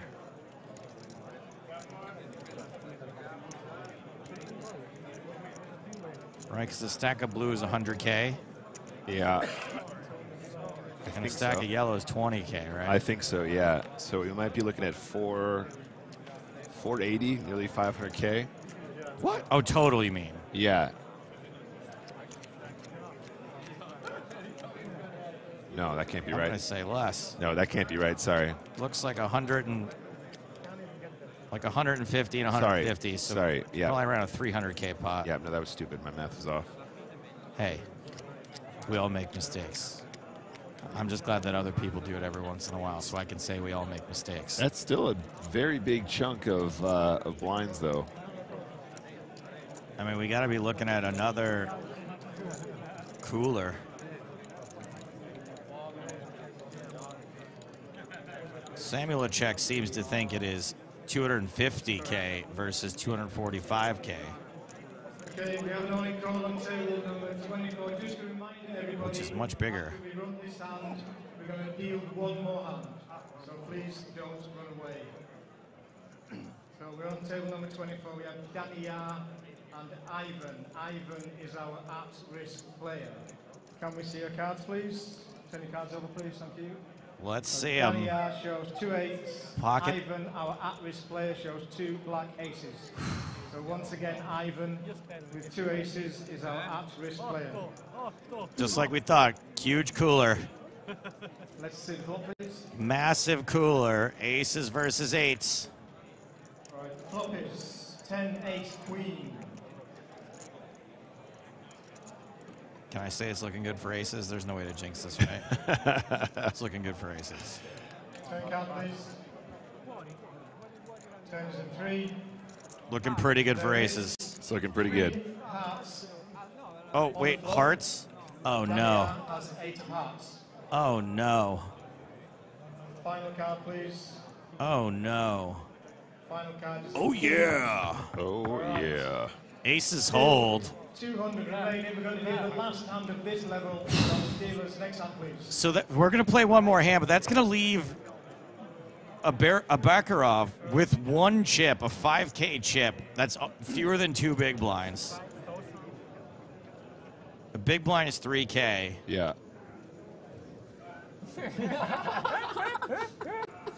And it was 250K versus 255K there, so... Yeah, good shout, chat. A couple people spotting that eagle eyes. That's a ton of big blinds, it though. had to be less. That's a ton of big on blinds. in pre-flop. Yeah, on the bubble. On the pure bubble. Okay, break time? Break time. He didn't get the fist pump, by the way, from his opponent in the hand. It was from someone else. He did go across his opponent, but... All right, folks are going to be departing the room as they fold these hands. Carbo, ace-7 suited.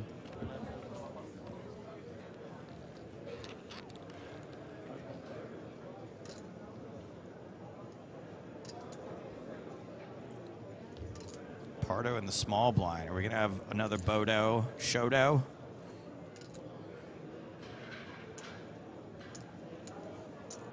So far, we are. Oh, it's Sammer in the big blind with King Queen. How do you say nay to this? Sammer, the effective stack by a considerable margin. Sammer starts the hand with 37 bigs. Pardo 113. Carbo 100.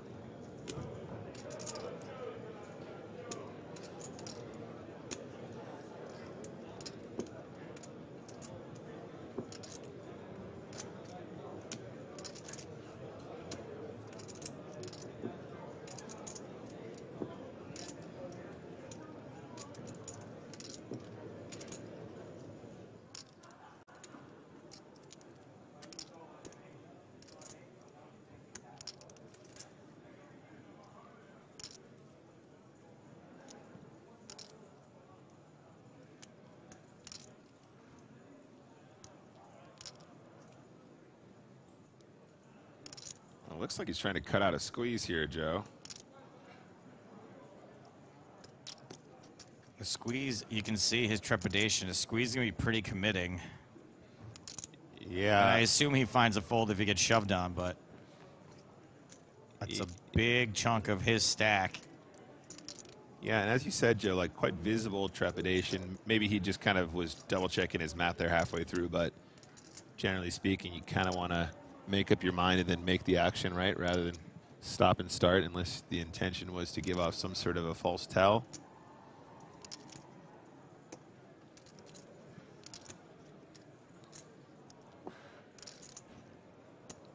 Carbo here in position, 100 big blinds after putting in that initial raise.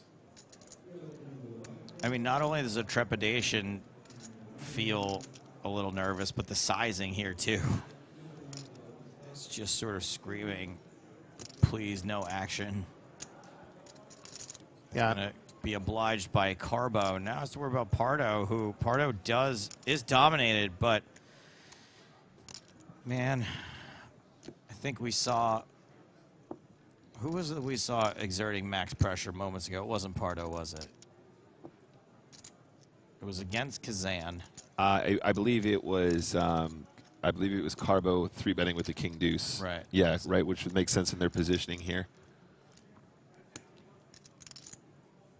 Yes, indeed. Yeah. So it was Carbo with the wider 3-bet, but Pardo ain't scared. Got a really nice hand to defend here.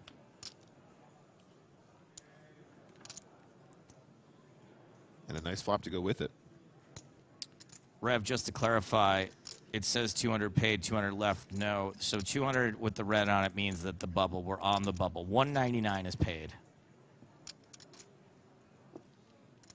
It's always one off a number that's divisible by 8. So that you're playing the stone bubble with every table full. I think Sammer probably could continue here, especially with the gut shot in hand. I think if you do continue, you probably want to be looking at like maybe 25K. Maybe even that's a bit too big. Maybe even smaller.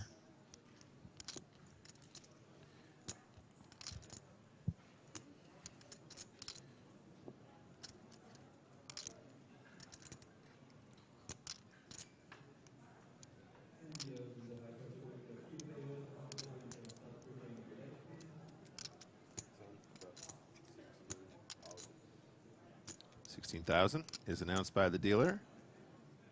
Pardo obviously going absolutely nowhere with this particular flop. You're dominating pre-flop, and now you're so dicey post-flop. Yeah, I mean, I think I like Sammer's approach here. Obviously on the bubble, probably expecting a lot more folds here, but then obviously you're up against the Don himself. Betting a call seems pretty standard here. Jack on the turn would be real tricky for Pardo, but Sammer's currently in front. 7 of spades. There's always coming 7. I think the issue is that Sammer probably doesn't have a ton of second barrels on this particular texture, Joey. Mm-hmm. So if Pardo checks and Sammer checks, there's still a chance Pardo can take it away from him, even if he doesn't improve on the river. It does feel like the small blind calling range is not going to necessarily have too big a piece of this board, but lots of things that you can't really fold. Right? You have like a lot of king jacks, a lot of queen jacks. I mean, could literally have 9-10 suited. Absolutely. Could have 9-10, sure. I mean, if he's got queen jack suited, 9-10 suited, seems like a perfectly reasonable combo to have. Calling through that's here too. Fair amount of 10s. Plenty of 10s. So Pardo going for it right here. Just going to have a little lead, 15K.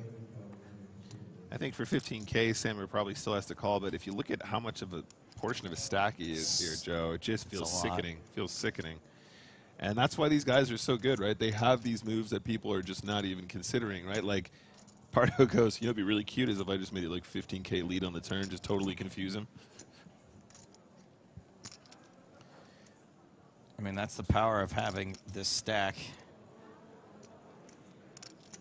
Is it's not really a big deal whatever Sammer does.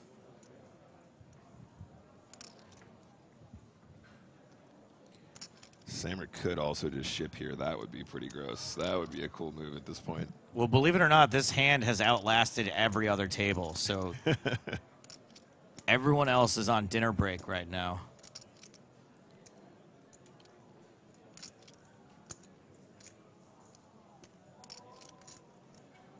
Which means that the player who we just saw with 1 5K chip left did not get it in. Wow, excellent work there from Pardo. Just such a poker genius. I mean, Malacca style. What are you gonna do? He's a super high roller winner twice in the last 2 weeks. Like, sorry, guy. It's like he's got his own style. It's like he's got his own style, and that style is Malacca. All right, gang. Same feature table when we come back. The bubble will continue when we come back. Parker Talbot, still a massive chip leader at this table. Maybe still for the entire main event. We'll have that information when we get back. Harold Sammer, now the shortest stack at this table. Both he and Mario Tratu skirting on the danger zone. We know that we have one player left out in the field with just 2 big blinds. So we're going to go on a 44-minute dinner break. But more from the bubble, world famous bubble coverage from EPT Cyprus when we return.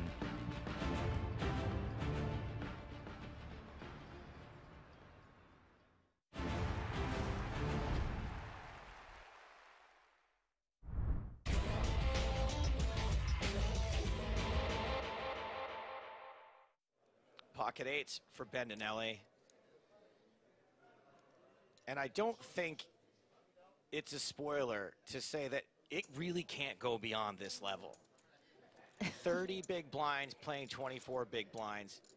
It is almost impossible for them to get out of this level without the money going in.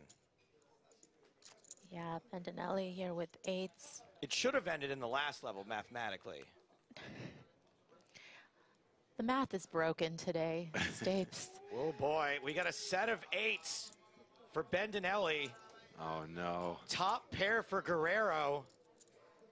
I said the money was gonna have to go in. These guys have played pretty conservatively and made some tight folds. So maybe it doesn't have to go in right now. But boy, does this feel like it.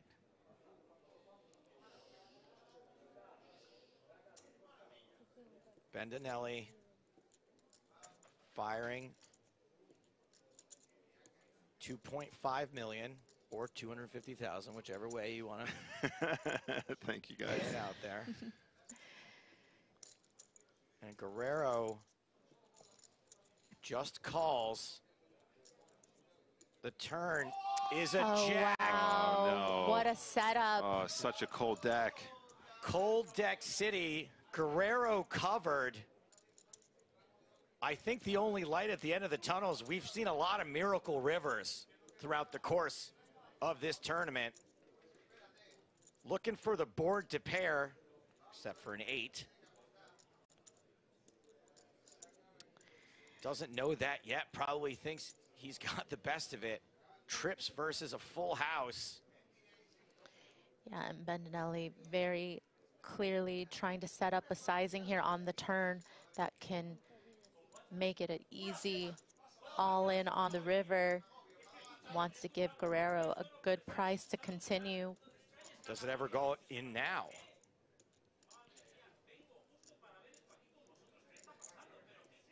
Guerrero has no idea what he's up against. Makes the call, so that's 23 million in the middle. Neither player with a pot size bet behind. Jimmy really needs to hit this river. Oh the my board pairs, but it's the 8. It's quad 8 for Bendinelli. Wow. This is unbelievable. This is the coldest of decks. It doesn't get any colder than this, Maria. I'm glad you got a sweatshirt for this hand, Nick. Insane ending, I assume. Oh my goodness. To the most insane EPT I have ever been a part of. A literal bad beat jackpot hand. Jack's full, beaten by quad 8s. Guerrero bets. Wow. Oh. And Guerrero leading. Oh my gosh. Put yourself in his shoes. He's got quads and you're getting led into on this river. It's the absolute jackpot payday. How is Bendinelli's heart just not jumping out of his skin right now? Bendinelli has been so patient, has folded winners. Had a chance to put this to bed. Announces all in. Guerrero hasn't snap called.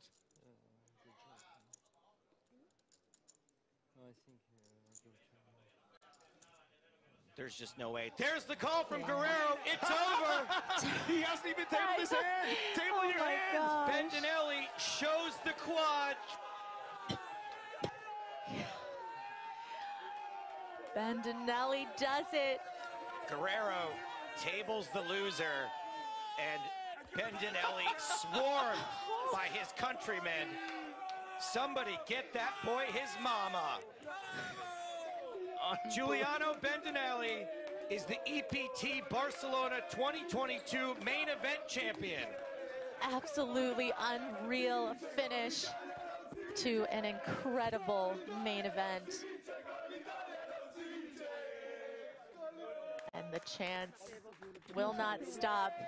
A nice kiss from Mama Bendinelli.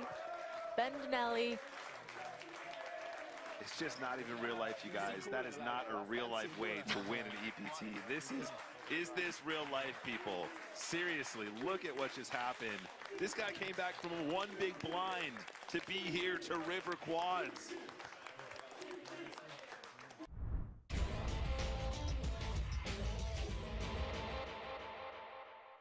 And it's the first time I said that I heard my father cry. So it was a pretty special moment.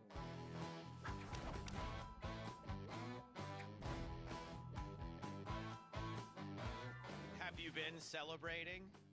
Oh yeah, of course. I have been celebrating in Barcelona, my hometown now, and yeah, I'm gonna still enjoy it a bit more. Just playing the series right now, online too. So I will be in Cyprus too. Okay. So I will really enjoy it during the end of the series and before Cyprus. But yeah, it's coming slowly. But yeah, I just see every day when PokerStars post a new YouTube video on the best 5 hands, epic call, or that kind of stuff. You know, it's still a lot of emotion. We still watch it with a lot of surprise and lot of yeah.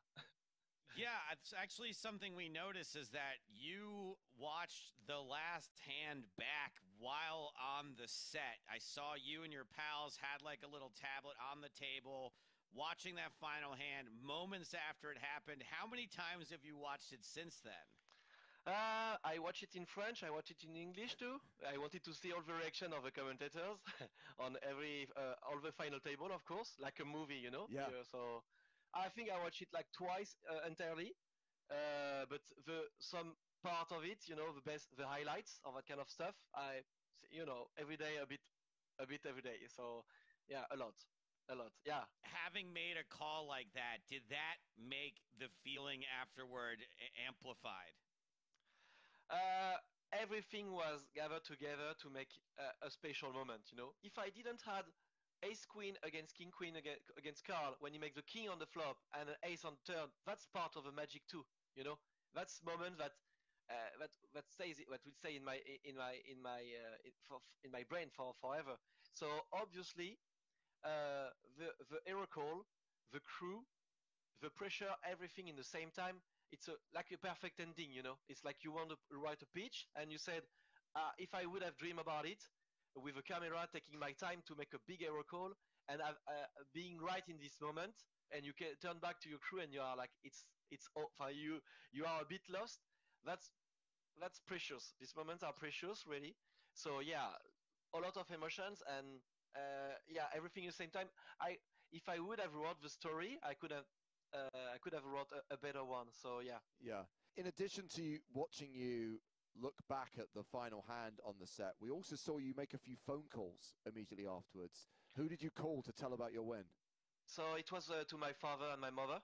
They couldn't be here, but if they don't know anything about poker, they were always a bit reluctant about this. Even if they know that I had good years in poker, it's something mysterious, you know, when you play online and you said you spend 10 hours behind your screen and they don't understand it. And now they see the atmosphere where everybody, even the family, even some friends, even some at the marketplace, everywhere is talking about it. So it feels the emotion comes to their in their heart, we can say. And it's the first time I said that I hear my that I heard my father cry. So it was a pretty special moment. So it felt really really special to me. Like in this whole atmosphere, someone gave me the phone, and having them on the phone, I couldn't say anything but I won, I won, I won. Like, so yeah, it was a really special moment to me. So what you're saying is, it's the kind of the cliched parents who like, you know, our son's a football player, our son's an engineer, our son's a poker player. Yeah. Well, yeah, that's yeah. You said it all. Like I was, they were really proud about the football part, and because they were happy to, they encouraged me to continue, even if I would have less study. They were happy about it, but I said no. I'm pretty good at math. I will be disturbed to not have a big career. I was thinking, you have 18, you don't know anything about life. You think engineer, or it's big career or something like that. And finally, I went to engineer, and then I stopped for poker, and they were really upset. It was really hard at the beginning, you know. They even wrote me a letter to say, They "Stop, were like, please." can you please go back to being a soccer player? Yeah, do whatever you want, but please, come on. You make all this study, all of this for nothing. It was not for nothing, because obviously everything in football, everything in engineer, in mathematics study or whatever, helped me to be that good, to be rational, pragmatic, take fast decisions, being responsible, have no fear, blah, blah, blah.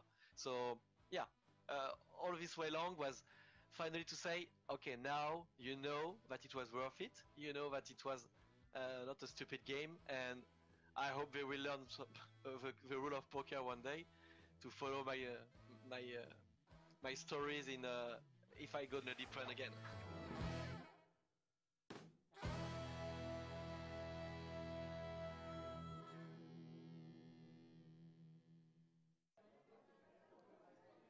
All right, next hand, Queen 10 of the offsuit variety for Seidenstreaker. Raised to 1.1. Witsiak with 6-5 of clubs. This is not an unreasonable 3-betting hand, James. I definitely wouldn't mind a little raisey daisy here. A raisey daisy? Yeah, 6-5 suited, 8-7 suited. Definitely some frequency of 3-bet there at the stack depth. 1, 2, 3, 4, 5, 6, 7, 8, 16, 17, 27, 37. I don't know.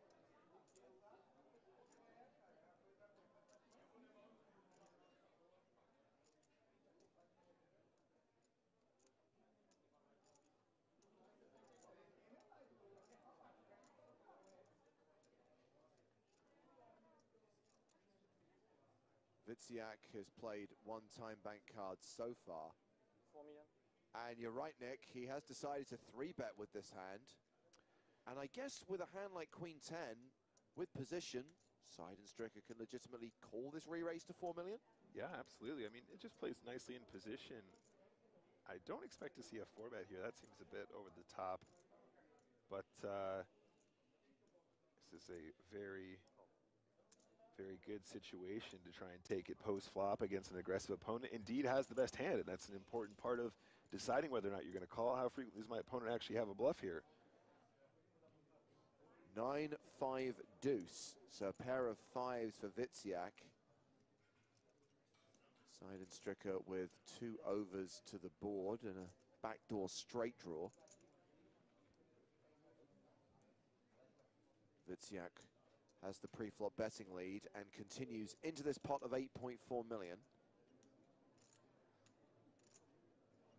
Yeah, there's quite a few nice turns here for Witsiak, as well as just having the pair right here, right now. But that small continuation in relation to the pot means he's going to float with Queen 10 here. Queen or a 10 would be very dangerous for Witsiak. So it was 3 million, the bet on the flop, called by Seidenstreaker. Witsiak now slows down, checking this turn card. He is an 86% favorite, but it is Seidenstreaker who's going to take over the betting. Yeah, James, I don't think he's intending on check folding this turn, especially not having picked up a straight draw, right? Even if he's got it completely wrong and he is losing, he still has additional equity with that 4 on the turn, although it's not a ton. I anticipate a check call on this turn loads. A player at Witsiak's level will understand that his opponent will have floats here with 2 overcards, for example, like exactly like Queen 10. 3.5 million apiece. 9 of hearts on the river, pairing the board. 21.4 in the million. Seidenstricker has less than pot behind. Action's been checked to him for a second time. James, I really think that if he pulls the trigger, he could get looked up here. The 9 is actually a really, really good card to see if you have 6-5. Counting his stack in relation to the pot. He shoves. He bluff shoves with just queen high. And Witsiak has the best hand with a pair of 5s. Wow, he can definitely call here. This is a spot that's going to be bluffed a ton given the action. If he calls, it's over. If he calls, he's an EPT champion. How much? He asked for a count. 21? I mean, it's most of Witsiak's stack. It would be a huge mistake to make. You call here and you're wrong. It's over for you. Yeah, I've got to say, I think the 9 is actually really good because the 9 kind of is what you think Seidenstricker might have when he limp calls here. This run out means there's fewer combinations of 9 remaining, and I think that means he's going to have more bluffs. I really think he might make the call here. It's a huge moment. Imagine making this hero call and claiming victory here in Barcelona. The former professional footballer, the former engineer, a guy who has been mentored and coached by Antoine Saout, with a decision that if he makes the right call, will earn him an EPT title. You can do it, mate. I believe in you. I love hero calls. Playing a time bank card, thinking about this. I think he's trying to get a live read now, James. Seems to be looking at his opponent a ton here, trying to get some live tells. This would be a huge call, and it will be a tournament-winning call.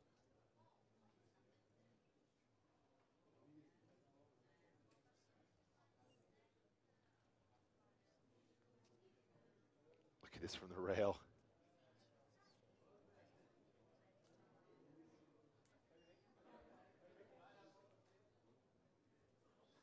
Plays another time bank card.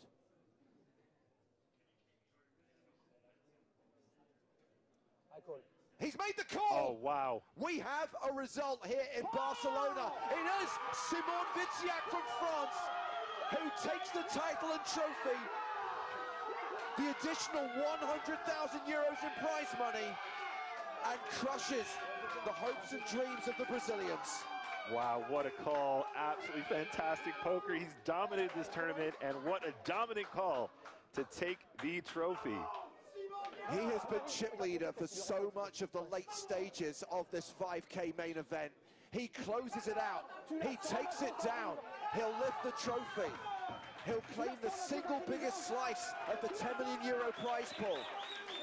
While João Seidenstricker is the runner-up.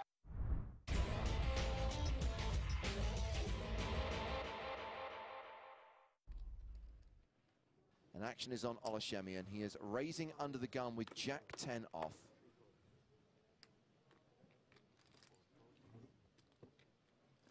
Round to Patrick Antonius on the button. He folds. Sadri Sella is in the small blind. He's got King 9.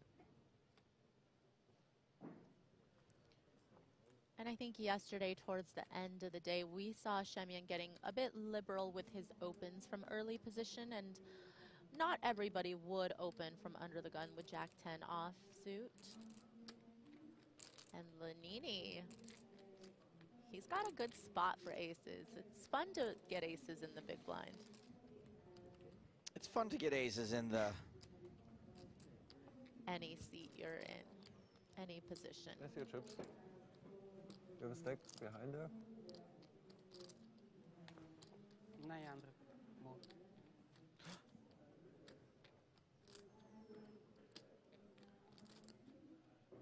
I don't mind that he's 3-betting right now because you usually assume that people's under the gun open range is quite strong and that you will get more value this way. But Shemian is a bit weak, but he has position. He's like, no, I'm going to see a flop. I'm going to outplay you. Or just crack Outflop your aces. you. Yeah. Oh, Shemian flops, trips. I like this check by Lanini. Hold my hair back, Maria. Not on my shoes, No, Joe. I'm gonna. Hey, there's a turn and river still. I like to see Lanini check call.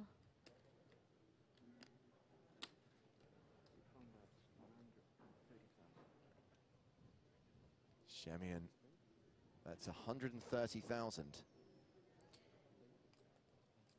If you check call here with aces, you just keep all the worst hands in, and you also give someone like Shemian the option of barreling on later streets.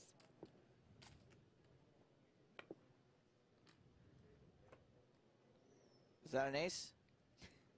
Close, but no. Shemian now a 95% favorite. Lanini check called the flop for 130,000, and suddenly he elects to lead turn. Yeah, this lead doesn't make much sense to me. I think that if you check call the flop, then you just open it up for Ole to do so many things on the turn. The worst thing, you have nothing to protect from. Either Ole has a jack or eights full, or he's going to barrel off with no real equity against your hand. So, and you're also just letting Ole off the hook. You're like really to fold hoping in this spot. You're really hoping he has kings. It's very wishful thinking. And based on the pre-flop action, that's highly unlikely. Right.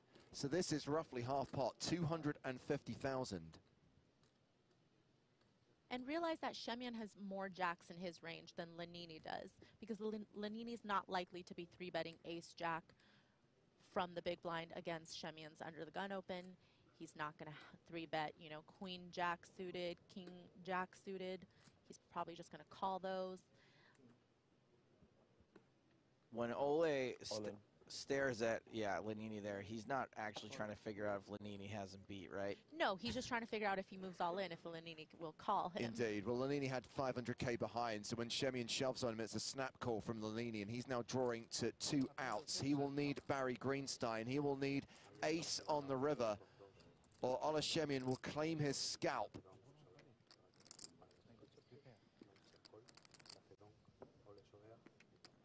Just a 5% chance of survival.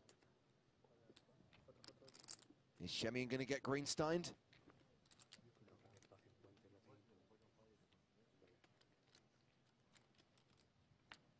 The river is a 9. And Ola Shemian eliminates Davor Lanini in 14th place, taking us down to 13 players. And Shemian is now closing in on the chip lead. He has got 3.7 million, close to a 150 big blind stack, while Lanini walks away with 35,500 euros.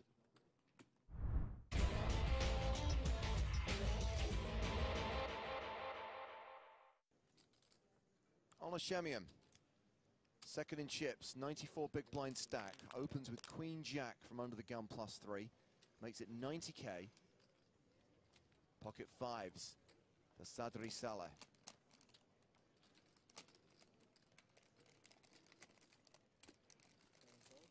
That's a call. And the crinkling is getting really tilting.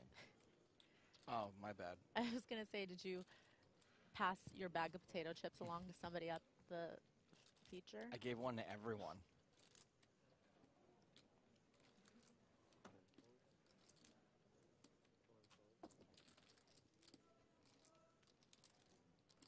Zonas has Jack-8 in the big blind.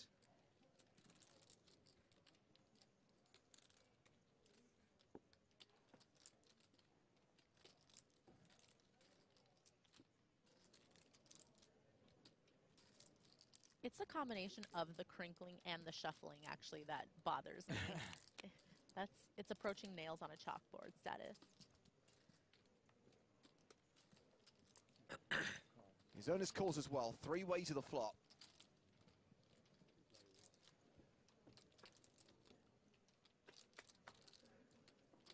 And that flop is 10-9-7.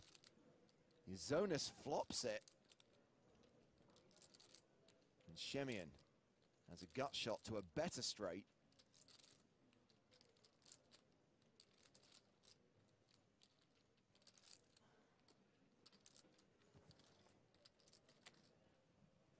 do here, Maria? Play and flow?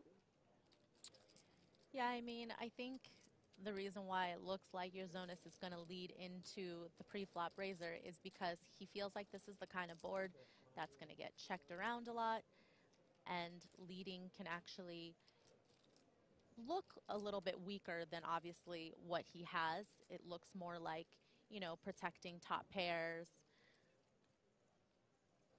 or a pair and a straight draw. Doesn't really look like you flopped a joint.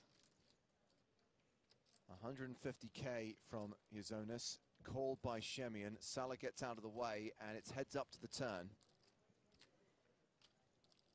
Let's see how good Shemian is running today. He's got the swag factor.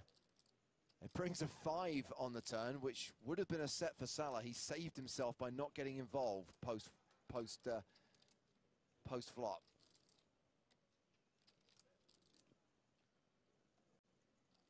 Unfortunately, he doesn't know that just yet. He's probably a little tilted at the moment.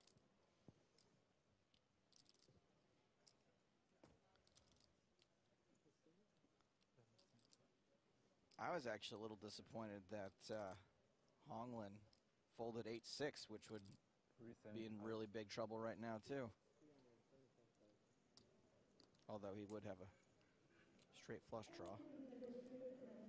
Yozonis fires again, 375,000 into 630,000.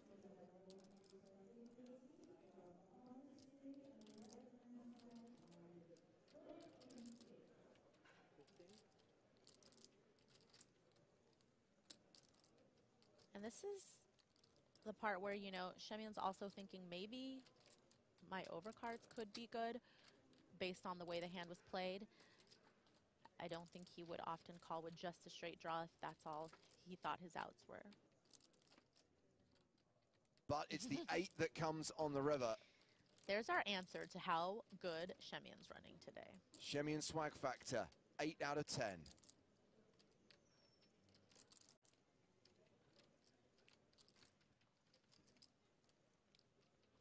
What in the world? Well, this is going to result in a change at the top of the leaderboard.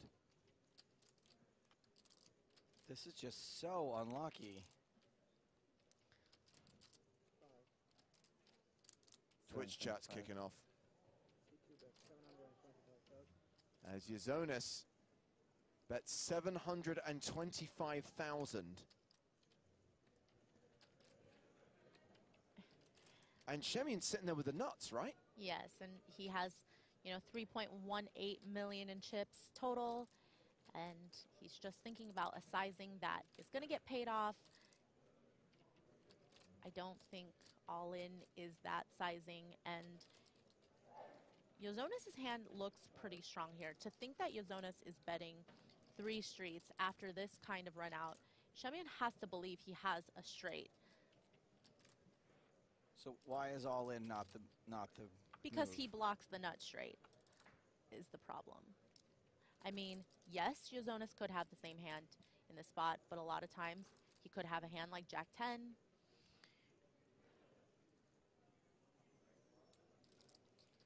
Well, how much is that?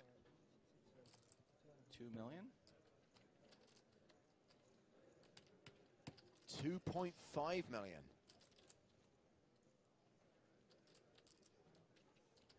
If you threw up earlier, Joe, I don't know why you're not throwing up now. I got nothing left in my guts, that's why.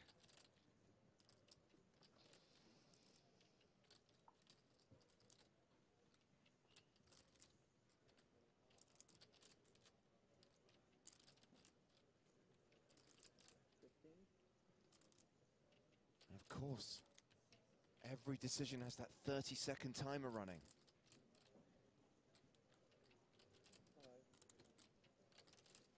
How are you supposed to get away from this when there's one hand that beats you?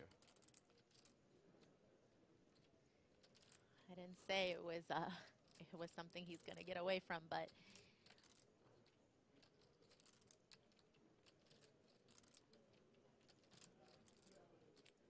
it's a very tough spot for Shemian to bluff. given what I said about how strong Yozonis' hand looks with the action having been what it was. But I mean, can Shemian do this with just a jack? Just to be clear, he doesn't have to play those time bank cards. They will be deducted from him at the end of the hand. Every 30 seconds that passes, the dealer resets the clock and starts it again.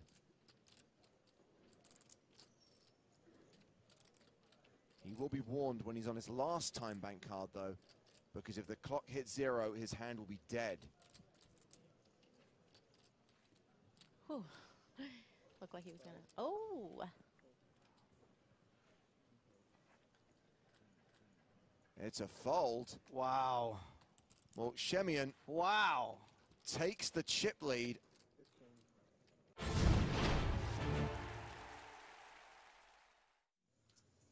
So Vatrin, having just lost that hand to Paul Newey, is back in the action. 9s under the gun, raises to 3,000. Ace King for Pedro Neves, who is the effective stack here with fewer than 20 big blinds. Something tells me, based on the sample size of 1, that Vatrin is going to be tough to get rid of with these 2 9s. Yeah, Neves, not the kind of stack you really have much room to 3-bet and deuce. And facing a shove, I think Vatrin will probably at least strongly consider calling. It is early position. It is 20 big blinds. You're not getting a lot of pocket 8s and pocket 7s shoving here, so that doesn't make it a snap call, but it's triangle time. Neves all in for 29,500. Queen Jack for Song in the big. That's a fold. Snap called by Vatrin, and we are off to the races. You should check in all your players on the table, not only the new entries. So please check in all Like Riz versus Drip. players. One of these two things has a slight mathematical advantage. Neves is the at-risk player and the player who is slightly behind right now. But there is a king on the flop and a 9! Top pair versus a set. And Neves down to just 3%. I could have gone to the party.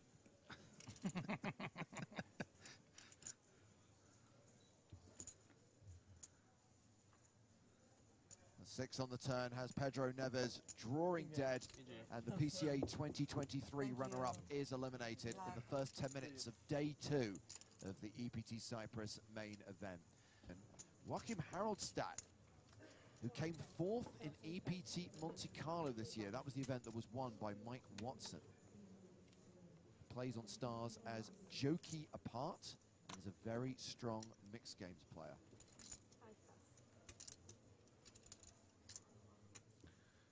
But is he a very strong ace-jack player?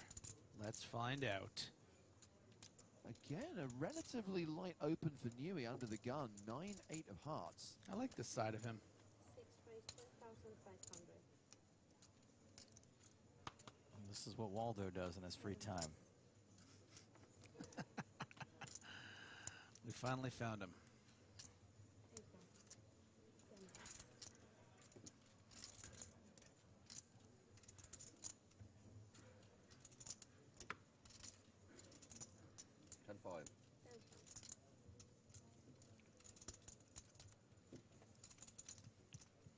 Yeah. Let him simmer over this. Yeah, you know, I like the call here. You know, you put out 3,500, 7,000 more to call.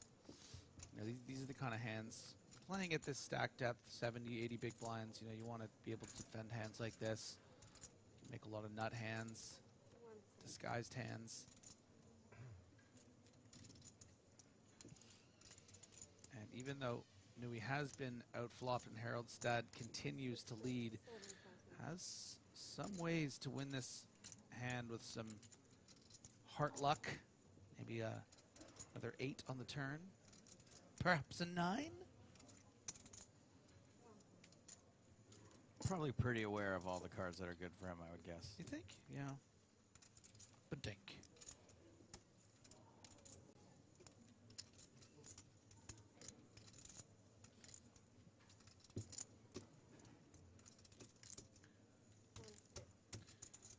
could get a free card here. Haroldstad probably not thrilled about betting this card, even though he's going to think his hand is good a decent amount of the time. You know, you're still losing to your ace queens flushes, and there you go. Ooh. Is a flush for Haroldstad. And it also gives Paul Newey 2 pair.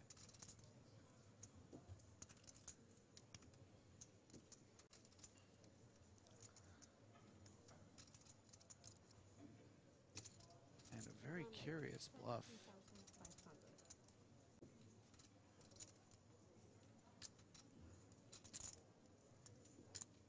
I'm a bit surprised by this bet. You know, it's not a blocker bet. This is well over half pot. If your opponent does have a big diamond like an ace-jack, I don't think you're going to get a fold.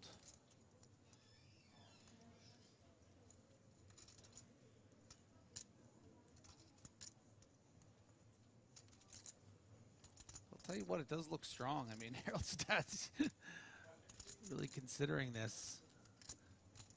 You know, it's not just the third nuts, it's the fourth, right? You know, Newey can just have that ace of diamonds as well.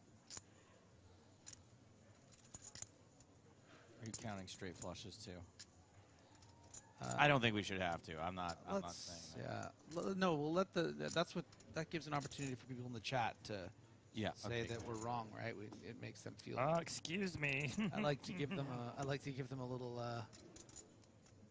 Buzz Killington open. Oh! 7 of hearts fall. Show us. Haroldstad folds the flush. Newey's reputation precedes him. He just said show 8, 9 of hearts. Bravo. What? Look at that. Read. Wow. Yeah, an opportunity for a little bit of revenge here, blind v blinds. Papo is going to be calling a small blind 8-6, the offsuit variety.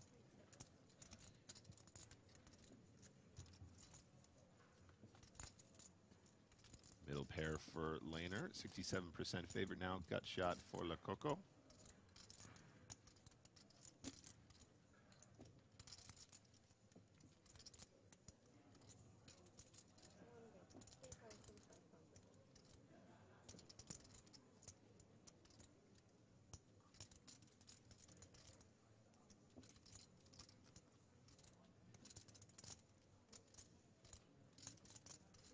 Lehner's going to come along, seems pretty standard thus far. Cinco for Le Coco would give him a really nice turn card to barrel again, but it's the King of Diamonds. Honestly, not the most ridiculous continue card for Le Coco here either, though. Obviously, can still get some 7s to fold, some 4s to fold, maybe some flush draws to fold. If he wants to barrel turn here at this stack depth, though, it probably needs to be quite chunky. And James, if I know Mr. Le Coco here, if I know Papo, he just finds the barrel a lot of the time here. Very aggressive player, and I'd like to see close to full pot, maybe even slightly over. Aggressive to the point where sometimes you wonder if he's got an appointment. Okay, I called it. 13 in the middle. That's a full pot turn continuation, and I'm here for it all day long. Really like this style.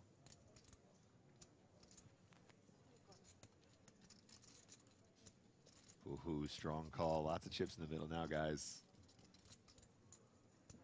Barry Greenstein, ace on the river, does not change the outcome of this hand. All right, Papo, overbet shove river, easy game. Send him home.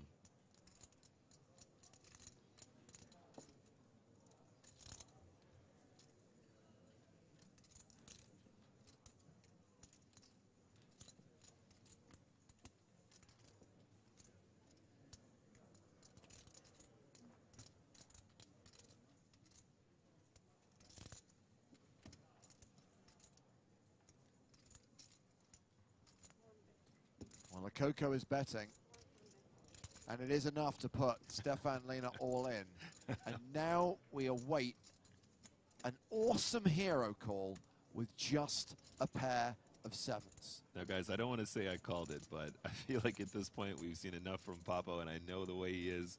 And I absolutely love it. I mean, he knows his opponent probably doesn't have ace-jack, probably doesn't have ace-king, probably doesn't have king-jack, probably doesn't have pocket fours or sevens, probably doesn't have pocket jacks, probably doesn't have pocket kings. There's just lots and lots of hands that they would have represented differently here pre-flop, blind v blind, and therefore a very cool opportunity to just blast off. I think maybe a hand like ace-7 might be the only one that really hero calls here that plays their hand that way pre-flop, and even that might have put in a raise versus limp. Mort's watching on Twitch says tough call to make, but kudos if he does. Kudos indeed. And a full double up.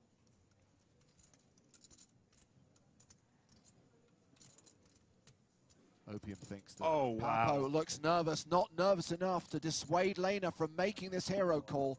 What a call. Puts the chips in with just a pair of sevens and gets a full double up. I mean, guys, hats off in chat. This is unbelievable stuff. What an epic hero call. So Stefan Lehner, who was in the danger zone a short while ago, is now playing close to 70 big blinds. Button raise from El Yakubi with ace-7 of hearts.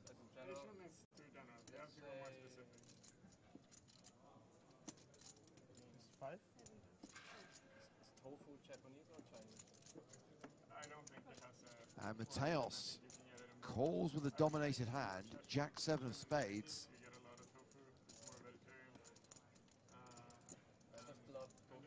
10-8-5 on the flop. Yep, you'll notice 13K already in the middle, Mateos with 15 behind. Is this an opportunity for a check raise, James? I don't think El Yakubi is going to have any issues getting the nut flush in on the flop anyway with the 1-over card and nut flush draw. Yeah, little stop and go, snap called. Mateos in big trouble. Absolutely. El Yakubi ahead right now with ace high, has the heart draw as well. Mateos with 4 outs. The jack of diamonds, specifically. 20 of those 3 nines. Yep, Mateos just wanted to stop and go right here, right now, try and maximize folds on the flop, but 16%, not looking good for our previous EPT champ.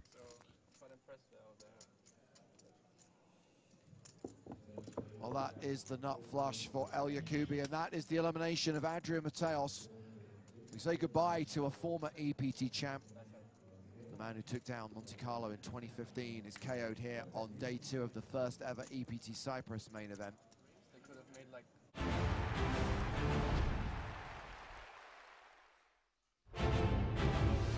That was then, this is now. Live coverage of day 2 of the PokerStars European Poker Tour from Cyprus continues. The Merit Royal Diamond Hotel, Casino and Spa is hosting this event. It is a $5,000 main event, and right now we are on the pure bubble. That's right, world famous bubble coverage continues with 200 players remaining, including the top 5 stacks in the tournament right now. Only 199 will cash. That means the next player out leaves with nothing. We had an extended period of hand-to-hand play before the dinner break. Coming back from break, how long will it take before that bubble bursts? It's James Hartigan alongside Joe Stapleton. Hello, my babies. And Griffin Benja. Bubble, bubble, bubble. So we have got one of the chip leaders, Tonka Parker Talbot, at the feature table, along with Juan Pardo, Malacca style, winner of a Super High Roller online in the last couple of weeks and a Super High Roller live here in Cyprus. Blinds going up to 2,000, 4,000 with a 4K big blind ante. 200 remaining, we're going to continue hand for hand. Dealers, next hand please. The blinds are 244, 244, thank you. You heard the man. The Stone Bubble with Toby Stone. Do you think Tonka's feeling happy now he's got some food in his tummy? Maybe.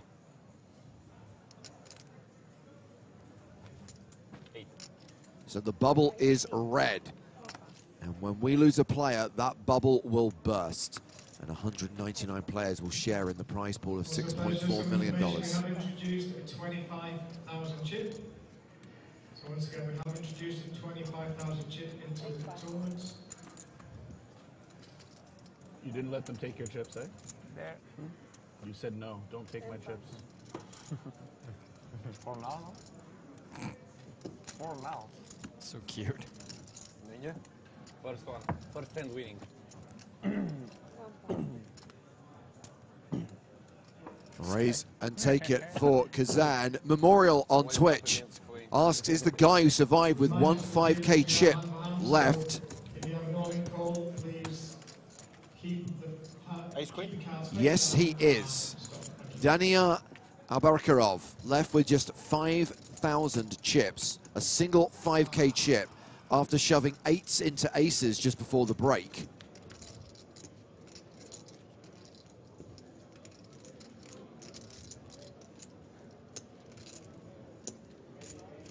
I wonder whether the legend of that hand has spread throughout the room, whether the other short stacks are aware that there is someone like to be forced all in.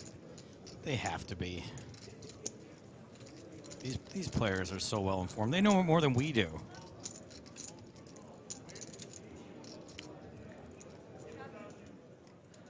Several hands still in progress. We are going to go over to table 13. When we checked on the tournament top 5, we saw that Andrei Vavilvonsky was the chip leader. He is in a hand against Toby Joyce. Oh, Toby. My buddy Toby.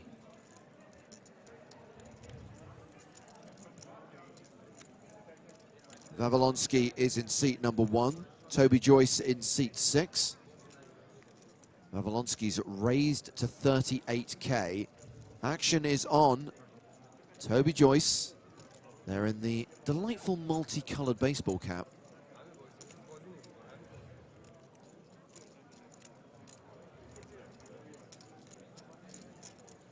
So it looks like Joyce opened Griffin and has been 3-bet by Vavilonsky out the small blind. Yeah, and it looks like Toby Joyce is covered in this hand, so a lot of stone bubble pressure being put on Toby right here. You know, what do you do with a hand like ace-queen suited? And Toby reaching for chips, doesn't look like he's in a folding mood. Wonder if he's... Oh. Oh. The chips go back, looks back at his hand and folds to the re-raise. So play is concluded at table 13. We're going over to table 5. The player in seat 8 is all in. That is Daniel Kolazar. Decision is on Nathan Tetat. And that doesn't look like a lot of chips. Looks to be about 31,000 if I'm reading it correctly. At the 2-4, it's just under 8 bigs. Looks like a call. Yep, confirmation. Nathan Tetat in seat 7 has called the all-in of Daniel Kolazar in seat 8.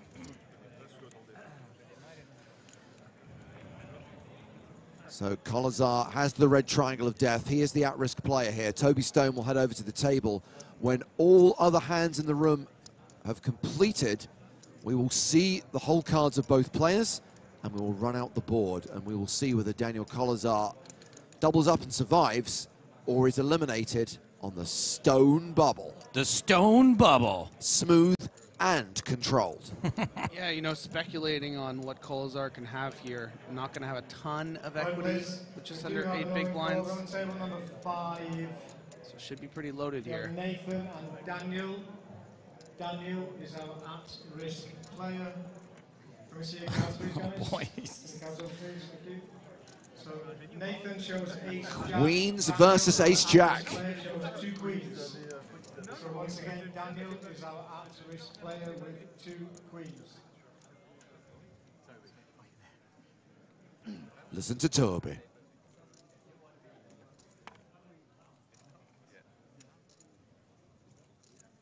Can we see the floor, please? Flop is 8, 5, 7. So far, so good for the at-risk player. Turn card, please. Turn is a 10. Just has to fade. Barry Greenstein. Final card, please. Oh, or a 9 for a straight. card is king. King is a safe card, queen's hold, and that is going to be a double up for Daniel Colazar. We're just so buried in our phones. Poker News, Hendon Mob. I know these websites better than I know my own grandmother. Instagram, X. And I'm losing for sure. If he's facing, I will call it for 8,000. Jack 7 of hearts for Tonka, opening under the gun. Now, if I was opening under the gun with a big old burly red beard.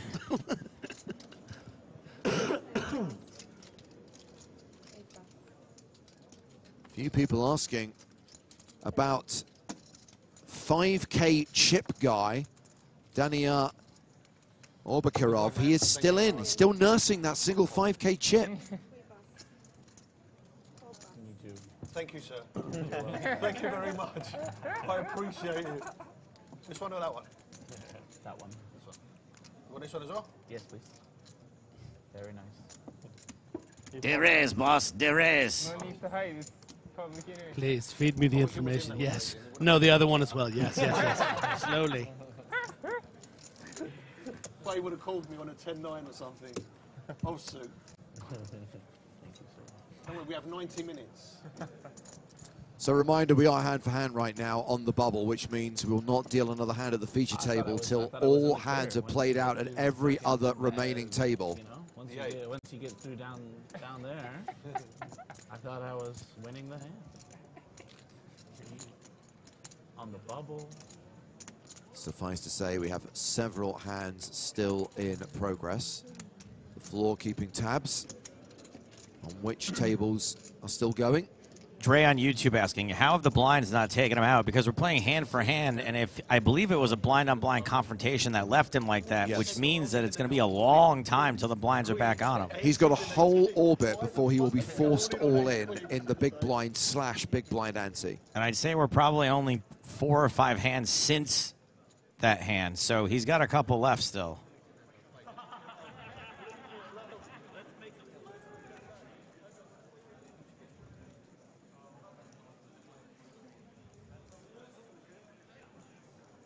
Looks like we're tracking over towards table number 9, which is our former feature table,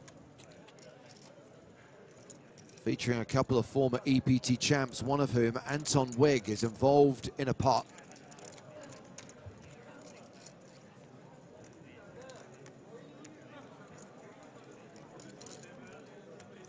His hand has gone to the river, goes check, check, showdown. Anton with queen 5, pair of queens is good. And there's the other EPT champ sat next to him, Uri Rocky Gilboa.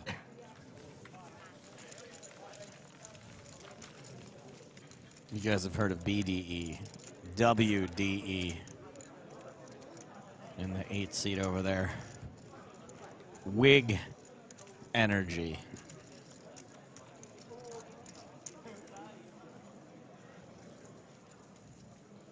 Anton the Rig Wig. There's another EPT champion at the front of our screen, Nicholas Schweiti from Lebanon, sat next to Kenny Hallett at that table. Seat 4, engaged in convo.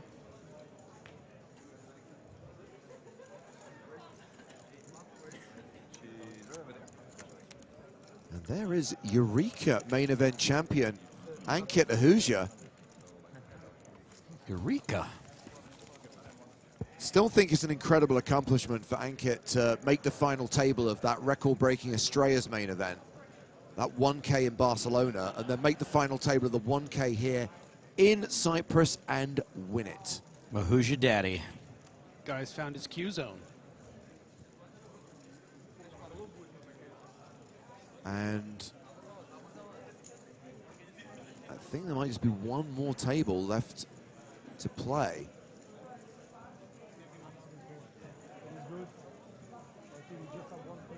In fact, I think we're good. Looks like all hands are finished. Looks like we're ready to go with the next hand.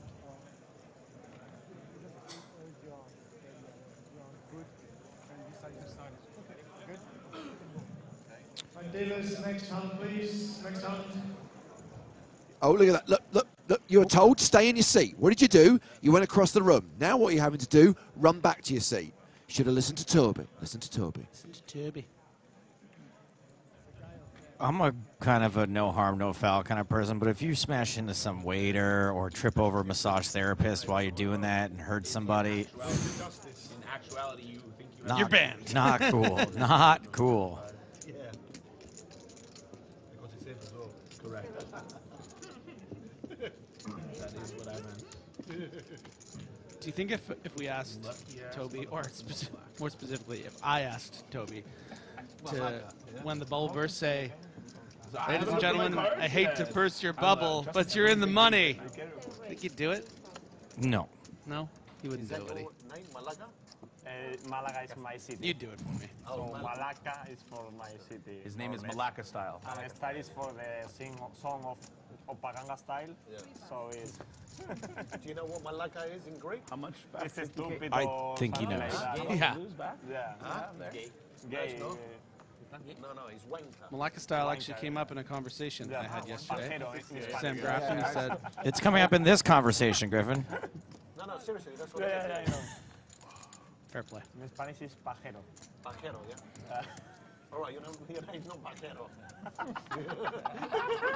Domination rotation. Malaga.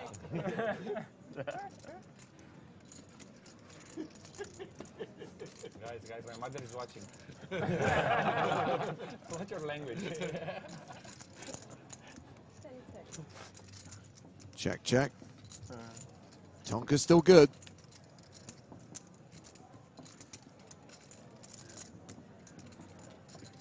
Okay, Griff, now what? No, it's just Sam just said, you play all these super high rollers, and Malacca Style is check raising you on every street.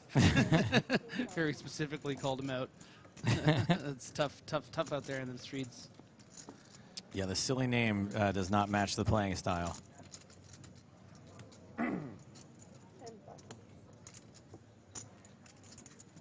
More chips for Parker, who is chip leader at this particular table, and a top 5 stack overall with 200 remaining on the pure bubble. A sloppy tower right there. You see that thing? You guys are making me laugh in the middle of the hand. Clean it up. That's enough for a new tower, That's Over there. I still let it ride.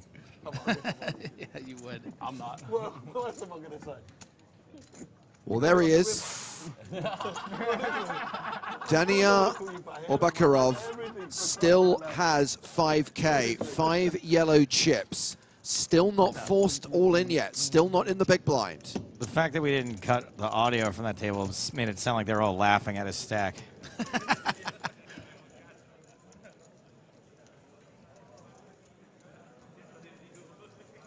Just checking where there are still hands in progress in the room.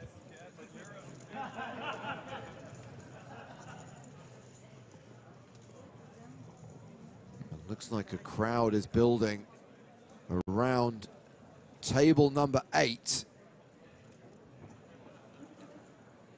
Do I see a triangle? Yes, I do. We have an all-in and a call at table number 8.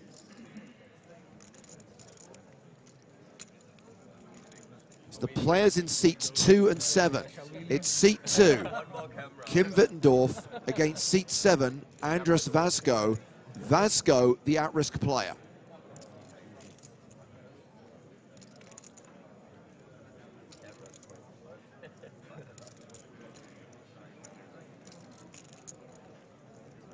Come on, don't get in the shot. For one time you can come and just say, okay, I can sit, please. Yes, I'm here, yeah.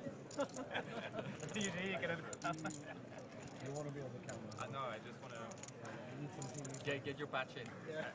Toby Stone will make his way to the table as soon as players concluded everywhere else, and then the cards will be flipped over.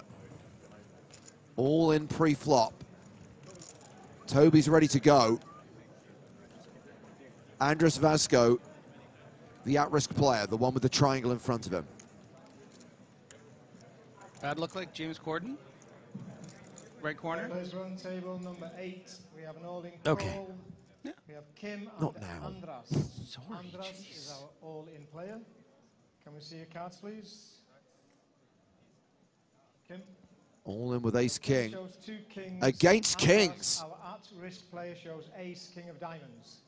So once again, 2 kings and ace king of diamonds for our at-risk player. So flop, please. Did someone really just say I had 2 aces? So you'll be Classic bit. Flop is 6, 7, 7. There's 1 diamond on the flop. Turn card, please. Turn Diamond. Queen, there's 1 more diamond. So there's 2 diamonds on the flop. Final card, please. Final card is a king. Full house and a KO, and the bubble bursts. Congratulations, everybody. You've just cashed in the EPT Cyprus. Well done, everybody. Congratulations. So it is Andres Vasco, who is the last player to be eliminated outside of the money. He walks away as 199 players are guaranteed a slice of the $6.4 million prize pool, including Daniil Abakarov, who has just 5,000 chips. So this guy gets nothing. 0, zilch, nada, null. And what does James Corden get? The hatred of the internet. Man, bubbling a tournament sucks. But being rude to waitstaff sucks more. Everyone cheering when you leave the room. It's like me at every party. Okay, so time for the post-bubble bust-out bonanza. Still have 80 minutes on the clock. Another 1 hour, 20 minutes to play today. See how many people are going to go all in now. And a lot of folks in chat mentioning a regular viewer cashed in this event, Lord Barry, in the money. He was raising king 5 on the bubble. I can't imagine what he is now.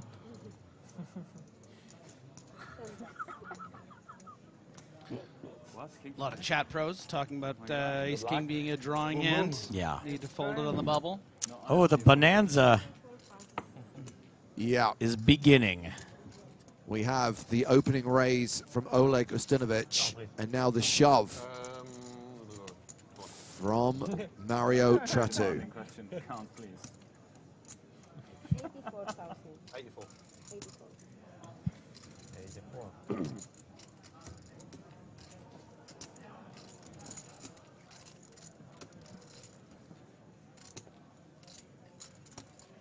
Ustinovich folds. Thought it was a queen. It's queen. She's going to definitely tell me off now. Second ace queen. Good vibes on this feature. Good vibes. Liar. Decent vibes. Some banter, as they say. No, ace shot.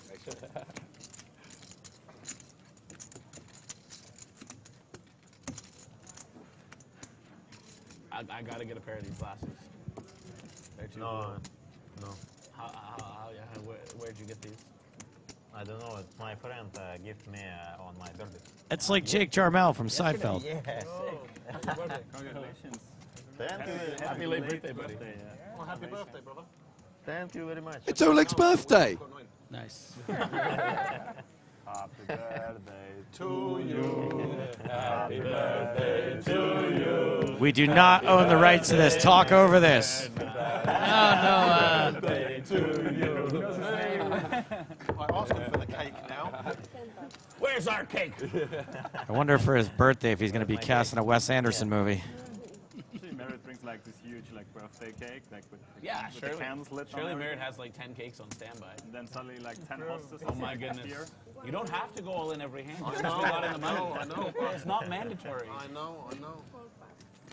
Very large shove here from Tratow. Maybe not appreciating how many more chips he has after getting those shoves through.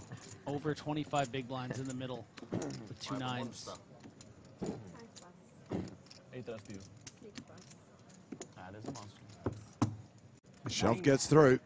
Given a lot of information, too. I know it seems like all fun and games, but he's really establishing to the table what his range is with some of these shoves. Showed the ace-queen, said he had ace-king that hand before, which he did, and then showed the nines just there. So I'm assuming, Joe, that the viewers had something to say about Robert Kazan folding that ace-king pre-flop before the break. Yes, it was mostly positive, but a few people saying that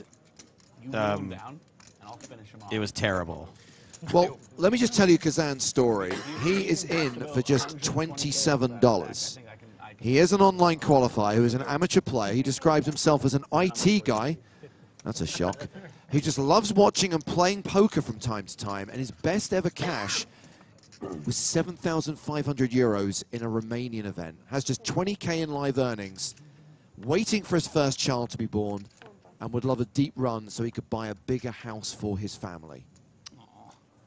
So how do you feel now, all you people who said nasty things about Kazan? I mean, they knew that. I did read that before. I don't know if it's going to make a difference to some of them. Some of them are just jerks. As long as he doesn't fold ace-king this time. This time, yeah.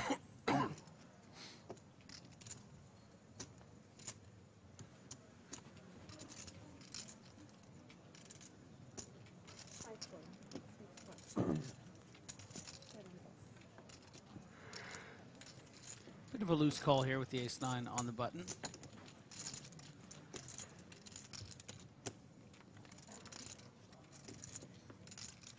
Ooh. Oh, is it? What do I know? You knew the 9 was coming. It's a given. It's a given.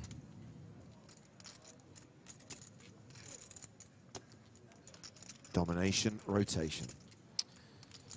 Well, the good news is he's going to be home in time for his son to be born. Or daughter.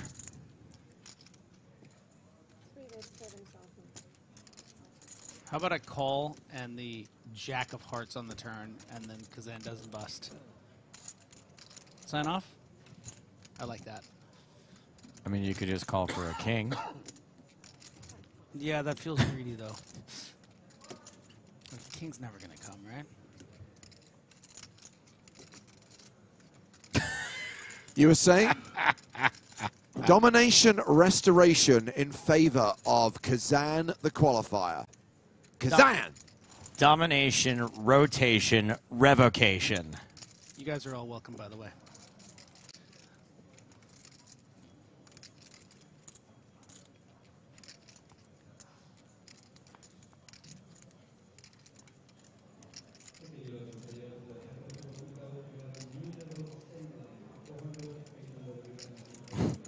Alakazam, says Jai Pai.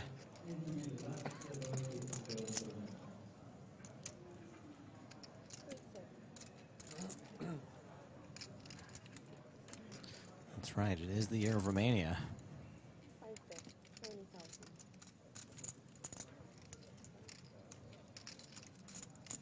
$20,000 the bet from Given. Oliver's getting banned. Who says 9 on the river, please? Co-banned. You're out of here.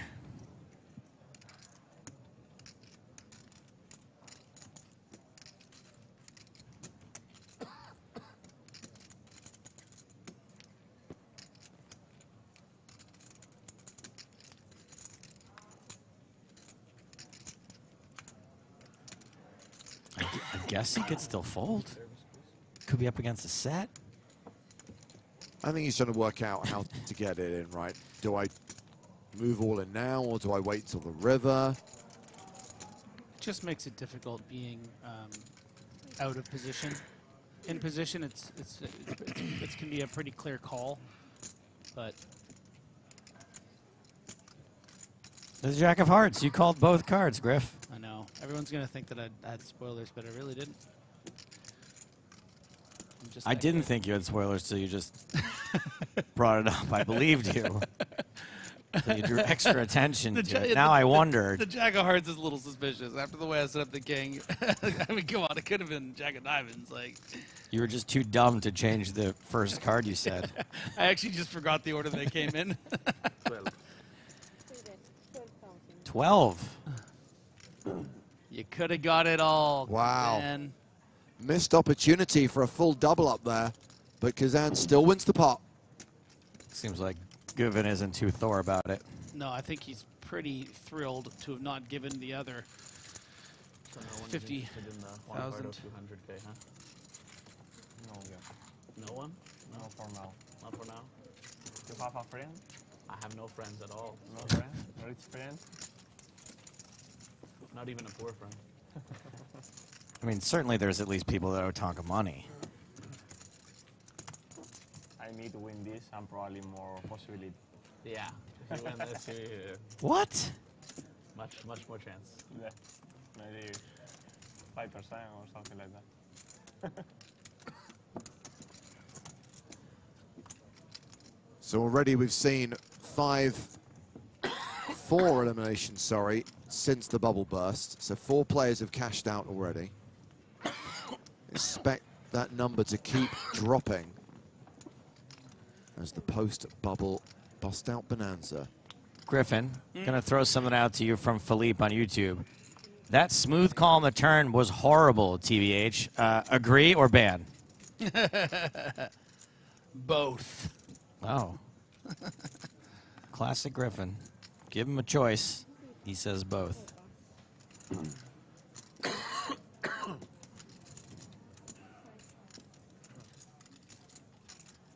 After the hand, yeah?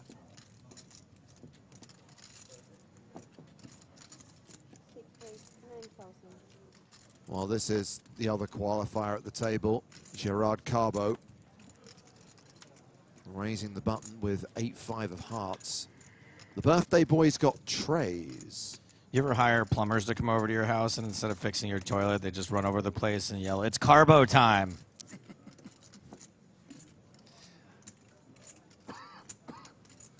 Ooh, I kind of like these 3 hands. You know, it's kind of an interesting little, you know, standoff. It's a matchup.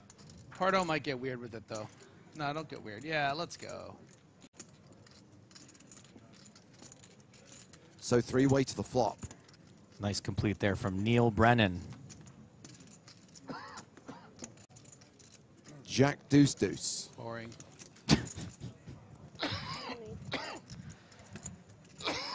Yeah. There's 31,000 in the pot and a lung. Do we think that Tratu is going to last the day? I'm not talking about him surviving in the tournament. I'm talking about him surviving. Yeah, it's going to be a close call.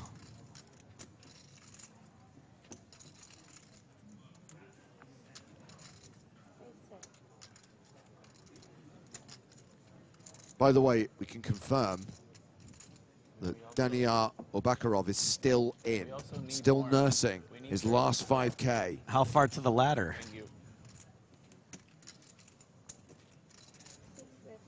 10? I think too many. Unless he gets a double up, triple up. Yeah, because he's going to be forced in. It's not even like he could fold for 1 chip and try to hang on another orbit. Ooh, I really don't like the way Stinovich played those 3s there. I feel like this is a very clear turn bet against both of these ranges, and to find a fold to a, what, 20% pot bet?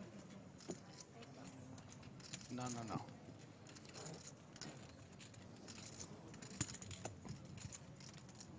That is going to be a pot for Carbo. So we're at 195. The ladder is at 183, Joe.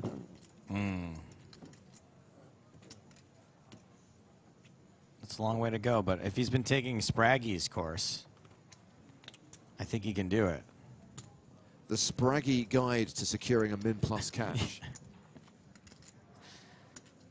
I don't know how he crammed 700 pages out of that, but he did. How many min plus cashes does Spraggy need to secure to offset his losses from that super high roller 4 years ago? 4 pass.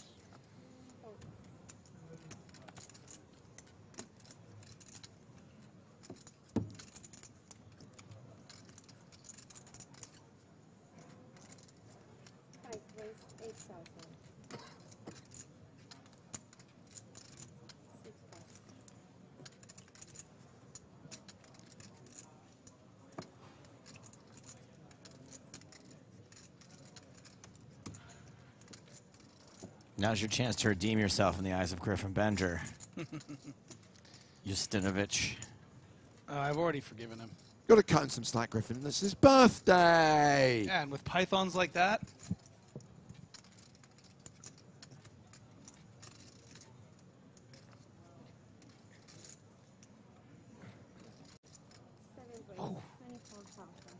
It's the spectacles of destiny.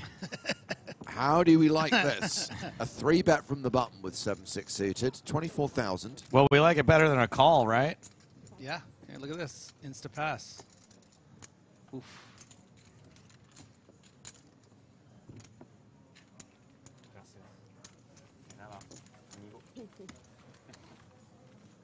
Justinovich sounds like a made-up name from a Norm Macdonald joke.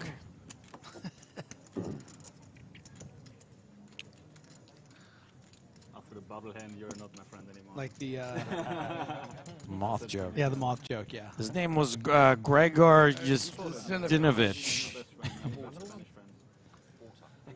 Why? I gave you credit. But you and Lou. Cappuccino for me, please. You have ace king? Somebody call you earlier. No. Water. It's fine. Yeah. Thank you. King deuce or something like that. King King 5, King deuce. King 5. King deuce. Around 50, right? Okay. It's okay. That 55. or ace king. Yeah. I'm not gonna lie. I'm pretty invested in this house for my family narrative. That's some good lore you guys gave me. It's hard not to be. Yeah, that was some good lore. Good motivation. He can build his new house right next to Rezvan Balea. Yeah. I just love the idea that all Romanian poker players live in the same street. Got the same cul-de-sac, yeah. Hi, Florian Duta. Can you? I'm picking up Livia Ignew's mail. He's on vacation. Ooh, sorry. This one's addressed to Liviu Ignat. We're gonna have to send it back. There's a certain point, like some things are a no-go. Qualifier v qualifier. Carbo's 3-bet, flattered by Kazan. It's Carbo time. Oh, no, Kazan is not called yet. Sorry. You squeeze banana. Yeah, I mean, ICM is for poor people. We know that, right? You are rich. You can invite me for the Triton 200K.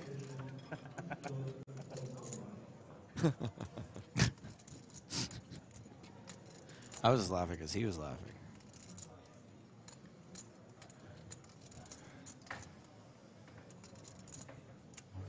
What was that? I was sitting next to a friend from Nacho, and he was like having a shirt on. ICM is for poor people. I was like, with him on printed on the shirt like as well. Like, that was Oh, hilarious, like. a 4-bet with ace-jack off. What? So we know what we're all thinking, right? What do you do now when queen shove? You fold. So we went over the lore of Kazan, but one thing that I don't think that you and Griffin are privy to, James, is that when he came to the table, the floor person who walked him over announced it as his first ever EPT. So I was like, ooh. But then a few minutes later himself, he was like, hey, everyone, it's my first EPT, and I'm expecting a child very soon, and I really want to cash in this tournament. And I was like, no, stop, don't do it. And then what do you know? He opens, he gets 3-bet. He opens, he gets 3-bet. He gets 3-bet by King Deuce offsuit. Yeah, I mean, I don't even think this is necessarily a bad 4-bet. It just happens to be, again, into the, top of Carbo's range here. That guy's got queens, Griffin. Now, I know, but listen, because of the information he gave as well, I think if Carbo was looking down at ace-8 of spades, might have done the same thing and folded to this 4-bet. The Dankage says, lol, he's folding. I mean, listen, he's almost certainly not folding, but it is also not out of the realm of possibility because of everything you just said. If you don't think that this particular person has a 4-bet fold range and they only have aces and kings here, because even ace-king would probably just shove over the 3-bet, not induce, your things do spin. I mean, he kind of looks scared, I'm not going to lie. He does not. I mean, his money'd be in already if he wasn't. Oh my God, he's actually going to. There's the all-in. Thank you. Finally. Whew. And Kazan folds. And let me punctuate this with a little classic. Whoops.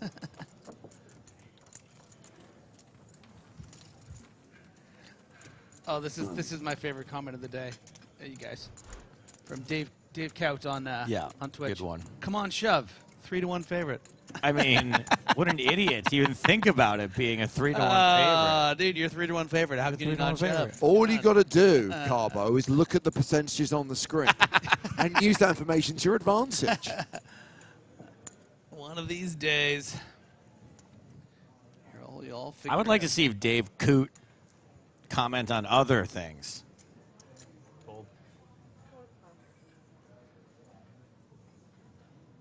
I'm not going to lie, the patch that's kind of peeling off, but it kind of adds to his aesthetic of the Parker Talbot, you know? Well, you had it turned upside down, which a lot of times turning your stuff upside down is like an act of protest. So I don't know, maybe he's mad about the length of dinner break or something. I think he's protesting the party being before day 2. Yeah, right. Number 1, you don't have to go. Number 2, you don't have to stay that late. Number 3, you don't have to drink that much. Number 1, that party was absolutely banging. Number 2, you would only go if you literally had no clothes.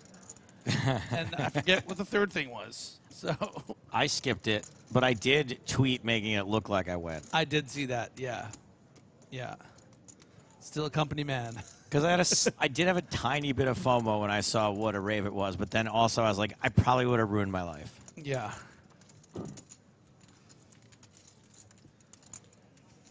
Like, here's what happens to me at those parties. I'll walk around, have a bunch of drinks, spend 5 minutes trying to cheat on my girlfriend, and go, what am I doing? And then I go home, mad at myself.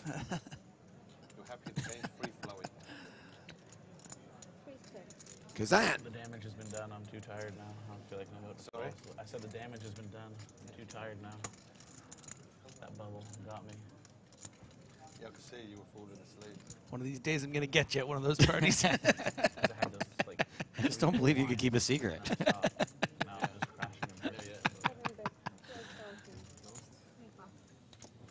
I know them ones. That's why I said to you, I don't know how you could do it. Usually I just keep going. Yeah. And then it's all right. You have a sweet tooth as well? Nah, no sweet tooth. Just the wine. Have we got him his water yet? I mean, I won't say no to some sweets or dessert from time to time, but I don't have a sweet tooth. Yes. Oh, cappuccino? Sure. Yeah. Sorry. Pretty sure I can see some raspberry crumble in that beer. To be fair, it's from 3 weeks ago. Thinks it blends in. Some water, please. Some water.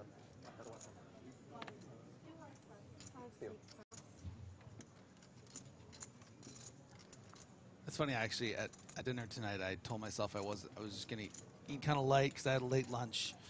And so I had a little bit of less dinner, but then I went over to the desserts, and I wanted to try everything, but I didn't want to have a lot, you know, so I did bring like 4 or 5 desserts to my table from the buffet. And that's why you got to eat with people so you can justify people were it. staring, yeah. So, you'll see that we've now ticked down to 190. Among the players recently eliminated, scoring a min cash, Ankit Ahuja, the Eureka main event champion. Sure, Ahuja daddy. Nils Padel, Alexandra Villemure, not among the players eliminated, Daniya Orbakirov. He's still in. And could justifiably ladder at this point. Stop. Summertime. Yeah. Sama all in. Tratu reshoves. There is, boss. There is. So Tratu not at risk here. It's Sama who's at risk and behind. If you want the ace to appear, you have to say the magic words. Tratu, Ferrata, Nikto. Nah, you're blind. 48. I am? Tratu. Wafa. Maybe I didn't say every single exact syllable, but basically I said it, yeah. Such a beautiful hand. I watched that movie a few weeks ago. Did you really? Yeah. You know the, let's see how this plays out. There's a jack, not an ace, but it does give Sama additional outs. Yeah, a girlfriend of mine hadn't seen the Evil Dead movie, so we did a whole marathon. It's great. Sammer. James is thinking of the original movie the line's from and not the one we're quoting. So excited. You're referencing Klaatu Barada Nikto from The Day the Earth Stood Still, right? No, we're referencing Klaatu Barada Nikto from Army of Darkness, which is referencing The Day the Earth Stood Still. Okay. Oh, Barry Greenstein makes an appearance. The ace, boss! The ace! Tratu, all the things he said. Okay, there we go. There we go. Another tattoo reference. Do you know the Star Wars reference to that line, Griffin? Do you want to say it, and I'll see if or I should just know it? No, you need to know it. I'll give you a clue. It's Return Oh, of the Jedi. Jabba. Like Jabba's speaking and says stuff No, like that? but there is a Jabba good guess, connection. though. Return of the Jedi. Yeah. You're close with the guy Jabba. with the worm head. Oh, the way he talks. 3 of the skiff guards are Klaatu, Barada, and Nikto, which is a George Lucas reference to The Day the Earth Stood Still. You know, it always astounds me how nerdy you truly are. Not nearly enough to have seen the Evil Dead trilogy, though. No, well... I have. I just think they're shit films. Wow. You dropped the S-bomb, too. You know, I guess you can't be a film nerd from, like, the 80s and 90s and not have seen those movies, even if you're not a horror fan. I am not a fan of Sam Raimi as a filmmaker. Never have been. I think he is phenomenal sometimes, but sometimes he is absolute dog. You know what the real twist of my marathon was that she preferred Army of Darkness. Army of Darkness, I think, is the... I know Evil Dead 2 is everybody's favorite. I like Army of Darkness the best. It just, once it leans into the, once he just... It's just so much more palatable than the other two. Like, Yeah. the other two like, don't make sense. Yeah, exactly. No, I'm inclined to agree, but it's a bit blasphemous, I feel like, to some people. I've been debating forcing my significant other to watch the Evil Dead trilogy also. Just show her. Just I show think you her can just Army do of Darkness. 2 in Army of Darkness. That's what we did. Okay, you skipped the first one? The first one's a tough watch. Yeah. Which James brings 4 of on every trip. Whoa, okay. Ace, ace, ace. As the dealer in Casino Royale would say, trip aces. There was a minute where Sam Raimi was my favorite director. Yeah. When he did A Simple Plan, and I think it was The Gift also, right? Wasn't that him?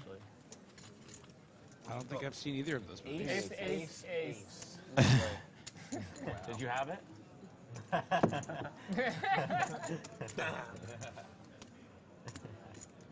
And I really like the first 2 Spider-Mans. Yep. Meh.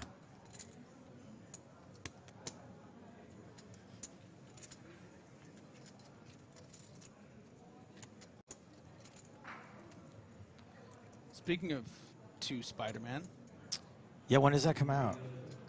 in the next few days, by the time... Really? The, Oh, I'm not done with Starfield yet. like you're ever going to be done with Starfield. When was the last time you played it? Are you invested? Are you like into it now? It's weird. I really enjoy playing it. You only say that because Let's see if the 7s get called.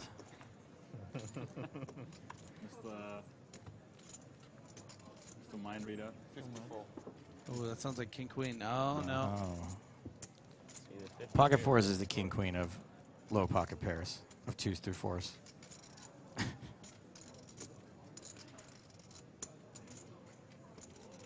The new Iron Man was so underwhelming, but all my friends liked it. Did we miss a new Iron Man movie?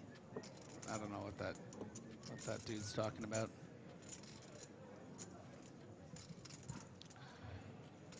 Make a tight fold. Nah, he's coming in. Good luck, guys. Oh, Ah. I'm leading again. Hopefully I'll hold up this time. Fair. You deserve one, buddy. I thought there were 2 sevens on the flop. What? Tratu guys, so likable. Everyone's rooting for Right in him. the middle of the Did you say you folded the 7? No. Oh, come on, man. Honestly, man. I thought you folded the 7. Because the, not only you done me on an ace jack, you're telling me you folded no, the she 7. put the sevens right in the middle of the table. You and thought that's your why it hand was the was flop. part of the flop. Yeah, exactly. I felt like, wow, 2 sevens already on the flop.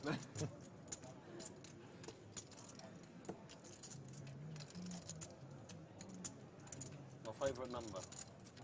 James, were you just really on Google looking if there was an Iron Man that we missed? Yeah. I thought there might be an animated movie or some nerd stuff like that.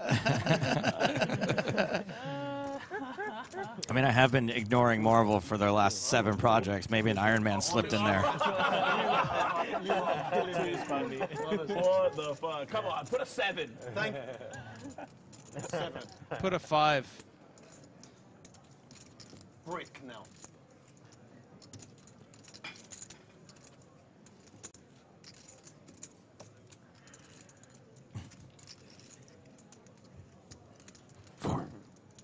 Joe. 7's hold. Tratu doubles up. One bit.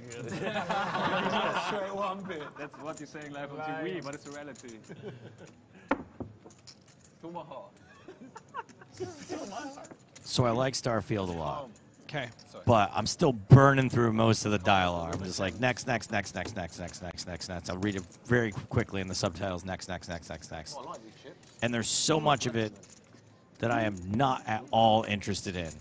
Like mining for minerals and building relay stations on on one of the other 1,200 planets in the game. No thanks. So- I want to shoot stuff, Yeah. sell my booty. Right. That's about it. So go keep doing that. You're selling your booty? Yeah, my swag.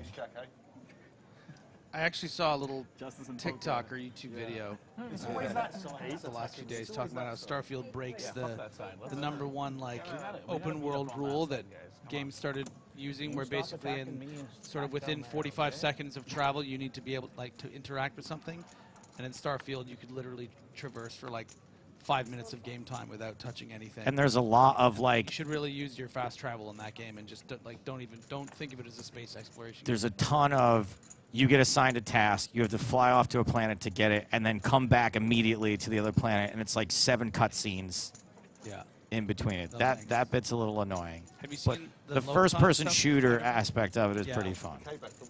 You seen the load time stuff with the Spider-Man 2? It's just like instantaneous. Is it really? Yeah. When Oh, you wow. switch between Spider-Man, it's just like it like zooms to them through the city. It looks awesome. Down to 180 players now, so we have had the first money jump.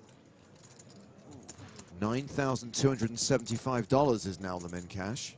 So, did he sprag it or what? He did, right? We would have heard about it. Oh, you bet 8, right? Yeah. Oh.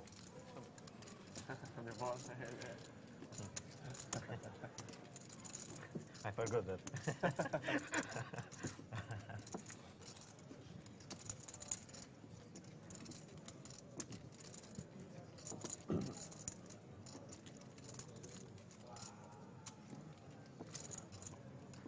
I am told that Obakarov did make the pay jump. Hell yeah. Spraggy just sat bolt upright in bed.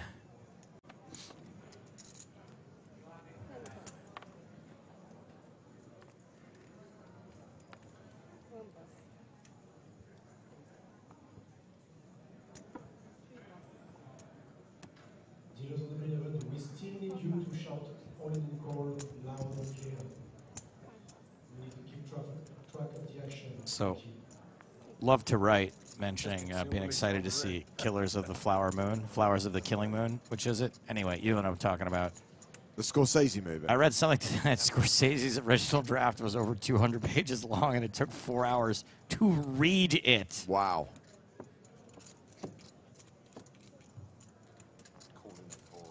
Also, he hated the new Iron Man.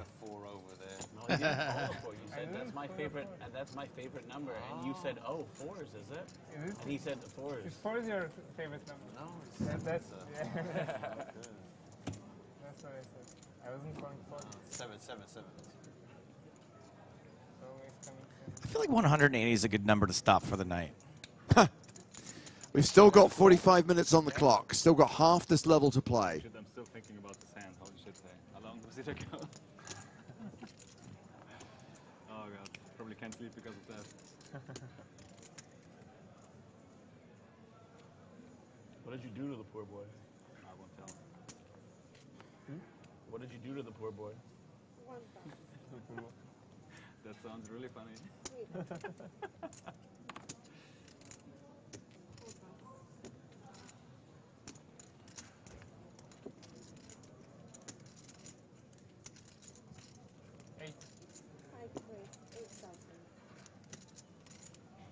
Govan opening here with 9-7 of diamonds.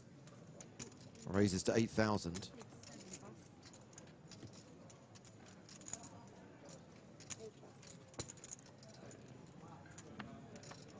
Just the big blind to get through. Harold Zammer.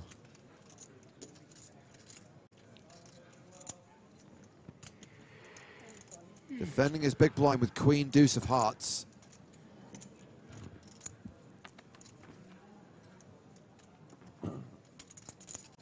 Ace, 6, Deuce, all diamonds. Ding, ding, ding, ding, ding.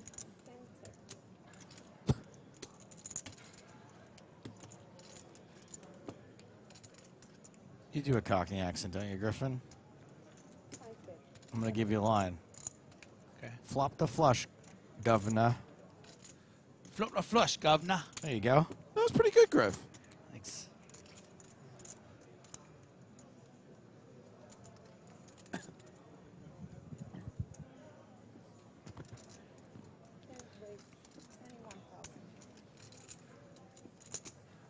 And Sammer trying to hide that Adam's apple. We got a little neck pulse.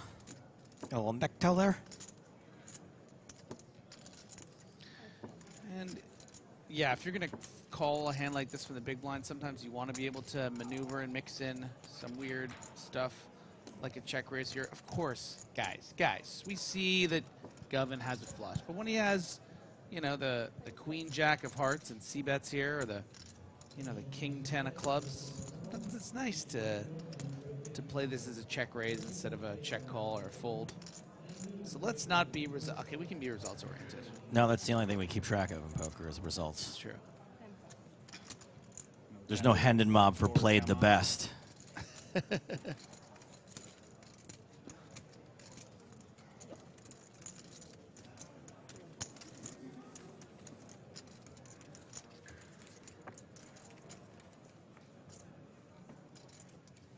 So there's 43 minutes left on the level, but because we're on an hour delay, what does that add up to? Is it a whole hour that we have to wait? An hour 43. Hello.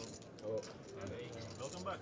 We will be done for the day in 43 minutes' time. Oh, We've talked a lot about mini EPT Cyprus and the fact that we're adding Power Path tickets to the prize pool of every single tournament. If you haven't come across Power Path yet, do recommend you check out the promotion. Remember, you get a 50-cent ticket every day you play a real money hand on Stars, and that will get you into the first step of the Power Path. Work your way through the steps to win one of those coveted Power Passes, bronze, silver, and gold. And remember, you have the power on how to spend those passes. That's so sick. Really? You get on the first step? If you play a real money hand, any day you play that, you're going to get a free 50-cent ticket to play the first step. Is that just because of EPT Cyprus? No. That's all the time? All the time. That's so sick. I'm in the wrong business. Must be power pathing. Remember, if you're in the UK, you need to opt in to get that free ticket. And as I always remind people, it is not inconceivable. Yes, it's unlikely. Inconceivable. At that first step, it's a 50-cent spin and go. Yeah. So you win one right away. Most of the time, it's going to spin a ticket for the next step of the path. You Right. know that. But every now and then, it's going to spin a bronze, silver, or gold pass. It's not inconceivable that you could win a gold power pass for 50 cents. It's been a while, and I don't want to put you on the spot, so if you can't answer this, I'll ask Nick tomorrow. But I saw Arlie post this clip of a guy beating him heads up in a spin and go and having the chance to win like $800 or something, and then spinning something again, and it came up $35. I don't know what that is. I'll ask Nick. Nick will know. We'll get to the bottom of it tomorrow. Apologies for not watching everything that Arlie puts out there. I'm an Arlie Shaban stan. $7,000. Spin and go max, says Tom. Not related to Power Path. Got it. Okay. Max!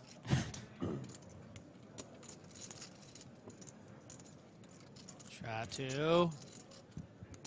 You put that down. You put that down right now.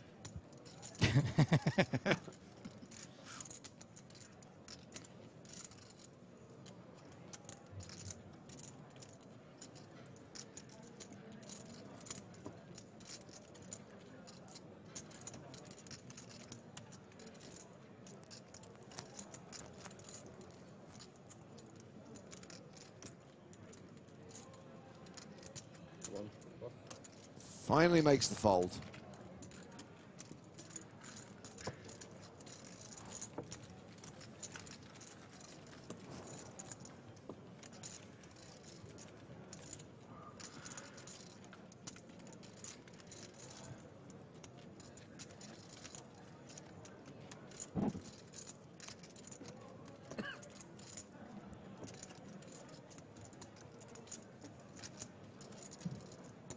James, I know you're an Xbox guy, but the Spider-Man games are worth a PS5 alone. IMO. I'm not buying another games console. I don't have time to play the games I have on the Xbox without buying a second games console to play more games. Well, it's not your fault that you bought the wrong one. You know why they call it an Xbox 360? Why? Because when you walk in, you see it, you turn around, you do a 360 and walk back out of the room. That's a 180. That's a 180, though, I think. Shit. And that's the meme. My joke stands. That's the meme. That's the meme, is getting someone to say that's a 180.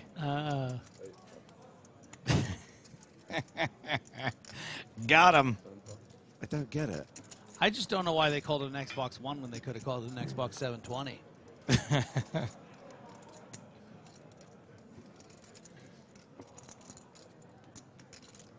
Come on, someone post the meme in the chat. Show it to him. But I don't get it. Mercantile 15 with the new comment of the day. Everyone laughs so you don't get banned. What about you? That's why I'm laughing too. No, I just water. Isn't there a famous actor named Kazan? We're not going to talk about Elia Kazan. We're going to... That's a director. Yeah, but that's what he's talking about. I think I was talking about the guy from the Godfather movies. What was his name? John Cazale. Ah. We My mistake. Oh, now I got to look up this other guy. Can you spell that for me? One check, three check. Coffee was good. Coffee was good. Okay. Not bad. More than nothing. Worse than nothing. I still think my favorite story about bad names for products comes from when Ford decided to employ a focus group to come up with names for its new car models. The focus group came up with two names. The first, the Ford Focus. The second, the Ford Car. Really? Car? But spelt K-A.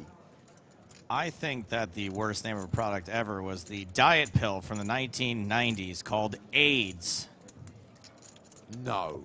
AIDS. AIDS. Can you guys catch me up on this hand quickly? Did Troutau call from the small blind? I don't think Talbot limped under the gun, right? No, Talbot raised to 8,000. It was called by Trato and Kazan in the blinds. So Troutau was tilted after losing that He's been 1-6-73. No. He has been on tilt ever since that hand against Juan Pardo. This guy's been on tilt for the better part of 5 hours. Okay. I also don't think he's on tilt. I think he's just a fun player. Everyone knows what you mean when you say that, Joe.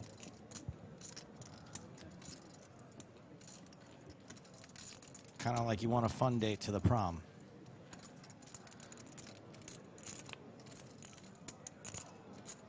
Yes, fun, active, same. Spewy? Sure, I'll take Spewy.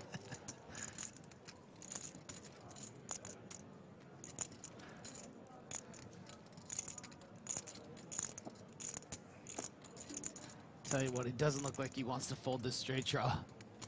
I didn't come all the way to Cyprus to fold 5 high to this fuzzy Canadian.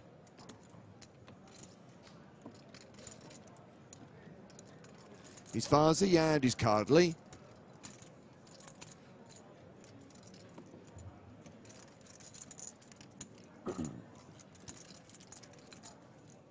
We've tried to stare at him and just put him on exactly King 9 of spades. I'm going to say... I want to see him shove. Wow, he calls. I like calling here because that way when you miss, you have 5 high. Just 60K back. Needs to hit a deuce, 4, 5. He does hit the 5. Sorry, pair of 5s high. I don't think Tonka's going to be happy when this goes to showdown. No.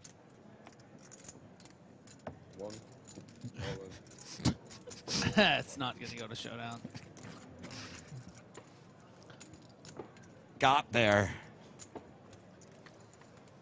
When you have that many outs, it's hard not to get there. I mean, should have just check called and got the extra 60K.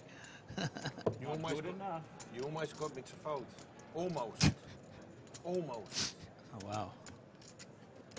He almost laid down a monster. 7 more K, I'll fold. Darn it. I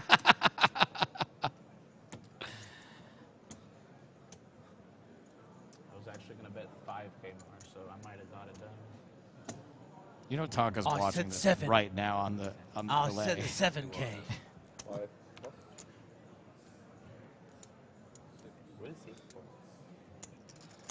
There's some trash sizing there from Tonka. Got what he deserved. Tonka's going to punish You know what himself happens with when charts for the next 4 hours now. You know what happens when you size 7K not enough? You get what you deserve. He's crunching all the numbers on that, and it turns out the solver does say 7K more. Yeah.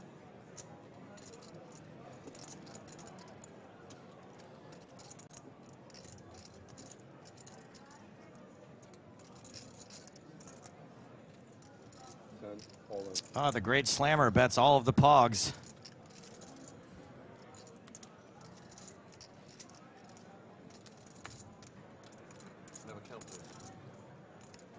Why do you want to count? You've got ace-4.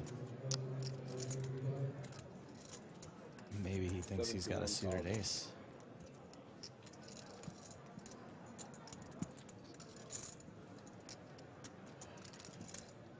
Ooh, be careful Oh, of that be line there. Careful. Forward motion.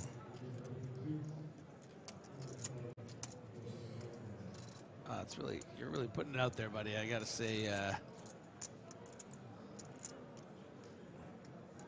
somehow putting. This is a little dicey. I'm not gonna lie. Where's the line to you, James? I find this count out to be capricious and arbitrary. Yes. I think intent is clear, Griffin. The intent is that he's counting his chips. I'm glad you said that. That was in my head, too. But you still have to be careful. Agreed. Excuse me for wanting to build a little drama. Very difficult for it to be dramatic when someone's tanking with ace-4. Damn, I should have jammed. Holy shit, my heart say, come on, maybe See? we start stacking chips. Damn, I should have jammed. See, I told You do realize if you jam there, he can't fold 9s because he's all in. No, he doesn't. He doesn't care. Huh? What? Low pair, yeah? To bring it back to earlier today, let him cook. I want to see anyway. You can see it later on in the stream.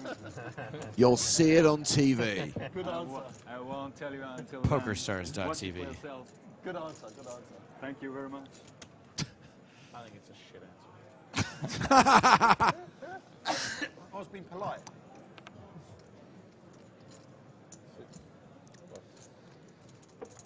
Parker's still tilted about his trash sizing.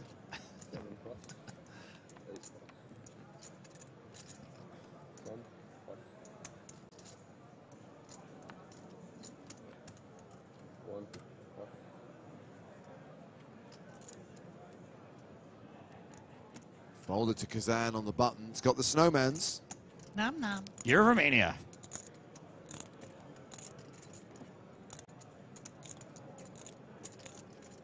Starts the hand with around 16, 17 begs. This is a happily get it in spot, no? This is you can even induce here. Gets a fold from Maybe you get Tonka in the small. Ace-5 suit. Ooh. He's a Romaniac. How much? 71, I guess. 71. It's actually going to be too much, I think. If you were up against a reg here, you know, if this was Sam Grafton shoving the button, I think I would be inclined to call with King-Queen, but against this particular opponent, you don't think he's just blasting in with the King-Jack off and the, you know, Queen-10 suited. So anyway, I start blasting.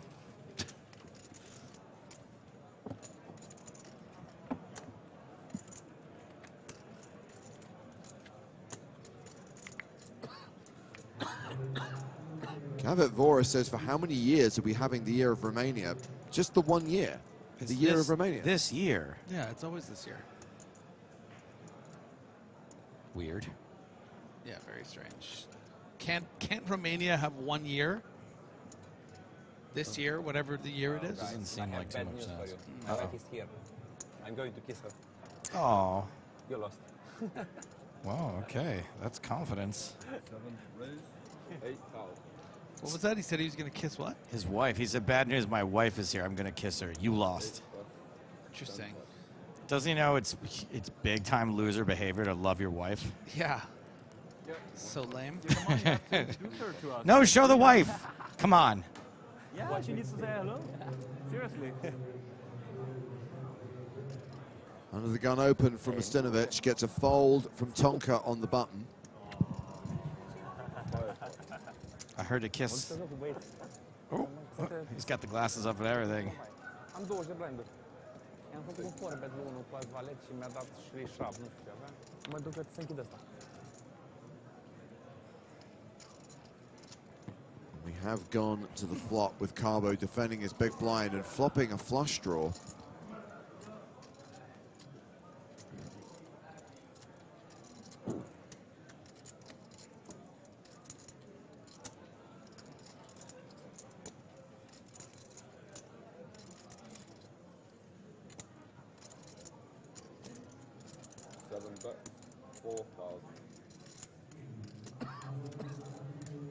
Hey, Carbo, where's Nara? Huh? Where's Nara?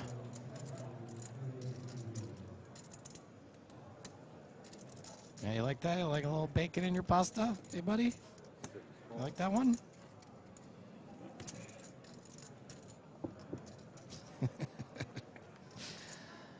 Oh, boy.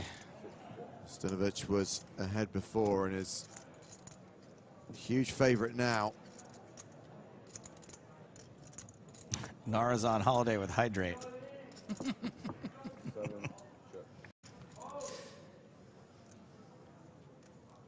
Oh, heartenized.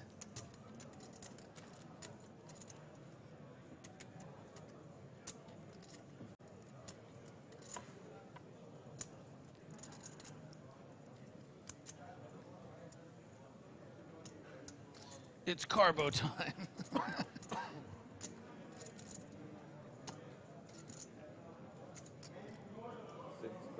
They replaced the hole card camera with a joke hole. Just for... too high up in his range is Ustinovich turning that king. Gonna see the bad news. Wanted to see the 6-7. Yeah. Instead sees the flush. Carbo adds to his stack, playing just shy of 90 big blinds, well above average. Average stack right now around 240,000. He flushed him with the joke hole.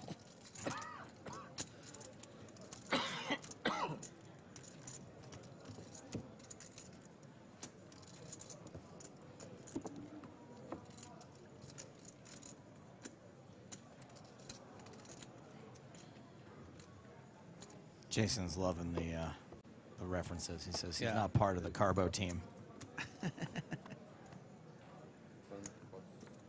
I like that James doesn't even bother asking what we're referencing anymore. No, because he knows now. Oh, does he? Yeah. He watched all 3 seasons on a plane. He had to get shushed by the flight attendant. Oh, that's so sweet. James, that means so much to me.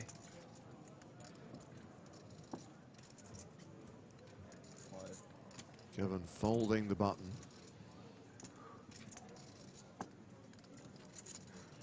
James is handyman. He built the deck at Haunted House.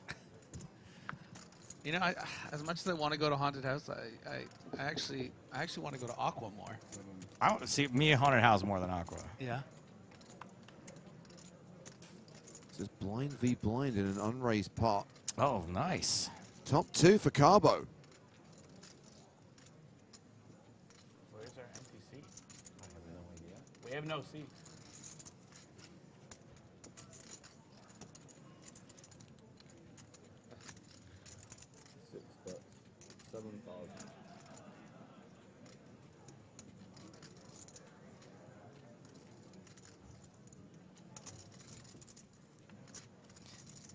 Dennis says, you're not a part of this Carbo team. Fold. Slowly. Another pot for qualifier Gerard Carbo. Playing 90 bigs. No, give him a walk. Slowly. Still at the 2K, 4K blind level. 25 minutes left on the day. Look at Tonka. He looks forlorn. Yeah. Nearly made it, Parker. Not long to go now. So proud of you. Just keep going.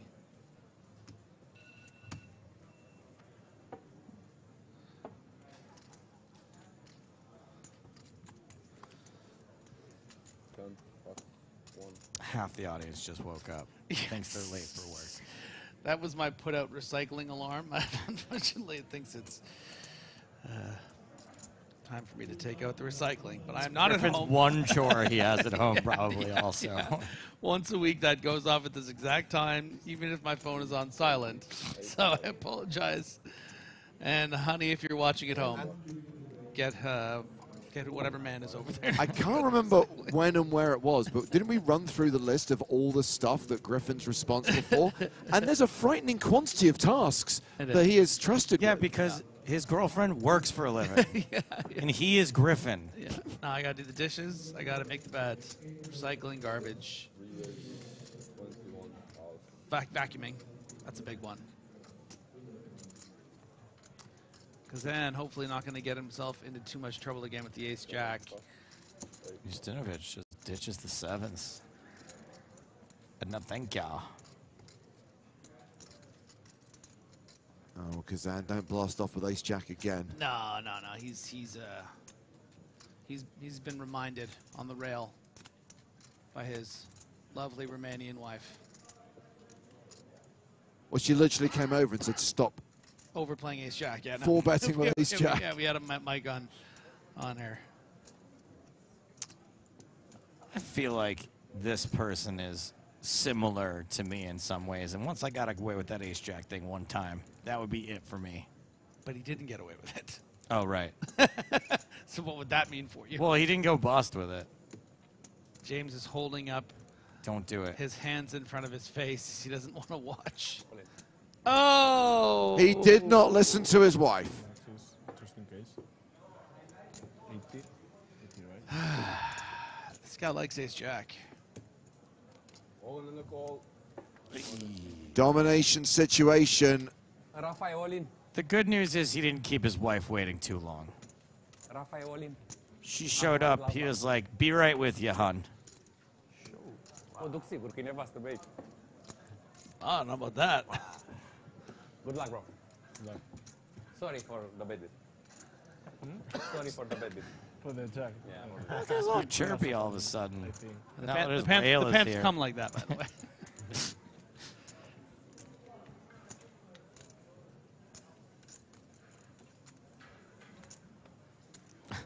I shouldn't have said that. I love my wife. That's from Jason. She helped me when I was freaked out about Ace Jack. Well, the ace doesn't change anything. Kazan needs to see a jack. A king and an 8?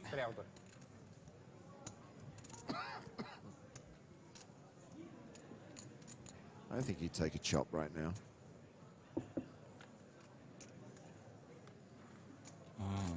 Well, no chop possible. No chop possible. Has to be a jack, on the river. Can I use my one time now?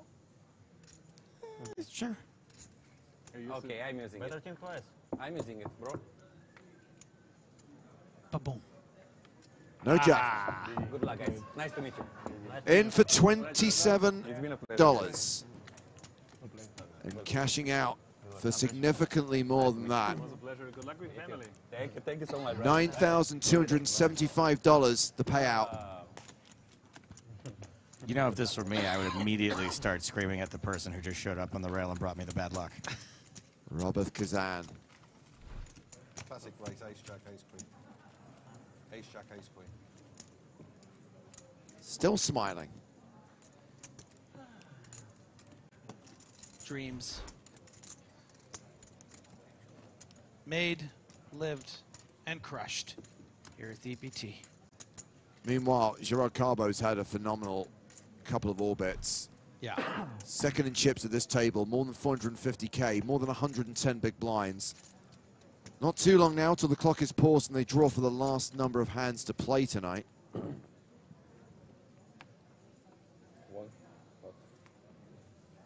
I'm going to ask the question again, and I mean it now about his tournament life rather than his actual life. Is Mario Truto going to make it to the end of the day?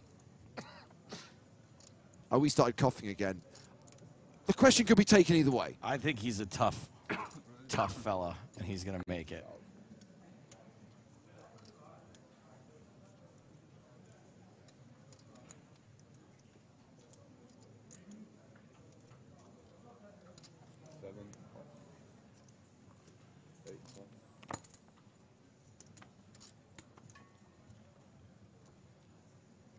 Zama with ace deuce in the big blind. Has 20 bigs. Defends. Stinks.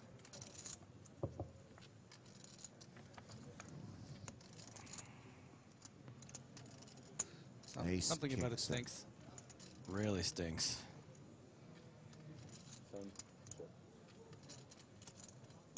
Is this going to be another pot that goes to Gerard Carbo? Of course, there is a decent chance of a chop in this situation.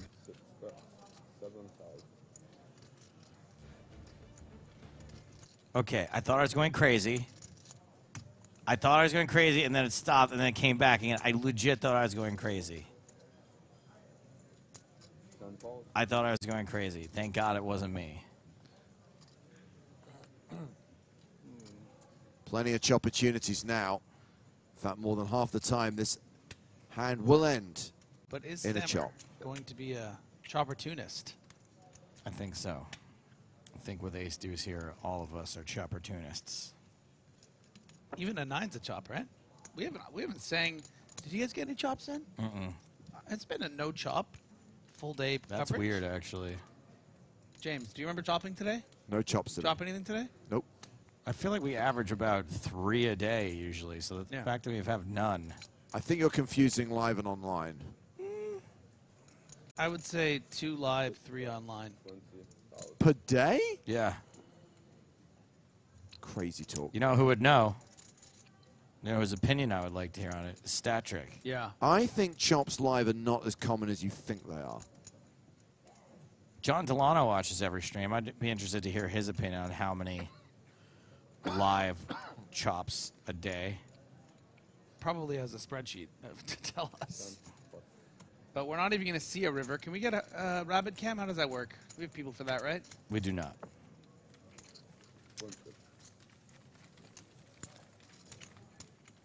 Tom and Zakat say 2. I'll take 2. That's fine.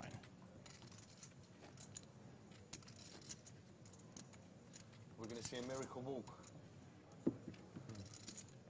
I can't work out whether Statric is actually analyzing some data to give you an accurate response or is just ignoring you right He's now. probably just messing with Minecraft. His day's Okay. over. To be fair, we've been just phoning it in for the last 45 minutes. Yeah, anyway. he usually clocks out around minutes at 17. Some of us are trying to focus. Not with all these. Not with all these. I think we're matching the energy of the players, to be honest. Yeah. There's only the 3 amigos from the start of the day. Cirque du Soleil.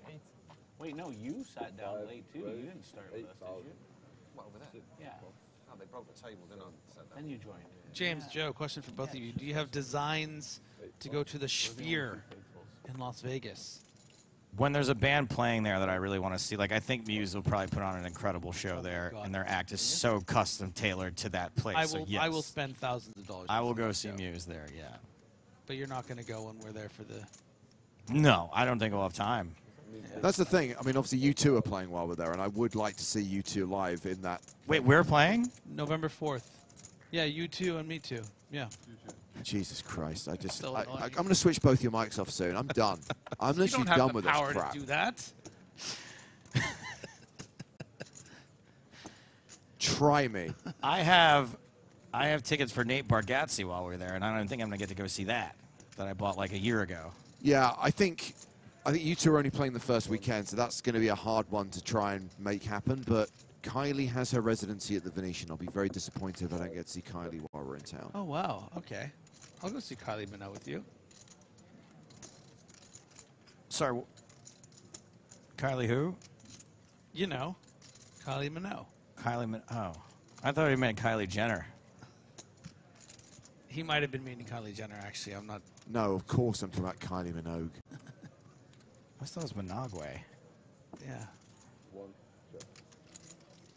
right, so we got a deuce, 2, 3, 4. That's nothing. King, 2, 3, 4. Okay, that's a draw at least with ace high. All right, do something funny, Tretu. There we go. On cue. Creative. You can rely on them to do something creative. Yeah, funny. 4,000. Yeah. Okay, bud. Pay Got called me too, my got money. looked Nice up. bet. Oh, you thought I was gonna fold, huh? Parker. Look at Doggers. Thought I was gonna fold, but it was a McGovern.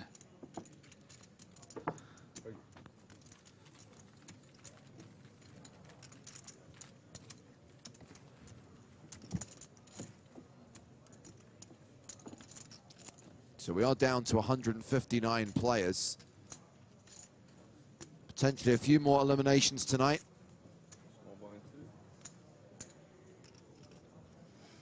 The survivors will bag and tag and come back for day 3. We will be live tomorrow. Hopefully at the advertised time of 12:30 Eastern European summertime, which is 11:30 Central European summertime. 5 more levels to play tomorrow. You have to give us the rhythm. 5, 8,000. One draw like 3 card hands or something. How many hands are we feeling tonight? 3, 4, 5? 6 calls. I'm not feeling great about it. You think it's going to be 5, don't you? I think it's going to be high. Okay. Okay, well, there's 3 numbers that could possibly be, or could it Yeah. be 2? No, it's 3, 4, or 5. Okay, I'll take 3. You take 4. Joe, you got 5. No, the way things have gone today, I'm with Joe. It's going to be the maximum number of hands, and each hand's going to take like 7 minutes to play out. Okay, you guys both take 5. No, you guys can have 4 and 5. I'll take 3, and the losers pay for breakfast tomorrow. Sure.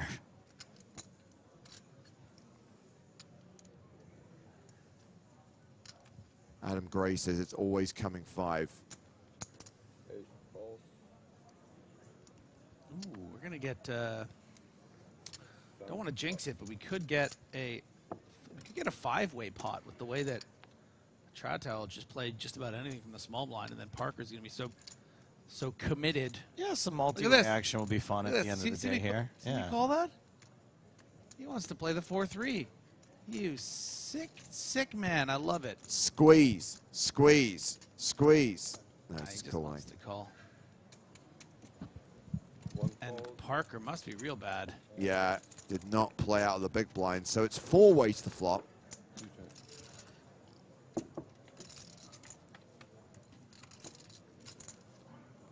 Ace, King, 10. That is Broadway for Carbo.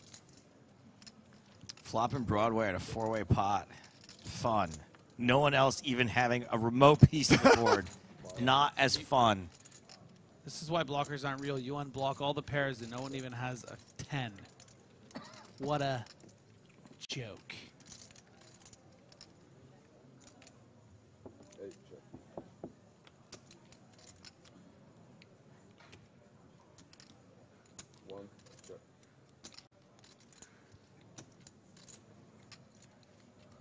Oh. Oh, governor.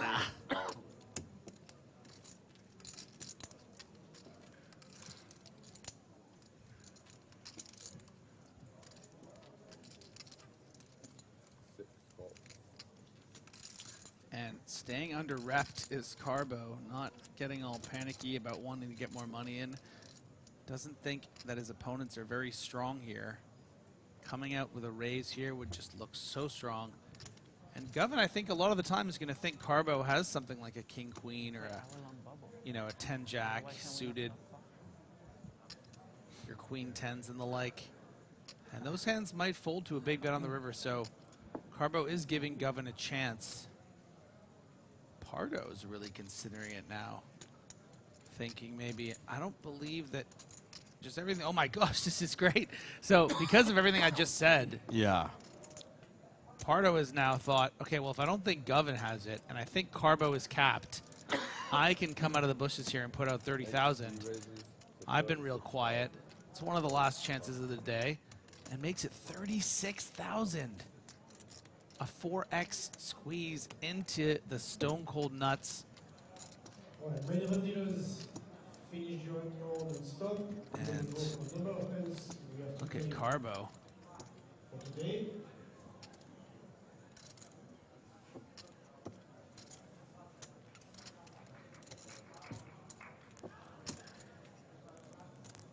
Parker.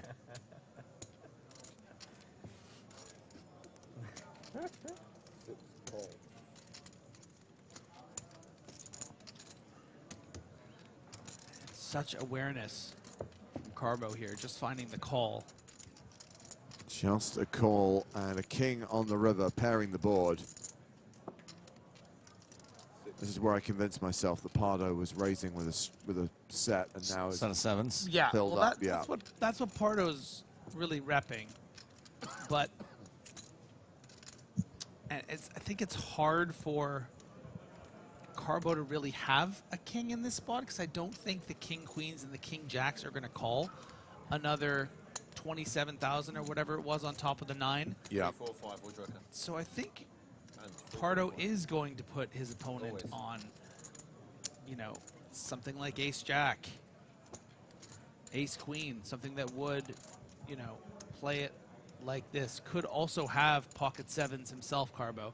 So that's why Pardo is going for it and is going to rep that sevens full boat.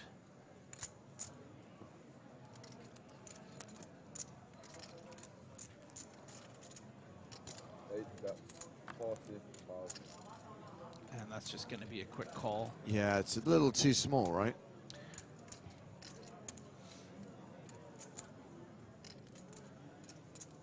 Yeah, I think maybe at this point, Pardo might be thinking, okay, when my opponent does have the 10 jack of diamonds or the queen 10 of diamonds, I don't want him to win with that at showdown, and he probably won't call even a third pot.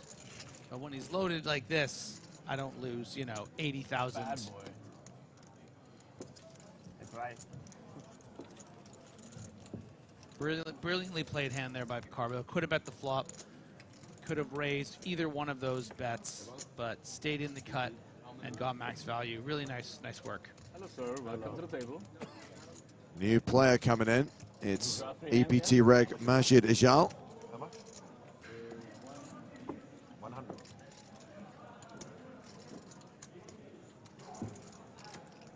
They announced so many hands? Not yet, right? Well, they said to finish the deal and then they would draw and announce, so we're waiting to find out from the tournament staff how many more hands will play tonight. The clock has been paused. Randomly selected, it will be 3, 4, or 5. We know what's coming. Here we go. Yep, it's 5. Told you. 5 alive. I guess breakfast is on me. Sorry, did we already cover this? When did they add Griffin's father-in-law to the table?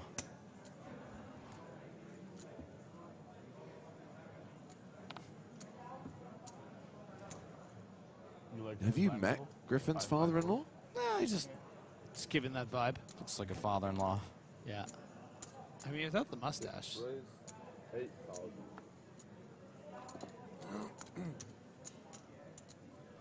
How many hands? 5. Your button, last button. 7 plus 8. Carbo keeping the heater up, but he's going to have to contend with a 17 big blind ace-king, the kind of stack size, especially under the gun, to cut off. You're not going to be able to call. 10, all in. 1 plus 4 plus. Zama with the jammer.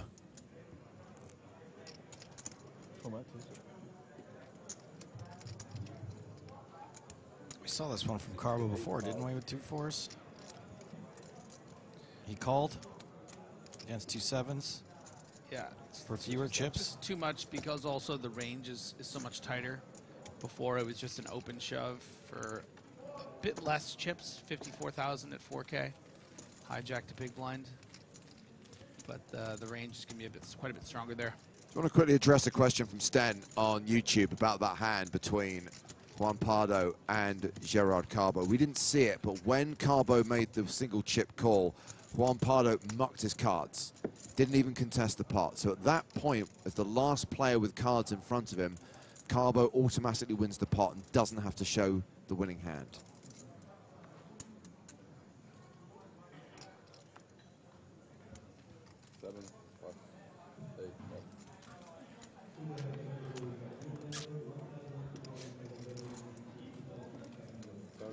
So that was 1, right? Oh yeah, there's a graphic that says 4 hands remaining. Thank you.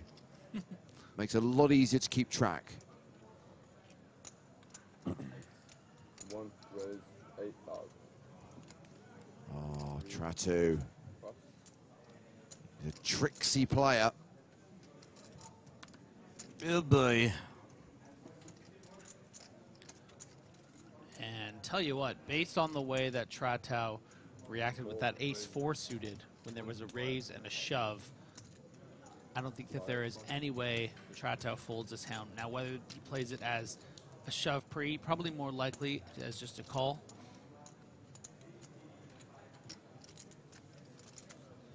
But I will eat this can of soda if he folds pre. I am really looking forward to him counting out his chips further and further into the table. Makes the call, and we will see a flop.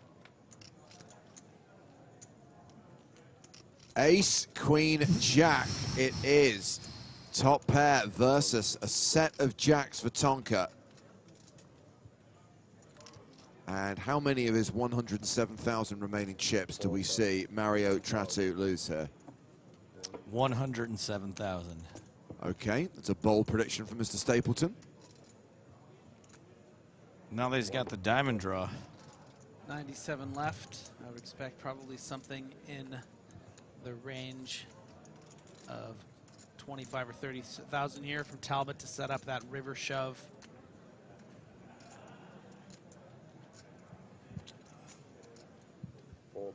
The double-fisted bet from Tonka, 28,000.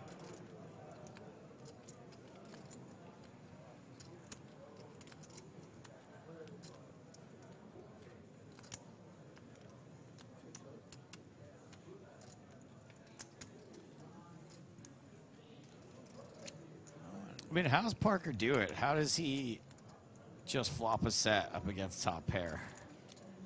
And a player that seems reluctant to fold in many other more marginal spots. Letting it go this time, I think.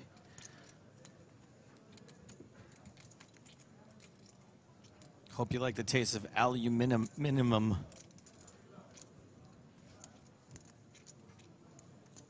It's a nice bet. Big one. Wow, is he going to sniff this out? Telling me you got the ace as well. I half believe you. I think your kick is bigger than mine. Yeah.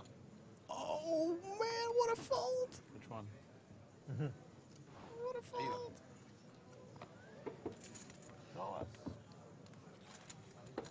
Does It shows the jacks. treat the audience and the table to the jacks. Nice. Wrong read, actually. What a needle. What a needle. Bad read.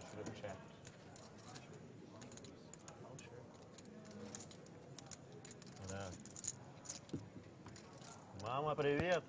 Big one. Could have got a lot worse. Eh? Maybe I should have folded your free bet, eh? Yes. Still got chips off me.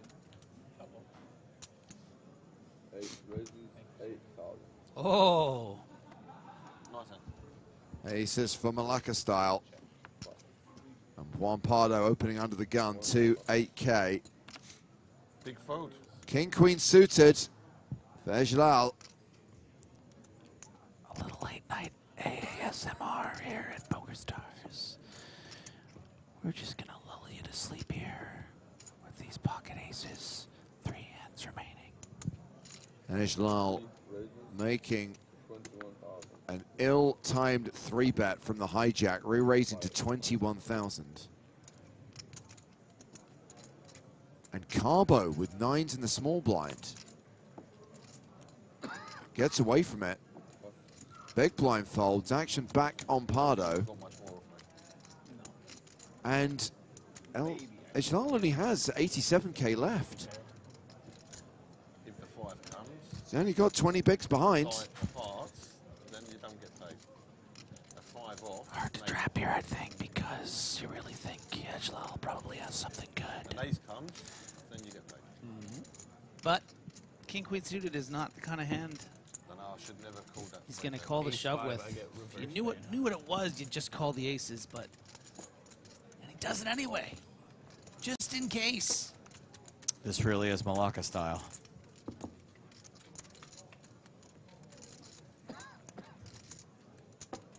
Well, I doubt Ejlal will put another chip in this pot. You ever heard of a continuation Yeah, bet? might continue, James. You know, Okay. If you're gonna 3-bet, you gotta continue the story. You'd hate Ace Jack to just get a free turn card, right? But of course, Pardo doesn't have the Ace Jack. If Griffin's father-in-law loses this pot, he's extending his time at the lake this year by an additional week. Did I tell you my girlfriend caught the bouquet at the wedding on Sunday? Oh, jeez. Everyone made a scene.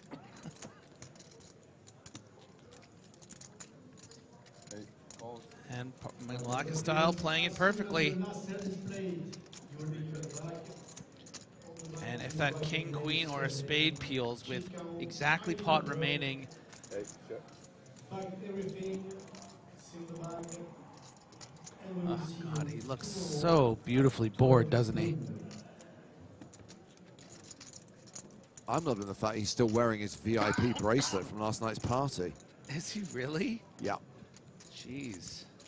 He wants everyone to know he's a VIP. Maybe he came straight from the party. No, that was Tonka. No king or queen. Instead, the ace of spades. Now picks up the flush draw. You know what, though? That's a pretty bad card for our aggressor here because it might convince him to make a move on the river. You know, if Pardo has something like 2 9s or 10s, would, I think, very often fold to a bet here on the river. Pardo setting the trap. Just do it. 3 bets, 24,000. Got him to do it, too.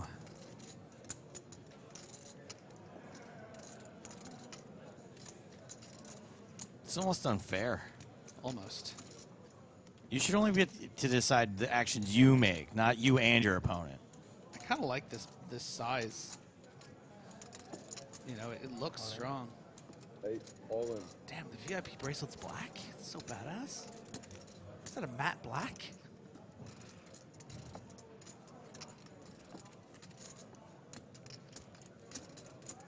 Dude, please don't waste our time. He's just going to chase him away with a broom now. It's just...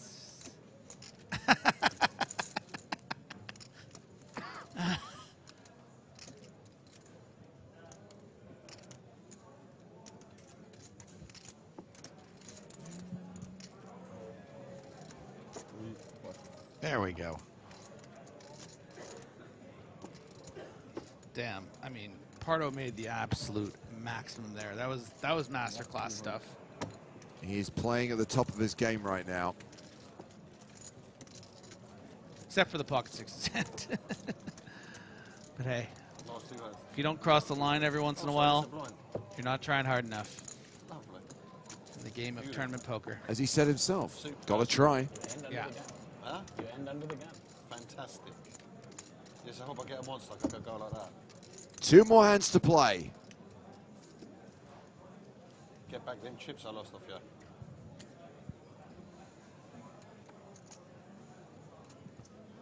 Son, what?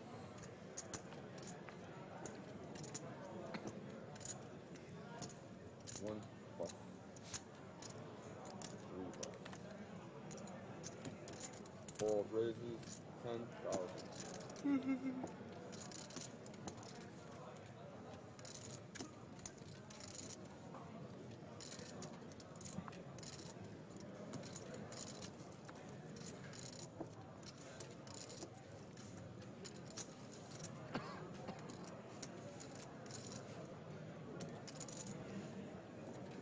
That is a re-raise. 30,000. 6, what? Ace Queen for Ostinovic. Push your blues up.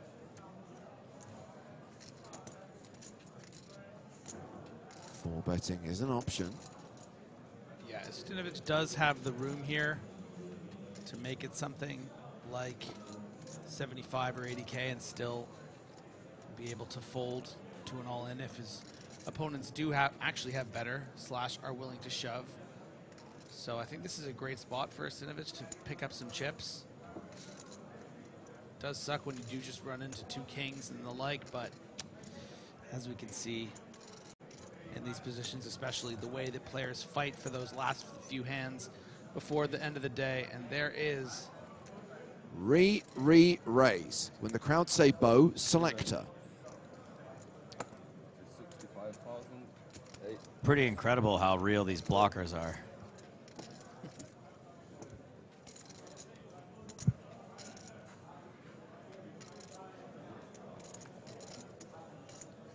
I was about to say thank you for your quick fold, Given, but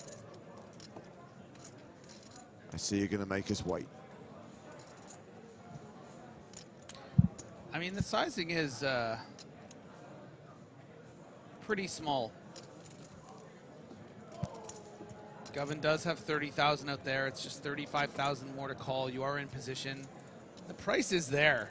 You know, you don't want to put in a 4th bet and 65,000 of your 300,000 in the middle with ace-jack offsuit, but I mean, it's a pretty good price. If your opponent does have kings, you can kind of justify peeling here. Oh, there's that too. There's that Okay, too. I take it back. Govan makes a move and gets a fold from a better hand. Now, if they had drawn 3 final hands, we wouldn't even got to see that. Huh? That was hot stuff. That's poker, baby, says Cool Runnings Poker. Well, we got to see that hand, and guess what? We get to see one more hand. Trust your instincts. Look at this beautiful moment there with the camera on. Uno mas mano. That was really impressive stuff, and you can just see the stress. You know, that wasn't some reckless move from someone that didn't know what he was doing. That was brilliant. It's a very disrespectful thing to do to someone on their birthday, though. Yes, touche. Tratu, in, made it. Day 3, bag it. Ejlal, made it. Day 3, bag it. Talbo. 4 reasons, 8,000. Jury's out. Does have everyone covered. He made it. Oh, no, wait. Carbo's got him covered. Carbo's folded. Tonka's safe. Tonka, bag it. Day 3.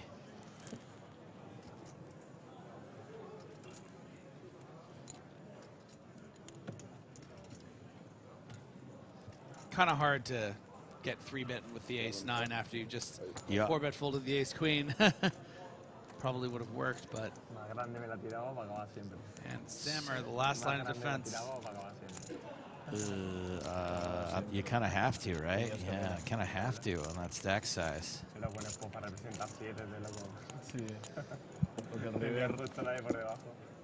Claro, el river malo. Pero bueno. 5. 3, 4, 5. Trey deuce. And hearts. Yeah, this is all Tonka. Tonka does like to go for those small bets, though, so I think Sammer is going to be given reason to continue with that gut shot. I think he's exhausted. He's just going to pot it here. I think he's just going to bet 4,000. We're both pretty wrong. Big, yep. Good for him. Good for him. 11K, the continuation bet from Tonka.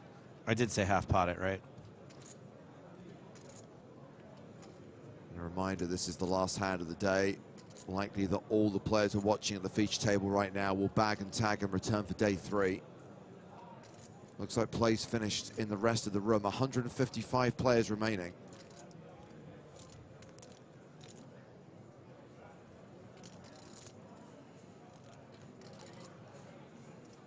What would Sammartino do? Probably get us to correct the spelling of his name. Sammer folds. Tonka wins the last hand of the day. 4. Shows 1. Good enough. Tonks but donks. What about the show 1, show all rule? Dealer did show it to the whole table. Get me to bed. It's a pleasure. Or actually not, but you know what I mean. Bring in the bags.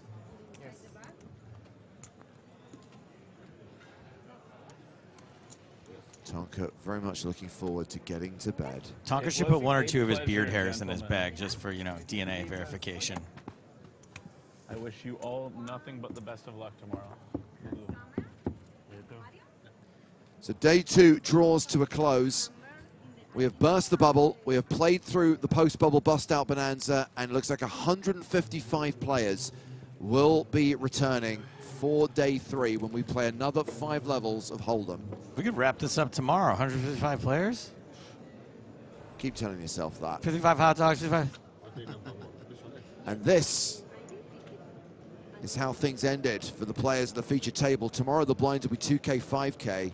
Big stacks for players like Carbo and Tonka.